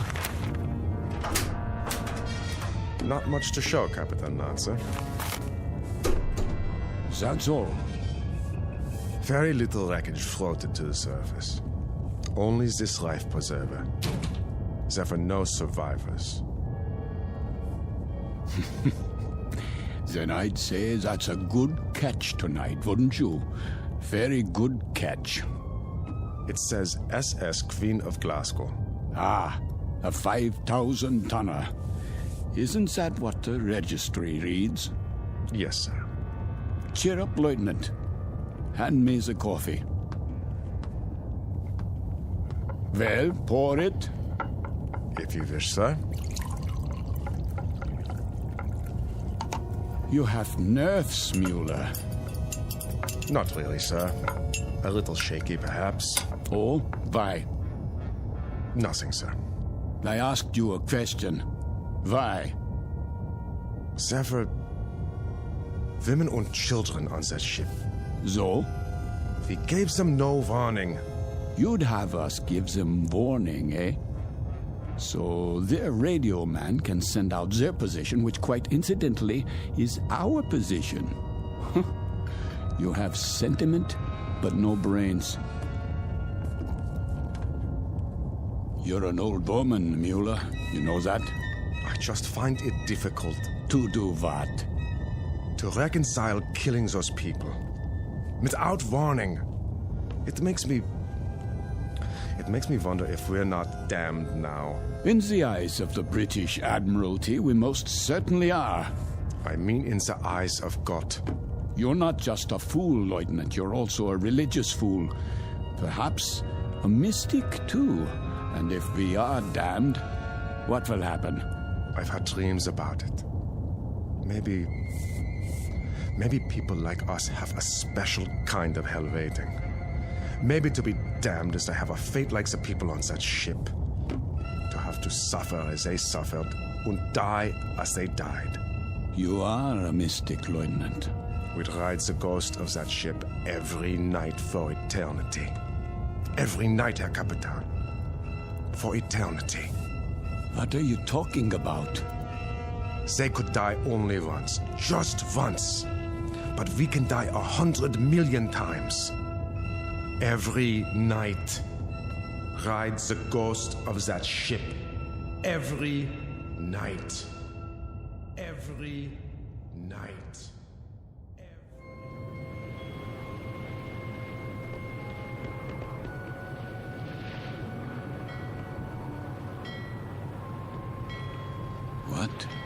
What is this place? The time. It must be late. Very late. Light in the salon. Let's black out down there. Who?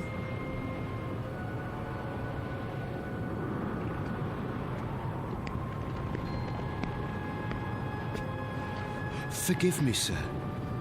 Yes? Are you addressing me? Begging your pardon, but they'll be finished serving dinner soon. They? The galley crew, sir.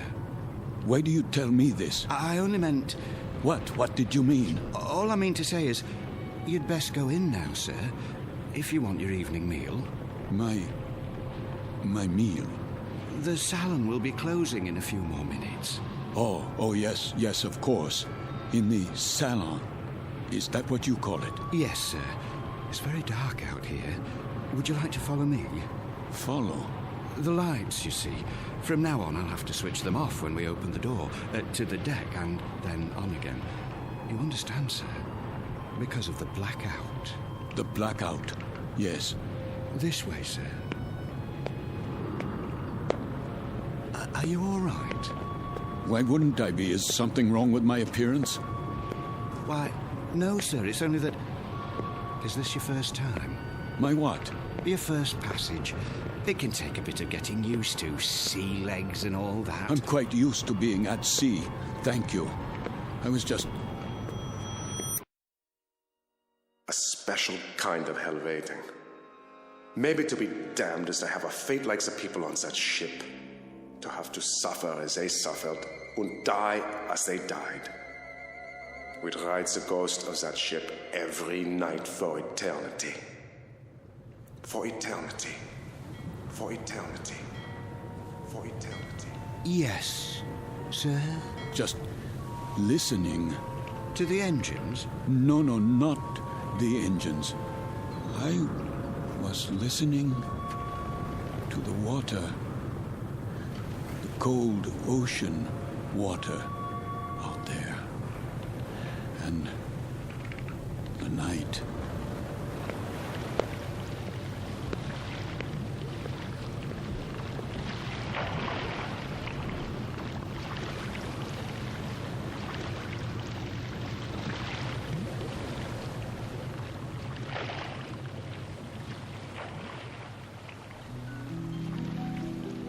You've heard talk about paying the fiddler, the comeuppance awaiting every man when the ledger of his life is opened and examined. The credits and debits added up, a tally made, and then the reward or the penalty paid. In the case of Karl Lancer, former Capitan and U-boat commander, Navy of the Third Reich, this is the penalty. This is the justice meted out. This is Judgment Night in the Twilight Zone. More from the Twilight Zone after this. You are about to enter another dimension. A dimension not only of sight and sound, but of mind. A journey into a wondrous land of imagination. Next stop, the Twilight Zone. Hi, this is Stacy Keach. I'd like to take a moment to tell you about our Twilight Zone website at twilightzoneradio.com. At twilightzoneradio.com, you'll find the latest information on these Twilight Zone radio dramas, including behind-the-scenes photographs, plus the newest product releases, trivia contests, ways to contact us, other Twilight Zone-related info and merchandise, plus links to other fascinating websites. So make your next stop twilightzoneradio.com. Visit twilightzoneradio.com to purchase these Twilight Zone radio dramas on cassette and CD, or call toll-free 1-866-989-ZONE. That's 1-866-989-9663.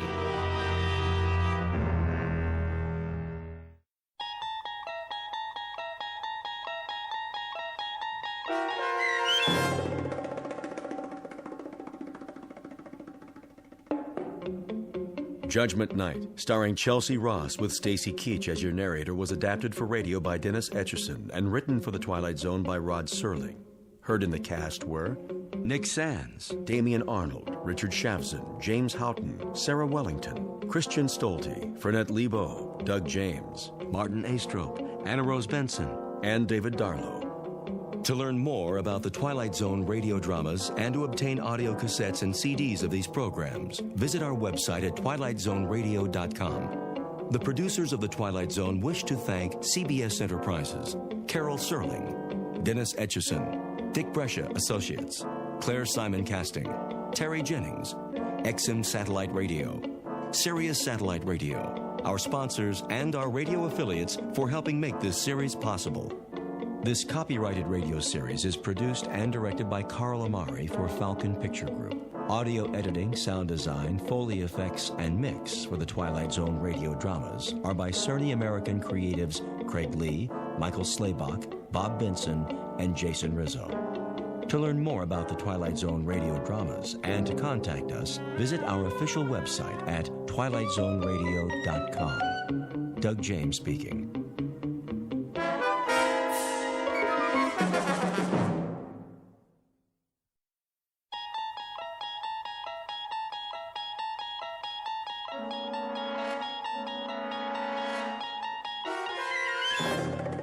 You unlock this door with the key of imagination. Beyond it is another dimension, a dimension of sound, a dimension of sight, a dimension of mind. You're moving into a land of both shadow and substance, of things and ideas. You've just crossed over into the Twilight Zone.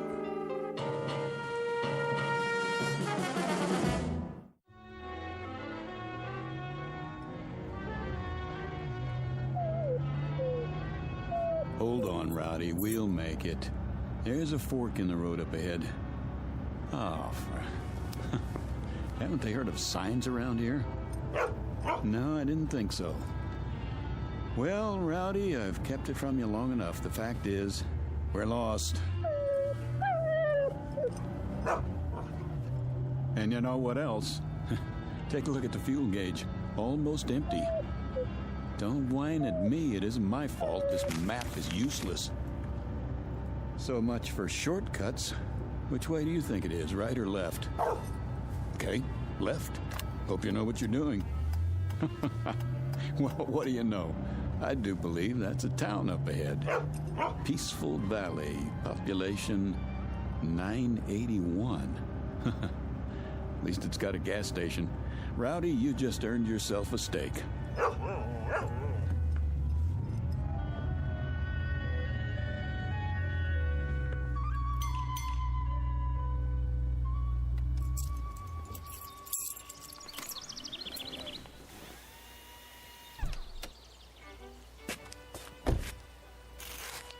Hey, anybody here?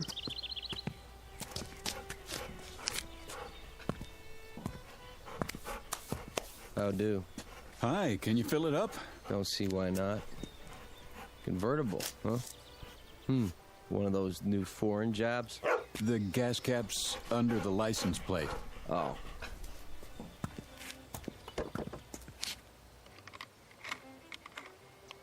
Oh, I'll check the oil and water. Sure enough.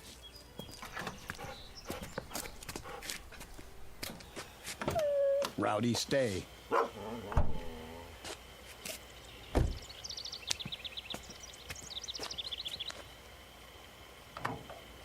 Pretty empty, huh? She's running on fumes. How'd you let that happen? Oh, I listened to a friend.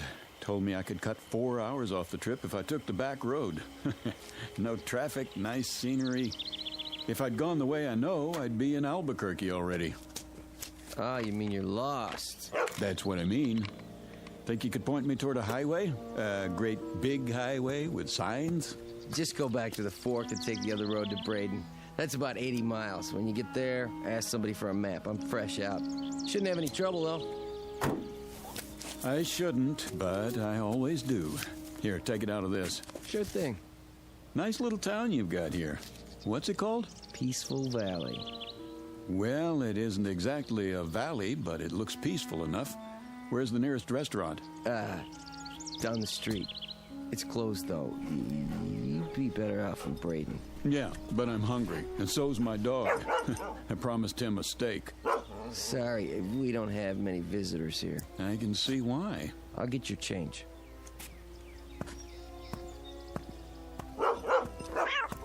Kitty, stop it. Rowdy, you take it easy. Rowdy!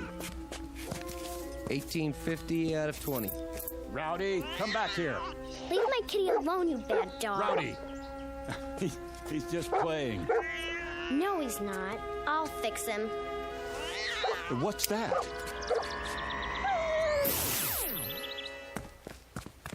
Rowdy? Hey, where is he?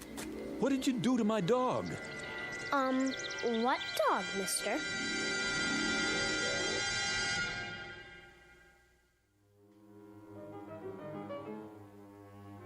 You've seen them. Little towns in the middle of nowhere, off the main roads and highways.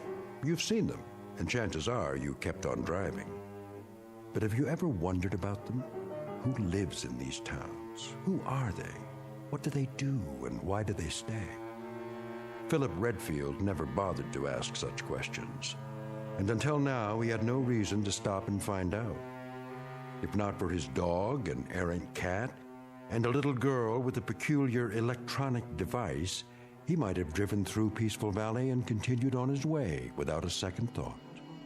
But he can't do that now, because, whether he knows it or not, this particular shortcut has led him off the beaten path and into the capital of the Twilight Zone. And now, the Twilight Zone and our story, Valley of the Shadow, starring Chelsea Ross, with Stacy Keach as your narrator.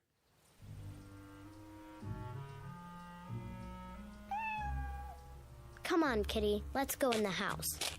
No, little girl, wait. Huh? What did you do to my dog? Nothing.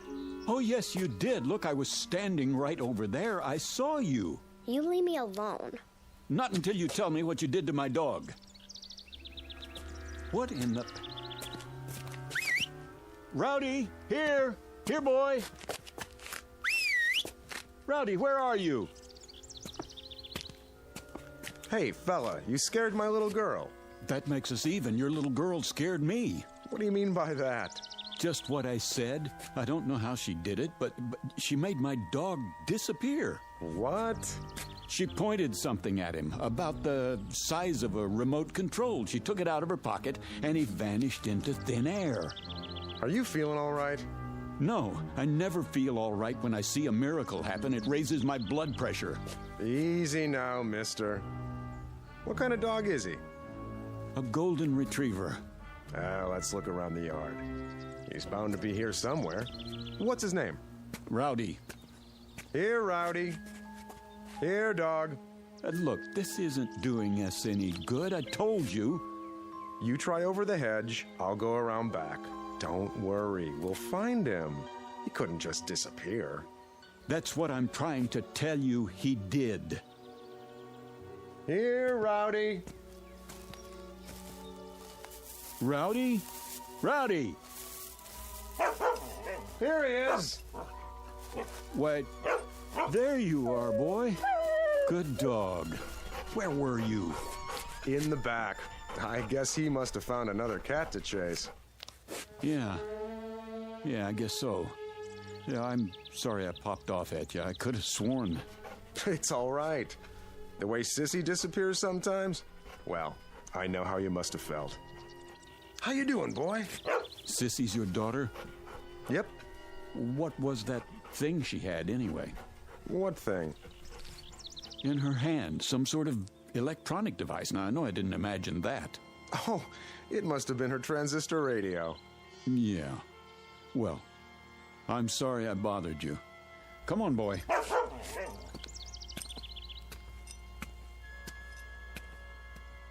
I'm sorry, Dad. I didn't know anyone would see me. It's all right, Sissy. It'll be taken care of.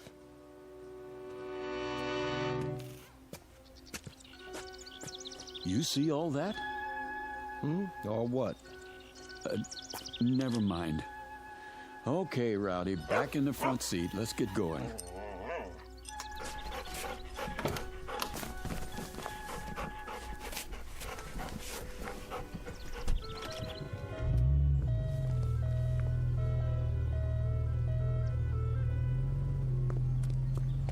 Hey, Braden's the other way. I know, you told me.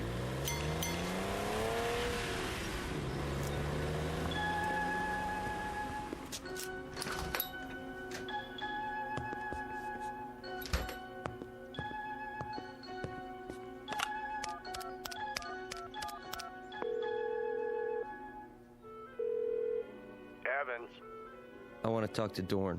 he's not here. Then you better find him. It's important. What's happened? we've got an outsider and he saw something.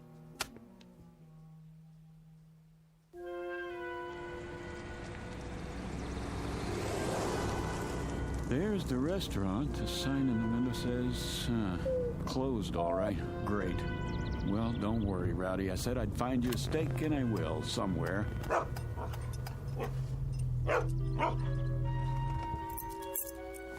Wait here. I'm hooking your leash to the steering wheel.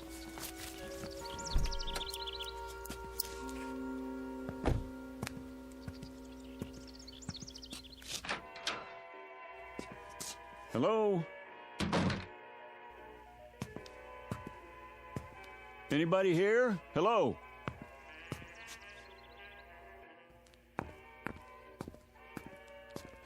I'm sorry. I didn't hear you come in. Hi. Is the hotel open? Open? Oh, yes. But we don't have any vacancies. No? Why is that? Well, the rooms are all taken. But all the keys are still hanging on the wall. Everybody's out. Is that right? Well, the fact is, I don't want a room. I just wanted a restaurant. Maybe you could make a suggestion. I'm afraid it's closed. You mean there's only one restaurant in Peaceful Valley? Yes, sir. Then where do you eat? At home. And what about your guests? They do eat, don't they? If you'll excuse me, I have some work to do. Just a second, miss. Look, my name's Philip Redfield. I'm a newspaper reporter, and if I sound nosy, I guess that's because it's part of my job. Oh, I see. You don't mind, do you? No. Good. Then just answer one question for me. Look, ever since I pulled into town, people have been trying to get rid of me. They have? At least that's the feeling I get. I was just wondering why. Well, we don't get many outsiders. So I've heard. Enough to fill the hotel, though. I really have to go. I think you should too, Mr. Redfield. All right, I get the hint. Oh, miss. Yes? Mind if I take one of your newspapers? What? Oh, not at all. Please. Hey, you better get your subscription renewed. This paper's 9 years old.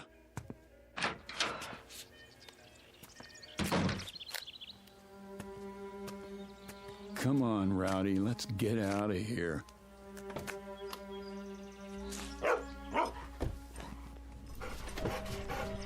So long, Peaceful Valley. Thanks for the memories. You tell him, boy, nothing here for us. Just let me turn around. A few minutes from now, we'll be back in the real world. Oh, it's a good thing they don't fix this road. Might make people want to come here. There's the fork. Don't see any stop sign. Do you, Rowdy? Nope, me neither. Well, let's punch it.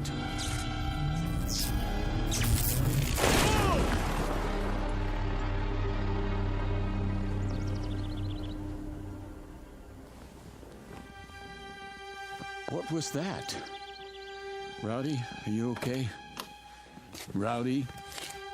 Rowdy? Rowdy?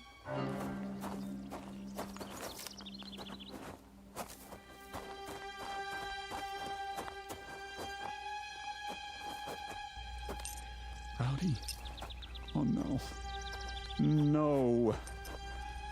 It's all my fault, boy.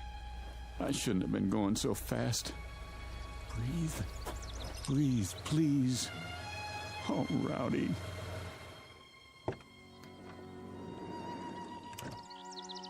Rowdy. Had an accident, did you? No, an accident had me. I had the top down. He was thrown out of the front seat. There's no heartbeat. Let me check. Nope. I don't believe it. He's dead. Front end's pretty smashed up. Radiator shot, too. Doesn't make sense. The road was clear. There wasn't another car for miles. Maybe it was a rock. There are no rocks around here. Can't be too sure. Yeah, must have been. Rain washes some big ones into the road every now and then. If there were, it would still be here. Could have knocked it off the road. Come along, Mr. Redfield. Come where? We'd better get you to a doctor. What about my dog? You have nothing to worry about. Can you walk okay? Here, lean on me. Wait a minute. I don't think I want to go back into town. Not your town, anyway. You need to be examined. I'm all right, I tell you. You don't know that. Could be internal injuries. If anything's wrong with you, it'll be on our conscience forever. Take it slow.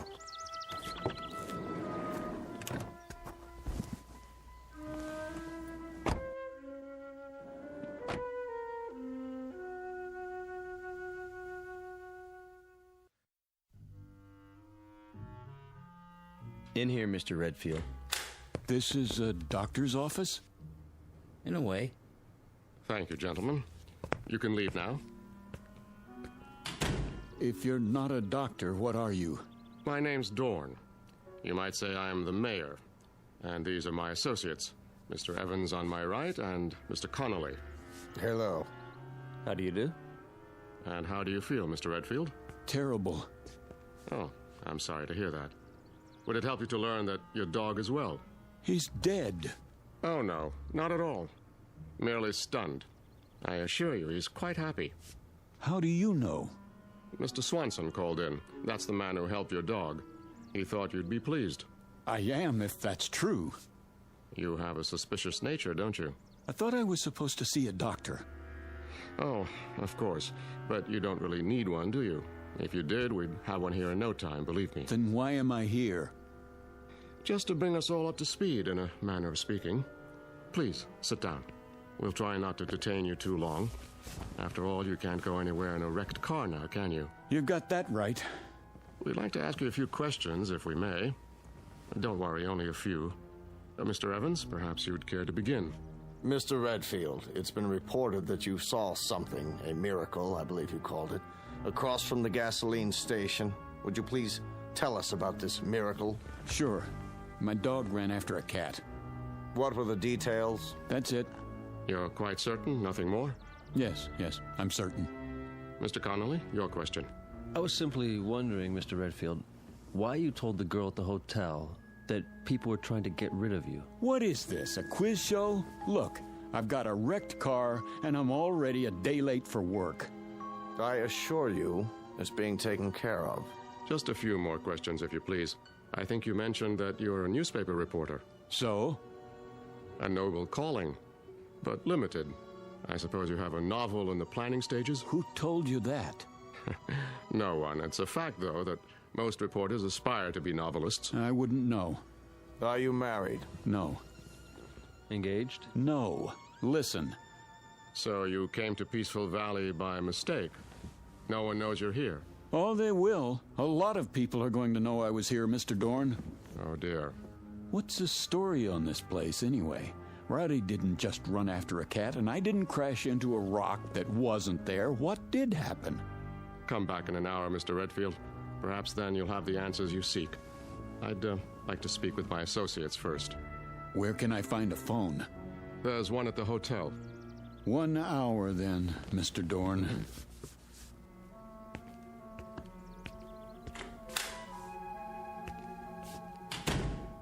Do you think it's wise letting him go like that? He'll be watched. Well, gentlemen, it's happened. It had to, eventually. No, it didn't have to. And it wouldn't have if we'd kept our wits about us. But we didn't. We were complacent, so infernally sure of ourselves. Dorn. It's true, Mr. Evans. Would you explain the point of keeping the hotel open and the restaurant closed? Doesn't it seem likely that there would be more inquiries for food than for rooms? There haven't been either in over 16 years. You see? Complacency. And I'm as much to blame as anyone.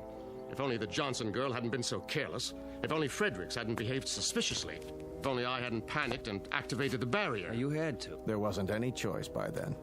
So now an innocent young man who's done no one any harm must suffer for our mistakes.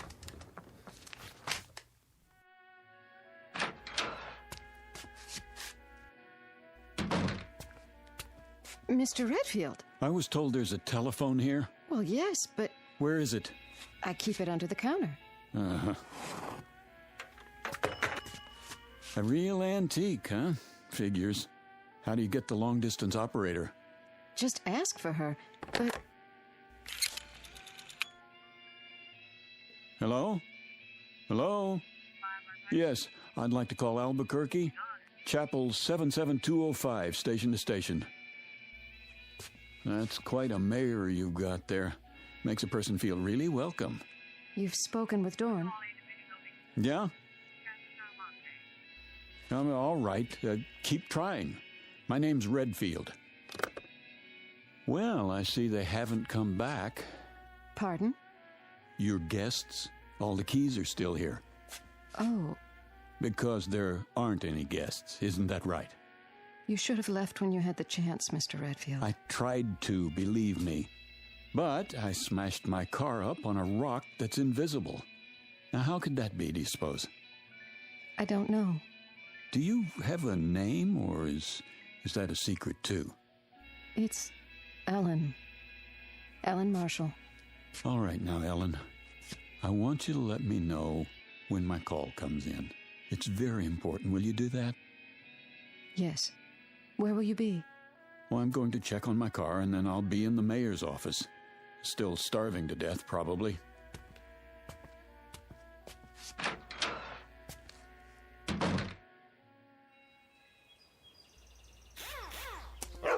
Rowdy! How you feeling, boy? I counted you out, you know that? I gave him some water.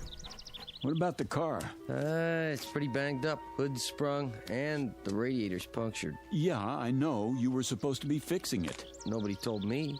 Well, I'm telling you. Can't do anything unless it's authorized. It is authorized. $200 extra in cash if you get it fixed by tonight. Consider it a bonus. It has to be official.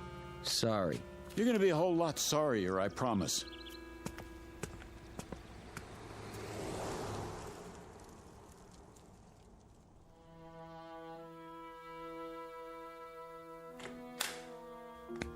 Mr. Redfield, come in.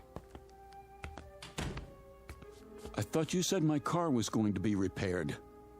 Sit down, please. I don't want to sit down. I want to know why nothing has been done to my car. Why is it just sitting out there? Primarily, Mr. Redfield, because you won't be needing it anymore. No? And why not? Because you are never going to leave Peaceful Valley. Is that supposed to be a threat? You see, Mr. Redfield. Now, the situation is rather complicated. While we hold no brief against you personally... Wait, I think I've got it figured out. Oh? Peaceful Valley is an insane asylum, and you're the head lunatics. I'm never going to leave. Who's going to stop me? We are, if necessary. There's nothing you can do, Mr. Redfield. We'll see about that. Don't do anything foolish. Please listen to Mr. Evans. Tell him to get his hands off me. Come with us. I said don't touch me. Mr. Redfield, be reasonable. You be reasonable. As far as I know, kidnapping is still a crime in this state. Gentlemen, I implore you. This violence must stop now. Oh, you've got one of those too, huh? What are you going to do, make me disappear? Don't you There. You shouldn't have done that, Dorn. Now he's seen the device up close. You mustn't bring him back. I have to. What did you do? How did I get in this chair? You were disassembled. But I was across the room. Your molecules were transported and reassembled with this. That's the same thing the little girl used, so what is it? I'm afraid you wouldn't understand, even if you were a physicist, which you aren't. Try me. Let's say it's a device by which we move objects from one location to another. All things are collections of atoms with spaces in between. Even you, Mr. Redfield. And those atoms are in a given mathematical order. This mechanism breaks them up and stores them, then puts them together again in the same order. That's ridiculous. Perhaps. But it saves time when you want to move your furniture around. Dorn. Yes, Mr. Evans? Let's get this over with. What's he talking about? You smelled a story in this town, Mr. Redfield. And you were right. You turned off onto the road to Peaceful Valley. You saw certain things that defied logic. You became curious. So we had to stop you. And now, I'm sorry to say, we must do worse. because you have stumbled upon the best-kept secret in the world. What secret? Our gift. Dorn. Relax, gentlemen. It will do no harm to tell him now. Our gift, Mr. Redfield, bestowed on the people of this village.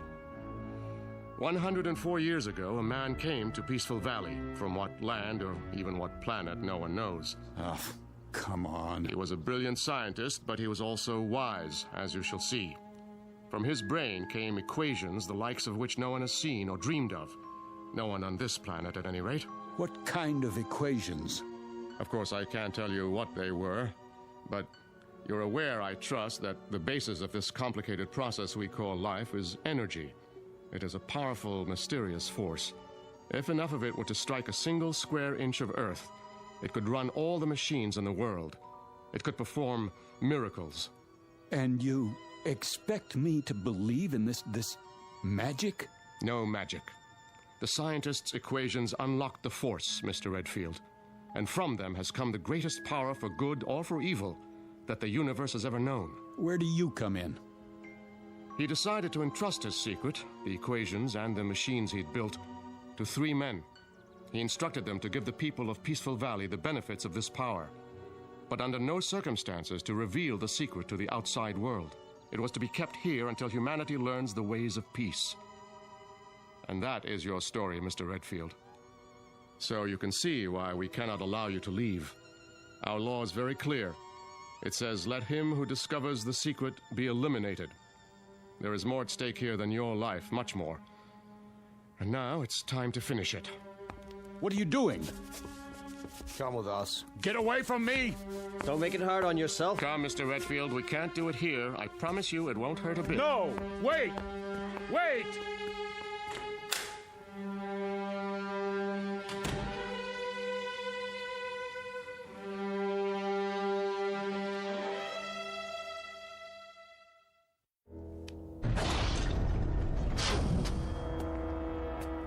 What is this place?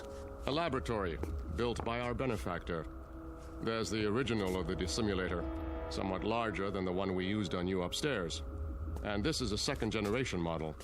The same principle, with one important difference. It works in what we call the time dimension. No end of uses for it. For example, please step over here, Mr. Redfield. And don't be afraid. Mr. Connolly? Yes? Hand me that letter opener on the desk. Now, let's say that your automobile accident had been more serious. If you had been injured, if some metal had penetrated your flesh, like this. You stabbed me. Precisely. But don't worry. As soon as I direct the time ray at your wound, you will be restored to a moment before the letter opener entered your chest.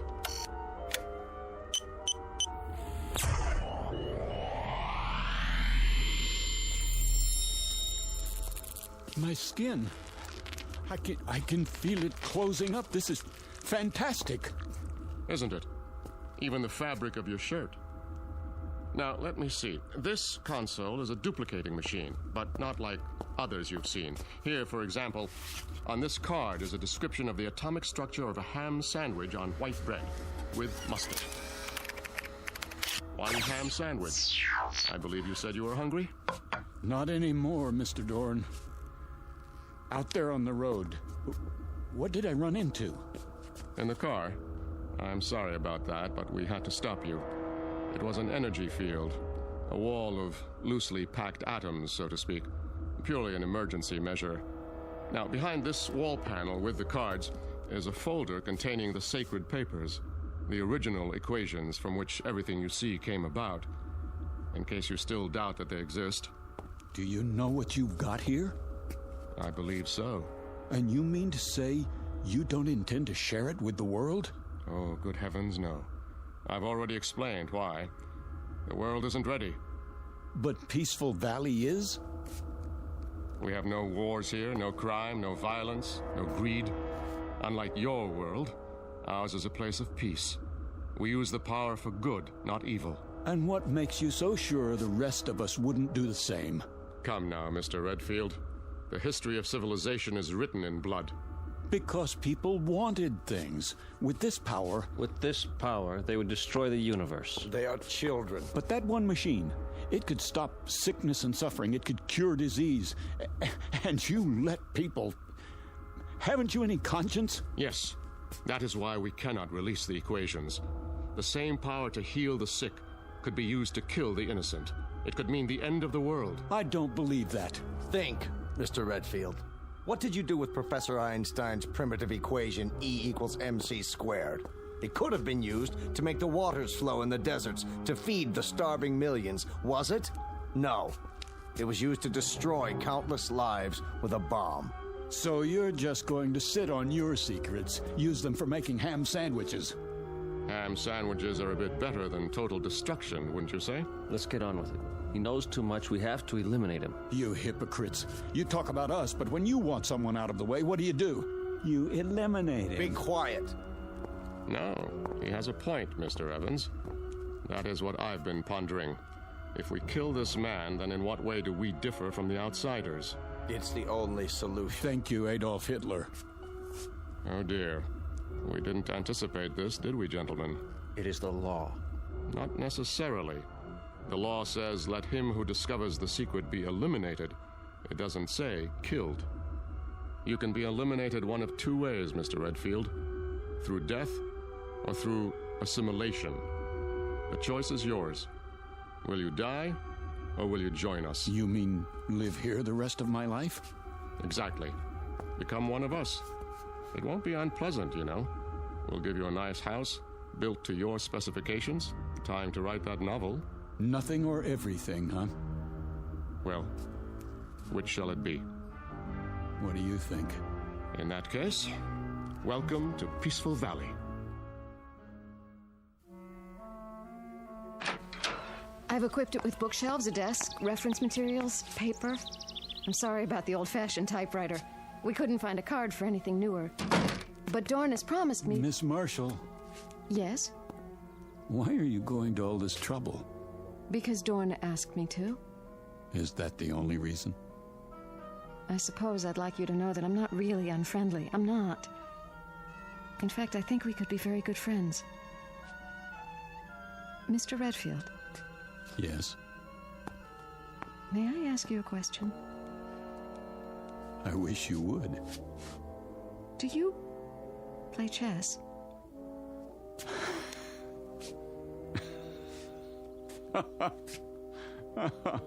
Oh, that's great. Is something the matter? No, everything's fine. You do like the house, don't you? I tried to make it nice. It's beautiful, Ellen.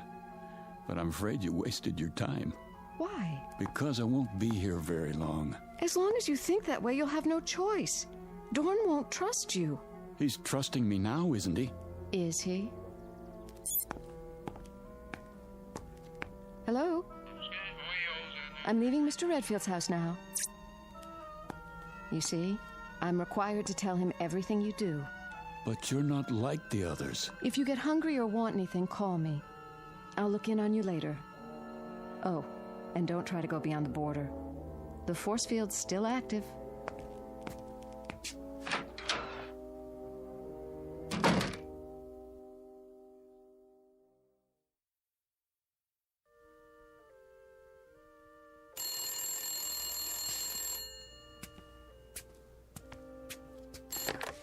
Yes? Mr. Redfield, on your call to Albuquerque, the circuits are still busy. Easy, Rowdy. Hello? I brought you a new typewriter ribbon and some erasers for now. Dorn's still looking for the atomic structure of a word processor. Thanks. Have you started the novel yet? Not really. I find it hard to concentrate in prison. I don't understand. You ought to. You've got the same problem. I can leave anytime I want to. Then why don't you? Why should I? What could the outside world offer that we don't have? That isn't the point. It's what you could offer the outside world. Right now, at this very moment, millions of people are starving. You could feed them. They're suffering. You could make them well. But you don't care. Let them starve. Let the children die because their mothers can't give them enough milk as long as you're happy. Philip, those things, are they really happening? All over the world. every minute of the day and night. What would you do? A terrible thing. I'd get those papers, and I'd give them to the world. You mean you'd steal them and run away? But you promised Dorn... I promised myself to be a decent human being, and that means helping other human beings. What's the use? You don't know what I'm talking about. You never wanted anything you couldn't whip up in 10 seconds like a cake. I did once. When you were going to leave Peaceful Valley. I've thought about you since then, Philip. Even asleep, I've thought about you, and it hurts. I don't know why, but it hurts. We have machines for so many things, but I can't stop this feeling. There's an equation that might help. 1 + 1 = 1. Don't people fall in love here? I don't know. But now, Philip, I want us to be together. I could want that too, in a real world. But as long as I'm in Peaceful Valley, I'm going to want just one thing. Out. All I know is I want to be with you. Then help me. If I do, will you take me? I promise. I'll be back. Wait for me outside.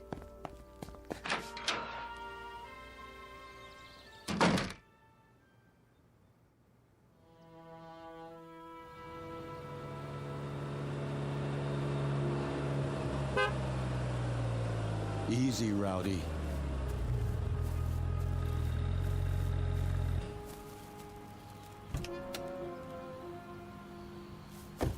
My car. You got it fixed. Dorn always keeps his word. What about the force field? I had him take it down temporarily so I could check the road outside of town. We only have a few minutes. Then let's go. There's just one stop I have to make. Come on, Rowdy.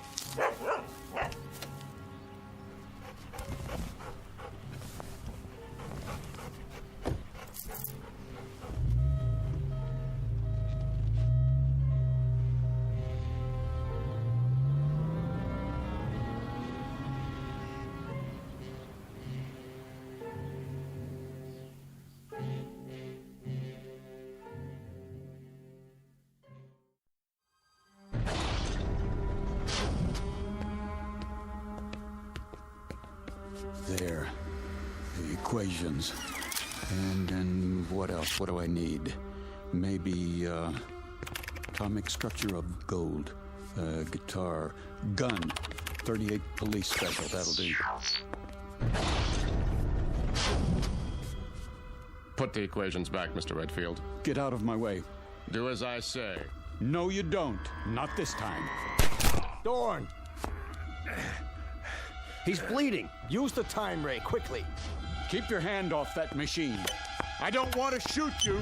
Don't! What have you done? We've got to restore them. What are you? I can't let them die.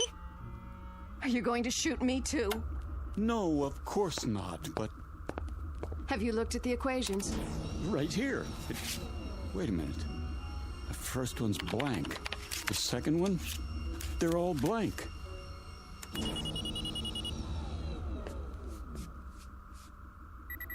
You tricked me.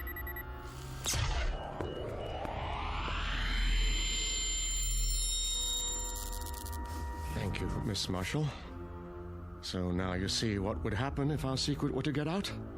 The first thing you do is make a weapon. The second, you kill with it. It was all a setup, and you were part of it. Everything you said was a lie. Not everything, Philip. She thought you would prove your good intentions, as I did.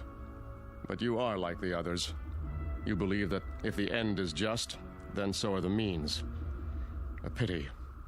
You have lost paradise, Mr. Redfield, and you don't even know why. Gentlemen, the machine. Yes, sir. So now you're going to do the same thing. Not quite. You're going to be rendered harmless, but it will not be an execution. I've been studying our law, and I believe I have found a way with the second-generation machine. Try to appreciate our position. Imagine a state which has carried the death penalty on its books for 100 years, but has never had to invoke it. That was the case here. You are our first prisoner, so to speak, and you forced us to re-examine our law. Adjust the time ray, Mr. Evans. Goodbye, Mr. Redfield. I was becoming fond of you.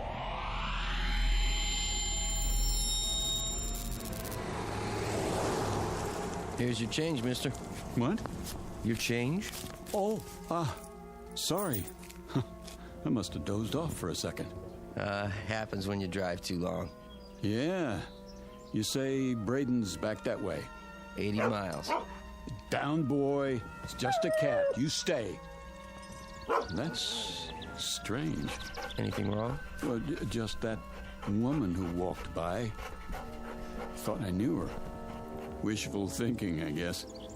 Nice little town you've got here. We like it. Well, so long. Don't know that I'll be back this way, but keep it peaceful.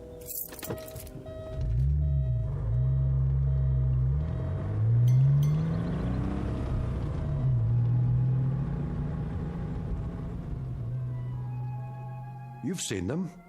Little towns in the middle of nowhere, tucked safely away from the main road. Ever really thought about them? About the people there? What they do and why they stay? The next time you're tempted to take a shortcut, think twice. Because what happens there might change you and the world in more ways than you can imagine. Of course, change can be a good thing, as long as you're on your way out of and not into the Twilight Zone.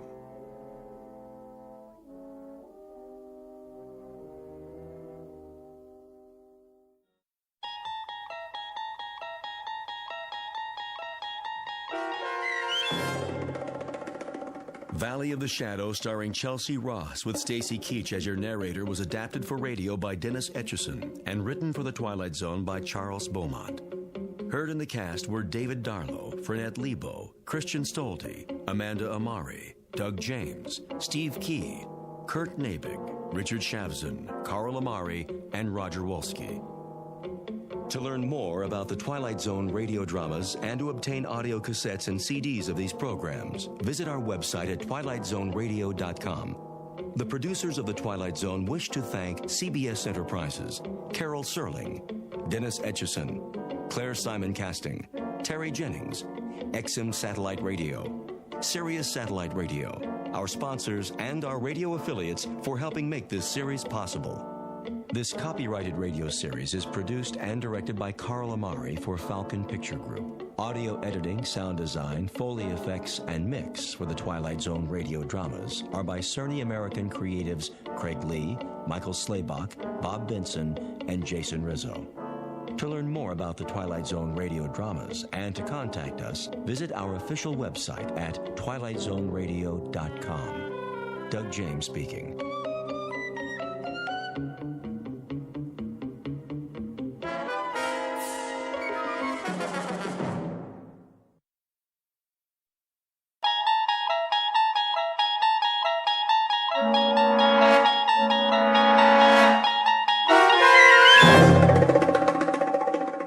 He's Alive, starring Peter Mark Richmond and Marshall Allman, with Stacy Keach as your narrator, was adapted for radio by Dennis Etchison and written for the Twilight Zone by Rod Serling. Heard in the cast were Roger Mueller, Jason Bradley, Christian Stolte, Doug James, Jeff Lupiton, Amanda Amari, Elizabeth Lido, Vince Amari, Alex Sopner, Frenette Lebo, Carl Amari, Kurt Nabig, Peggy Roeder, and Jason Mallow. This copyrighted radio series is produced and directed by Carl Amari and Jason Mallow for Falcon Picture Group. Doug James speaking.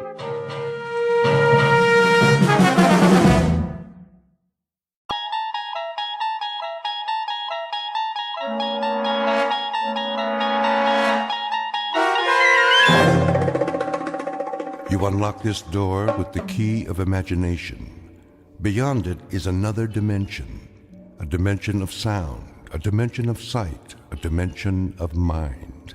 You're moving into a land of both shadow and substance, of things and ideas. You've just crossed over into the Twilight Zone.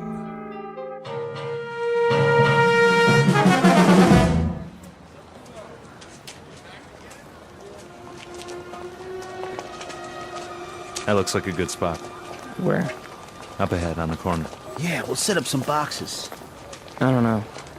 It's perfect, I tell you. All these people taking a walk after dinner, they'll listen. Oh, they'll listen, all right. Just hand out the pamphlets for now. I have to work on my speech. What speech? You don't need one. Just say it the way you say it to us. These people, they don't know what we stand for. So tell them, Pete. We'll make sure they listen. Put the flag up against the building. Which one? Both of them. Ours and Old Glory. The big two. There's some boxes. You can stand on them. I'll go set them up. Man, oh man, this is gonna be the night, huh, Pete? Well, I guess it's now or never. Got that right. How's my uniform look? Here, straighten your tie. The cap, the boots, perfect. You look like a leader. Big time. Go, Pete. Give him a dose of the truth. Hey, mister. Excuse me, little girl. Are you in the army? No army you ever heard of, sweetheart, but you will. My daddy's a lieutenant. Are you a lieutenant? Better than that, kid. A lot better. Now stand back. You're in the way.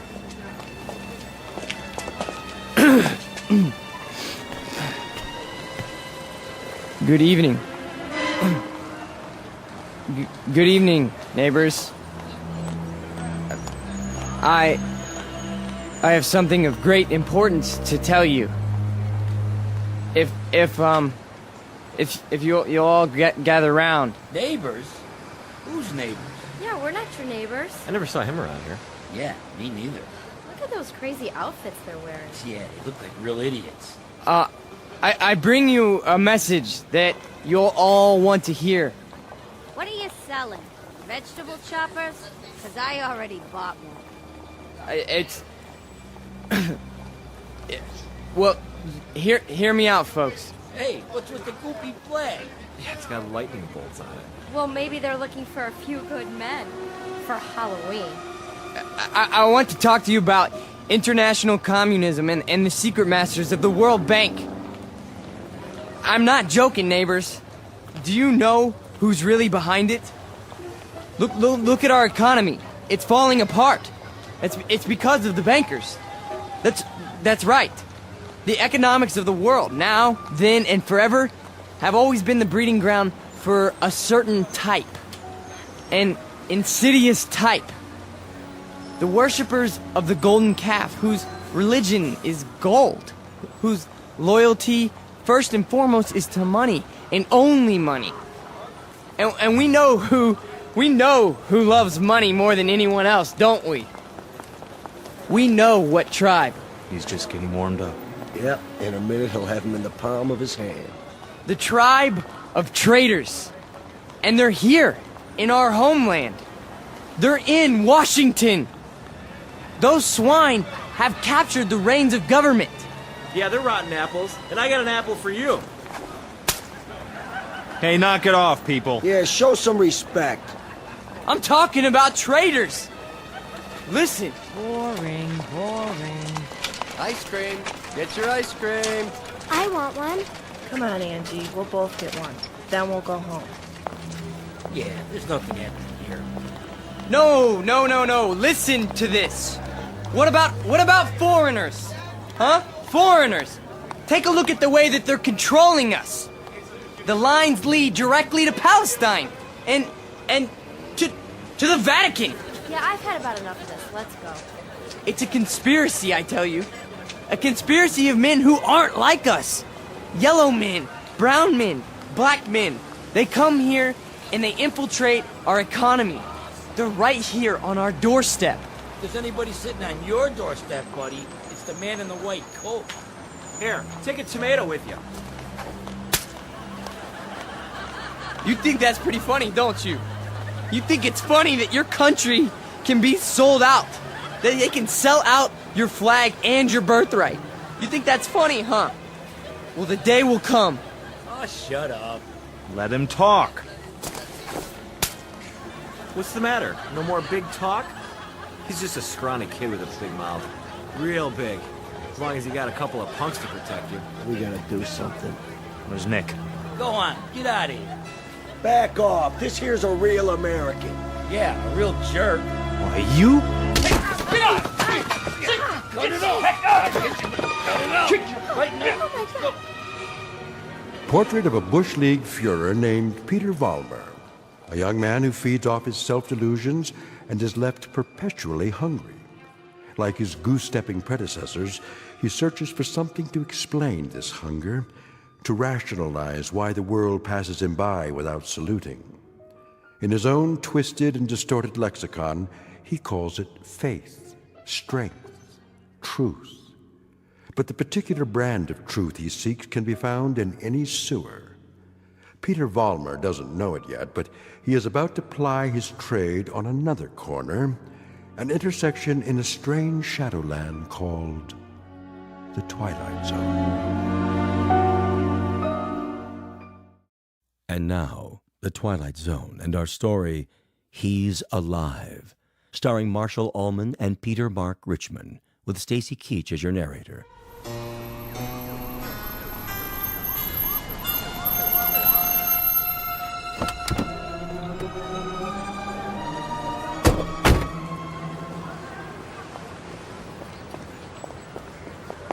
All right, folks, break it up. Party's over. Yeah, what's happening here? Looks like the boys in the brown shirts took a licking. No, we got him. We got him good. Then what are you lying on the ground for? Problem, fellas? It was the communists. The communists did this. What? Which ones are those, Jack? All of them. They ran away like cowards. We want to press charges. What about names? We need names if we're going to charge anybody. Look, forget about it. We can take care of ourselves. Sure you can. Need some medical attention? No, we don't need your help. Come on, Peter, I'll help you out. Let's get out of here. Hey, Jack, you forgot your flag. Yeah, your mama made it for you. Give it to me. Sure. There'll come a day when guys like you will crawl on your belly to salute this. There'll come a day. Yeah, well, let me know the date, Jack, so I can stay home sick.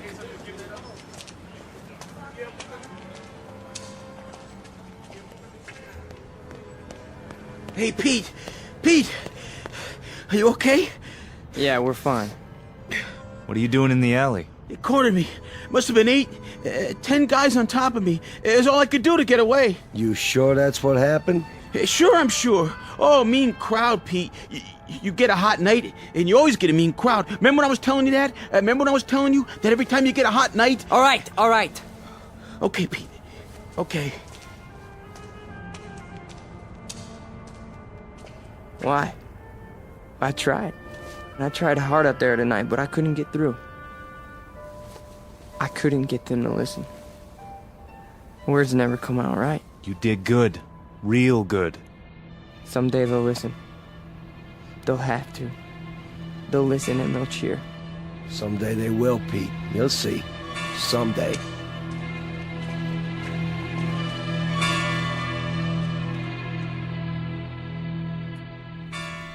Now, hold still. It's only a cut, not a mortal wound. Wash your face when you get home and put some iodine on it. I think you will survive. Now, do you want a cup of coffee? I'd rather have a drink. A drink, is it? May I have a drink, Ernst?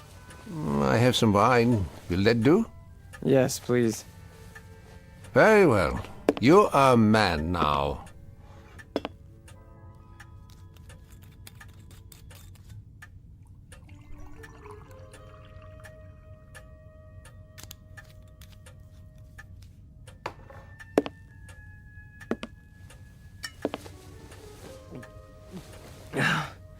Thank you.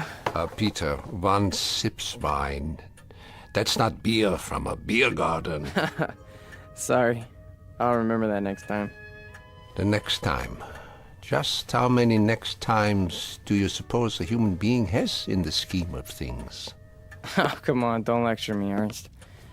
I'm sick, I'm tired, and I took a beating out there. Did you? Yeah, can I stay the night? Yeah, the couch remains in the corner, as usual. You're a good friend, Ernst. You understand. Sad to say, I do. A man does what he believes in. A man usually does. I believe in certain things. Is that right?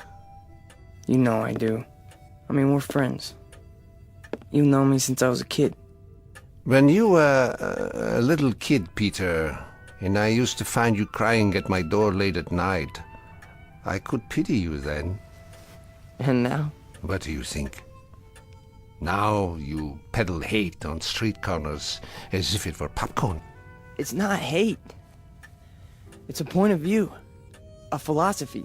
Oh, I know the philosophy. I know it quite well. 9 years in a place called Dachau. And you know who put me there? Peter Vollmer. What?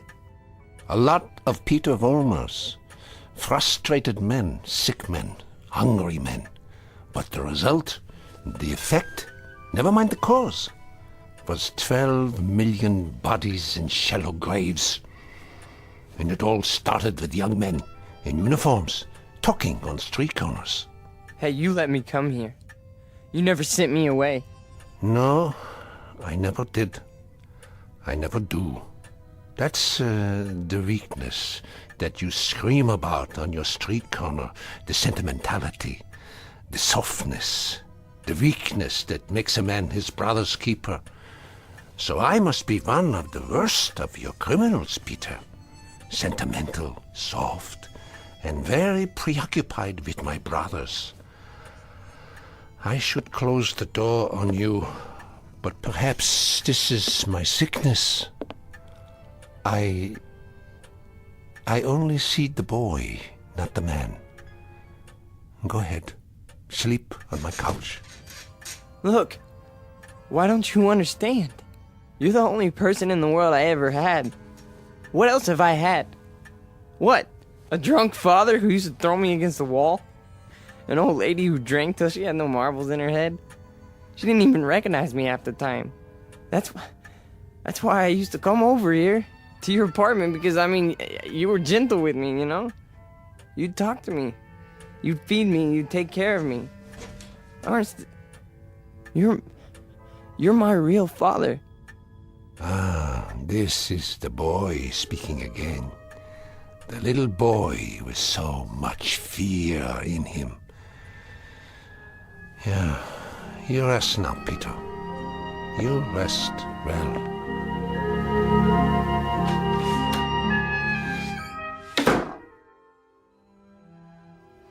No. No. No. No. No. No. Wait. Eugene.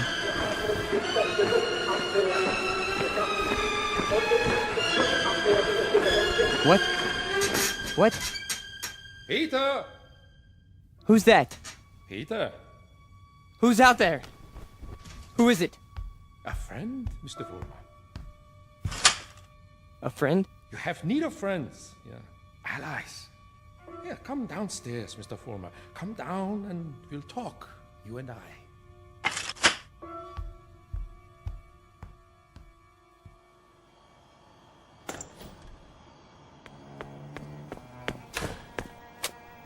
Hello, Mr. Vollmer. I heard people out here. Oh, did you? And your voice. Well, a dream, perhaps, of better days to come. Who are you? Take a good look. Do you not recognize me? Surely you have seen my picture. Wait.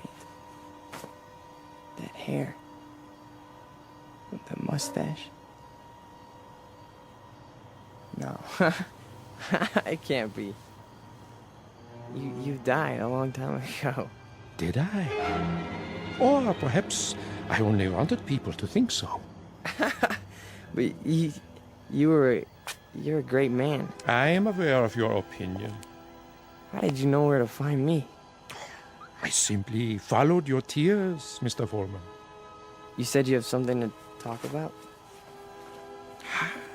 I do. I do indeed. I have you to talk about, on the things you believe in, which are the things I believe in as well. See, your success Mr. Vollmer, will be my success. Are you interested? I am. I am. Please go on. Good. Then let us start by discussing a most important point.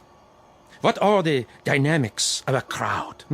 How do you move them, Mr. Vollmer? How do you excite them? How do you make them feel as one with you? I don't know. I don't know, sir. How? Join them first, Mr. Vollmer. Yeah? When you address them, speak as if you were a part of the mob. Speak to them in their language, on their level. Make them hate the things you hate. How do I do that? If they are poor, talk to them about poverty. If they are afraid, talk to them about their fears. And if they're angry, Mr. Vollmer, if they're angry, give them objects for their anger. But most of all, what is most of the essence is that you make the mob an extension of yourself. Say to them things like, things like this. They call us hate mongers. They say we're prejudiced. They say we're biased. They say we hate the minorities. The minorities. Understand the term, neighbors. Minorities. Should I tell you who the minorities are? Shall I? We are. We are the minorities. That way, Mr. Vollmer. See, you started that way. I think I understand. That's right.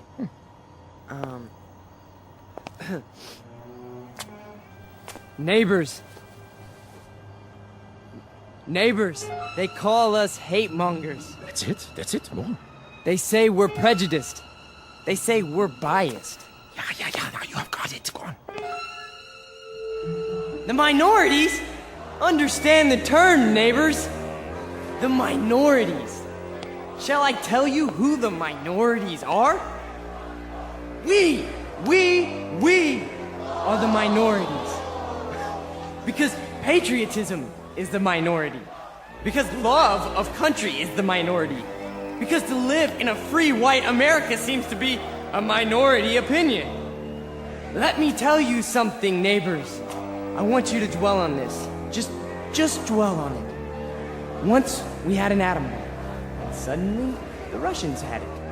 We wanted to send men into space, but it was the Russians who got there first. We had a hydrogen bomb. It was the Russians who exploded theirs. Who gave them the bombs? Who sold us out? Who stabbed us in the back? Well, if it's the minority opinion that we must survive, then we are the minority.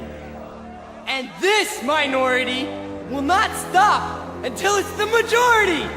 This minority will not give up the fight. No, this is the promise, and this is the legacy.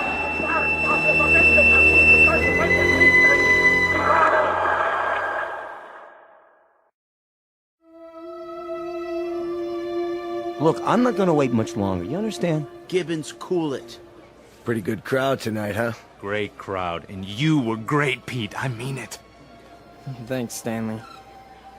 They're finally responding. Responding? You had them right where you want them. Yeah. This here is my hall. You've been renting it all this time, but I ain't got the money yet. Hey, can't you see we're busy? Okay, boys. I'll put it to you this way. If I don't get paid right now, you don't have the hall tomorrow night. You got that? I'll go count the donations. What's the problem? Oh, this is a hungry man here, Pete. He's got to have his shekels. You know the type. I told you guys you're 3 weeks behind on the rent. You said you'd give it to me a week ago, and all I got was a cigarette butts on the floor. After tonight, that's it. Excuse me. Am I to understand that you're going to lock us out of this meeting hall because of a couple weeks' lousy rent? Oh, you understand right. $600 due. $600 that ain't been received. We happen to be a young movement. We're still struggling. We need time to grow. I don't rent time.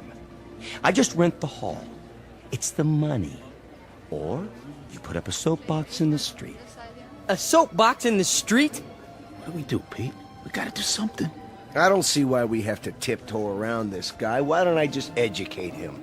Look, Frank, I don't know. Why don't you just hold on a second? I can do it, guaranteed. Well, I know you can, Frank. Somebody left this for you, Pete. Who? Nobody saw him. Just left this envelope at the back door. Your name's on it.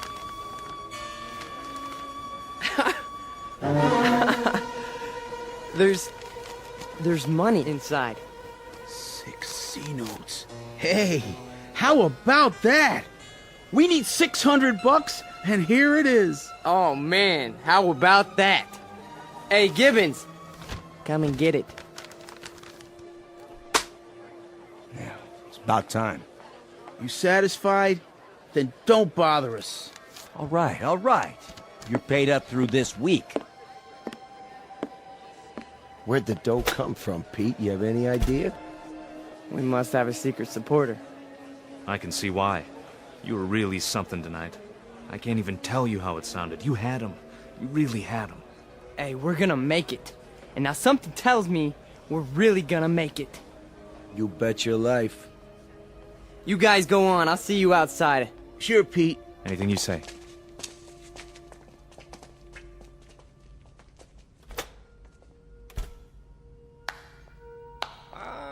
Excellent performance, Mr. Vollmer. Yes, very effective. Very effective. You learn quickly.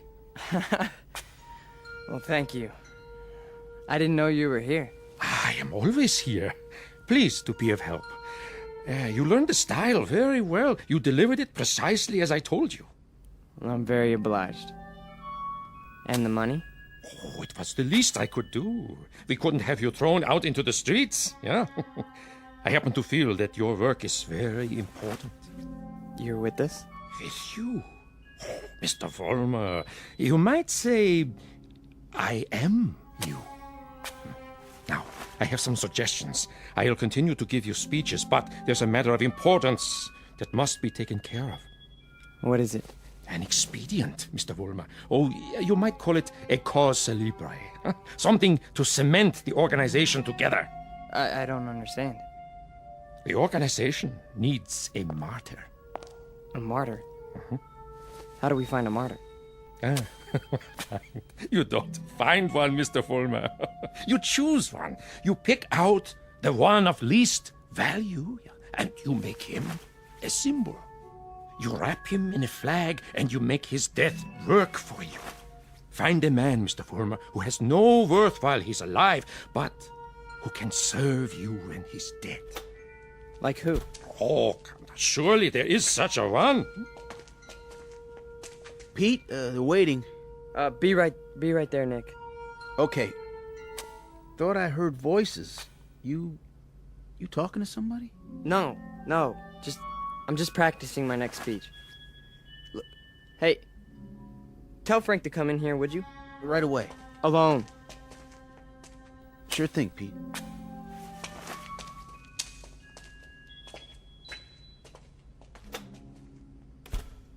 An excellent choice, Mr. Vollmer. The little fat one. Yeah. Now, all you have to do is arrange it. The only thing is, I've known Nick for a long time. Isn't there some other way? Other way? No, there is no other way, Mr. Vollmer. And if you weaken now, there's no point in going on. When Frank comes back, tell him you've discovered an informer. Tell him the informer has done you irreparable damage. The informer must be put out of the way, but cleverly, subtly, so that there is some question as to who is responsible. But Nick's been with us from the beginning. The beginning? Oh, no, Mr. Vollmer. None of you were at the beginning. None of you. Nick's my friend. And this is an act of friendship. We are allowing him to serve the cause. How glorious for him. Nick says you wanted to see me. We got a stoolie in the group, Frank. A stoolie? Yeah. Nick. Nick's been talking, and I think he's working for the police. No. I know it to be a fact. Everything we've done, everything we've said, Nick snitched on us. Are you sure? Beyond a shadow of a doubt. Well, what do you want to do, Pete? Get rid of him. Get rid of him so that it looks like somebody else did it. Make it look like someone who hates us. I understand. I understand, Pete. You call it, you got it.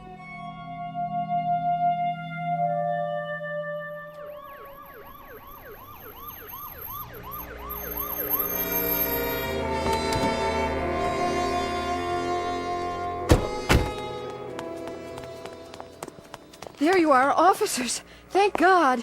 Stay calm, ma'am. Now just tell us, where's this body? Over here, in the alley.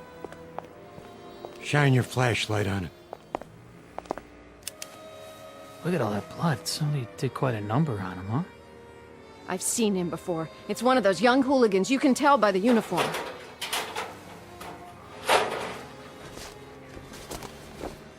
He's dead, all right. Call a meat wagon. What was this one's name? Wait a minute.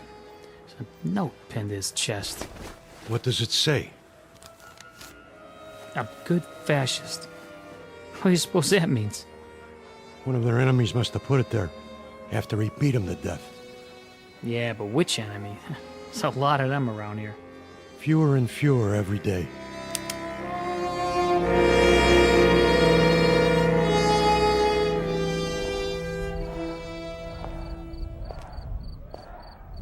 Hurry up, Frank. We've been waiting for you. Is it done? Cross off the little creep. Anything else? Then, we finally have our martyr. Pete, you better go on. They're going nuts in there. It's a good crowd tonight? Right to the ceiling. What's the matter, Stanley? Oh, nothing. Then why the look? It's just that... Nick was a nice guy, Pete. I miss him. Stan, you listen to me. You forget about Nick right now. He was a fat pig with no guts. He was a greasy big mouth who copped out every time he took a breath. A nickel and dime Judas who got exactly what he deserved. So don't mourn for Nick. He doesn't rate mourning. Not that pig. You got that, Stanley? Look at me, Stanley. You got that? Yeah. You have his poster ready? Blown up bigger in life. Just like you said. Good. When I give the signal, unveil it behind the podium.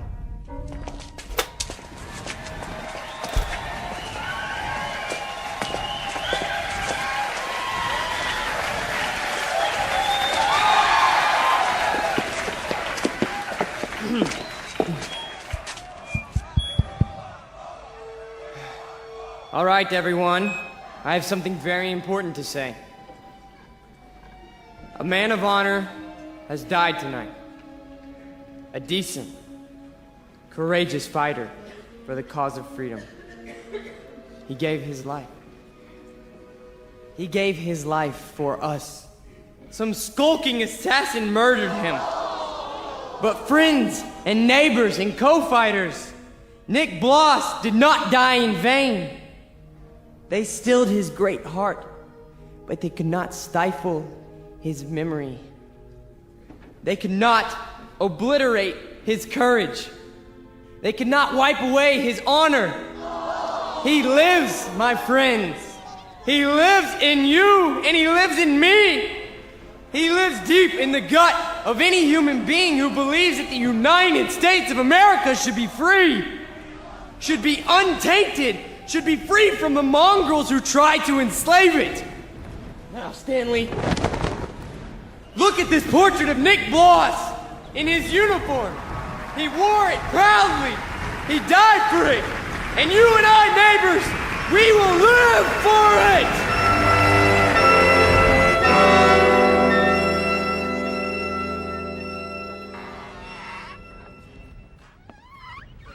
Oh, hiya, Mr. Gans. How do you do? How are you tonight? I'm very sober, unfortunately. Beer? Yeah, if you please. Boy, listen to him across the street. Guy's got a voice on him. And I knew it when it was only a whimper. That's a wild kid, that one. Used to be people would laugh at him, but lately he gets the crowd. Not many people laugh now.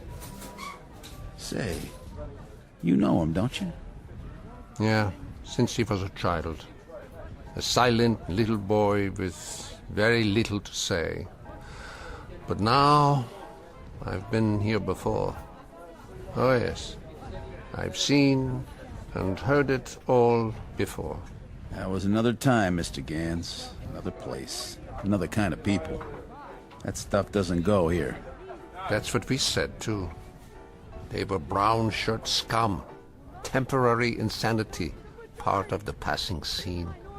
Too monstrous to be real. So we ignored them. Or laughed at them. Because we couldn't believe that there were enough insane people to march for their cause. And then, one morning, the country woke up from an uneasy sleep, and there was no more laughter. The Peter Volmers had taken over. The wild animals had changed places with the zookeepers. Another one, Mr. Gans? No, thank you. I have had my fill. You take it easy now. You're not going to do anything foolish, are you? Me? Not this time. It mustn't happen again. We can't let it. We simply can't let it happen again. All the anguish, all the horror, all the nightmare. No. Not this time. Mr. Gans? Mr. Gans!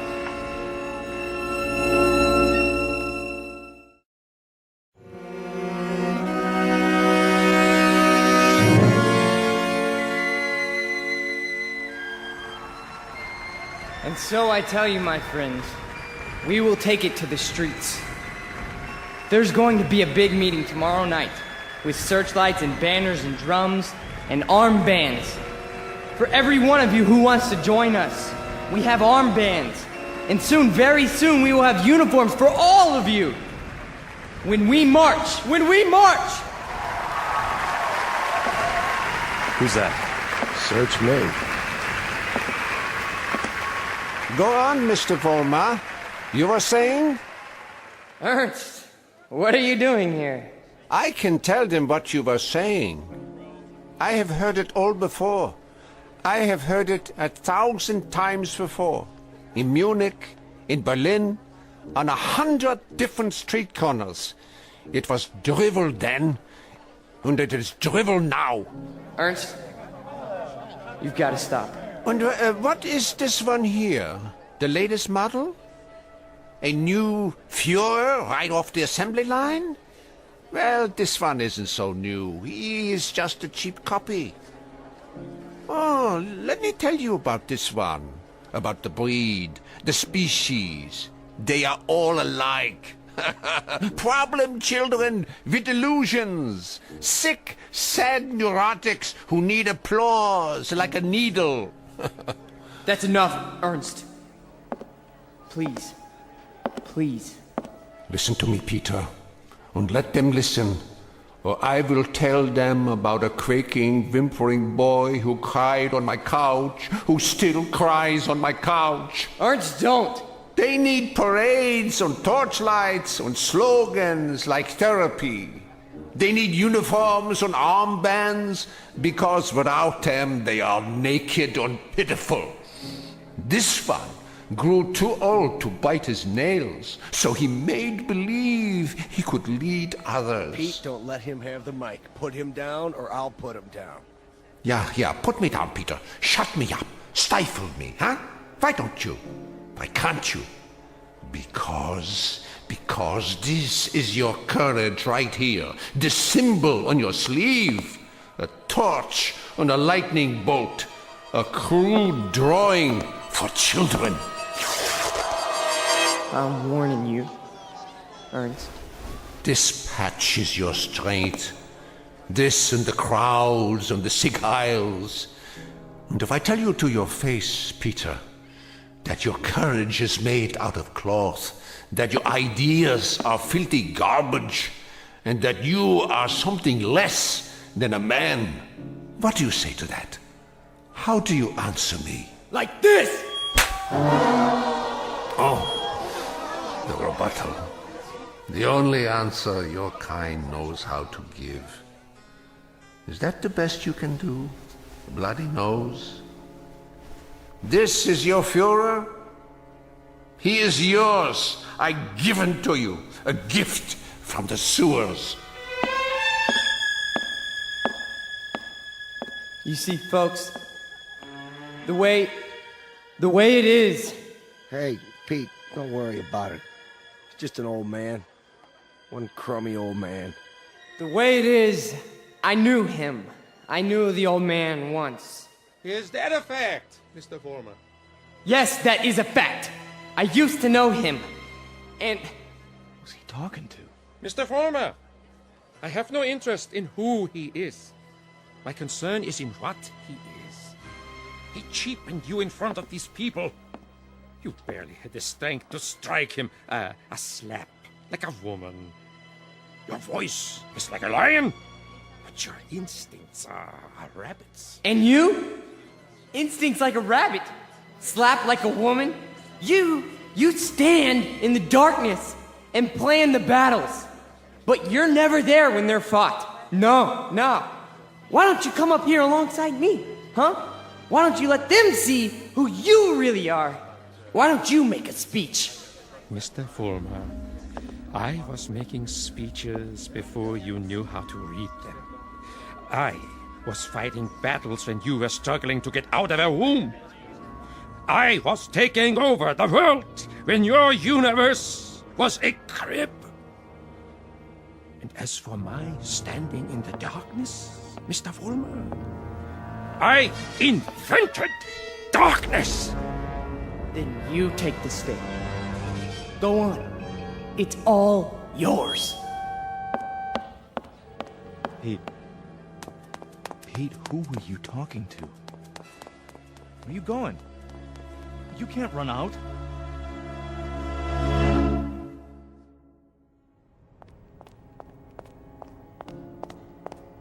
Ernst! Ernst! Where are you? Let me explain. You! Why? Why did you pick me? I didn't pick you, Mr. Former. You picked me. You chose my ideas. You invoked my name. So now, you must take whatever comes with it. What? In the past, I've given you suggestions. Now, I give orders. Orders? What do you want me to do? From now on, you must be built of steel. No soft gaps of sentiment. Steel, Mr. Fulmer. The way we handled Nick, and the mobs and the speeches. And gradually, bit by bit, we shall forge something strong, something powerful. Just as I did before, with my own hands. With my own hands! The old man, the Jew, he'll be back again tomorrow night, the next night. I know him. I know the type. We sent them into the ovens. But always there was a handful left to point a finger. His kind, Mr. Fulmer, his kind are dangerous. See, they talk, they think, they plant seeds, they hold us back. Here, take this. What is it? What do you think? A Luger 9mm pistol. My personal sidearm. Kill him. Kill the old man. Kill Ernst? Tonight, he will be in his room. If you are man enough. If you are steel. All right. I'll do it. I'll do it now. Then, Mr. Fulmer, when you come back, there's much we have to talk about. Plans, campaigns. ideas, the next steps. This is only the beginning, the dawn. It will be a long, long day.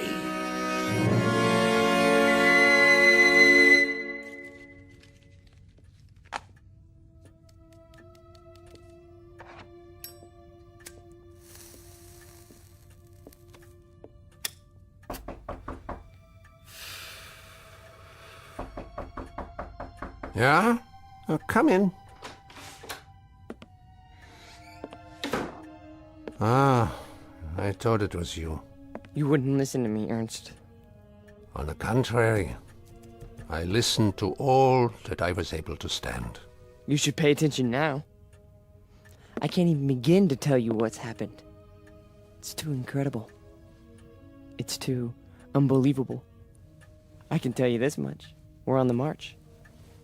From now on, we only go forward. There's no stopping us. No stopping you, Peter? An old man stopped you tonight with a few words. He stopped you with the truth. You're wrong, Ernst. It's not just me anymore. There's someone else. Someone behind us. Someone even you tremble at. He'd have to be a very imposing figure, Peter. Much more imposing than you. Oh, he is. He gave me this. See? More imposing even than a gun. That's only because you don't think I'll use it. Which only goes to show that you don't know me. I know you, Peter, I know you.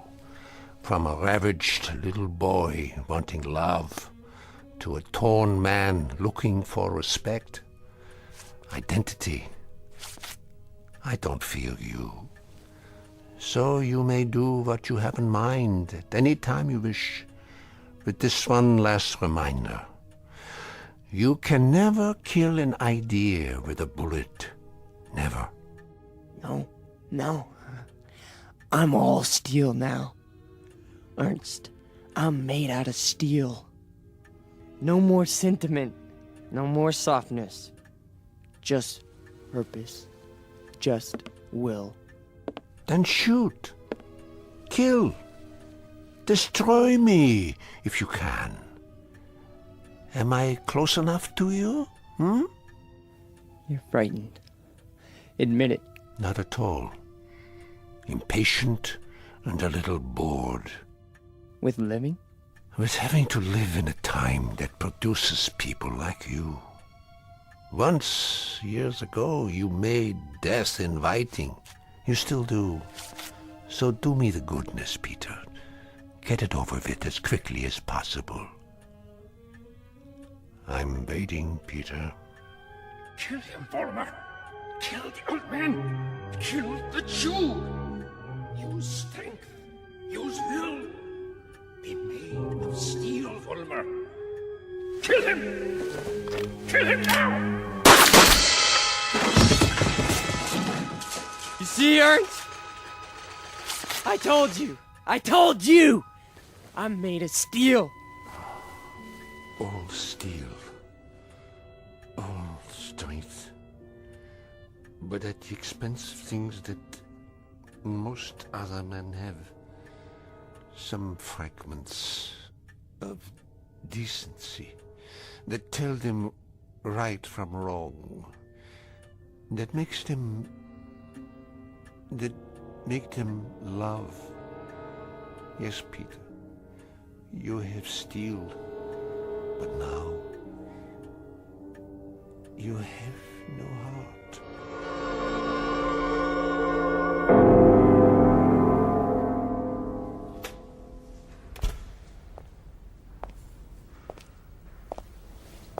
Where is everybody?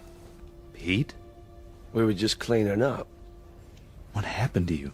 Nothing. Nothing happened to me. You tell them. You go out there and you tell them. But they've all gone home. Tell them I'm still in charge. I'm number one. You serve, I lead. Understand? You serve, I lead. Come on, Pete. Let's go. No, he picked me. Out of everybody, he picked me. What's wrong? Don't you believe me? He did. He picked me. So long, Pete. See ya. Don't you walk away from me! Frank! Frank!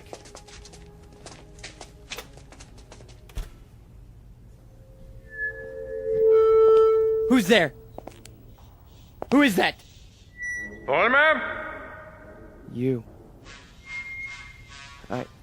I did what you said. Sentimentality, Mr. Vollmer? None! Steal? Steal! And no regrets? None! What did you destroy tonight? Only a disease. A growth on our flesh that had to be removed. Not a man, then? No. Hardly a man. How did it feel? It felt like I was immortal. Mr. Vollmer, we are immortal. Yes. Yes.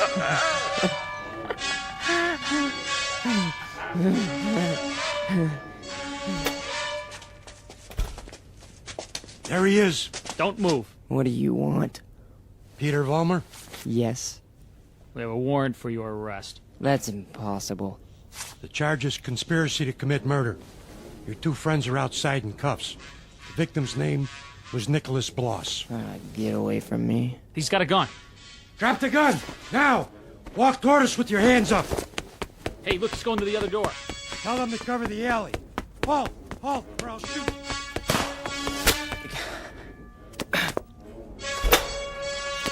Hold it right there. We got him. He's hit. Call for an ambulance. You have the right to remain silent. Anything you say can and will be used against you. There's something very wrong. There's something very wrong. Easy, kid. Don't try to talk. But you made a terrible mistake. I'm made of steel. It's true. Don't you understand? I'm made of steel. I'm made of steel. I'm made of steel. I'm made of steel.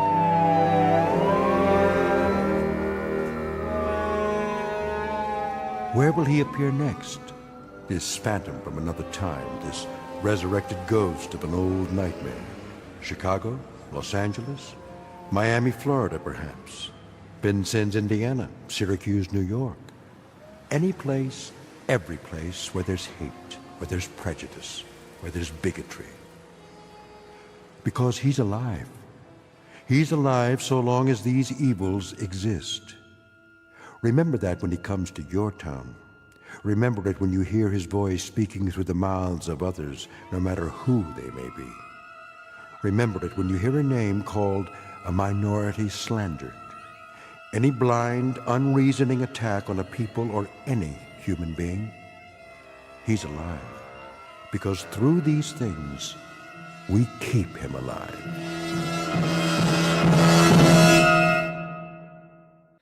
The Twilight Zone continues in just a moment. You are about to enter another dimension. A dimension not only of sight and sound, but of mind. A journey into a wondrous land of imagination. Next stop, the Twilight Zone. Hi, this is Stacy Keach. I'd like to take a moment to tell you about our Twilight Zone website at twilightzoneradio.com. At twilightzoneradio.com, you'll find the latest information on these Twilight Zone radio dramas, including behind-the-scenes photographs, plus the newest product releases, trivia contests, ways to contact us, other Twilight Zone-related info and merchandise, plus links to other fascinating websites. So make your next stop twilightzoneradio.com. Visit twilightzoneradio.com to purchase these Twilight Zone radio dramas on cassette and CD, or call toll-free 1-866-989-ZONE. That's 1-866-989-9663.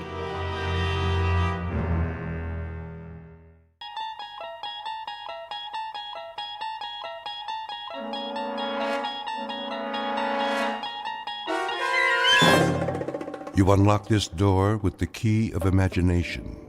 Beyond it is another dimension, a dimension of sound, a dimension of sight, a dimension of mind. You're moving into a land of both shadow and substance, of things and ideas. You've just crossed over into the Twilight Zone.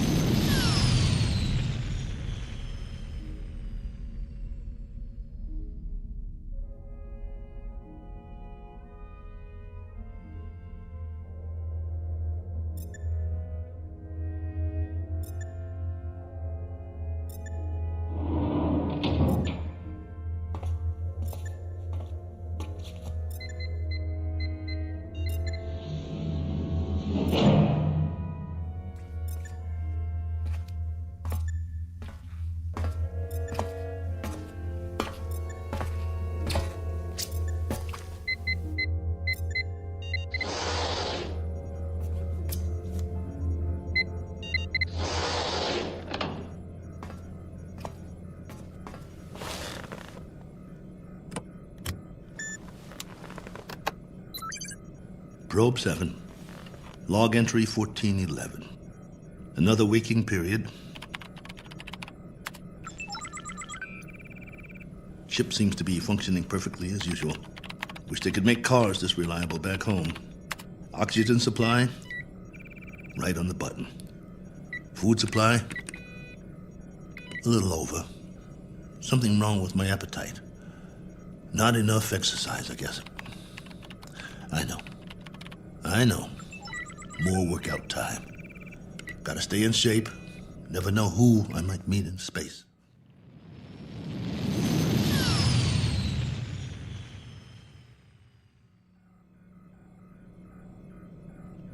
Coordinates on autopilot. Propulsion system humming like a top. Pressure flow, output, all right on the money. Oh, come on, guys. You don't need a pilot up here. Could have sent an unmanned probe. All I am is extra weight. Think how much farther this crate could go without me. Of course, you wouldn't have my brilliant observations. Boredom followed by prolonged disinterest, with periods of great loneliness. Must be fascinating. Here's an observation. All these blinking lights in the cockpit. They remind me of stars, or candles, or cigarette lighters. That's it. You remember cigarettes? Did you know at concerts people had these little lighters, and sometimes they'd hold them up and it looked like a sea of stars out there in the dark? I want to write a book, not this diary. Doesn't have enough plot. Just me remembering. That's who I am, boys. He who remembers. Oh, well. Better send you the numbers. Here goes the download. Transmitting now. Till next time, this is Colonel A.L. Cook. Over and out.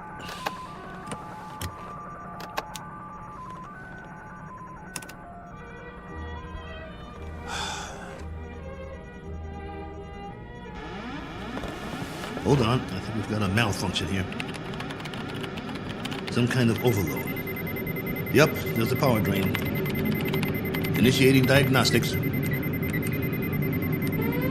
No time for that. Switching to manual override.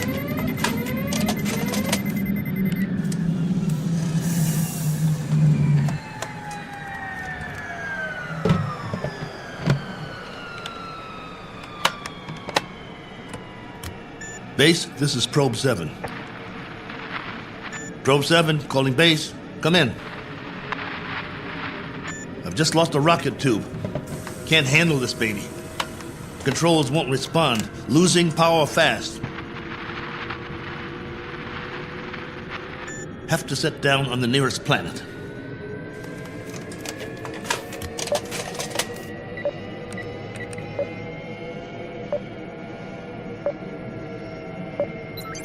Got one in view now. Not much choice.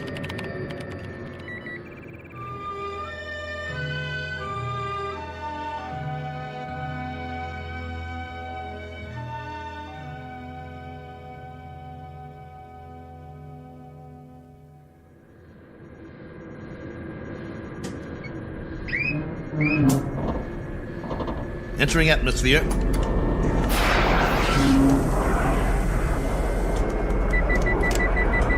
Surface coming up fast.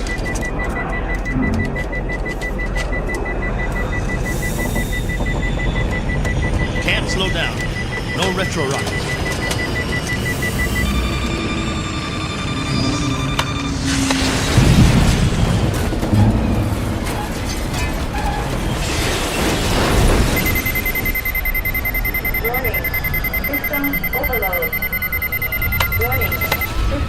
Ship's about to catch fire. Base, do you read? This is Probe 7. Probe 7. Mayday! Mayday!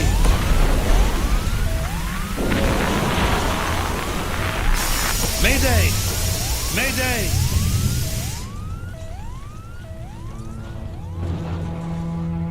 One Colonel Cook, a traveler in deep space several million miles from his point of departure and presently out of options.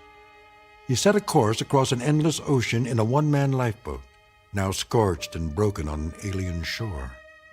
But even if he should survive, his greatest ordeal is yet to come, for he must face a far more dangerous challenge, an opponent more menacing than the cold, lifeless vacuum of space. He must face what awaits him on the other side of the bulkhead and do battle with the unknown. As soon as the dust settles, he will take stock of his plight with very little effort, a single 360-degree movement of head and eyes. For Colonel Cook has come to rest on a small, undistinguished planet not on any chart, one that is actually an outpost in the Twilight Zone. And now, The Twilight Zone, and our story, Probe 7, Over and Out, starring Lou Gossett Jr., with Stacy Keach as your narrator.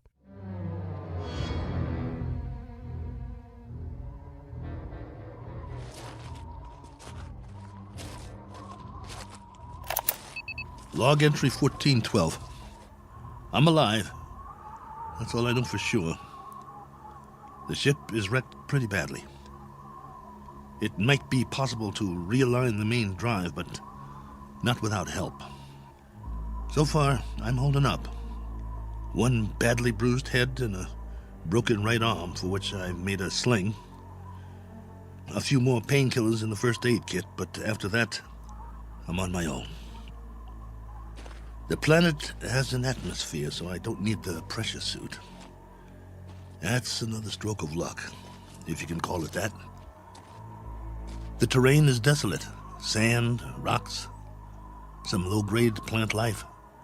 That means there's water. The question is, how much and where? The ship has cooled down now, what's left of it. Main instrument panel is intact, so I'll try to contact the base directly, if there's enough power. More later. Cook, signing off.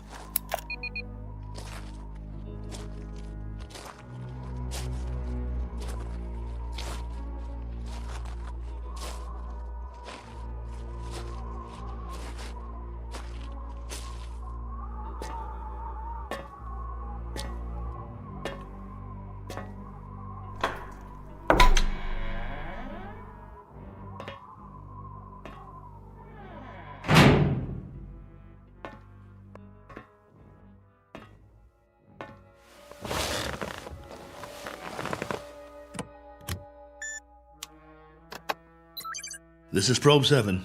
Do you read? Probe 7. This is Probe 7, calling base. Probe 7, with a landing report and damage assessment. Over to you, base.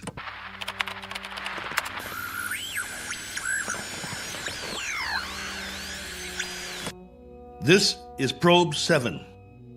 Come on, base. I'm waiting.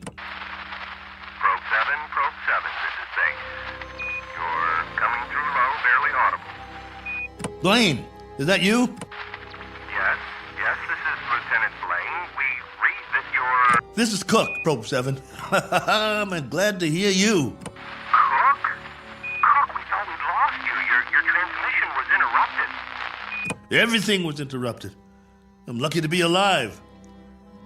Probe 7 made unscheduled landfall approximately 7 hours ago. What? Come again. Can't hear it. I thought you said... I've crash-landed, Blaine, in another planetary system. Didn't have much choice. One of the thrusters broke off the ship. This planet is 92,900,000 miles from the nearest star. Good Lord, Colonel. We're having trouble seeing you on the monitor. Sorry, but I can't send or receive a visual. Most of my equipment was fried in the crash. Okay. How's your oxygen? And that's the least of my worries. There's an atmosphere here. I don't know its density or composition, but it's breathable. Probe 7? Probe 7, your signal's drifting. Can you increase power? Not much chance of that. Far as I can tell, this is the last of my juice, at least for now. I've got half a generator and 3 solar cells working. I was afraid it wasn't enough to get through it all. Okay. Can you effect repairs? Say again? Repairs. Can you make repairs? If you give me maybe 20 years, a good right arm, and a new head while you're at it, I might make a start. The bottom line is, I need help. Got that, Base? Help. And right away. Probe 7, you're breaking up. Probe 7, are you there? Probe 7, we're having difficulty here. Probe. All right, just stay there. Stay in transmission. Probe 7, we've traced your signal. We know where you are. Great. How soon can you send a ship? Colonel, I'm sorry to say we have nothing here that can reach you. What? You had several ships on the drawing board. Repeat, we have nothing available. Say again? All construction is suspended pending the current crisis. Ah, come on! Colonel Cook, I've been told you'll have to make the repairs yourself. Base, now hear this. I don't have fuel, no propellant at all. I left most of my rockets scattered across 50 miles of dirt and rock. All I have is a ship that looks like a jigsaw puzzle. As for the wiring, it's nothing but spaghetti. So when you say you've got nothing that can help here, you're telling me you're crossing off one spaceman permanently. Probe 7, we're having difficulty. Your words are breaking up. All right, Base. I'll give it to you in a few syllables. This ship isn't going anywhere. Not forward, up, down, or back home. Is that plain enough for you? Now I'm asking you again. Isn't there anything you can do to help me out here? Or are you just going to write me off? Colonel Cook? There's the low power warning. I'm losing transmission. Got to sign off for now.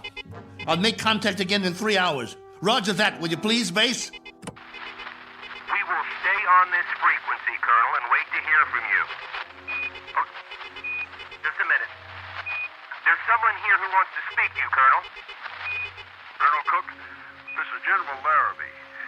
We understand the spot you're in. We wish we could help. Thank you, sir. Well, there is a possibility that once you give us a full report on the ship, we can send you instructions for its repair and walk you through it step by step. That's still an option. Is it? Well, here's an option. Why don't I just build me a new one, General? I'll make it out of tin cans and chewing gum.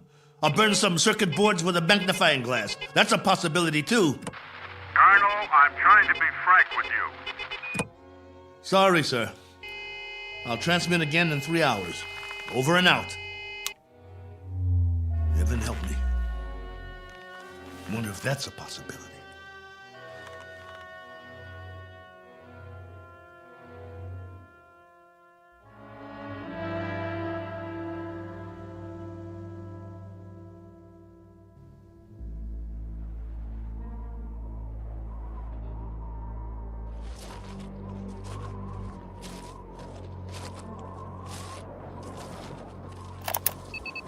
Log entry 1413. I'm standing on a hillside a few meters from the ship. You hear that? I think there's going to be a change in the weather. Back home, we'd call it a sandstorm. Better head back soon. I see vines and some flowers down the other side of the hill. There's more life here than I thought. As to what stage of evolution it's reached, that's pure conjecture. No sign of animal life, but the vegetation grows thicker in certain areas, like the valley. Can't trust my leg yet. Better stay close to the ship. I've picked some plants for analysis. We'll see if there's anything edible. Hey! Anybody! Hey! Take me to your leader. I've got beads and wampum. Is anybody here?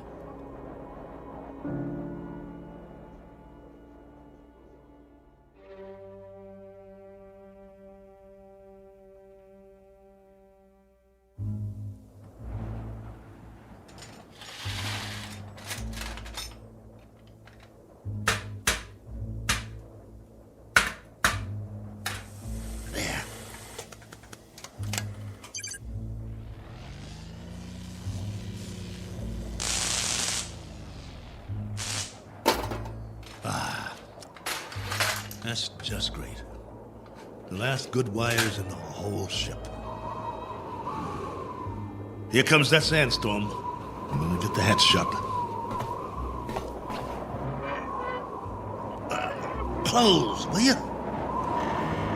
That's it. A little bit more. There. That'll have to do.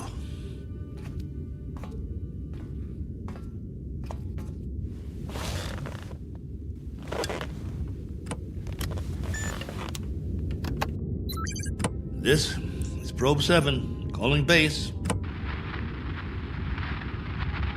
Probe 7, calling base. Over to you, if you read. We read you. We read you very well, Colonel. Ah, you've got the video going. For now, General, I've wired all the solar cells in the series. At the moment, I'm running off the storage batteries, though. It's almost night here. All right, tell us your situation, please. My situation? Yes. Any change, Colonel? I've done what I can, but I'd have to call it unchanged. The power level's higher as long as I charge up during the day, but I don't know how long that will last. At least, I've got you on the screen. Got to see another face, both of you. You should be used to solitude. You've been in space a long time. Yeah, I should, but that was different somehow. I was a big something in the middle of nothing. This, though, I've landed and it feels like I'm supposed to be somewhere, and I'm not. My memory of home is fading fast. Colonel, and the condition of the ship, still a total loss? Probe 7 is no longer probing, General, unless it's the few feet of dirt I tore up when I crashed. There is life here, like I said, vegetable life, pretty elementary. I've explored the surrounding area in all directions, but I can't get down to the valley with this leg. The gravity is roughly the same as ours. From what I can tell, the atmosphere is similar as well. At least, there's no pollution. I haven't started coughing yet. Describe what's left of the ship. What's left of the ship, General, is a few feet of bent-up metal. I told you, it's unrepairable. You're sure, Colonel? You're absolutely positive? There isn't one other section that's still intact. She'll do for a museum or a junkyard. Take your pick. As for me, I don't have the luxury of making a choice. Nor do we, Colonel. Nor do we. Right. The crisis. Listen to me, Cook. We've got a major problem here. Oh, you do? Since you left, we've had an international incident. A serious one. There's talk of war. The next 24 hours will be crucial. As long as I can remember, there's always been a crisis, and there's always been talk of war. Well, hasn't there? Yes. But this time, I'm afraid. You'll forgive me, General. But I've got a crisis, too. and it's a very immediate one. I have the remainder of my rations and 2 broken bones in one arm.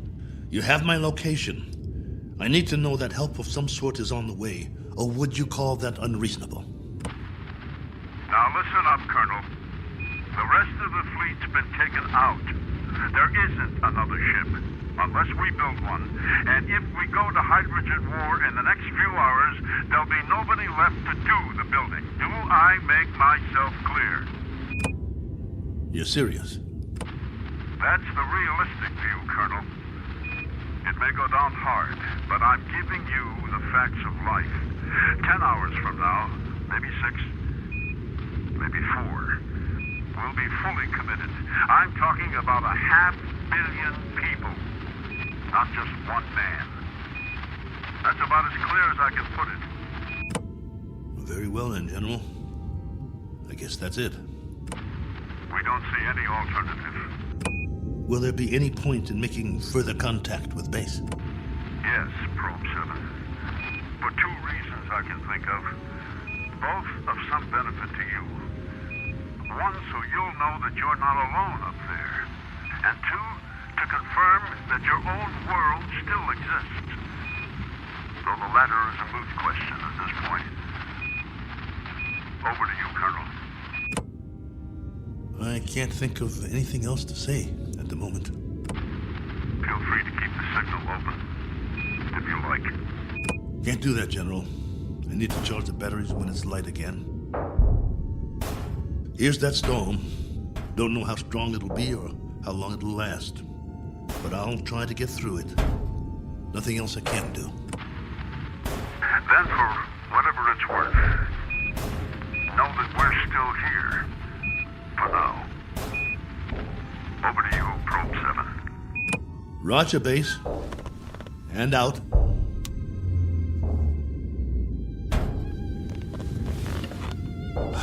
It's going to be a long night.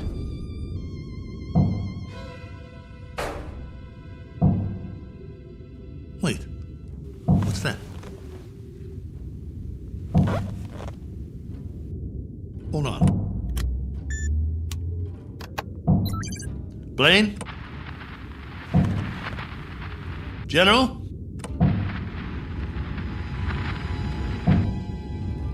I wish you could hear this. There's something outside, I swear. Something or someone.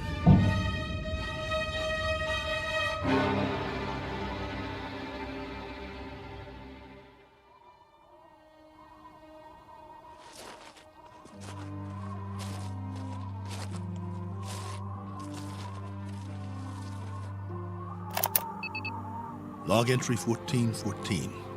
Just in case anybody ever hears this, I didn't get much sleep last night. I was waiting for the wind to die down. As soon as it did, I opened the hatch sometime around dawn. You see, I thought I heard something pounding on the hull, over and over. It couldn't have been an accident. It had to be something intelligent trying to signal me, to let it in from the storm. That was what I thought. Funny the way the mind works. I've never been so glad to hear anything in my life. And at the same time, so afraid. But I opened it anyway. Well, everything was covered with a fine layer of sand, silica crystals, very much like the soil back home. And that was the trouble. Whatever had been outside, there was no sign of it now. If there were tracks, the sandstorm had wiped them out. The ground, everything, smooth as a beach where no man has gone before. I did find something, though. A broken branch. So, it was only the wind, after all, blowing it back and forth before it broke off. Had me going for a while. So much for my man Friday. Now I'm back to the old routine. Reconnaissance, hunting, and gathering. Just think, a few million years from now, something on 4 legs, or 2, or 8, may actually walk this barren planet again. A few million more years, and it will grow a bigger brain so the species can start doing the same things I'm doing. Foraging for food, trying to survive. Wonder if there'll be anything left of the ship by then. Probably not. Me? I'll be a fossil at the bottom of a tar pit somewhere, and no one will realize I was ever here.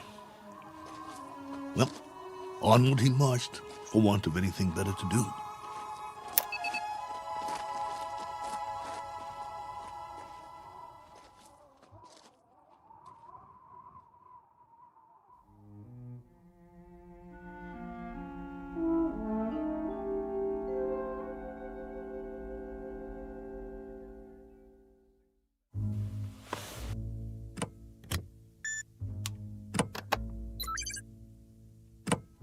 Blaine? General Larrabee? Are you still there? Here, Colonel. Go ahead. Well, you look like you haven't slept. Not much. And you? Not really. Up at dawn to do some hiking, north, east, south, and west. I had been hoping. Yes? Just a crazy dream I had. No sign of anything? It's a primitive planet. I'm very much alone here, after all. Oh, not completely. I've got a wind that sings sad songs and some scrawny plants that check me out every now and then as I walk by. There might be some fruit trees that are edible down in the valley, if they're not poisonous. But that's it. That's all of it. I'm truly sorry. There used to be an old saying, if life gives you lemons, make lemonade. The only thing wrong is I can't even find the lemons. But don't worry, I'll keep trying. Not that this will provide any vast solace to you, but at 9 o'clock this morning, Colonel, we went to war. And? The whole eastern seaboard went up. You mean all of it? The cities, everything. It took 12 minutes. Exactly 12 minutes. I suppose we retaliated? Oh, indeed. With great alacrity and effectiveness. And we still are. With everything we've got. It was our old enemy? That's right, if it matters now. And the result of all this? Our world is doing a little wholesale dying at the moment. And there's nothing to do but watch it happen. What about the base? Are you safe?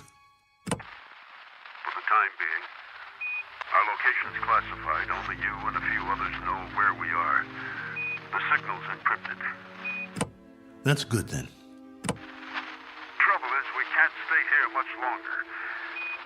There have been bombs as close as 400 miles from us, falling through the night. It's now a question, Colonel, of the manner of death. Very fast or very slow. It's that kind of consideration, not one we thought would ever be a reality. General. You know, it's really quite a pity that we didn't send others with you. What you think of as a prison might have proved to be a haven of sorts for the survival of the species. Don't have any illusions about it, General. What you think of as a haven is only a very sizable dungeon. A good-sized dungeon with a breathable air. But that's what it is, and there's no way out. I don't much care for solitary confinement, and neither would you. Unfortunately, both of us have very little choice in the matter. General, this is urgent. Give it to me. What is it, General? What's happening there? In a moment, Blaine. But, General... I said in a moment. Cook, I've just received an official communication. We're going to have to move out of here.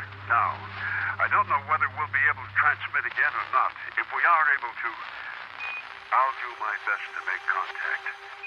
You have my word. Thank you. Try if you can. It means a lot to hear a real, live voice. I wish we could do more. Silence. Or cries. That's the story from our world. Silence or cries.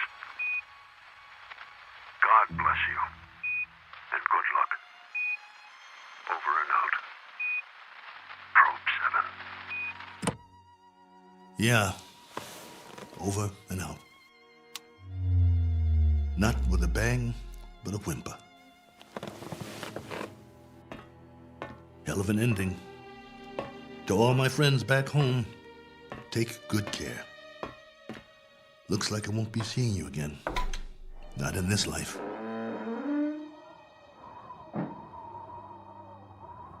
Time to start a new project. Chapter 1. The Memoirs of Colonel A.L. Cook. And I've got a very good memory. You wouldn't believe the stories I could tell. Who knows?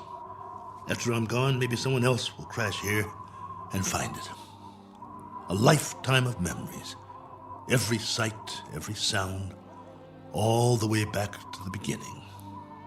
The kids I knew, the girls I dated, my friends, mom and dad, the first job, all of it. Every detail recorded for posterity. Has anyone ever done that before? Maybe people who keep diaries their whole lives, except that no one ever got it all down. Didn't have the time, but I do. All the time in the world.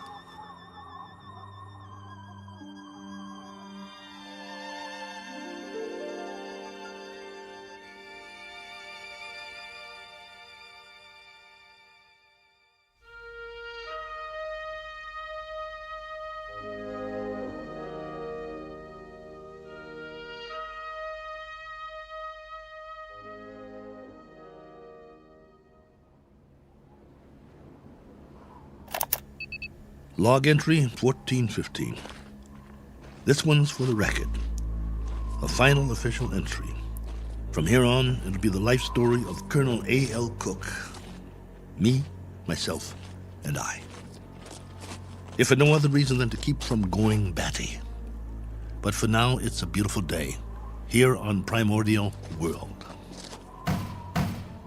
Ship's still standing, of course. You'd never know that's what it was. More like something from a scrap metal yard. The cost that went into building it, the man hours, and for what? To come to rest here. A little way station that isn't even on the map. I'd call that a waste. Exhibit number 1 in the elephant's graveyard. Ever hear of that? They used to say there was a place where elephants go to die. Hundreds, thousands of them. A secret place off the beaten path. And there were bones and tusks. And once in a great while, someone would stumble upon it. Like the Sargasso Sea, where sailing ships caught in the kelp and were trapped forever. Well, maybe other travelers will end up here, gone to ground, never to move again. Eventually, there'll be a whole collection of them from all over. But remember, I was the first. I should scratch it in the metal. Cook was here. But I digress. This is still supposed to be my official report. The evaluation of the crash site coming up. The tail fin is all but covered by sand. Have to dig it out before the next storm. Then build some kind of windbreak or the whole ship might get buried. I could gather some branches, make one. There's more vegetation in the valley if I can get up and over. Now, that's odd. If there are no other trees in the immediate vicinity, where did this branch come from? The one that was banging against the hull last night. Unless something carried it here. The wind or Oh well, maybe I just didn't notice before. That must be it. Rocks to the left of me, rocks to the right of me. One very dry, broken off branch in the sand. And what great sand it is. None better in the known universe. On sale at closeout prices. Note the fine crunch under my boots as I walk the proud land. The rare texture, the superb body. Why, it's positively... What in the name of... It can't be. It looks exactly like... No, I must be hallucinating. But this... impression... I could swear it's a footprint, A boot print, to be precise. A lot like my boot, in fact. But it's not one of mine, about 4 inches shorter. But that's what it is. It is! Now hear this. Now hear this. I've got company. I've got company. Hey! Whoever you are, come on down. It's open house at my humble abode. It isn't much, but it's home. Drinks on me. Meet your genial host. Please. Please let me see you. Here's another footprint. And another. And another. Where do they lead? Up the hill? Has to be since the storm, so there was something here. I knew it!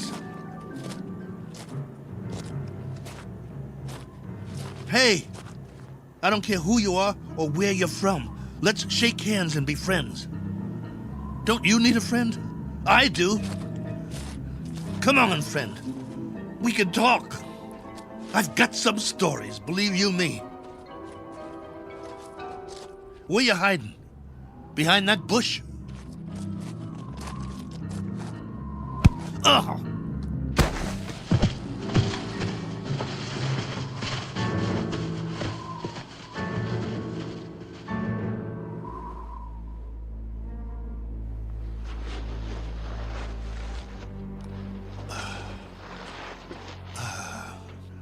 Blood on the head.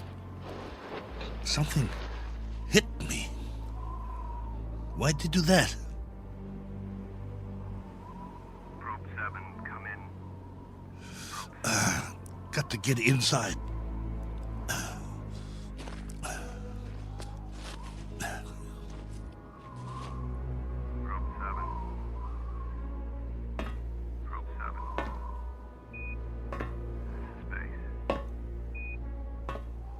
Get the hatch closed before they come after me. Probe 7. Can't let them get in. This is Base. With our last transmission, we got ours a few minutes ago. A 500% increase in radioactivity. Not much hope for us. Colonel, this is General Larrabee. I wanted to wish you well. From what we can gather, the enemy got it just as bad as we did. We wiped them out. And they wiped us out. One last forlorn wish for you, Colonel. If you ever meet someone where you are, whoever they are, and however it happens, in whatever circumstances, I hope it can come without fear. I hope it can come without anger. That's what they're going to have to put on the stone. The one we'll all be buried under on our world. Here lies a race of men who flex their muscles. One time too many. I hope your new world is different, Cook. I hope there's no such word as hate. I hope there's...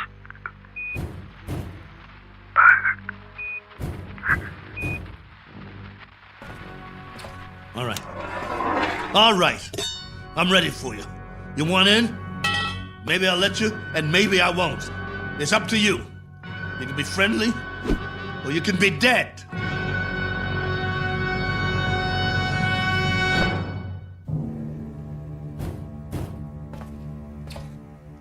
Hey, friend. You want to come in? Must be lonely out there. I hear you. What's the matter? Hungry? You're going to get a lot hungrier. Or don't you eat, friend? What do you say? Speak up. Can't talk, huh? No. You only know how to hit. Take more than that to put me down. What'd you use, a tree branch? Not very friendly, if you ask me. Well, I've got a nice piece of metal in my hand, and I know what to do with it. Won't catch me again. This has been going on for hours. I don't know about you, but I need sleep. I really need it. Understand? Sleep.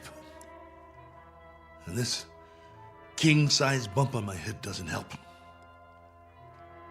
Tell you what, we'll make a deal. I give you one more chance to get away. Go hide, I don't care. You may not understand the language, but maybe you get the message. I'll wait a while and catch some sleep. Then when I wake up, I'm gonna have a nice freeze-dried dinner. If I don't hear you out there, we'll forget the whole thing.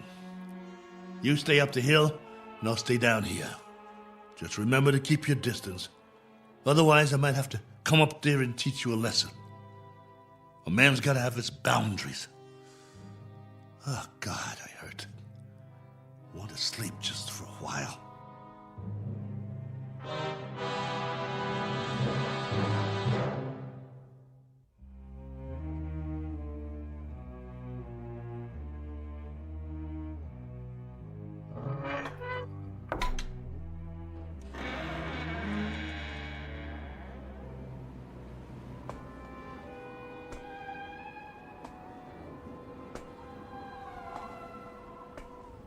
Hey, friend. Gotcha. Stay down. Pretty weak, aren't you? Let's see who you really are. Ituko. Miyana. Manda. Manda. No. You're a woman? No, wait. Let's talk. Can't we talk about it? Do you understand anything I'm saying? Min. Oh boy. Look. My name is Cook. Colonel Cook. I'm from another planet. I crash-landed here. Cracked up my ship. This is my ship, get it? Or it was. It can't fly anymore. Now I'm just a wingless spaceman with no place to go and all the time in the world to get there. All right, be that way. I'm not going to hit you. I'm putting my weapon down, see? Oh, what difference does it make? You're probably an illusion, and those prints you left on the ground, they're illusions too. I've been fighting a running battle between fear and loneliness, and loneliness took the prize. You can disappear any time now. Any time at all. Go on. Poof! In a puff of smoke.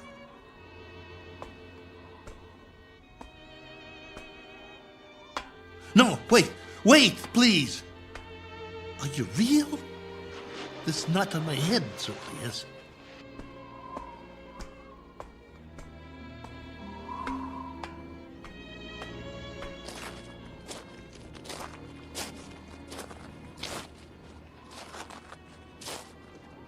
All right. Do whatever you want. Just don't go. Not yet. If you can't understand, I'll draw you a picture. Where's the stick? Look. Right here in the sand. This is my solar system. The sun in the middle, and this is my world. See? Omida? You got it. Now then, I went off course. I didn't have the power to get back. You know, power? Vroom, vroom. No good. So, I tried to land here, where we are.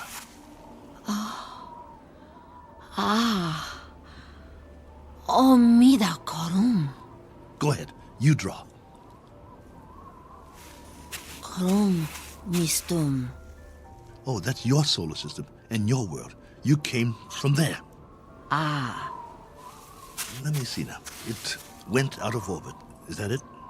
Your planet left its orbit and moved away from the sun. And the line, that's where you went and where your world went, right? I'm sorry. What about now? Where's your planet now? I understand. Gone. Disappeared. Probably frozen by now. But you got out. How many others? How many got out? You got away. Any others? Min. One finger. That's a hard count, my dear. A very hard count. And you've been here a while, haven't you? Look at your suit. Your galaxy might be light years away. It would have taken years to reach here. Where's your ship?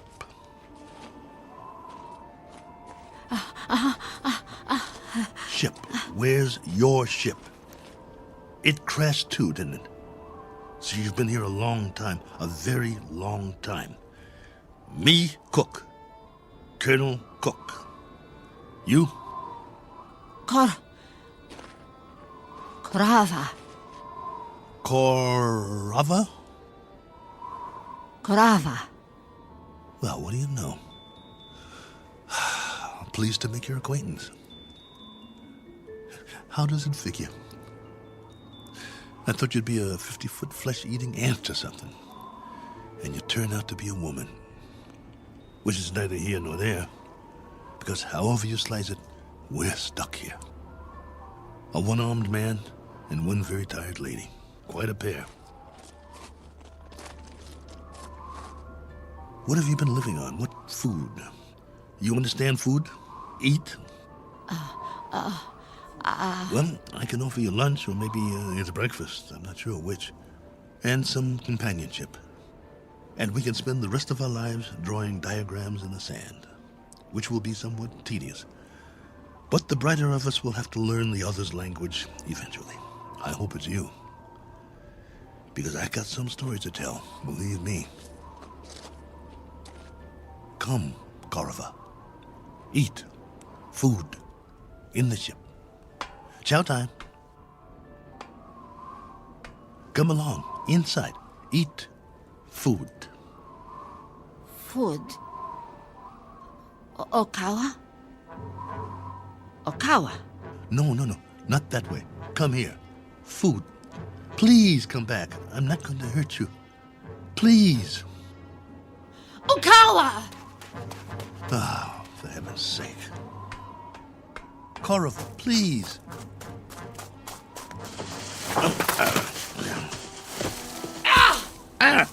You scratched me. What did you do that for?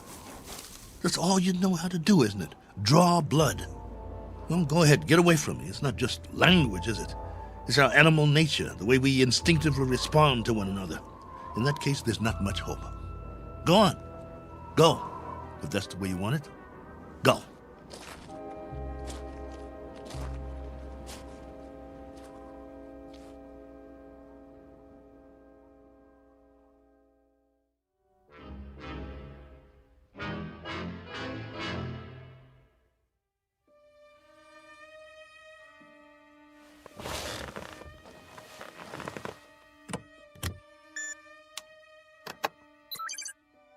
Base, this is Probe 7.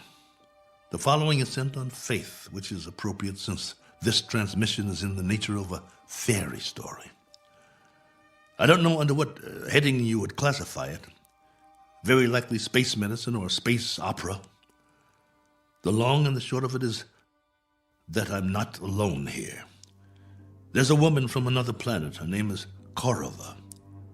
I don't know much about her. I do know that she comes from another planet in another galaxy. A planet that left its orbit and moved out of space away from its sun.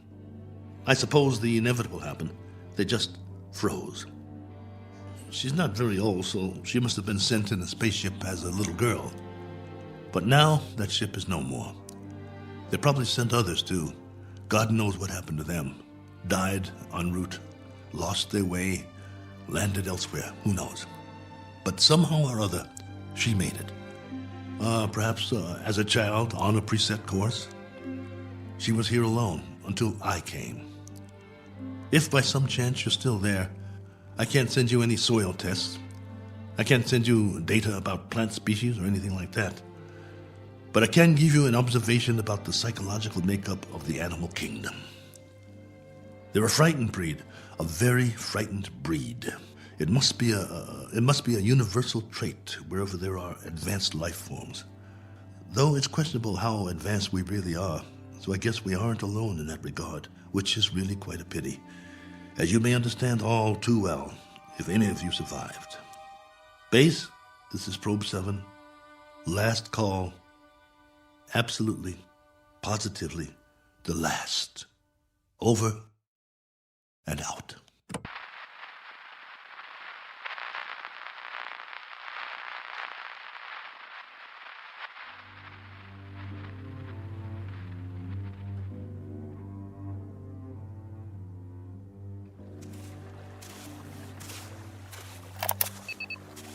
Log entry 1417. Well, the ship is history. I've left it for good. I finally made it up the hill and down the other side. And guess what? There's much more vegetation here. Fruit trees. Flowers as big as your head. And through it all, a stream of running water. I swear, it's like a garden. I brought what I need in a backpack. I'm going to set up shop on the banks of the river and try to live here, for better or worse. It will be the last great adventure. I only wish I could share it. Oh well, there's always posterity, if anyone should ever find this and play it back.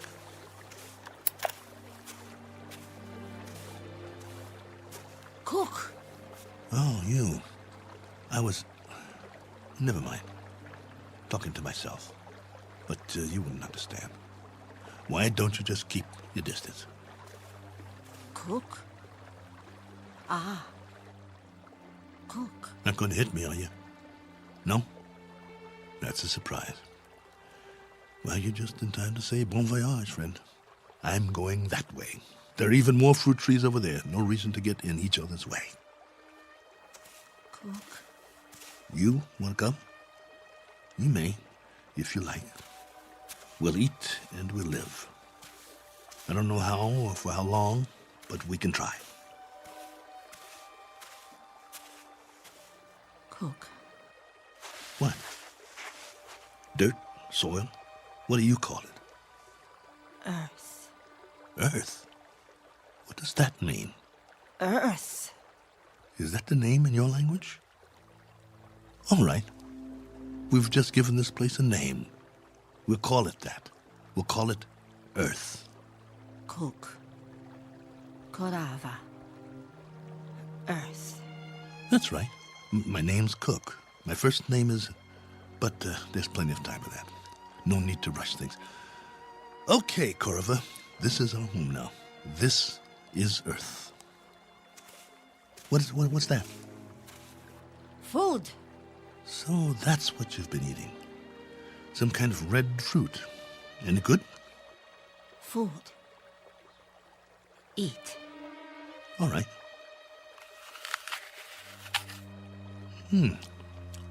Not bad. We'll take some with us. If you think it's all right. Come on. I wanted to tell you something, but now I've forgotten. I guess we'll have plenty to talk about, though. This place, a new life after all. And after a while, we'll have new memories to talk about. Things we can share. Come along, then. Let's go.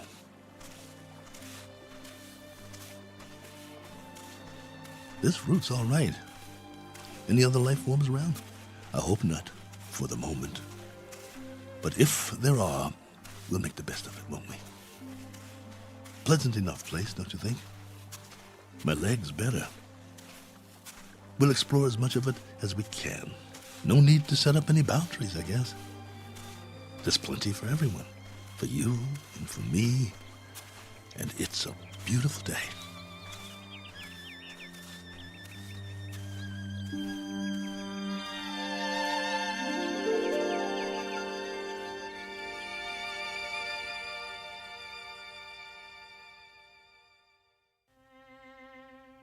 Do you know these people? Their names might be familiar were you to hear them. They lived a long time ago. Perhaps they're part fable, perhaps they're part fantasy, And perhaps the place they're walking through now is not really called Eden.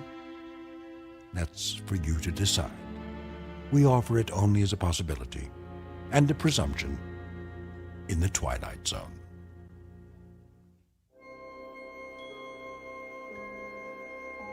Hi, this is Carl Amari, producer of the Twilight Zone radio dramas. I'd like to take a moment to tell you about our official website at twilightzoneradio.com, where you'll get the latest news and information on these Twilight Zone radio dramas. Plus, at twilightzoneradio.com, you can digitally download 3 free episodes or any of our episodes for only $1.95 each. In this age of ever-changing technology, we've decided to make these episodes instantly available to you by making the Twilight Zone radio dramas a digital download-only series. This means that this series will no longer be offered on CD. The CD collections at our website are now being offered while supplies last at buy one, get one free. So be sure to get your favorites before they're sold out. Be sure to visit us often, and I'll see you in the zone.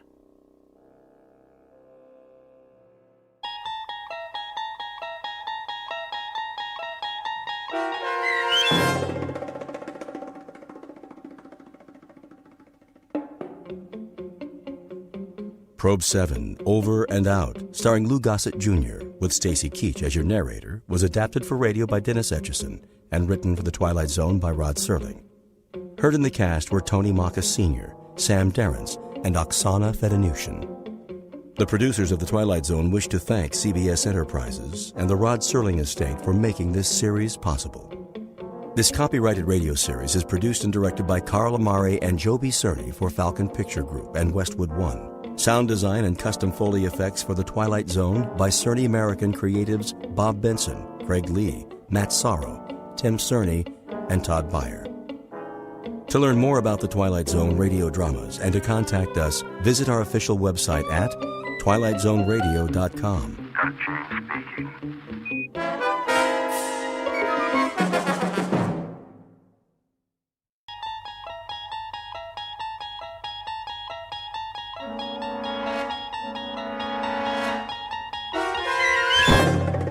There is a fifth dimension beyond that which is known to man. It is a dimension as vast as space and as timeless as infinity.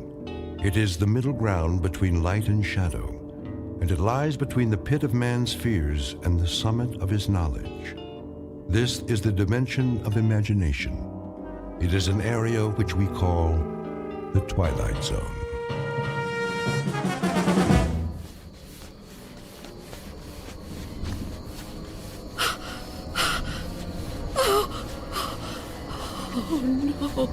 No, where am I? What am I doing outdoors? I don't remember leaving my... Oh, it's so dark. I don't live here. Or here. Oh, it is my house. Oh, I must get home.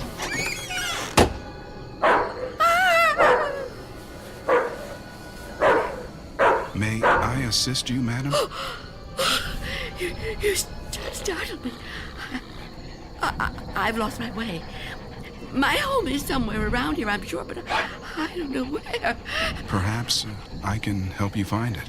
Oh, thank you. Thank you. I don't even know how I came to be out here. It's certainly not safe at this time of night. Oh, at any time.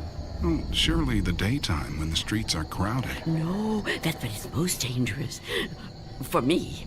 So you see, I never go out. Never? Never. But, dear lady, why not? I'm afraid.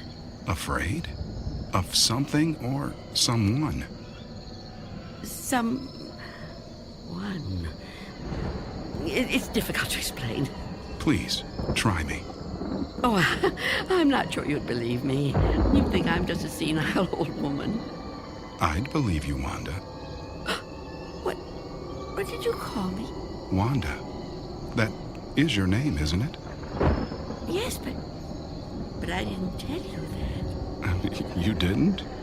Are you certain? Yes, I'm certain. How do you know my name?